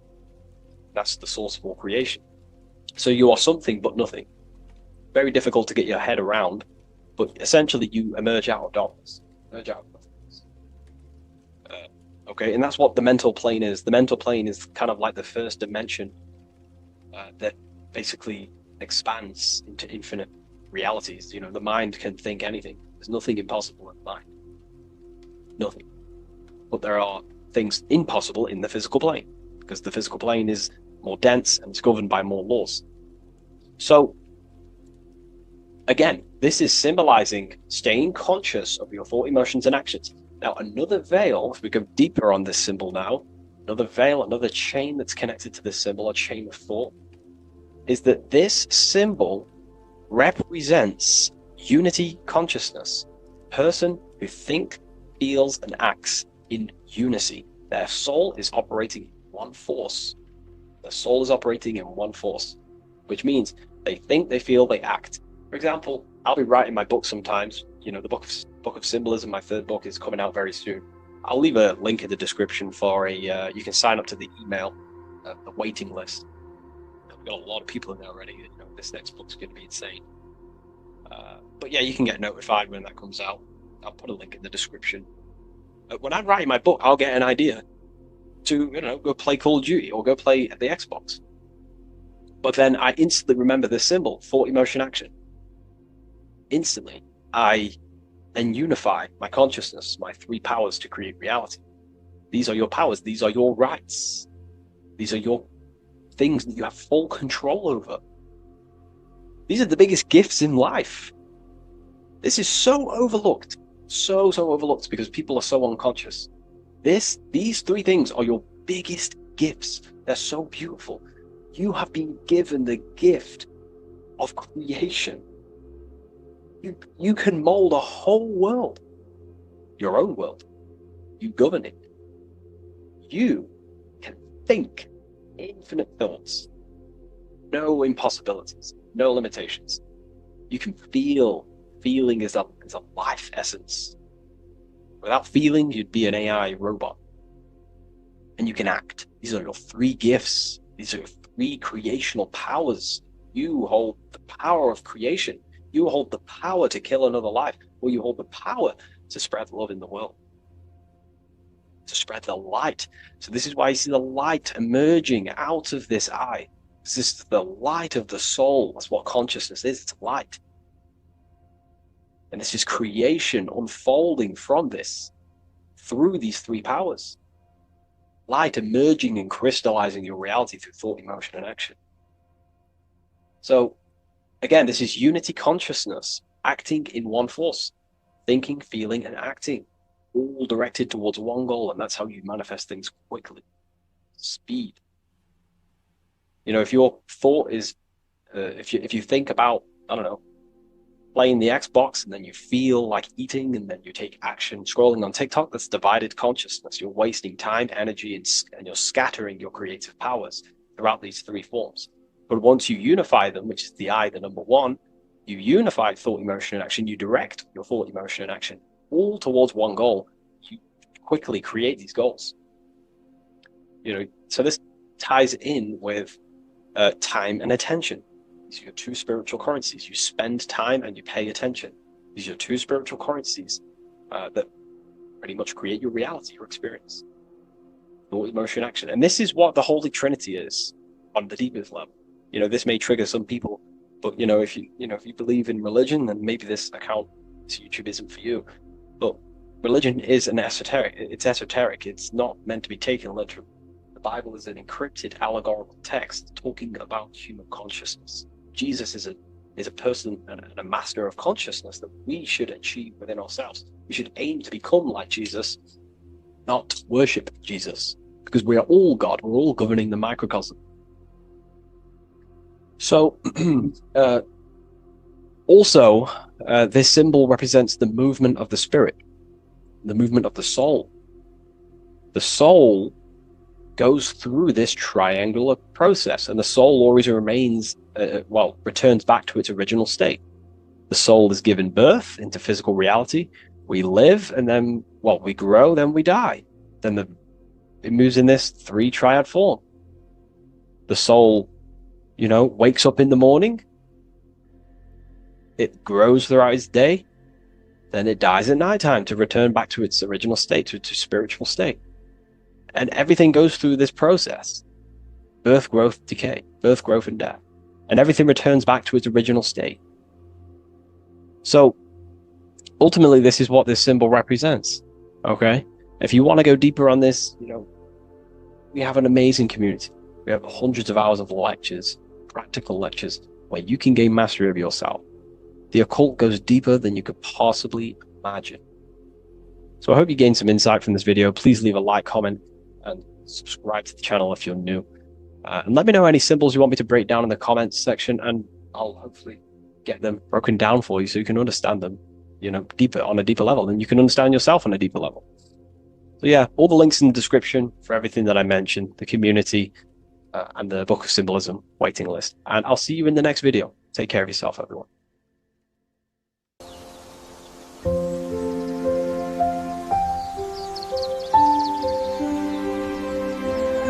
bookofwisdom.com. Visit today.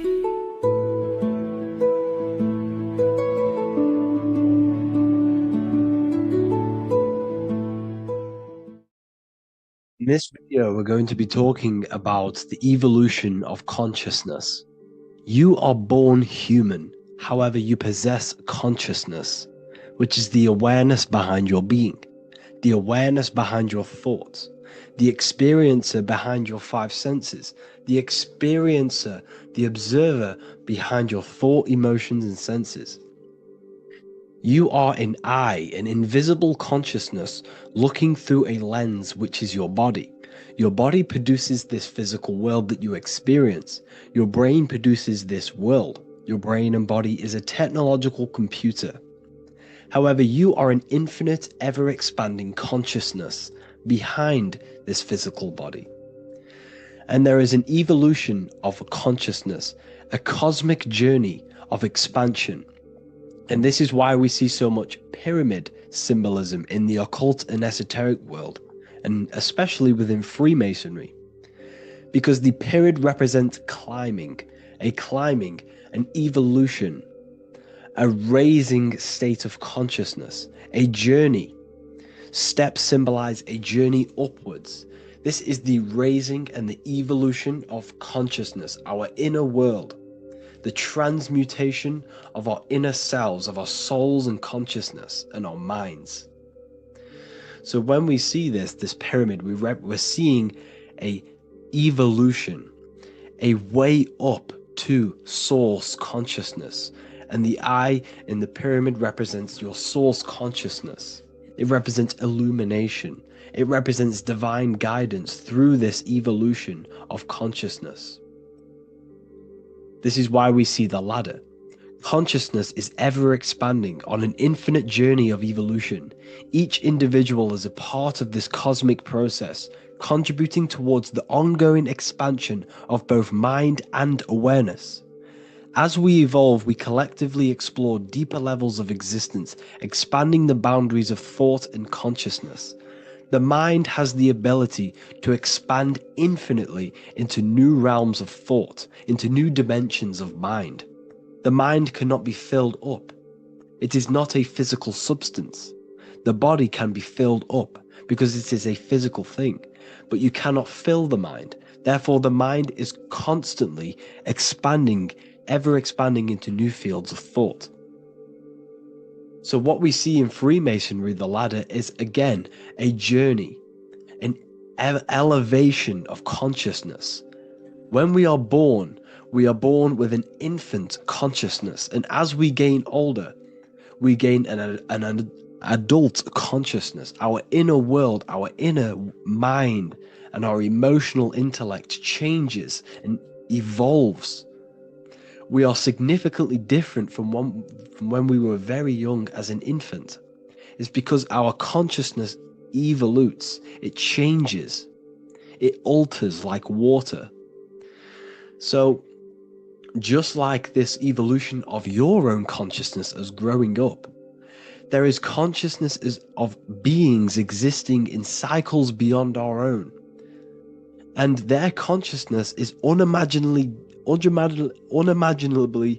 different from ours.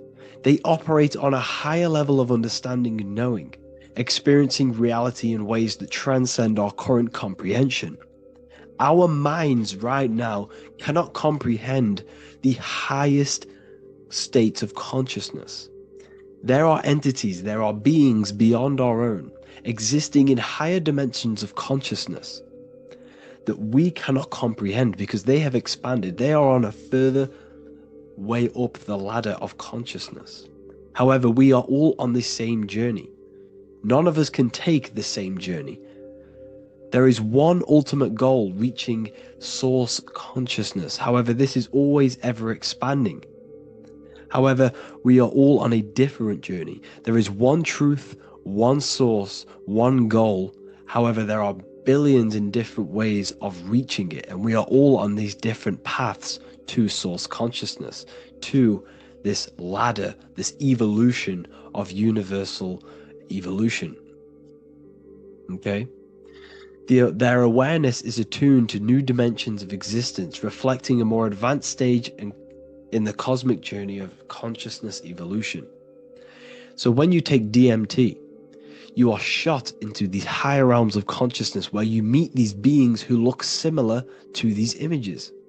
They are not speaking to you physically.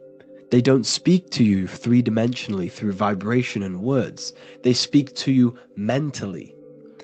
If you have done DMT, then you know this. And if you have met these beings, then you know this. You might have even met some of these types of beings on mushrooms or any psychedelic drugs. Because ultimately, when you take these mind-altering substances, it's altering your consciousness.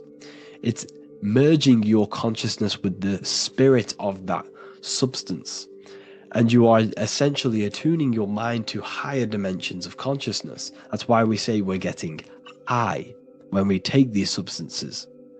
Therefore, when you meet these beings on DMT, you are essentially meeting beings who are attuned to higher dimensions of consciousness, and they speak to you mentally. They speak to you telepathically through thought, because the universe is mental. Everything exists within the mind. The way you are now, your physical existence, is a state of mind. Mind, thought creates matter. Spirit and matter are two opposing ways of thinking. If we have a very spiritual mind, we have an expanded mind, we are a spiritual person through the mind. However, if we have a very low state of consciousness where we think about food, sex, lust, and all physical things, then we have a physical consciousness. Matter and spirit are two opposing forces, two ways of thinking. The mind attunes itself to different levels of understanding in different dimensions. So, essentially, this is what we're looking at. The body is a vessel for the fluidic, formless consciousness, a temple that houses the essence of our awareness. While the five senses are limited to perceiving only the physical plane, the mind transcends these limitations, capable of perceiving the full scope of reality. It is through the mind that we access deeper truths beyond the material, tapping into boundless nature of existence. Physical existence is a thin band, a thin layer of reality. It's like 0.001% of reality. And your five senses are only tuned into this layer of reality. But the five senses are, by design, only allowed to perceive physicality. But the mind has the power to expand beyond this physical five sense state. The mind has the power to expand and evolute. It is a conscious decision whether you want to take this path or not. You can stay in a three-dimensional way of thinking, or you can expand your consciousness from within. It's not an external journey. There is no God going to save you. You must save yourself. Therefore, behind every single one of these eyes is the same source consciousness. However, we are all different cells in a different journey. The organs in your body, the cells in your body are all alive. They all possess same consciousness, universal consciousness. However, we are all on a different journey of evolution. As above, so below. As the baby is in the mother's womb, when the baby becomes conscious, there is a world outside of its mother. What does it do? It presses and seeks a way out to be born in the other world outside of its mother. It is the same with your consciousness, your mind. When your mind becomes aware that there is realities beyond the immediate surroundings, it seeks a way out. And this is exactly what I'm doing to you now. I am now expanding your mind and telling you there is other ways of reality. There's other dimensions of consciousness which you can access through inner transmutation, through different ways of thinking, spiritualism, and meditating and connecting with yourself and detaching from external things. We can upgrade our consciousness. Your body is a womb. Why Jesus says you must be born again to see the kingdom of God, because you are born physically and then you must be born again spiritually, awakening your inner consciousness. So like I said, as the baby is in the womb, it's the same principle. As above, so below. You were a baby, you were in your mother's womb, and you figured out there is a world outside of your mother, so you seek to weigh out your mother to be born in another world. It's the same now. You must do this now. This is your spiritual evolution. This is the evolution of consciousness. It's ever expanding. When you die, this is a transition. You must learn to not fear death. This is another part of your spiritual journey. You must master death. Therefore, like I said before, the mind has limitless capacity to expand into new realms of thought, continuously exploring uncharted ideas and concepts without boundaries. The mind can ever expand. It can never be filled. It can never ever know everything. There is infinite fields of knowledge, infinite fields of thought. Your current state is just one stage on an infinite pathway. You won't remain human forever. The human experience is a crucial phase where we learn to balance polarities, master the fundamental laws of the cosmos.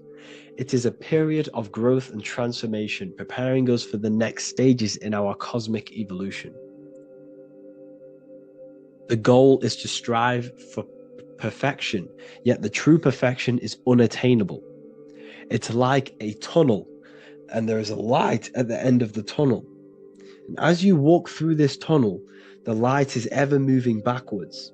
You should forever seek to meet that light, but you will never meet that light because consciousness is ever expanding. You should strive for perfection, yet knowing that perfection is forever unattainable. The journey is endless, with each step revealing deeper layers of understanding and experience. The pursuit of growth and expansion is itself the essence of our evolution. You can find all of this knowledge in the amazing book that I have read for years. I have read this book, The Emerald Tablets of Thoth, the Atlantean, by M. Dorial, translated by M. Dorial. I'm telling you now, this book, now that I've told you this, you have some context on the book. The whole book is about evolution of consciousness. He's talking about higher dimensions beings. He's talking about how you can transcend this physical plane. It is truly the most amazing book you will probably read. One of the best spiritual texts you'll see. It's hard to understand, so you must read it over and over again. And the more your mind progresses, like for me, I read this every couple months. And the more I learn about consciousness, the more I expand my own consciousness. And every time I read this book, I pick out something new that just completely blows my mind. Because you can only understand this book to your level of consciousness, to your level of understanding. So now that I've told you all this information, go and read this book and it will absolutely blow your mind. And so will the Book of Wisdom Volume 2, which is now available. I released it the other day. I'm just going to read a page out now. This page is called Spirit and Matter. The Earth is not merely a dense, lifeless rock drifting through space. It possesses spirit, a living essence that animates its form. But what do we mean by spirit? Spirit in esoteric terms refers to the energy, the life force, animating the principles infused in matter. So essentially, what this page is talking about is how everything has spirit, consciousness within it. You are the middle, you are spirit and matter. You have the ability to expand your mind to the God self and raise above our animal instinct, our material self, and know the divine and expand. Animals cannot do this. Animals are not self-aware. Humans possess self-awareness. We can observe our consciousness. We can say, why do I exist? We can look in the mirror and know that we need growth. And this is what Anunnaki means. Anu means above. Anu was the supreme god of the sky, which is a metaphor. He represents spirit above, heaven. Anu came down to earth and married Ki, the goddess of the earth, which represents matter. It's a myth, it's an allegory. Anu married Ki and gave birth to the Anunnaki. Spirit came down and infused with matter and gave birth to the human, which is you. You are spirit infused in matter, Anu and Ki, Anunnaki. You are the Anunnaki. And this is just one of the teachings in my book. Honestly, this book is absolutely amazing. If you truly, truly want to expand your consciousness, give this book a read.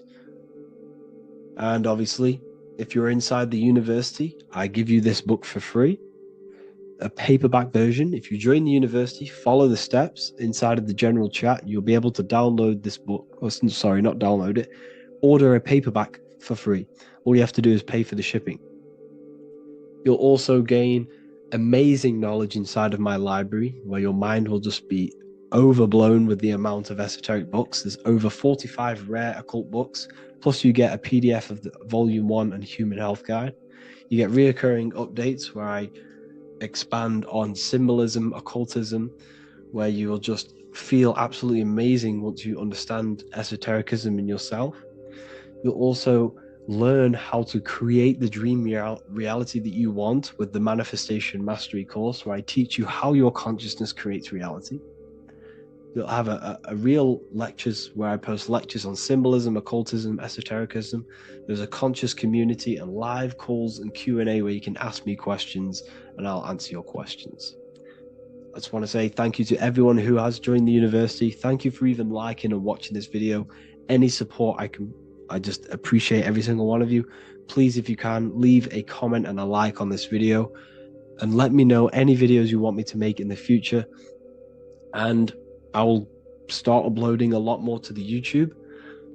So yeah, thank you all for tuning in today. Have an amazing day.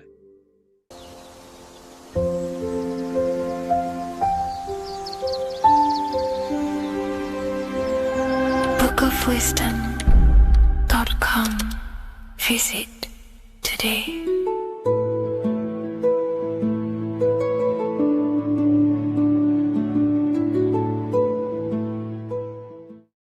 Welcome to Revival of Wisdom. Welcome people. We're back with another video. And this video is about Freemasonry and their connection to the Illuminati.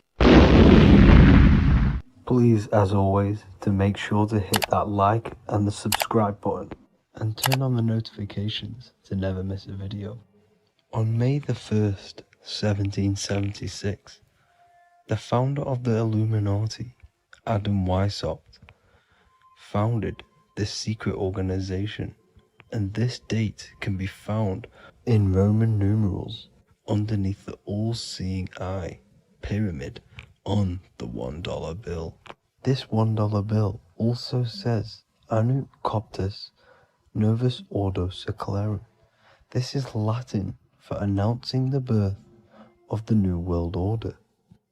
This New World Order will be headed by Lucifer, the all-seeing eye, and followed by the 13 layers of bricks for the 13 elite bloodlines.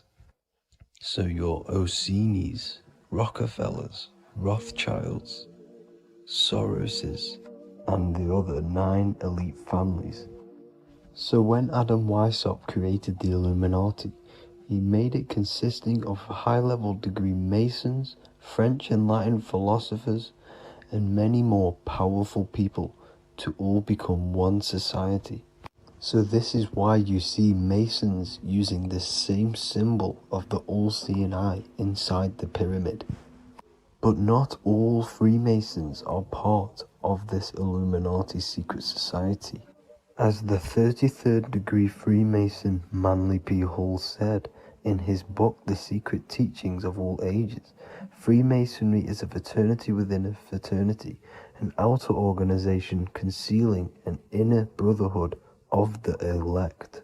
So what he's saying here is that Freemasons have to go up the degrees of Freemasonry, and once they hit the top, they either get elected or not into these secret societies like the Illuminati, Skull and Bones, and Knights Templar. So when you see celebrities doing this one-eye symbolism, either covering one eye, doing the triangle, or doing 666 over one eye, this is showing and reflecting the symbolism of Freemasonry. They have taken the oath to never speak on anything they learn about Freemasonry. Duncan's Ritual of Freemasonry book states the oath they have to take. Quote, I ... of my own free will and accord, that I will hail, ever conceal, and never reveal any of the secrets, arts, points of Master Mason's degree to any person whomsoever. All this most solemnly, sincerely promise and swear. Now, this is what happens when they break the oath, stated in this book, quote, myself severed in two, my bowels taken from thence, and burnt to ashes. So this states that Freemasonry comes first, before any law of the land. It has the right to kill you if you break your oath. This is the hand gesture they have to do every time they enter the ritual room inside the Masonic lodge. This is the cutthroat symbol, showing you and reminding you of the oath and what will happen if you break it. Now in this book, Richardson's Monitor of Freemasonry, It states, if you break your oath, binding myself under no less penalty than to have my throat cut across, my tongue torn out by the roots, and my body buried in the rough sands of the sea. If they do not decide to kill you, this book states this by pointing him out to the world as an unworthy vagabond, by opposing his interest, by dearranging his business. In other words, they have the power to frame you and destroy your reputation to the world and destroy your business if you break this oath. So yes, they do kill to keep this truth hidden, because this truth of this reality is what keeps them in power. They have the ability to manipulate people because people do not know what manipulates them. This is why they call themselves the government. They govern the ment, which is the mentality, because the mind is the root cause of reality. They control what you perceive to control what you manifest. By knowing the truth, you are set free, and you no longer need no controller above you. So this is why they are willing to kill and do whatever it takes to keep the truth concealed within these high-level degrees of masonry and these secret societies. However, going back to Manly P. Hall's book, it states, part of the symbols are displayed here to the initiate, but he is intentionally misled by false interpretations. So this is saying even Freemasons are intentionally misled and told lies to conceal the truth, to make sure the truth is hidden in the high degrees of masonry. So that's it for this video, guys. Thank you all for tapping in. Please leave a like and a subscribe. God bless.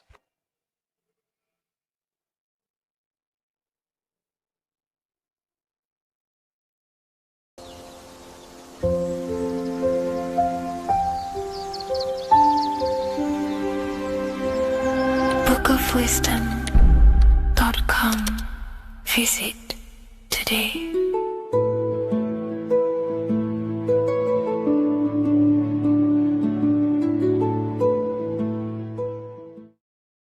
So depression doesn't actually exist, and in this video I'm going to show you how depression is actually a choice. And I'm going to give you some solutions on how to deal with it. And this is probably going to change your life forever just by doing this alone. Okay, so the first thing you need to understand about depression is that it exists in your conscious mind. It exists in your thinking mind. So what is inside your thinking mind? You have your body, your name, your reputation, your trauma, your memories, your family, your worries, your interests, your bills, your passion, dislikes, goals, right? Most people identify their lives with this. They identify their lives with their thinking mind. They think they're their name, their job, their reputation, their memories. But this is not who you actually are. Who you actually are is the observer of that. What happens if you stop thinking? What is left? You're left with unconditioned consciousness. You're left with the self, which is what we refer to as I. We are the consciousness, not the thinking consciousness. You are not these labels. You are not your thoughts. You are not your job, your name, your reputation. Okay? And the reason why I'm telling you this is because it's very important, is that we are something beyond this body, beyond this name, beyond our thoughts. We are the consciousness. So depression exists inside of the thinking mind, the conscious mind. Okay?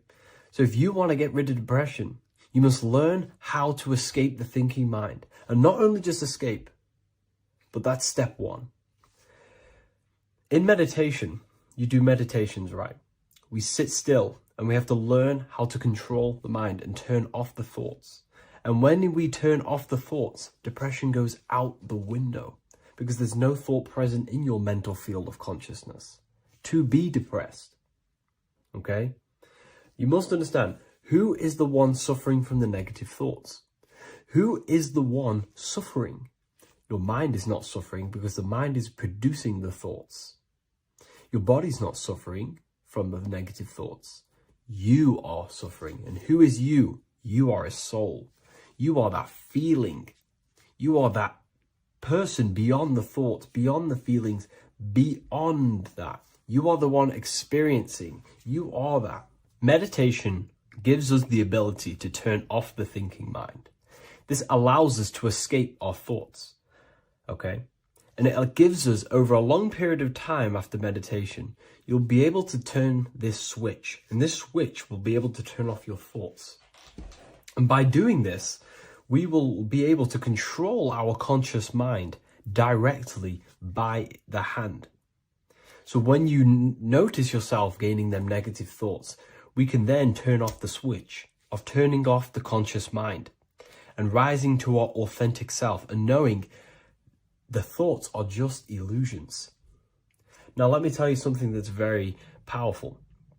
Most of your thoughts are coming from beliefs. Most of your feelings are coming from beliefs.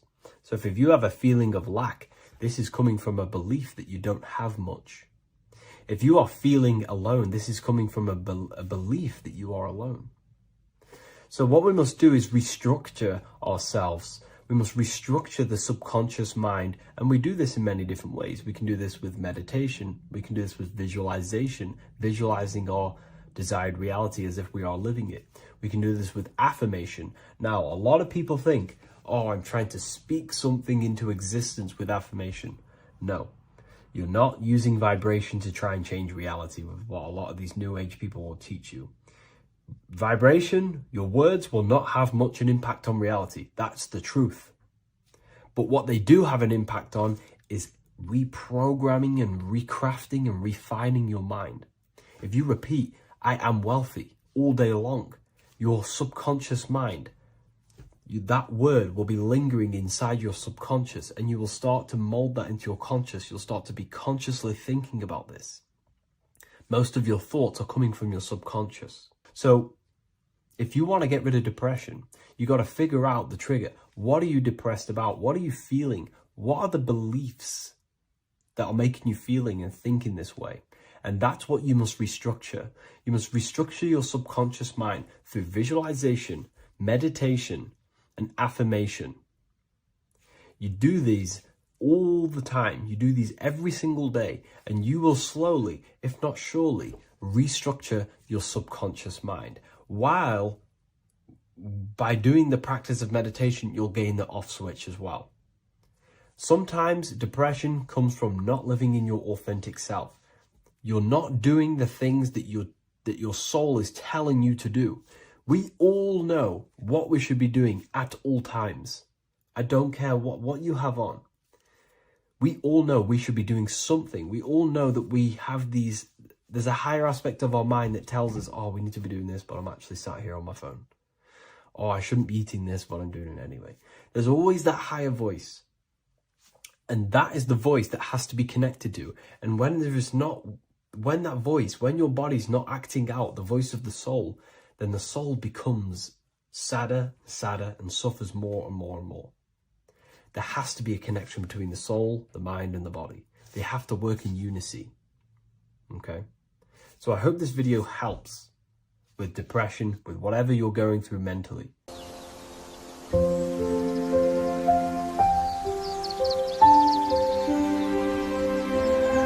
bookofwisdom.com.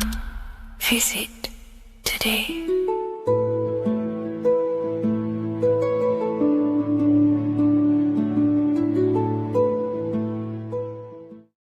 The scariest thing about having your first out-of-body experience and leaving your body is the realization that you have after. You realize everything you've been told about yourself, reality, the earth, what you're doing here on earth is a complete, utter lie. Your self-belief of what reality is and what you are is completely shattered. You now fully understand that you are more than your physical body that you inhabit. My first out-of-body experience happened a few years ago, but before all of that, I remember being a child, going to bed and closing my eyes, and I remember as a child feeling like I was floating above my body and moving. And maybe subconsciously this has led me into knowing intuitively that there is more to reality, and I've gone down this path of esotericism, occultism, consciousness. Maybe that has led me to this, I don't know, but I've always had this subconscious intuition in my mind that there's more to reality than what we've been told. And maybe it came from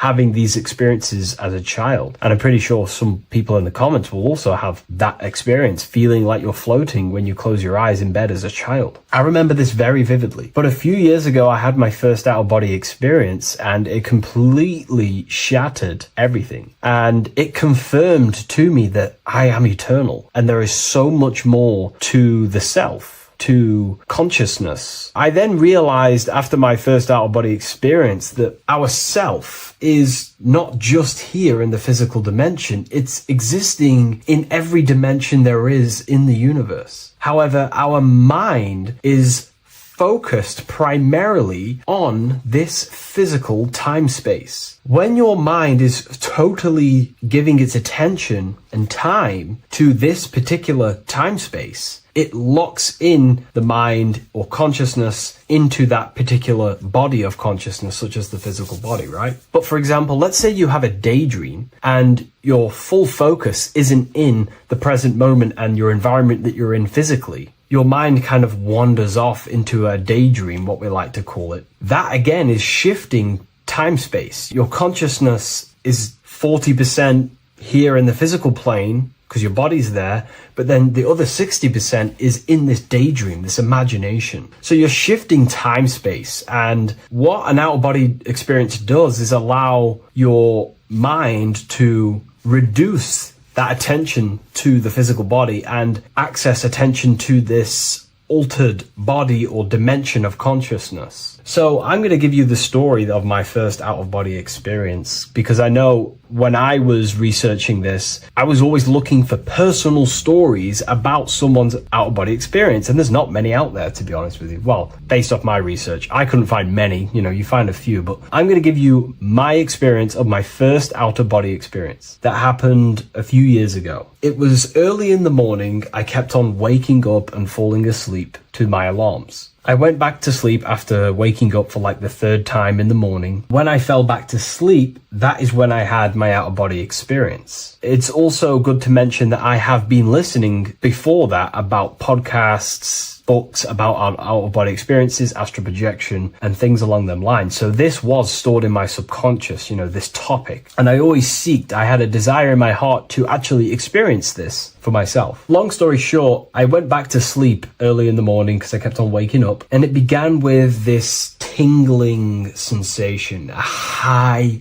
energy sensation. It was like bursting, intense, high frequency energy. My attention was no longer in the time space of my body, but my attention shifted into this energy body, which I now understand. I didn't understand at the time properly, but I now understand that as my consciousness started to feel like it was being pulled upwards, right now, our time space, our attention is in our body, and you feel all the data of the senses, right? And that's what I'm feeling right now. That's what you're feeling right now. But imagine that was completely stripped. My attention was no longer feeling the sensations of my body, because my body kind of just dissolved as I fell back to sleep. So this was a natural out-of-body experience. I didn't force it. I didn't meditate. I didn't do anything. This was just a natural out-of-body experience that I had. And a lot of people get these that I've read about. So my attention started to feel like I was being pulled upwards, and I no longer felt my body, but I felt this intense energy, frequency, sensation all around my body. It felt like this, like it felt like illuminating energy that's moving very, very, very fast. So my conscious awareness was now shifting. I now understand. My whole body faded into this sensation. My whole mind faded into this energy sensation, this tingling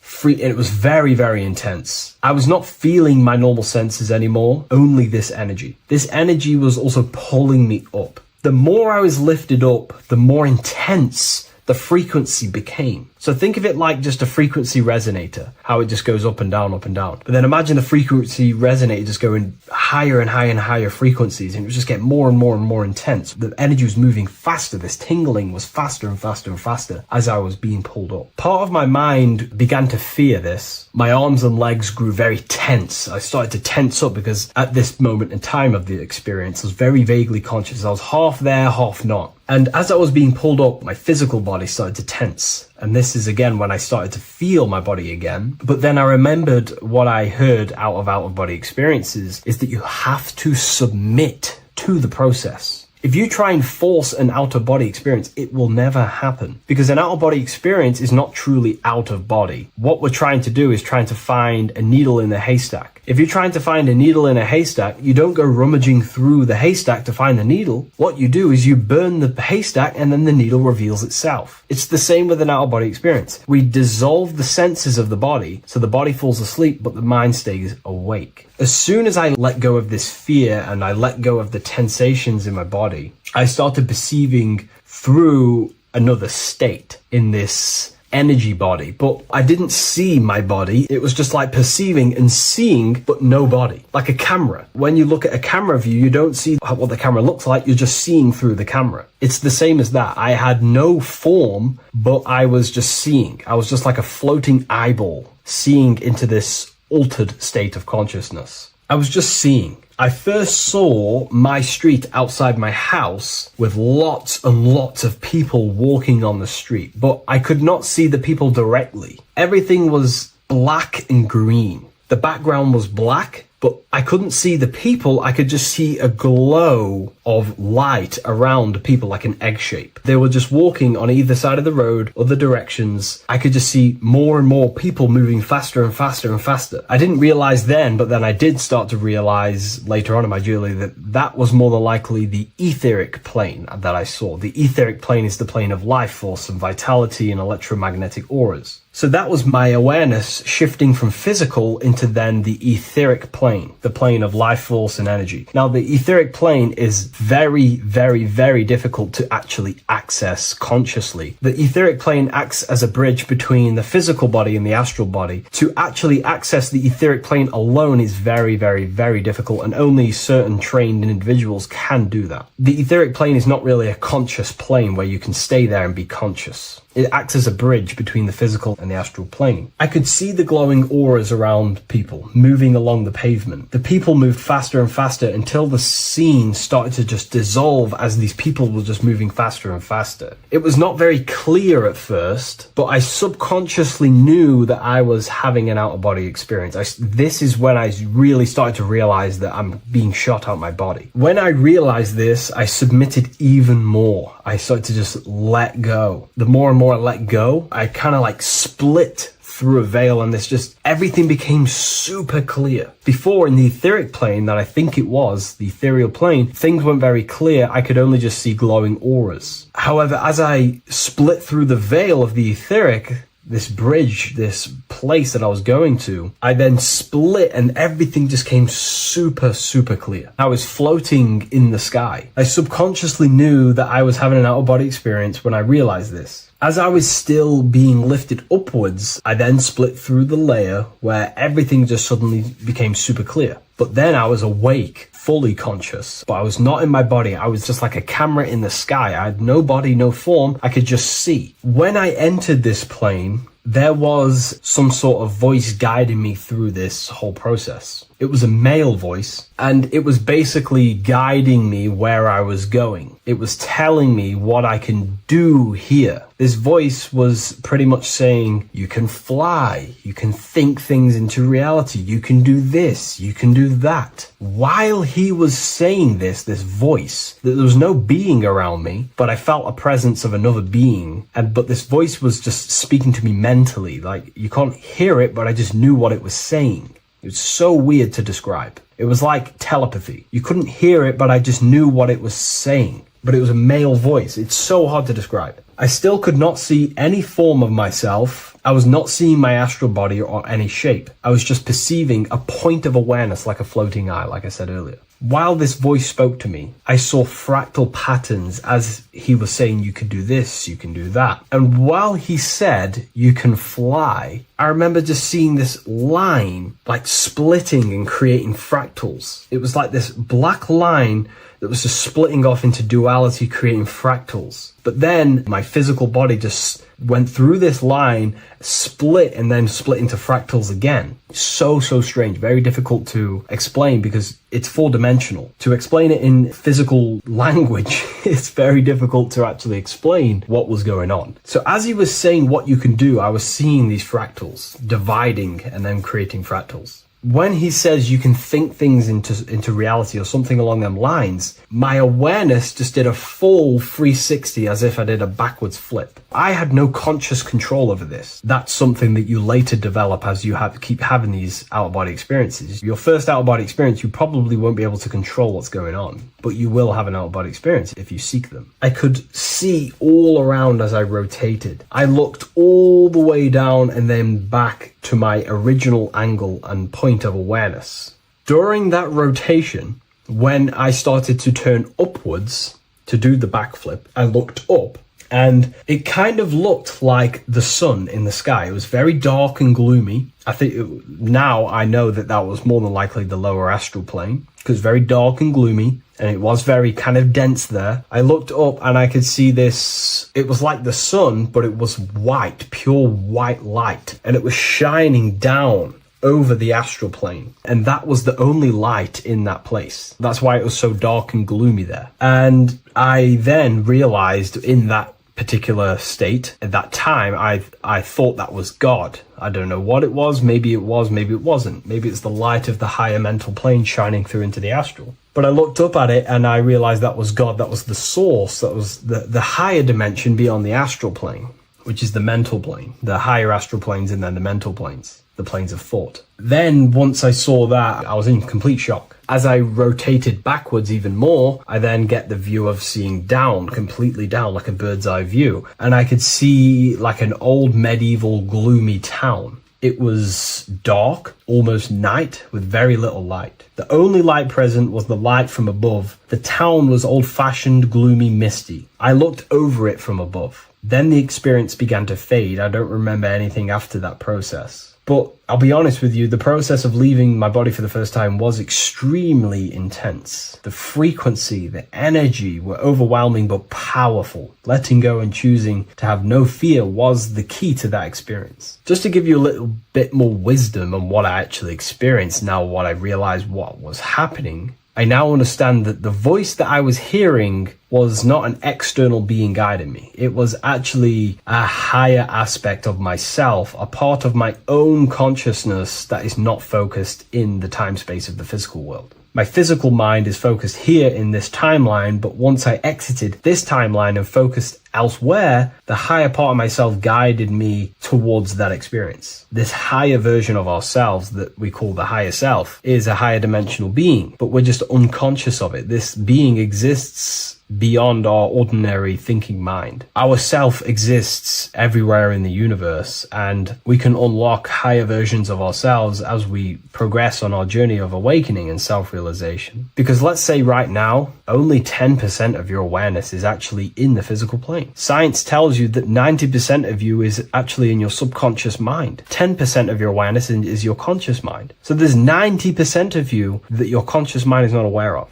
But our conscious mind becomes so addicted with the physical world and distracted with the physical world, it just gets totally locked in with the physical. And we never pay attention to the hidden aspects of ourselves, the unconscious aspects of ourselves. And that's why everyone in the esoteric and occult space talks about gnosis, seeking knowledge of self. Gnosis is not knowledge, it's knowledge of self obtained through direct experience. So gnosis is about rediscovering who you truly are. And another bit of wisdom that I could give you from this is that the observer is the same observer that is observing this video right now. You're watching this video, but who is the one seeing the screen? Who is the one seeing the screen of your reality, of what you call life? There is an inner witness consciousness within you who experiences and observes your thoughts, emotions, and actions, experiences and observes the screen you call reality. And that witness also witnesses your dreams. When you shift your awareness from your time space of this body into your dreams, that same witness is witnessing your dreams. So when you meditate, connecting with this witness aspect of our consciousness really does help to excel the process of having an out-of-body experience. Because a lot of people have out-of-body experiences, but they don't understand what's actually going on. They don't understand the nature of it. But it's all mental. You move mentally in that dimension. You create mentally in that dimension. The same that you do in this dimension, but just on a quicker scale, because things manifest in the astral plane instantly as soon as you think of it. Just like the screen in your mind, you think of something, you have a screen of an object in your imagination. That plane, it manifests instantly, but down here, it takes a longer time for things to manifest and condense. Once you understand that thought rules the universe, thought is the creative force of the universe, you start to understand,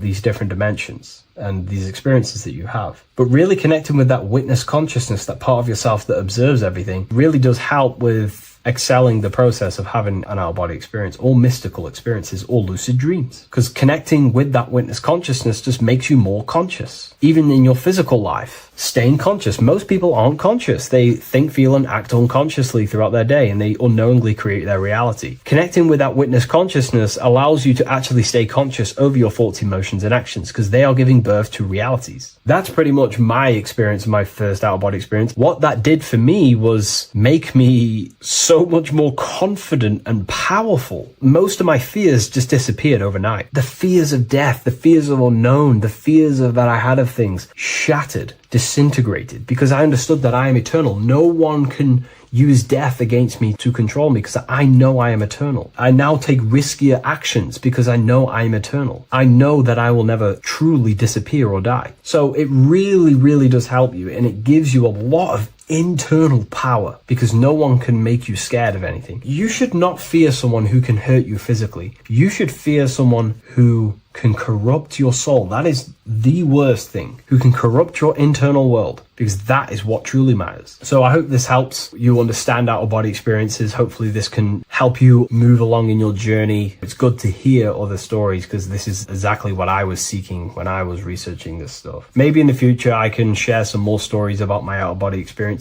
now I'm a bit more advanced. But yeah, please leave a like, comment, and subscribe on the video, and thank you all for watching.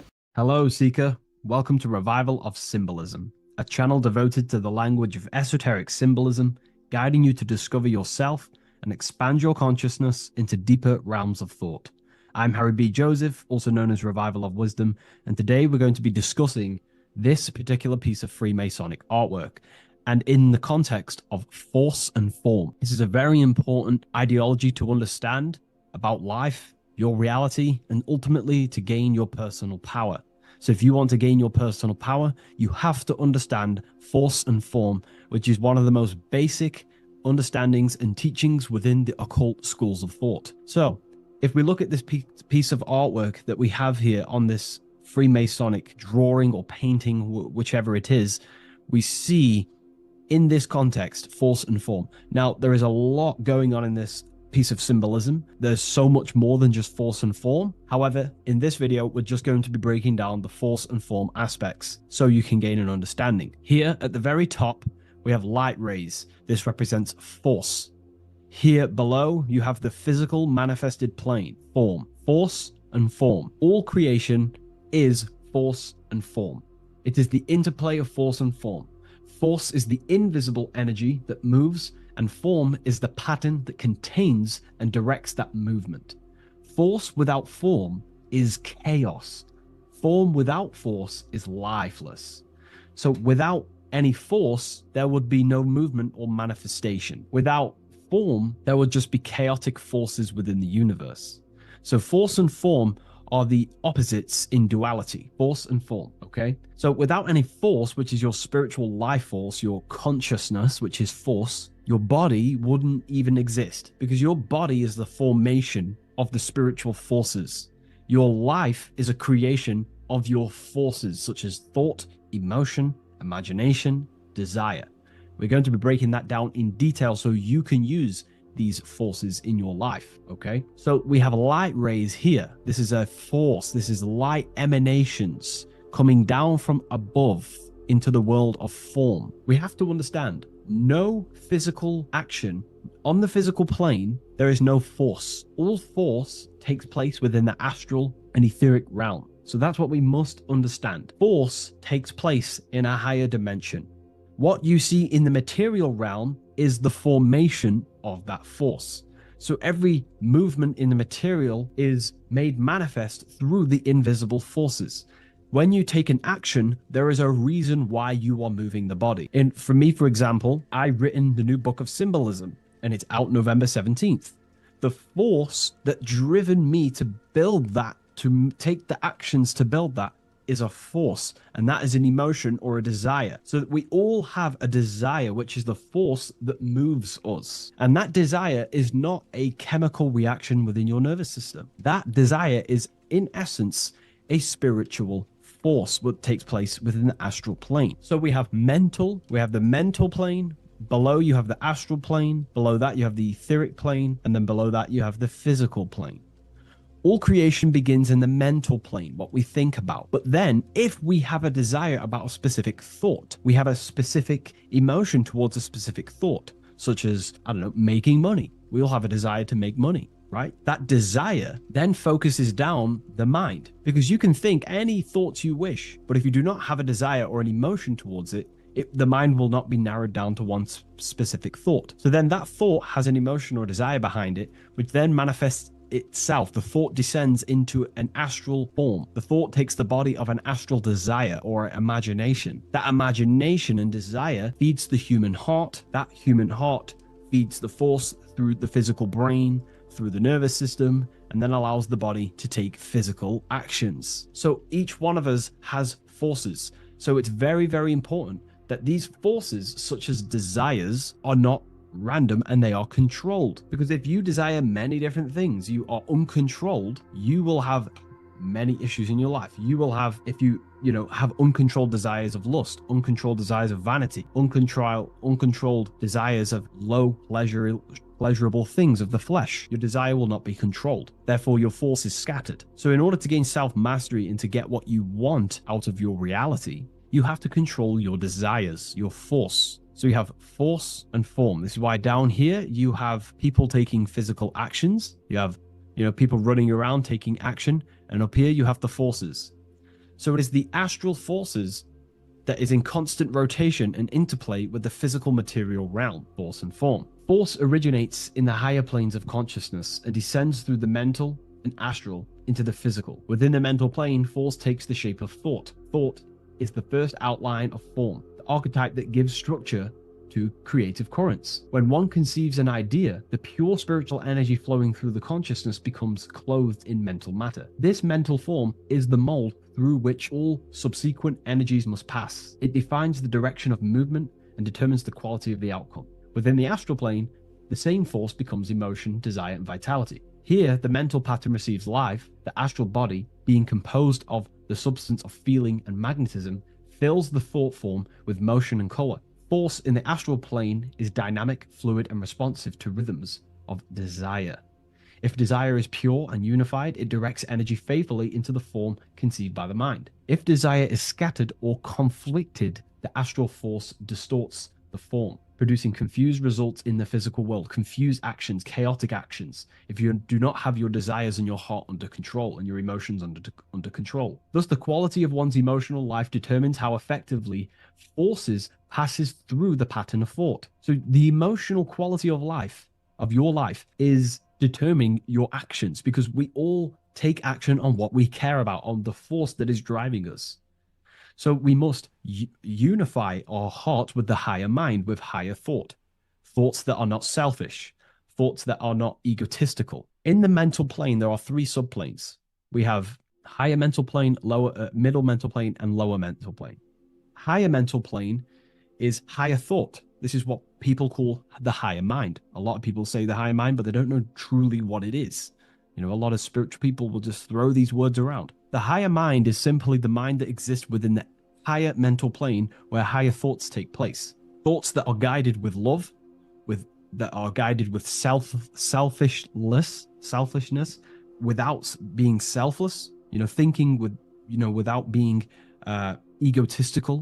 For example, if you think, how can I make money? How can I gain? How can I do all this stuff? And you're thinking how to make money for yourself, for personal gain. That's a selfish thought, and that will manifest in the lower mental plane. If you want to become more of a powerful mind and gain your personal power, you want to think in a different way to penetrate the higher mental plane, because the lower mental plane, most minds in the collective consciousness operate in the lower mental plane, because that most people think unconsciously. Therefore, their minds are not trained to think in the higher mental plane.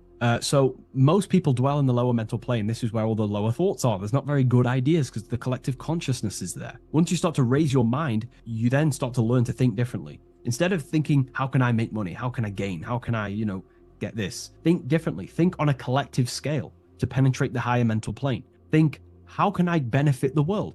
How can I do something that's going to benefit people? Because money will come as a side effect of that. That's just one example. So when you shift your mindset to use the higher mental plane and train your mind, you're gaining willpower. You're also penetrating the higher mental plane where better thoughts are. You receive better thoughts, better guidance through thought forms. That's a whole other lecture I can make. Thought forms, which are basically demons and spirit guides, what people call. They're just thought forms. So we truly do live in a mental world, and everything is force and form, symbolized by the light and the material reality. The individual who understands this relationship between force and form begins to work consciously with the descent of energy through the different planes of consciousness: mental, astral, etheric, physical. When you hold a clear mental image, you create the form. You fill that image with emotion and desire, you generate the force. When you act upon that energy, you complete the circuit of creation. The process is simple yet exact. Force always seeks form, and form always requires force to live. If the mind is undisciplined and the forms it creates are vague, force dissipates into confusion. Energy without direction creates turmoil in the astral body, manifesting as restlessness, anxiety, or inconsistency. If the emotions are intense but the form is weak, the force becomes misdirected, often leading to chaos in one's actions. Conversely, if the mind creates a strong form but the emotions are dull or lifeless, the form remains unanimated, a structure without vitality. True creation requires the balance and union of a defined mental pattern and vibrant astral current. So it's about aligning your mental and emotional states, symbolized by these two pillars here. Well, they are the extremes. So the moon would be your emotional state, the sun would represent your intellectual, or the masculine and feminine. However, they are the extremes. So this middle pillar represents the balancing of those. So when we balance our mental and emotional state, we become conscious co-creators using force and form. It's a very important lecture, and I know this is a quite complex and advanced lecture, but this is what this channel is about, Revival of Symbolism. It's about more advanced teachings. But hopefully you can get your head around this. There's a few books out there you can definitely read. I can't think off the top of my mind, but you can read this stuff up. It's great information. It will definitely help you in your life. Force and form. And if you haven't already, join the waiting list. I'll leave a link in the description for the Book of Symbolism, November 17th on revivalofwisdom.com. If you wish to be notified, I'll send you an email. I just want to say thank you for your support. Please like, comment, and subscribe, and share to a friend. I'll see you in the next one. Absolutely. Let's refine that into your signature deep and esoteric.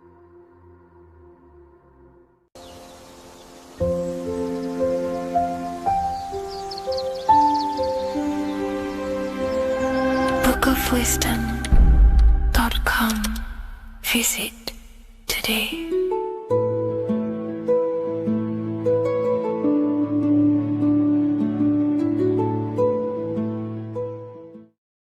So depression doesn't actually exist, and in this video I'm going to show you how depression is actually a choice.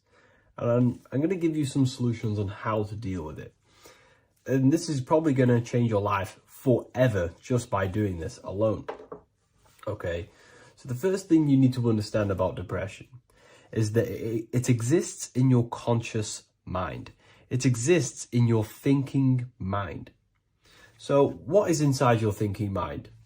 You have your your body, your name, your reputation, your trauma, your memories, your family, your worries, your interests, your bills, your passion, dislikes, goals, right? Most people identify their lives with this. They identify their lives with their thinking mind. They think they're their name, their job, their reputation, their memories. But this is not who you actually are. Who you actually are is the observer of that. What happens if you stop thinking? What is left? You're left with unconditioned consciousness. You're left with the self, which is what we refer to as I. We are the consciousness, not the thinking consciousness. You are not these labels. You are not your thoughts. You are not your job, your name, your reputation. Okay? And the reason why I'm telling you this is because it's very important, is that we are something beyond this body, beyond this name, beyond our thoughts. We are the consciousness. So depression exists inside of the thinking mind, the conscious mind. Okay? So if you want to get rid of depression, you must learn how to escape the thinking mind. And not only just escape, but that's step one. In meditation, you do meditations, right? We sit still and we have to learn how to control the mind and turn off the thoughts. And when we turn off the thoughts, depression goes out the window because there's no thought present in your mental field of consciousness to be depressed. Okay? You must understand, who is the one suffering from the negative thoughts? Who is the one suffering? Your mind is not suffering because the mind is producing the thoughts. Your body's not suffering from the negative thoughts. You are suffering. And who is you? You are a soul. You are that feeling. You are that person beyond the thoughts, beyond the feelings, beyond that. You are the one experiencing. You are that. Meditation gives us the ability to turn off the thinking mind. This allows us to escape our thoughts. Okay? And it gives us, over a long period of time after meditation, you'll be able to turn this switch. And this switch will be able to turn off your thoughts. And by doing this, we will be able to control our conscious mind directly by the hand. So when you notice yourself gaining them negative thoughts, we can then turn off the switch of turning off the conscious mind and rising to our authentic self and knowing the thoughts are just illusions. Now, let me tell you something that's very powerful. Most of your thoughts are coming from beliefs. Most of your feelings are coming from beliefs. So if you have a feeling of lack, this is coming from a belief that you don't have much. If you are feeling alone, this is coming from a belief that you are alone. So what we must do is restructure ourselves. We must restructure the subconscious mind, and we do this in many different ways. We can do this with meditation. We can do this with visualization, visualizing our desired reality as if we are living it. We can do this with affirmation. Now, a lot of people think, oh, I'm trying to speak something into existence with affirmation. No, you're not using vibration to try and change reality with what a lot of these new age people will teach you. Vibration, your words will not have much an impact on reality. That's the truth. But what they do have an impact on is reprogramming and recrafting and refining your mind. If you repeat, I am wealthy all day long, your subconscious mind, that word will be lingering inside your subconscious, and you will start to mold that into your conscious. You'll start to be consciously thinking about this. Most of your thoughts are coming from your subconscious. So if you want to get rid of depression, you got to figure out the trigger. What are you depressed about? What are you feeling? What are the beliefs that are making you feeling and thinking this way? And that's what you must restructure. You must restructure your subconscious mind through visualization, meditation, and affirmation. You do these all the time. You do these every single day, and you will slowly, if not surely, restructure your subconscious mind. While by doing the practice of meditation, you'll gain the off switch as well. Sometimes depression comes from not living in your authentic self. You're not doing the things that your soul is telling you to do. We all know what we should be doing at all times. I don't care what you have on. We all know we should be doing something. We all know that we have these, there's a higher aspect of our mind that tells us, oh, we need to be doing this, but I'm actually sat here on my phone. Oh, I shouldn't be eating this, but I'm doing it anyway. There's always that higher voice. And that is the voice that has to be connected to. And when that voice, when your body's not acting out the voice of the soul, then the soul becomes sadder, and suffers more and more and more. There has to be a connection between the soul, the mind, and the body. They have to work in unity. Okay? So I hope this video helps with depression, with whatever you're going through mentally. Hello and welcome to another video and another lecture from Ethereal University. Today we're going to be breaking down in detail the Freemasonic 33rd degree symbol. Now, of course, this is a complex symbol, and it's composed of many symbols put together to create a greater meaning. So, as you should know from my previous videos, a bit of context behind Freemasonry, what it particularly is, and I will give you a brief overview before we go into this. It's definitely important to know what Freemasonry is before we break down this symbol, okay? Because without the knowledge of Masonry and what it is, it's difficult to understand what the symbol truly means. So Freemasonry is all about building. The word Mason means to build. And we're either building with light or we're building with darkness. So that we have good Freemasonry, we have good Masons, people who want to spread the truth, people who want to help people awaken their mind and liberate them and bring them up to higher consciousness. Or we have Masons who want to divide, keep the knowledge to themselves, create walls, build walls in people's minds, construct illusions in people's minds for their own personal gain.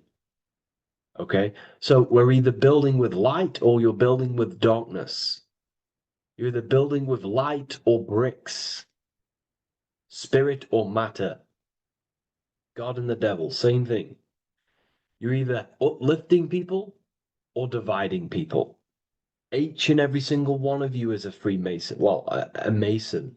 Not a Freemason, but a Mason. You are a builder.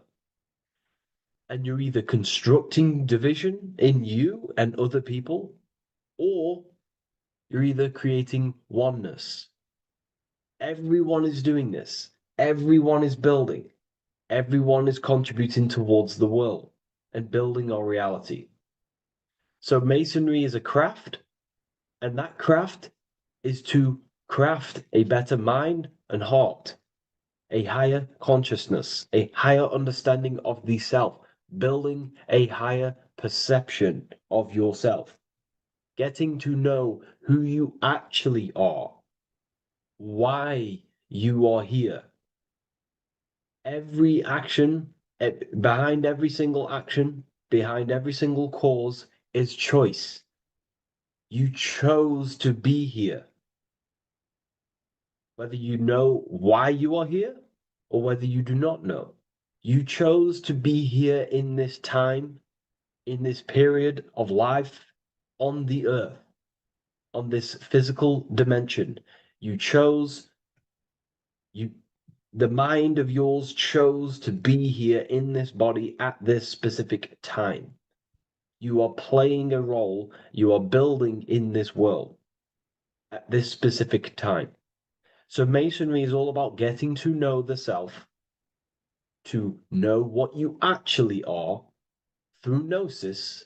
Gnosis is direct knowledge obtained and extracted from direct experience. Knowledge extracted from direct experience. Knowingness. You know you have hands. You don't believe you have hands. You know you have hands. That's what knowing thyself truly means. To go within the self. To dwell in meditation for long periods of time. Not even meditation.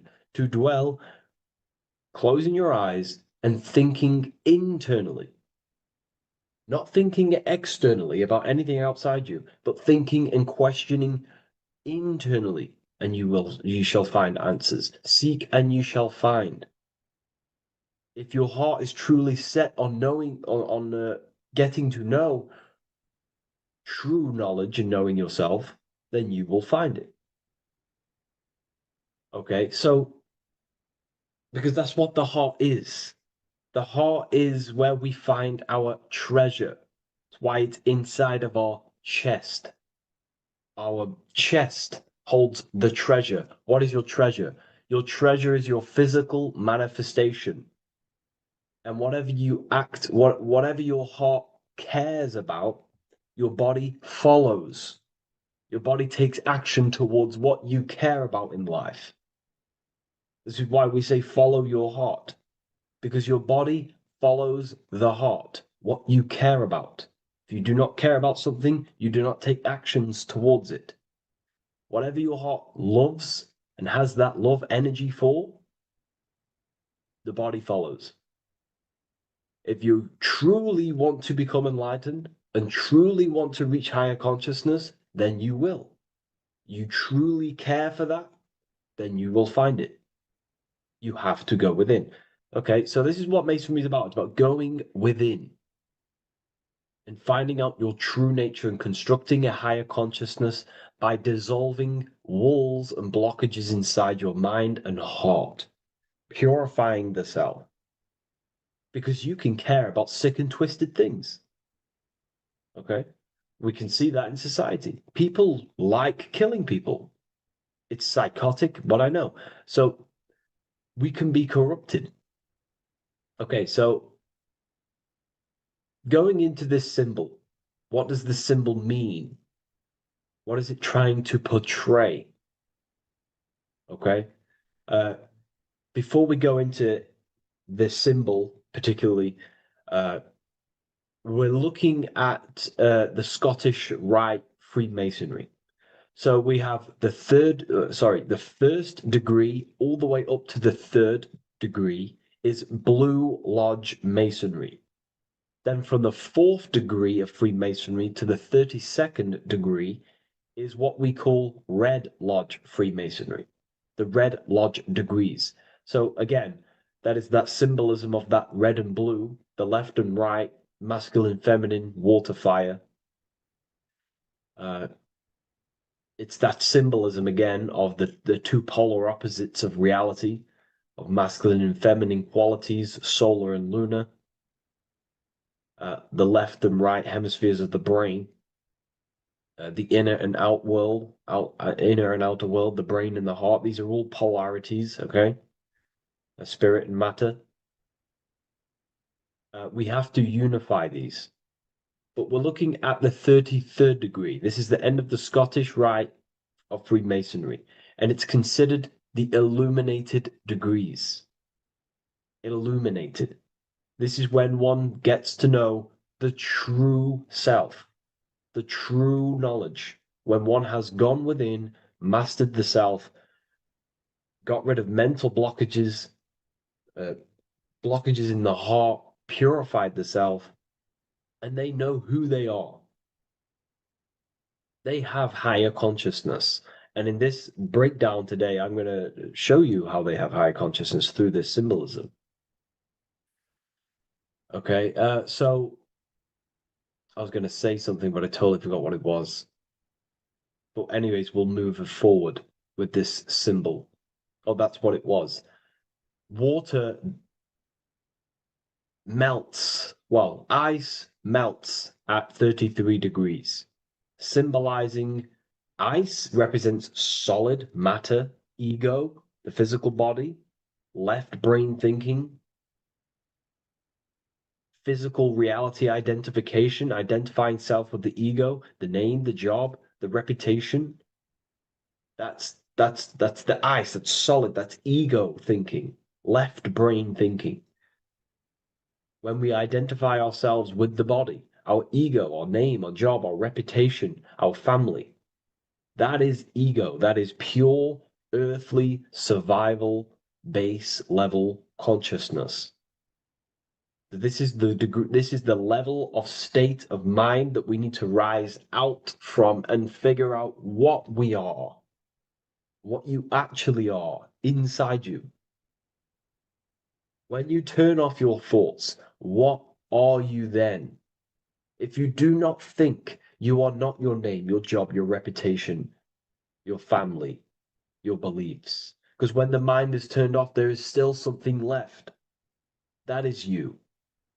And that is the substance that we have to get to know through gnosis, through going within and thinking internally and dwelling within. Okay.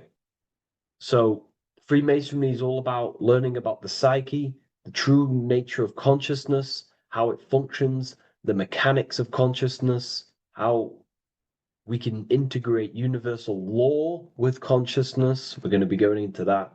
Natural law, how we can become one with God's law. We can become one with the universe and integrate universal consciousness into yourself. Okay, so the first thing I'm going to say about this symbol, straight away, the first thing you probably notice about the symbol is the eagle. The eagle is a bird. Okay, what do birds do? They are high in the air. They are above the earth, which represents rising, rising consciousness, rising the mind out of the lower mind, earth-based survival, impulsive, reactive, egotistical mind. And we're pulling us out, we're rising from that. The earth represents that lower base survival consciousness, ego-driven thoughts. And we're rising up. The bird is free. It's free from the earth. Okay? It's free. It's elevated. It looks down upon the earth. So the eagle is a bird which represents higher view of self, a higher understanding of the self. It's elevated. We have a higher view of myself when I reach the 33rd degree. That is what it's showing you. That is what it's symbolizing. Okay? It's above the earth. It is free. It looks down. When you have higher consciousness, you become enlightened. It's impossible not to look down. You do look down on people, but not in a bad way. Not in a bad way. That sounds bad. I understand if that sounds bad, but that's not a bad way. I don't mean that in a bad way or a bad-hearted way. I mean that as when you have higher consciousness, you can see people who are living and dwelling in zombie mode, low-level earth-based consciousness. They think they're the body, they think they're their name, their job, their reputation, their family. So it represents looking down because I have higher awareness of myself. I know what I truly am. The water is flowing at the 33rd degree. The water melts at the 33rd degree, representing the flowing of consciousness, the flowing of the mind, flowing of light energy entering the body. Because when we reach higher consciousness, when you raise your consciousness, which is just an easier way of saying mastering thoughts, mastering yourself, we no longer give attention to negative thoughts because we understand what thoughts are and why would you let your own mind take away your own power? So again, Freemasonry is about gaining personal power, not in a bad way. Well, it can be used for bad. Gaining mental power, a strong mind. Most people have very, very, very weak minds in this world. Very weak minds. This world is a mental world. We have to gain strength in the mind. It's a mental universe. The stronger the mind, the better your reality. The less affected you are by external things. Nothing external should ever bother you. Okay?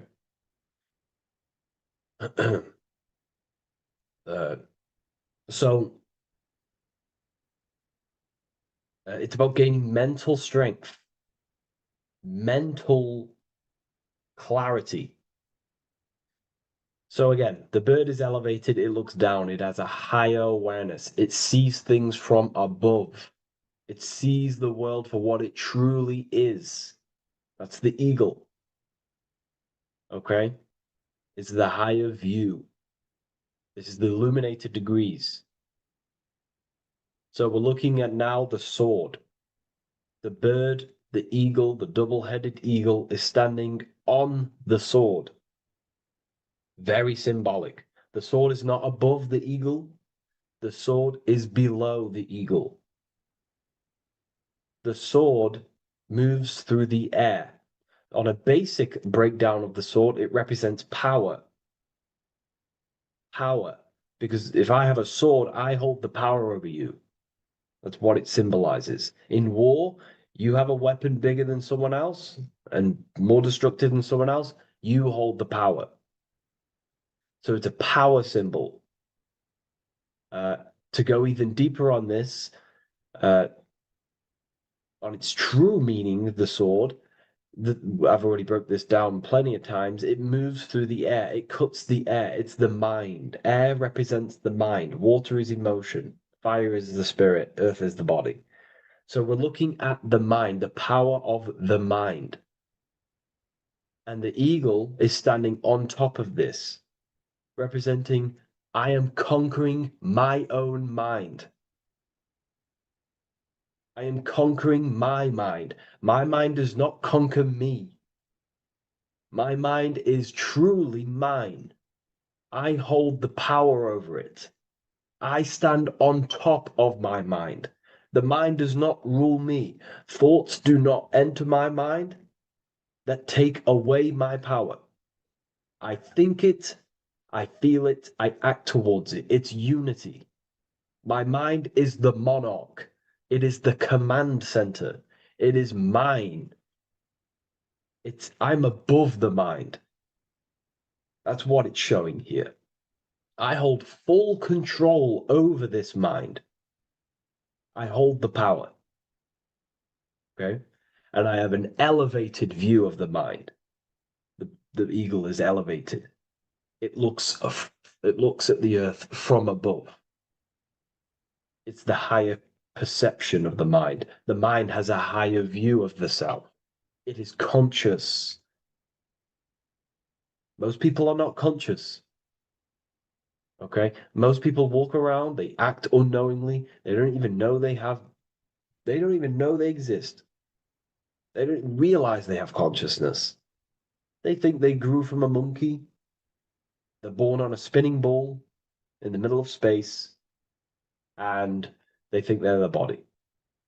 That is the level of earth-based consciousness. And it's saying, I hold the power. I hold my mind to what I want to direct the mind's forces to. I create with my mind. I carve reality. I shape my reality with my mind and thoughts and my intellect, my communication. Okay? That is what we're looking at here with the sword.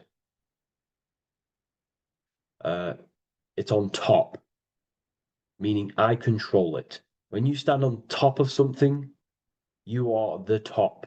You are on top of it. You hold the power. You rule over it. When you are the boss of your business, you rule the business. That's what we're looking at here. The sword needs sharpening. It always needs sharpening. You can't use a sword forever. You need to sharpen it. The mind will not stay powerful and strong and and aligned with what you actually want unless you continuously refine the sword. The mind needs to be refined or reminded. If you stop doing affirmations, the mind will fall back to old ways of thinking. If you constantly meditate, you constantly implant the messages into your subconscious mind, You constantly visualize. You are keeping the mind sharpened with what you want in life, what you are trying to create. And the mind will continue to think with that power, with them words, with them visualizations. If you fall off, if you stop meditating, you will lose control of your own mind. Okay? This is symbolizing you have to keep on top of the mind. You have to keep control. This is what the world is. The world is like Minecraft. You ever played Minecraft? You're a builder. Okay? What do? You control the man in the world. That's what you are. You need to control this body in the world. It's all about control. You are in a game. It's like Grand Theft Auto. You don't know how to use the buttons. You're going to create chaos, and you're not going to have that much fun in the world in GTA if you don't know how to work the buttons. Same with this world. You are in a world, and you need to learn the buttons of the body, the mind, the soul, the heart. How will these things function so you can actually live a better life and create what you want in the world?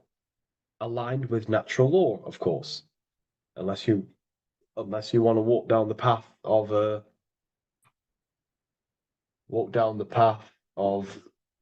Satanism.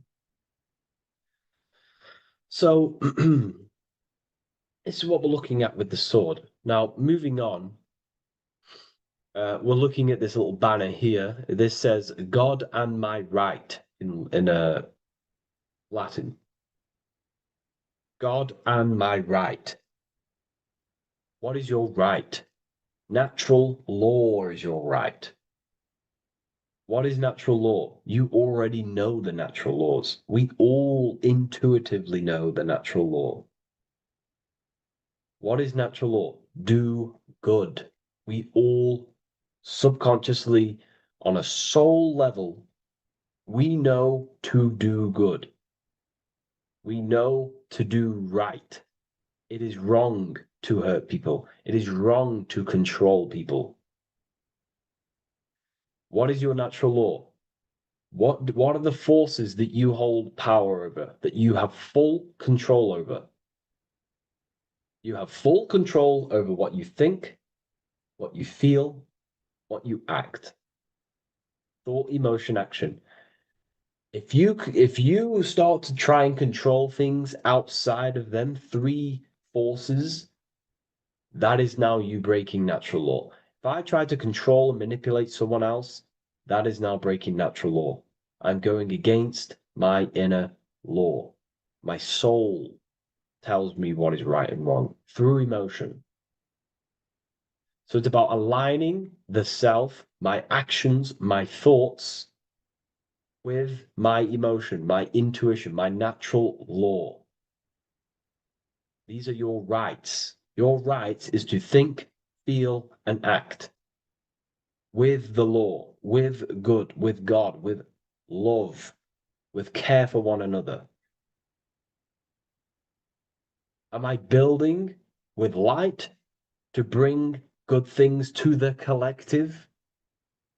You see, most people are stuck in their left brain, and the left brain only sees me, me, ego-driven thinking.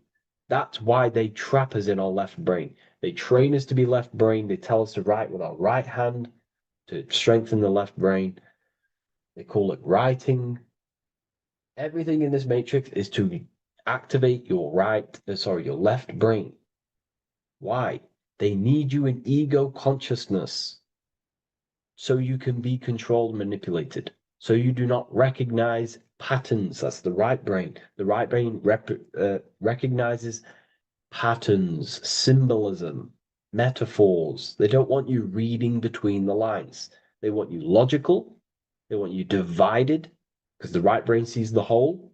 The right brain sees the woods. The left brain sees the trees. And that tree is your ego. And the woods is the collective consciousness. They want you only thinking about you, because that way you are divided from the collective consciousness. And we're all one consciousness family. We're all God. We're all God experiencing himself. And we are all building this world. So it's about aligning the self with my right, with God, with natural law. It's what Freemasonry is about. True Freemasonry, light Freemasonry, not dark Masonry or evil Freemasonry, whatever you want to call it. The crown, royalty.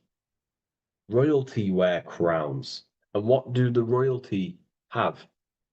Again, this is another power symbol. They hold control. Yes, royalty hold control. And that's why this crown is at the top of the image, not at the bottom of the image. It's at the top, representing I control the left, I control the right. I control my left brain and my right brain, the two eagle heads, the two views. The eagle has one eye on each side. It's looking, it's seeing. And that's symbolic of the left and right brain. We see, not physically see, but I mean perceive. We perceive reality with the left brain and we perceive reality with the right brain. And it's about unifying these two brains so we can see and perceive reality from a true lens. Because if we see reality only from the left brain, and a left brain dominated brain, we see everything as divided. But if we see everything from a right brain perspective, we see everything as whole. When everything is in the middle, you need to see reality from the middle. Yes, I have my own personal consciousness, and yes, there is a collective consciousness. So I need to balance between that. I need to see reality between the line, between the left and right brain, and align this worldview, and align my thoughts, align my actions with this. Because if you're left-brained, dominated, you're only going to take action on ego. You're only going to take action on me. You're only going to think about me, me, me. But if you're right hemisphere brained, you're only going to take action for the collective, which is, yes, that's good, but you also need to think about yourself. Why did you come here? Your life has a meaning as well. It's not just about the collective, it's about you as well. But we need to balance this. You see? This is what we're looking at. The crown is in the middle, representing the balance, the power over the two. Okay? It's the balance, it's mastery, it's control. Royalty hold control over society, royal families. So it's about controlling the self. It's control over the eagle, control over the sword, over the mind. It's about personal power we're looking at here, self-control. Now we're looking at a upright triangle, which represents the element of fire, which is masculine. Masculine is all to do with action, the physical body. We're looking at fire, which represents spirit or transformation. Fire is a very transformative element. It transforms things. Okay, so we're looking at self-transformation through action. This is what we're looking at here. Fire is a very, very masculine force, a very penetrating and transformative force. So we're looking at transforming the self, not through knowledge, but through action. We have transformed the self, 33rd degree. I've reached the 33rd degree and I have now fully transformed. Now, there are higher degrees than 33rd degree, but we're just breaking down the symbol. That's a whole of a lecture. But this represents full transformation. 3, another, if you watch my video on numerology, you know 3 is all about what? Transformation. Thoughts, emotions, actions. These are the transformative forces that turn and create reality. Jesus dies and dies and resurrects after 3 days. Transformation from dead to the awakened.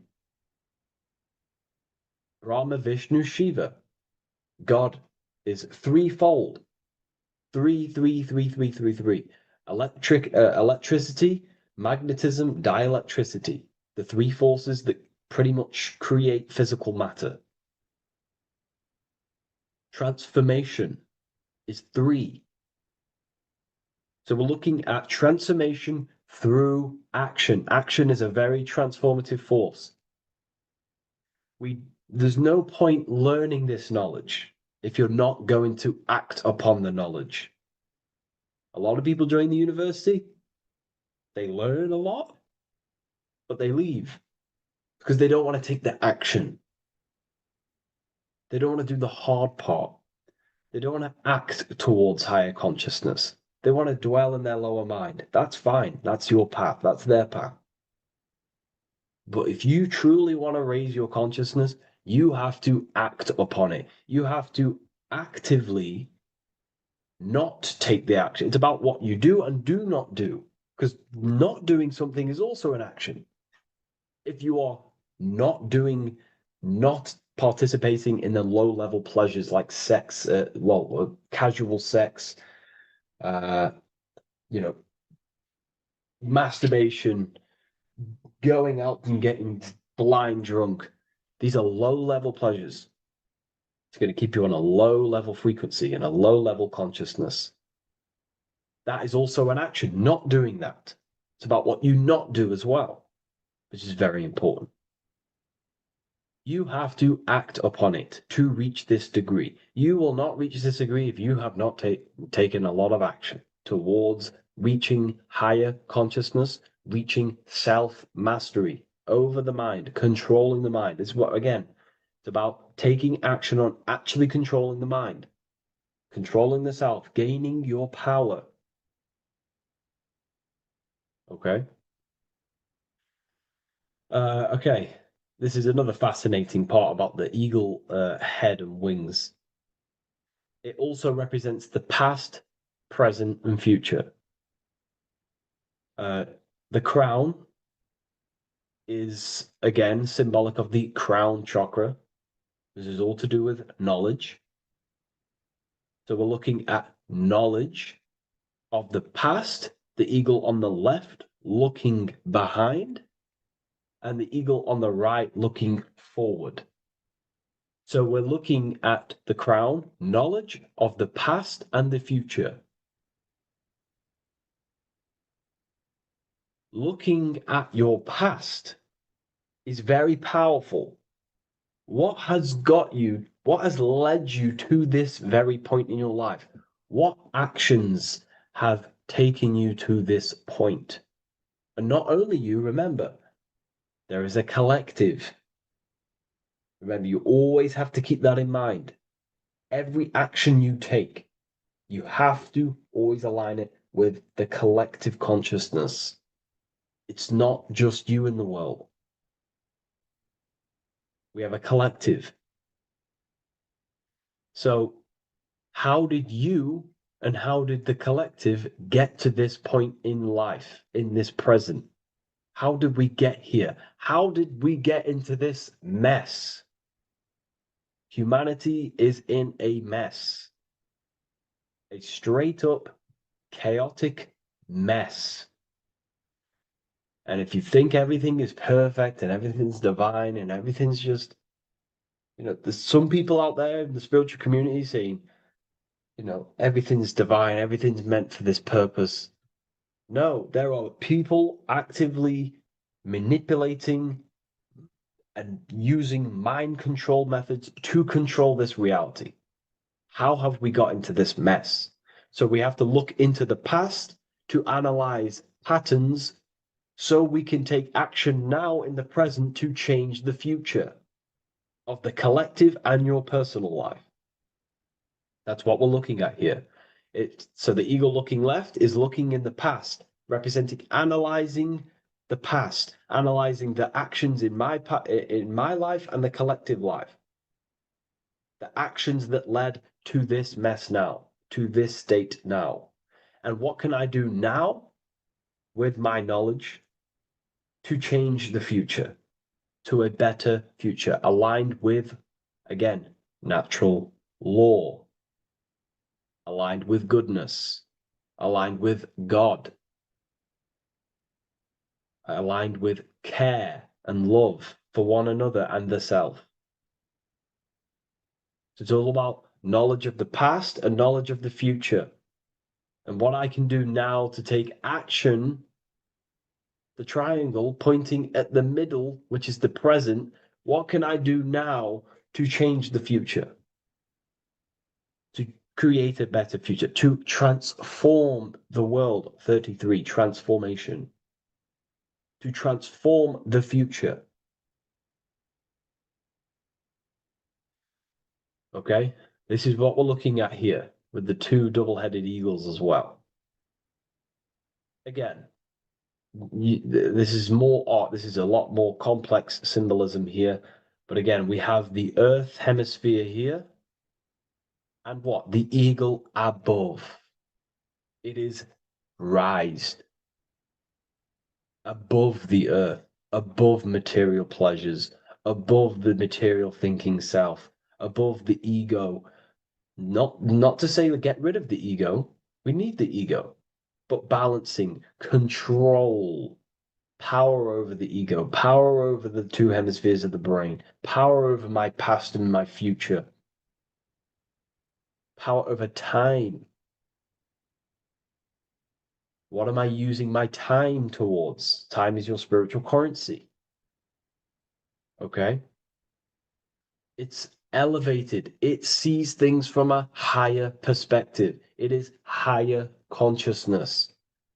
We're also looking at the astral body. Birds on a deeper level represent the astral body. So symbols have layers of meaning. The deeper you get into the occult. So when you join the first degree, you get, a good interpretation, and the higher degree you go, the more deeper the symbol reveals. As the more deeper you know yourself.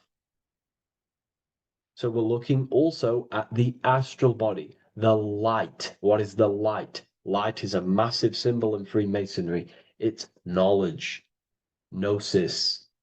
When you're very intelligent, you call someone, they're a bright child. They have enlightenment, light in the mind. Looking at light, a lot of knowledge, a lot of self-knowledge of the self, of the psyche, how I function, what I am, knowledge of the astral body, rising above the earth, astral projection, exploring your true nature, exploring consciousness. This is what we're looking at here.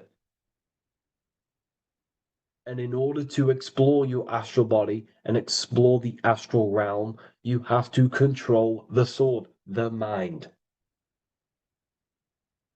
And you can then explore. You are free like a bird to fly. This is all symbolic of rising consciousness. All symbolic. So I hope this video has gained a bit more clarity on this symbol and giving you some insights. And I will see you in the next one. Thank you for tuning in today.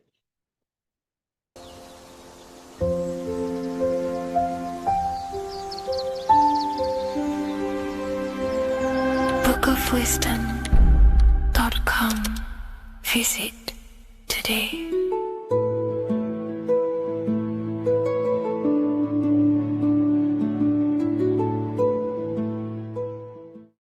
Creation demands destruction. Every time you release your sexual fluids, you're destroying a part of yourself to create an extension of yourself. For example, if you want to create a business, you have to destroy your time, attention, and energy in order to create the effect of the business. All creation demands some sort of sacrifice or destruction. This falls under the law of polarity in the universe. It's the same with your sexual fluids. Your sexual fluids, especially as a man, contains minerals, all the minerals in your body. It contains your vitality. It contains your DNA. It contains the blueprint of you, and it can create a whole new human being. You are literally playing with the power of creation if you are releasing your sexual fluids too much. Sexual fluids also extend beyond the physical plane. They contain astral forces because all physical creation is a mental creation. We live in a mental universe. Everything begins as a thought in the mind, then the thought takes the form and the body of imagination, which is an astral force. Imagination turns into etheric emotional energy. Then the etheric emotional energy turns into the physical action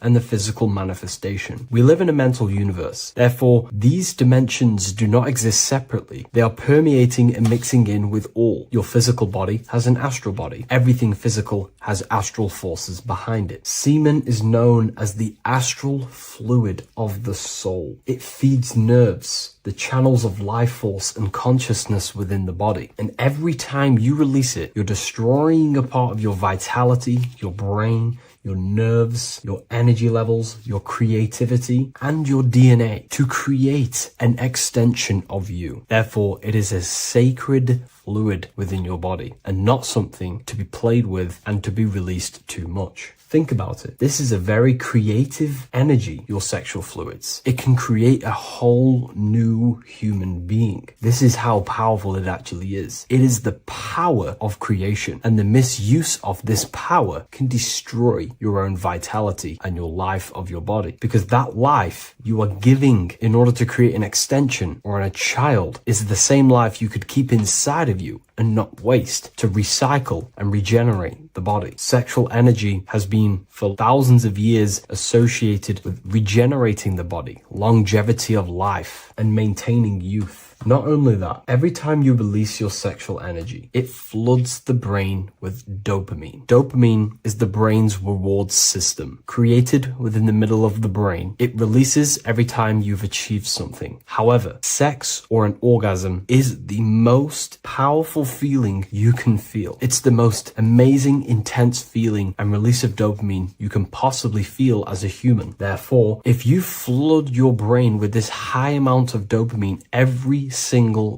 day, you are getting the epitome of human feelings every single day. Therefore, you will become numb to everything else in reality. You won't be able to enjoy the small things in life. And I know this firsthand because I experienced this myself. As soon as I stopped, this is when I started to enjoy the little things in life, seeing family, and I actually gained more energy, more ideas. We'll get into this a bit later. It is a creative energy. It creates a whole new human being. Therefore, if we maintain this energy, we can maintain our creative power within us, because that's what we are. We are all creative beings, moving energy from higher dimensions of consciousness, the mind, into lower dimensions of consciousness, the physical world. You hold the power to create. You are not in a world. The world is working through you. You do not possess a life. Life is working through you. You are not in a universe. You are the universe. It's moving through you. There is no past, present, and future. The present moment is you. When we release every single day or frequently throughout the week, like I said, we're triggering the brain's reward system, dopamine, which makes you feel as if you have already achieved something. And if your brain is telling you you have already achieved something by overusing your sexual fluids, then you will not have the motivation to achieve other things in your life. I know this firsthand. I became very lazy. I didn't want to work. I didn't want to do anything because subconsciously my brain felt as if I've already achieved. If we look at the symbol of the Baphomet, we notice the Baphomet has horns and a goat head. Now we look at the word horny. When you become sexually aroused, it's known as horny, which is the horns, representing the lower mind. The lower mind is the mind we use for our animal instincts. We have two parts of our mind. A higher mind, which is contained of higher thought, which chases spiritual things such as love, wisdom, knowledge, and God. Then we have a lower mind, which chases the things of the material world closely associated with the ego, chases It is validation, material gain, status, and physical sensation, physical pleasures. It is these physical pleasures that can keep you in an endless loop, making you feeling empty inside, because nothing material can ever satisfy our internal world. Nothing. You can achieve millions of dollars. You can achieve your dream house, your dream car, your dream watch. And if that is the only thing you are chasing, you will feel empty inside when you achieve it. Because nothing of this material plane can satisfy you. Nothing of the lower mind can ever satisfy you. This is why we must sacrifice the lower mind and overcome the lower mind and the lower instincts. One thing I found amazing when I mastered my sexual urges and my lust is that my mind became a lot more clear. The thoughts and the time and the attention that I used in my mind to go towards lust, sex, and chasing these things was taking up a lot of mental space, time,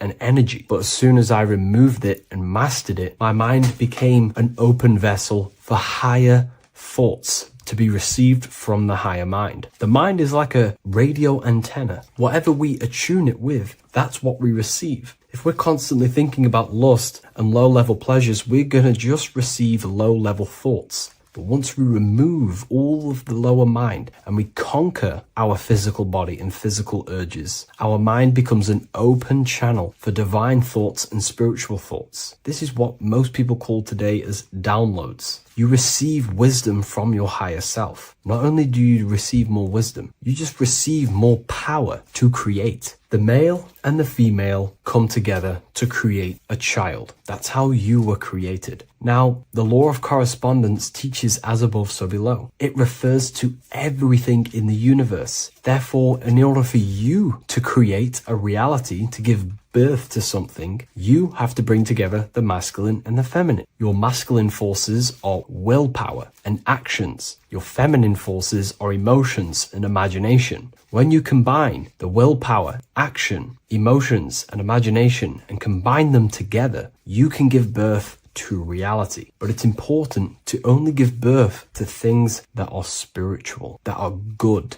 that are for the benefit of yourself and humanity, and not for the ego and the lower mind. Killing our lower mind is essential for spiritual ascension when we die. The thoughts that we give the most attention and energy to when we die are pretty much the same thoughts that we're going to think when we die. When you die, your physical body and external world is stripped and you're left with your internal world of consciousness, more than likely be resonating within the lower astral plane before you move on to any higher dimensions of the astral. It's important that we kill any addictions such as sex, food, attachments, emotional attachments to people, any desire for material things before we physically die. The Hindus taught this, Buddhism taught this, the ancient Egyptians taught this. We have to remove the desires in our heart for material and things before we physically die, because when we die, we cannot fulfill physical pleasure. Therefore, we will create our own suffering within the astral dimension. So sex is the biggest part of this. We have to remove the desire for sex or releasing any of our sexual fluids before we physically die to master ourselves. And not only that, it's going to benefit the way you feel, the way you think, the way you act towards people once you have mastered this. Porn psychologically damages you. You are quite literally the person in the corner of a room watching two other people give pleasure to each other. Psychologically, that is not good. And what happens in darkness is always revealed in light. What you do in your alone times will show in your confidence, in your eye contact, in your presence, in your aura, your energy. You cannot hide things that you do in the dark, because they always reveal themselves in a subconscious way, whether physically or through an energetic spiritual way. Sex can be known as sacred energy exchange. You are exchanging energy, bioelectrical energy. It's a scientific fact that when you hold hands with another person, your brain waves of each individual become synced. Your emotions sync. And you exchange electromagnetic energy because you are an electromagnetic being. But when you have sex with someone, you are literally exchanging emotional energy. Your aura is not just an electromagnetic field. It is literally a manifestation of your internal consciousness. Your consciousness contains your thoughts, your beliefs, your traumas, your emotional state. And this manifests externally through the vortex of your heart into an energy presence around your body. This is why you can feel sad when someone else is sad next to you, because their energy is merging with yours. When you have sex with someone, you are quite literally exchanging consciousness, beliefs, traumas, emotions, feelings, vibrations, and your consciousness merges with their consciousness. So be careful with just having casual sex. Now, I'm not here trying to say never release, never have sex with your partner. I'm not saying that. I'm saying take caution with these things. Take my teachings with a pinch of salt. If it benefits you, that's great. I'm not here to tell you how to live. I'm simply giving you my research and the things that have helped me in my life on my esoteric research, awakening, or spiritual path. I don't like calling it a spiritual path, because it's not spiritual. It's simply just life, the knowledge of consciousness and the self. So I hope this video helps. If you'd love to read this book, I'll leave a link in the description. This book I wrote myself called The Book of Wisdom, Volume 2. Welcome to Revival of Wisdom.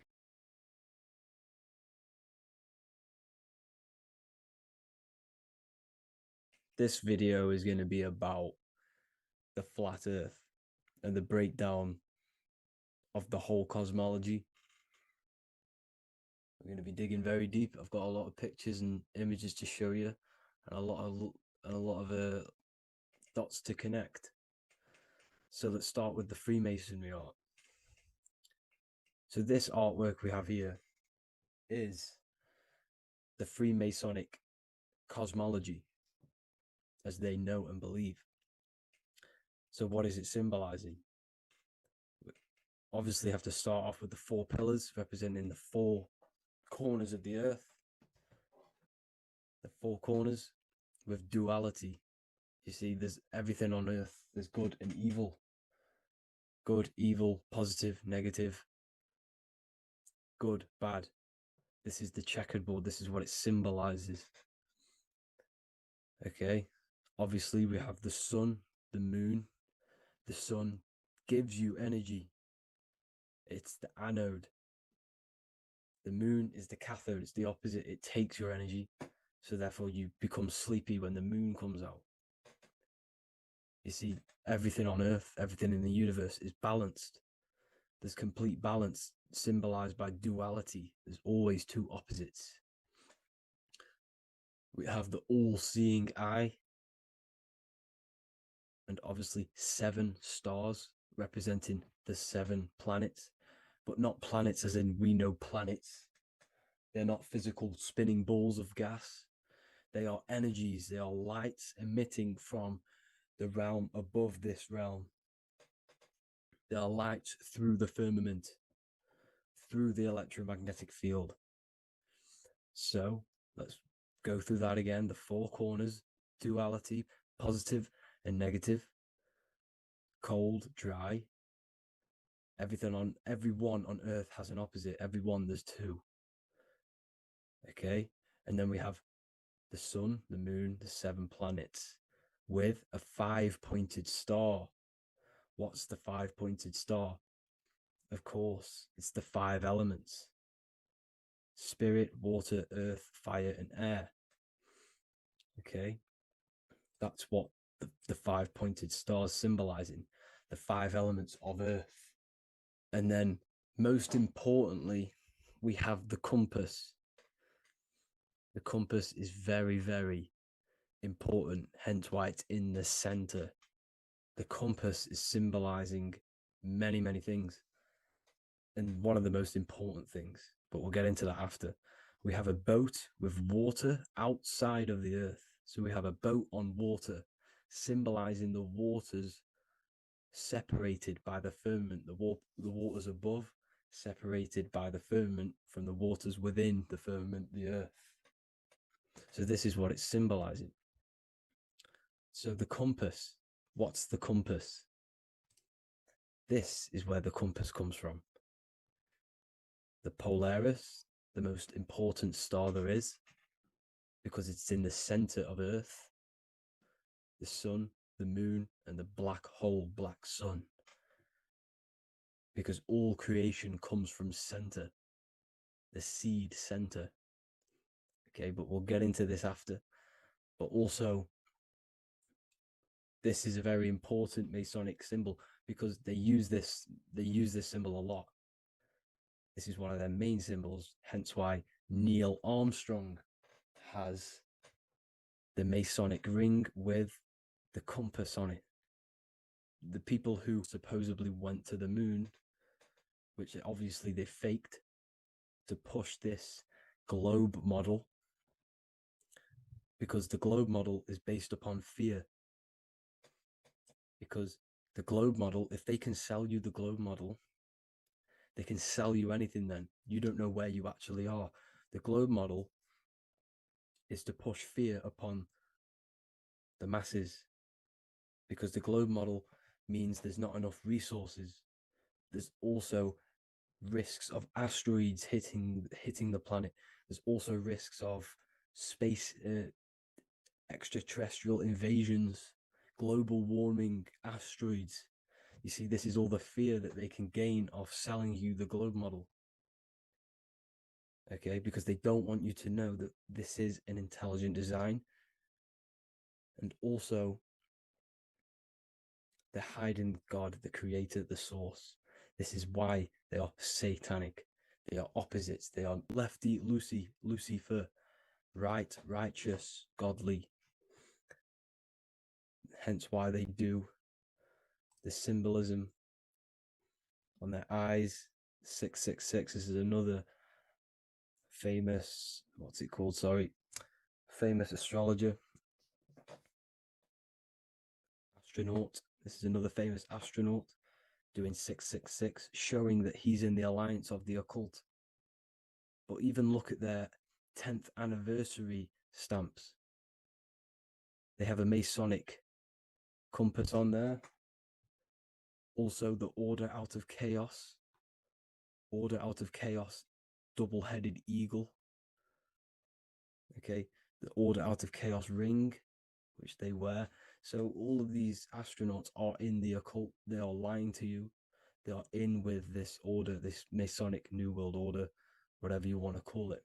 So let's break this compass down a lot more. Because as I showed you here, the center, okay, this is what the compass is symbolizing. Let's go into the North Pole map. This is from 1595. This is a rough estimate of where this map came from. It's from around the 1500s to the 1600s, maybe 1400s. There's not an actual set date on this map because obviously our history has been tampered with. But let's break down this map and the symbolism that they use towards this map, because this map is the map of the North Pole. Okay, so in the center, we have the black rock symbolizing the tower,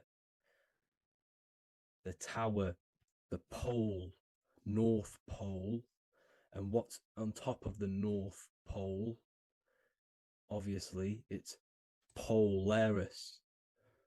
North Pole and Polaris. Okay, with the 4 islands around the center. Okay, 4 islands around the center. And this is what blew my mind, right? They say that Santa sounds similar. And if you look at this pole that's pointing to the North Pole, you see this line here. So this is obviously from the 1600s. What color is Santa? He's red and white. Just like this map pointing to the center is red and white, and Santa comes from the North Pole.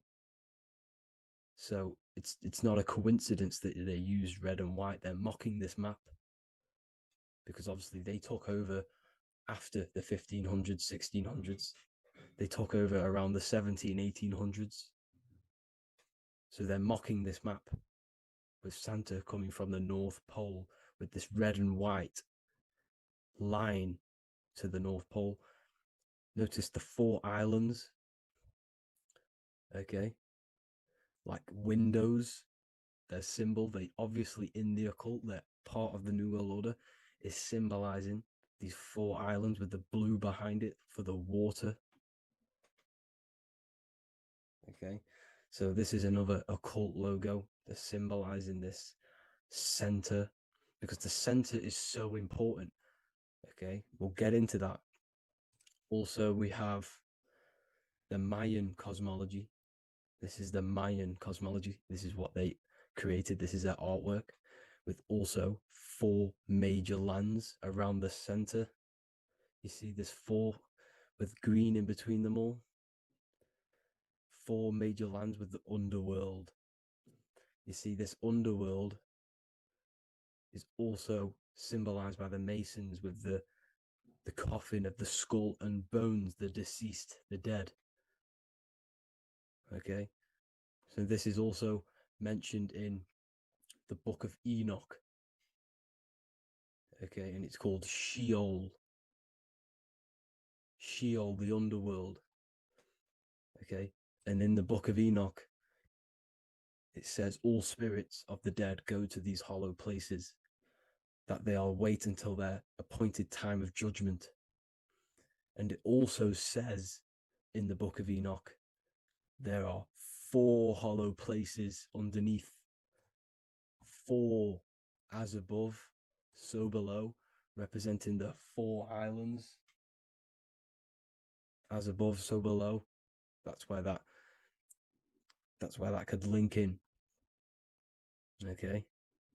The Book of Enoch is very important because it was found in a cave thousands of years ago, and has a lot of truths about this realm and about this world we live in. So let's go back to the Mayan cosmology. So the ancient cosmology, they all must have had some sort of communication. They must all be at peace with each other, because all of their cosmologies linked together. See, the Greek, Babylonian, Indian, Celtic. Okay, they're all linked in together. They all knew that they were in an enclosed system with an underworld and obviously a firmament. Okay, so this is what they all knew. They all must have had some sort of communication. They were a lot more advanced than us. They knew the center of the realm.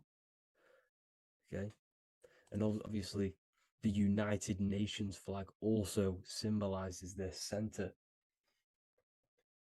You see how it has like a grid with a circle around the center.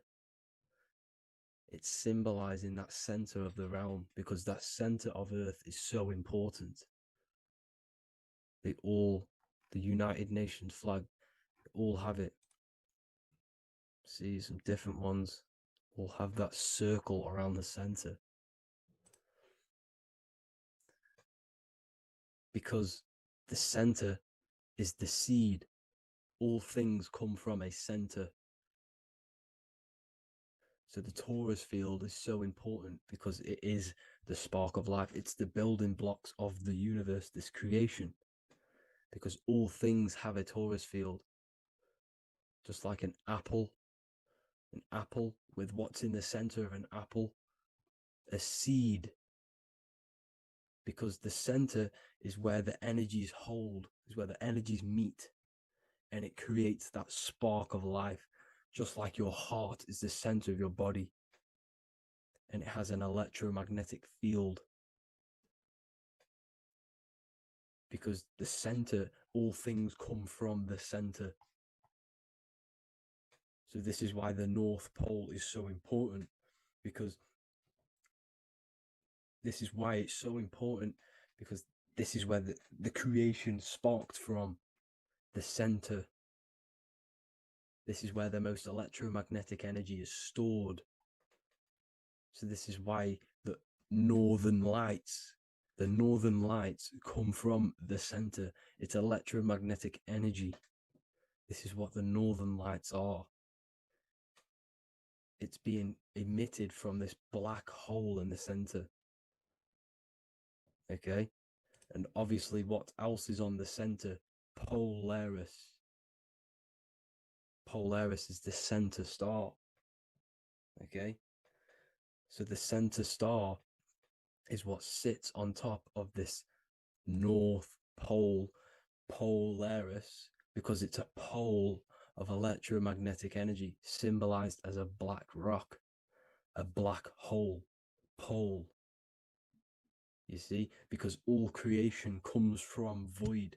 Light is born from darkness. Without light, darkness can't be born from light. You see, but light can be born from darkness. This is why darkness is so important.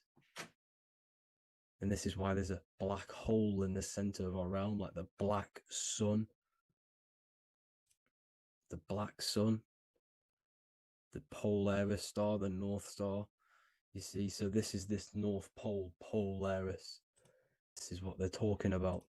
And this is why compasses are an 8-pointed star, because Polaris is symbolized as an 8-pointed star. This is where a compass will point you to. It will point you to that center. So notice how a compass has this black hole in the middle, you see, and it will point you to this meeting point, the north, because in the center is the center of the torus field of the earth. This is where the most electromagnetic energy is. You see, everything gets sucked into the black hole. Okay, this whole reality is being projected from that center point, just like your eyes suck in light. It's a black hole. Your eyes suck in the light of this light being emitted from this center place, this electromagnetic energy at the center, which is the seed of everything, of everyone. You see, just like an apple has the seed in the center in darkness, because in the center of the apple, it's dark. It's black. It's pitch black. But that's where the seeds are. That's where the life is. But Polaris is so important because it's that center star which lines up. It is the pole. It's the top of the pole of the torus field. So Polaris would be here at the very, very top. And this is where the compasses point you to. And this is why the star of Ishtar, the 8-pointed star of the Sumerians, also talked about this 8-pointed star, and it's called the star of Ishtar. Okay, and who is Ishtar? Ishtar is the goddess. Okay, so she's not a male, she's a female, because every creation is brought through a female, a womb. Every single human on earth is brought through the womb, the sacred feminine energy. And the womb is pure darkness. There's no light in a womb, just like the center of our realm. There's no, it's a black hole. Okay, and guess what? She's the god of fertility and sexuality. She is responsible for all life. Okay, so the star of Ishtar is the star of Polaris, which is symbolizing the responsibility for all life, the center of our realm, the black sun, the black hole. Okay, so this is what that god of Ishtar of the Sumerians is talking about, the goddess, the womb, the seed of creation. So this would be the portal, more than likely the portal in and out of our realm, because it's the top of the torus field. And what's above this realm is the heavens. So this is where you get sucked in from the heavens. Your soul gets sucked in and brought onto this plane of existence called Earth. These are some space NASA symbols. Look how much Polaris symbolism there is. And notice how it's at the center. You see this circle? This is like a half circle. And at the center is an 8-pointed star of Ishtar. It's the same thing. It's Polaris. It's at the center. And notice on some of these, look, this one is a bear holding the key and an arrow pointing to the Polaris star, so that they hold the key to Polaris. Another one with like a demon holding a key to the what? Polaris on top of him. Also an eagle, which is a Masonic symbol. The eagle holding a key on top of the center. You see, and notice how there's an arrow going up to the Polaris and an arrow down, as above, so below, to Earth. So you can go out to Earth, out of Earth, and into Earth through Polaris. And the eagle holds the key. You see? The eagle holds the key, just like this. This demon dragon holds the key to Polaris. And look at this one, Earth, with an arrow up to Polaris, the 8-pointed star. So Polaris is more than likely that portal which the Anunnaki used, the Sumerian gods used, because the Anunnaki symbol is also an 8-pointed star. Okay? And like I said, that center is the seed of creation. The center is the black hole. Okay, just like your pineal gland is at the center of your brain. The pineal gland is at the center of your brain. And that's what connects you to that spirit realm, to the source. That's it for this video, guys. Thank you all for tuning in. I hope you all learned something today. Please leave a like, a comment, and please subscribe to the channel for more content. God bless you all.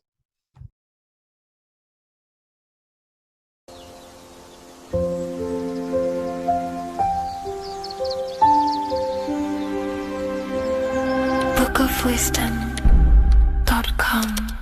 Visit today.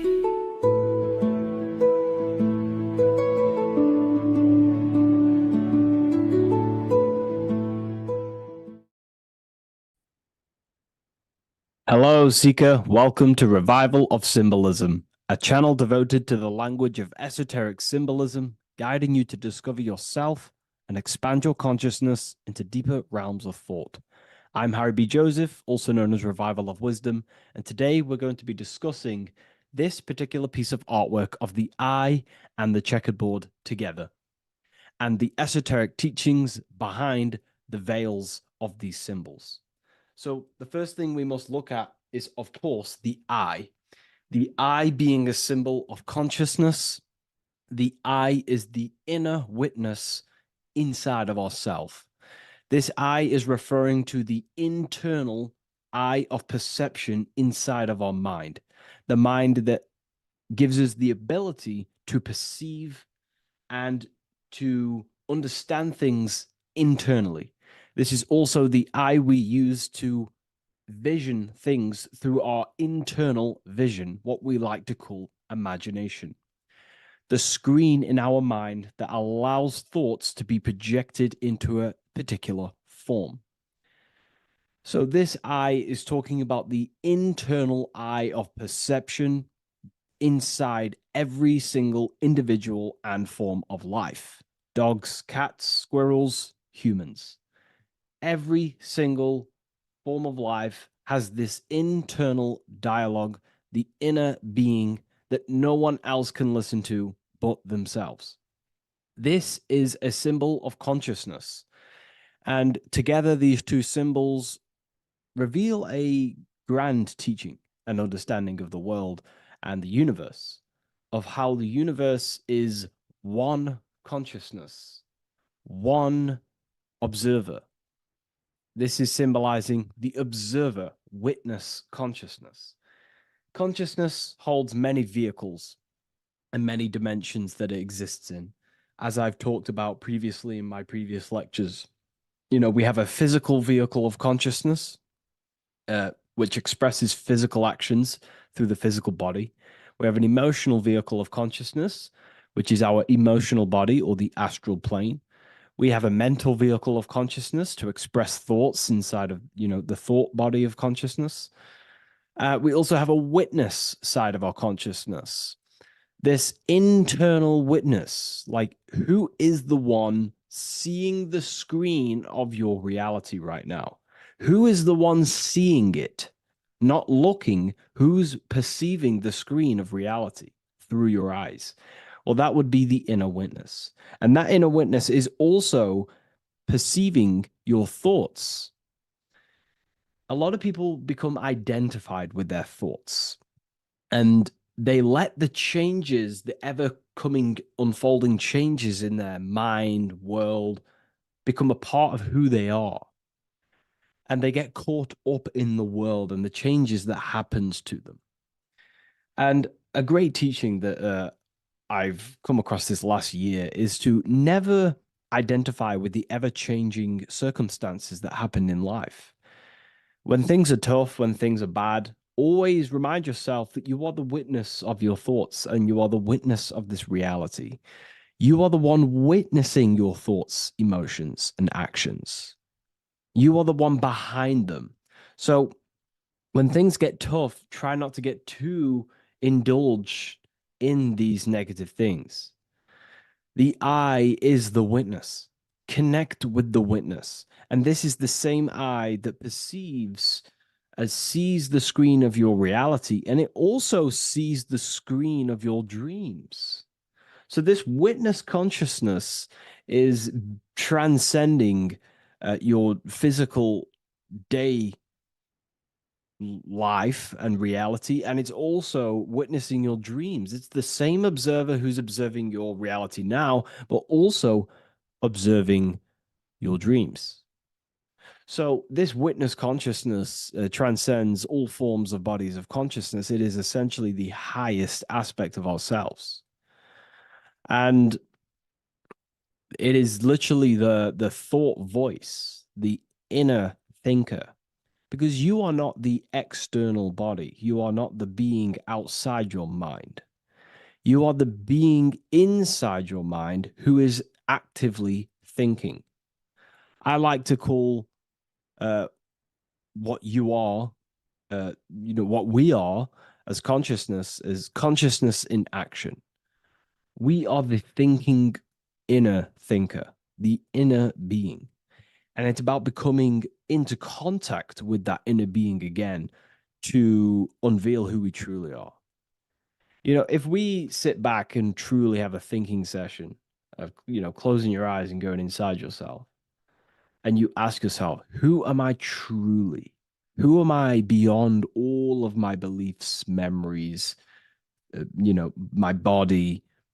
Who am I beyond that? And it will lead you to the inner voice, the inner dialogue. But again, you are not the voice. You are the one hearing the voice. You are the silent, invisible one, the one behind the veil. So this is ultimately what the eye is representing. It is representing the inner self shining, looking down upon the earth, upon duality, right? But this also reveals a great teaching as well, is that consciousness is universal. It is not something solely given to you. It is universal. It is a part of a greater whole. Consciousness is personal and also impersonal. We have our personal sense of self.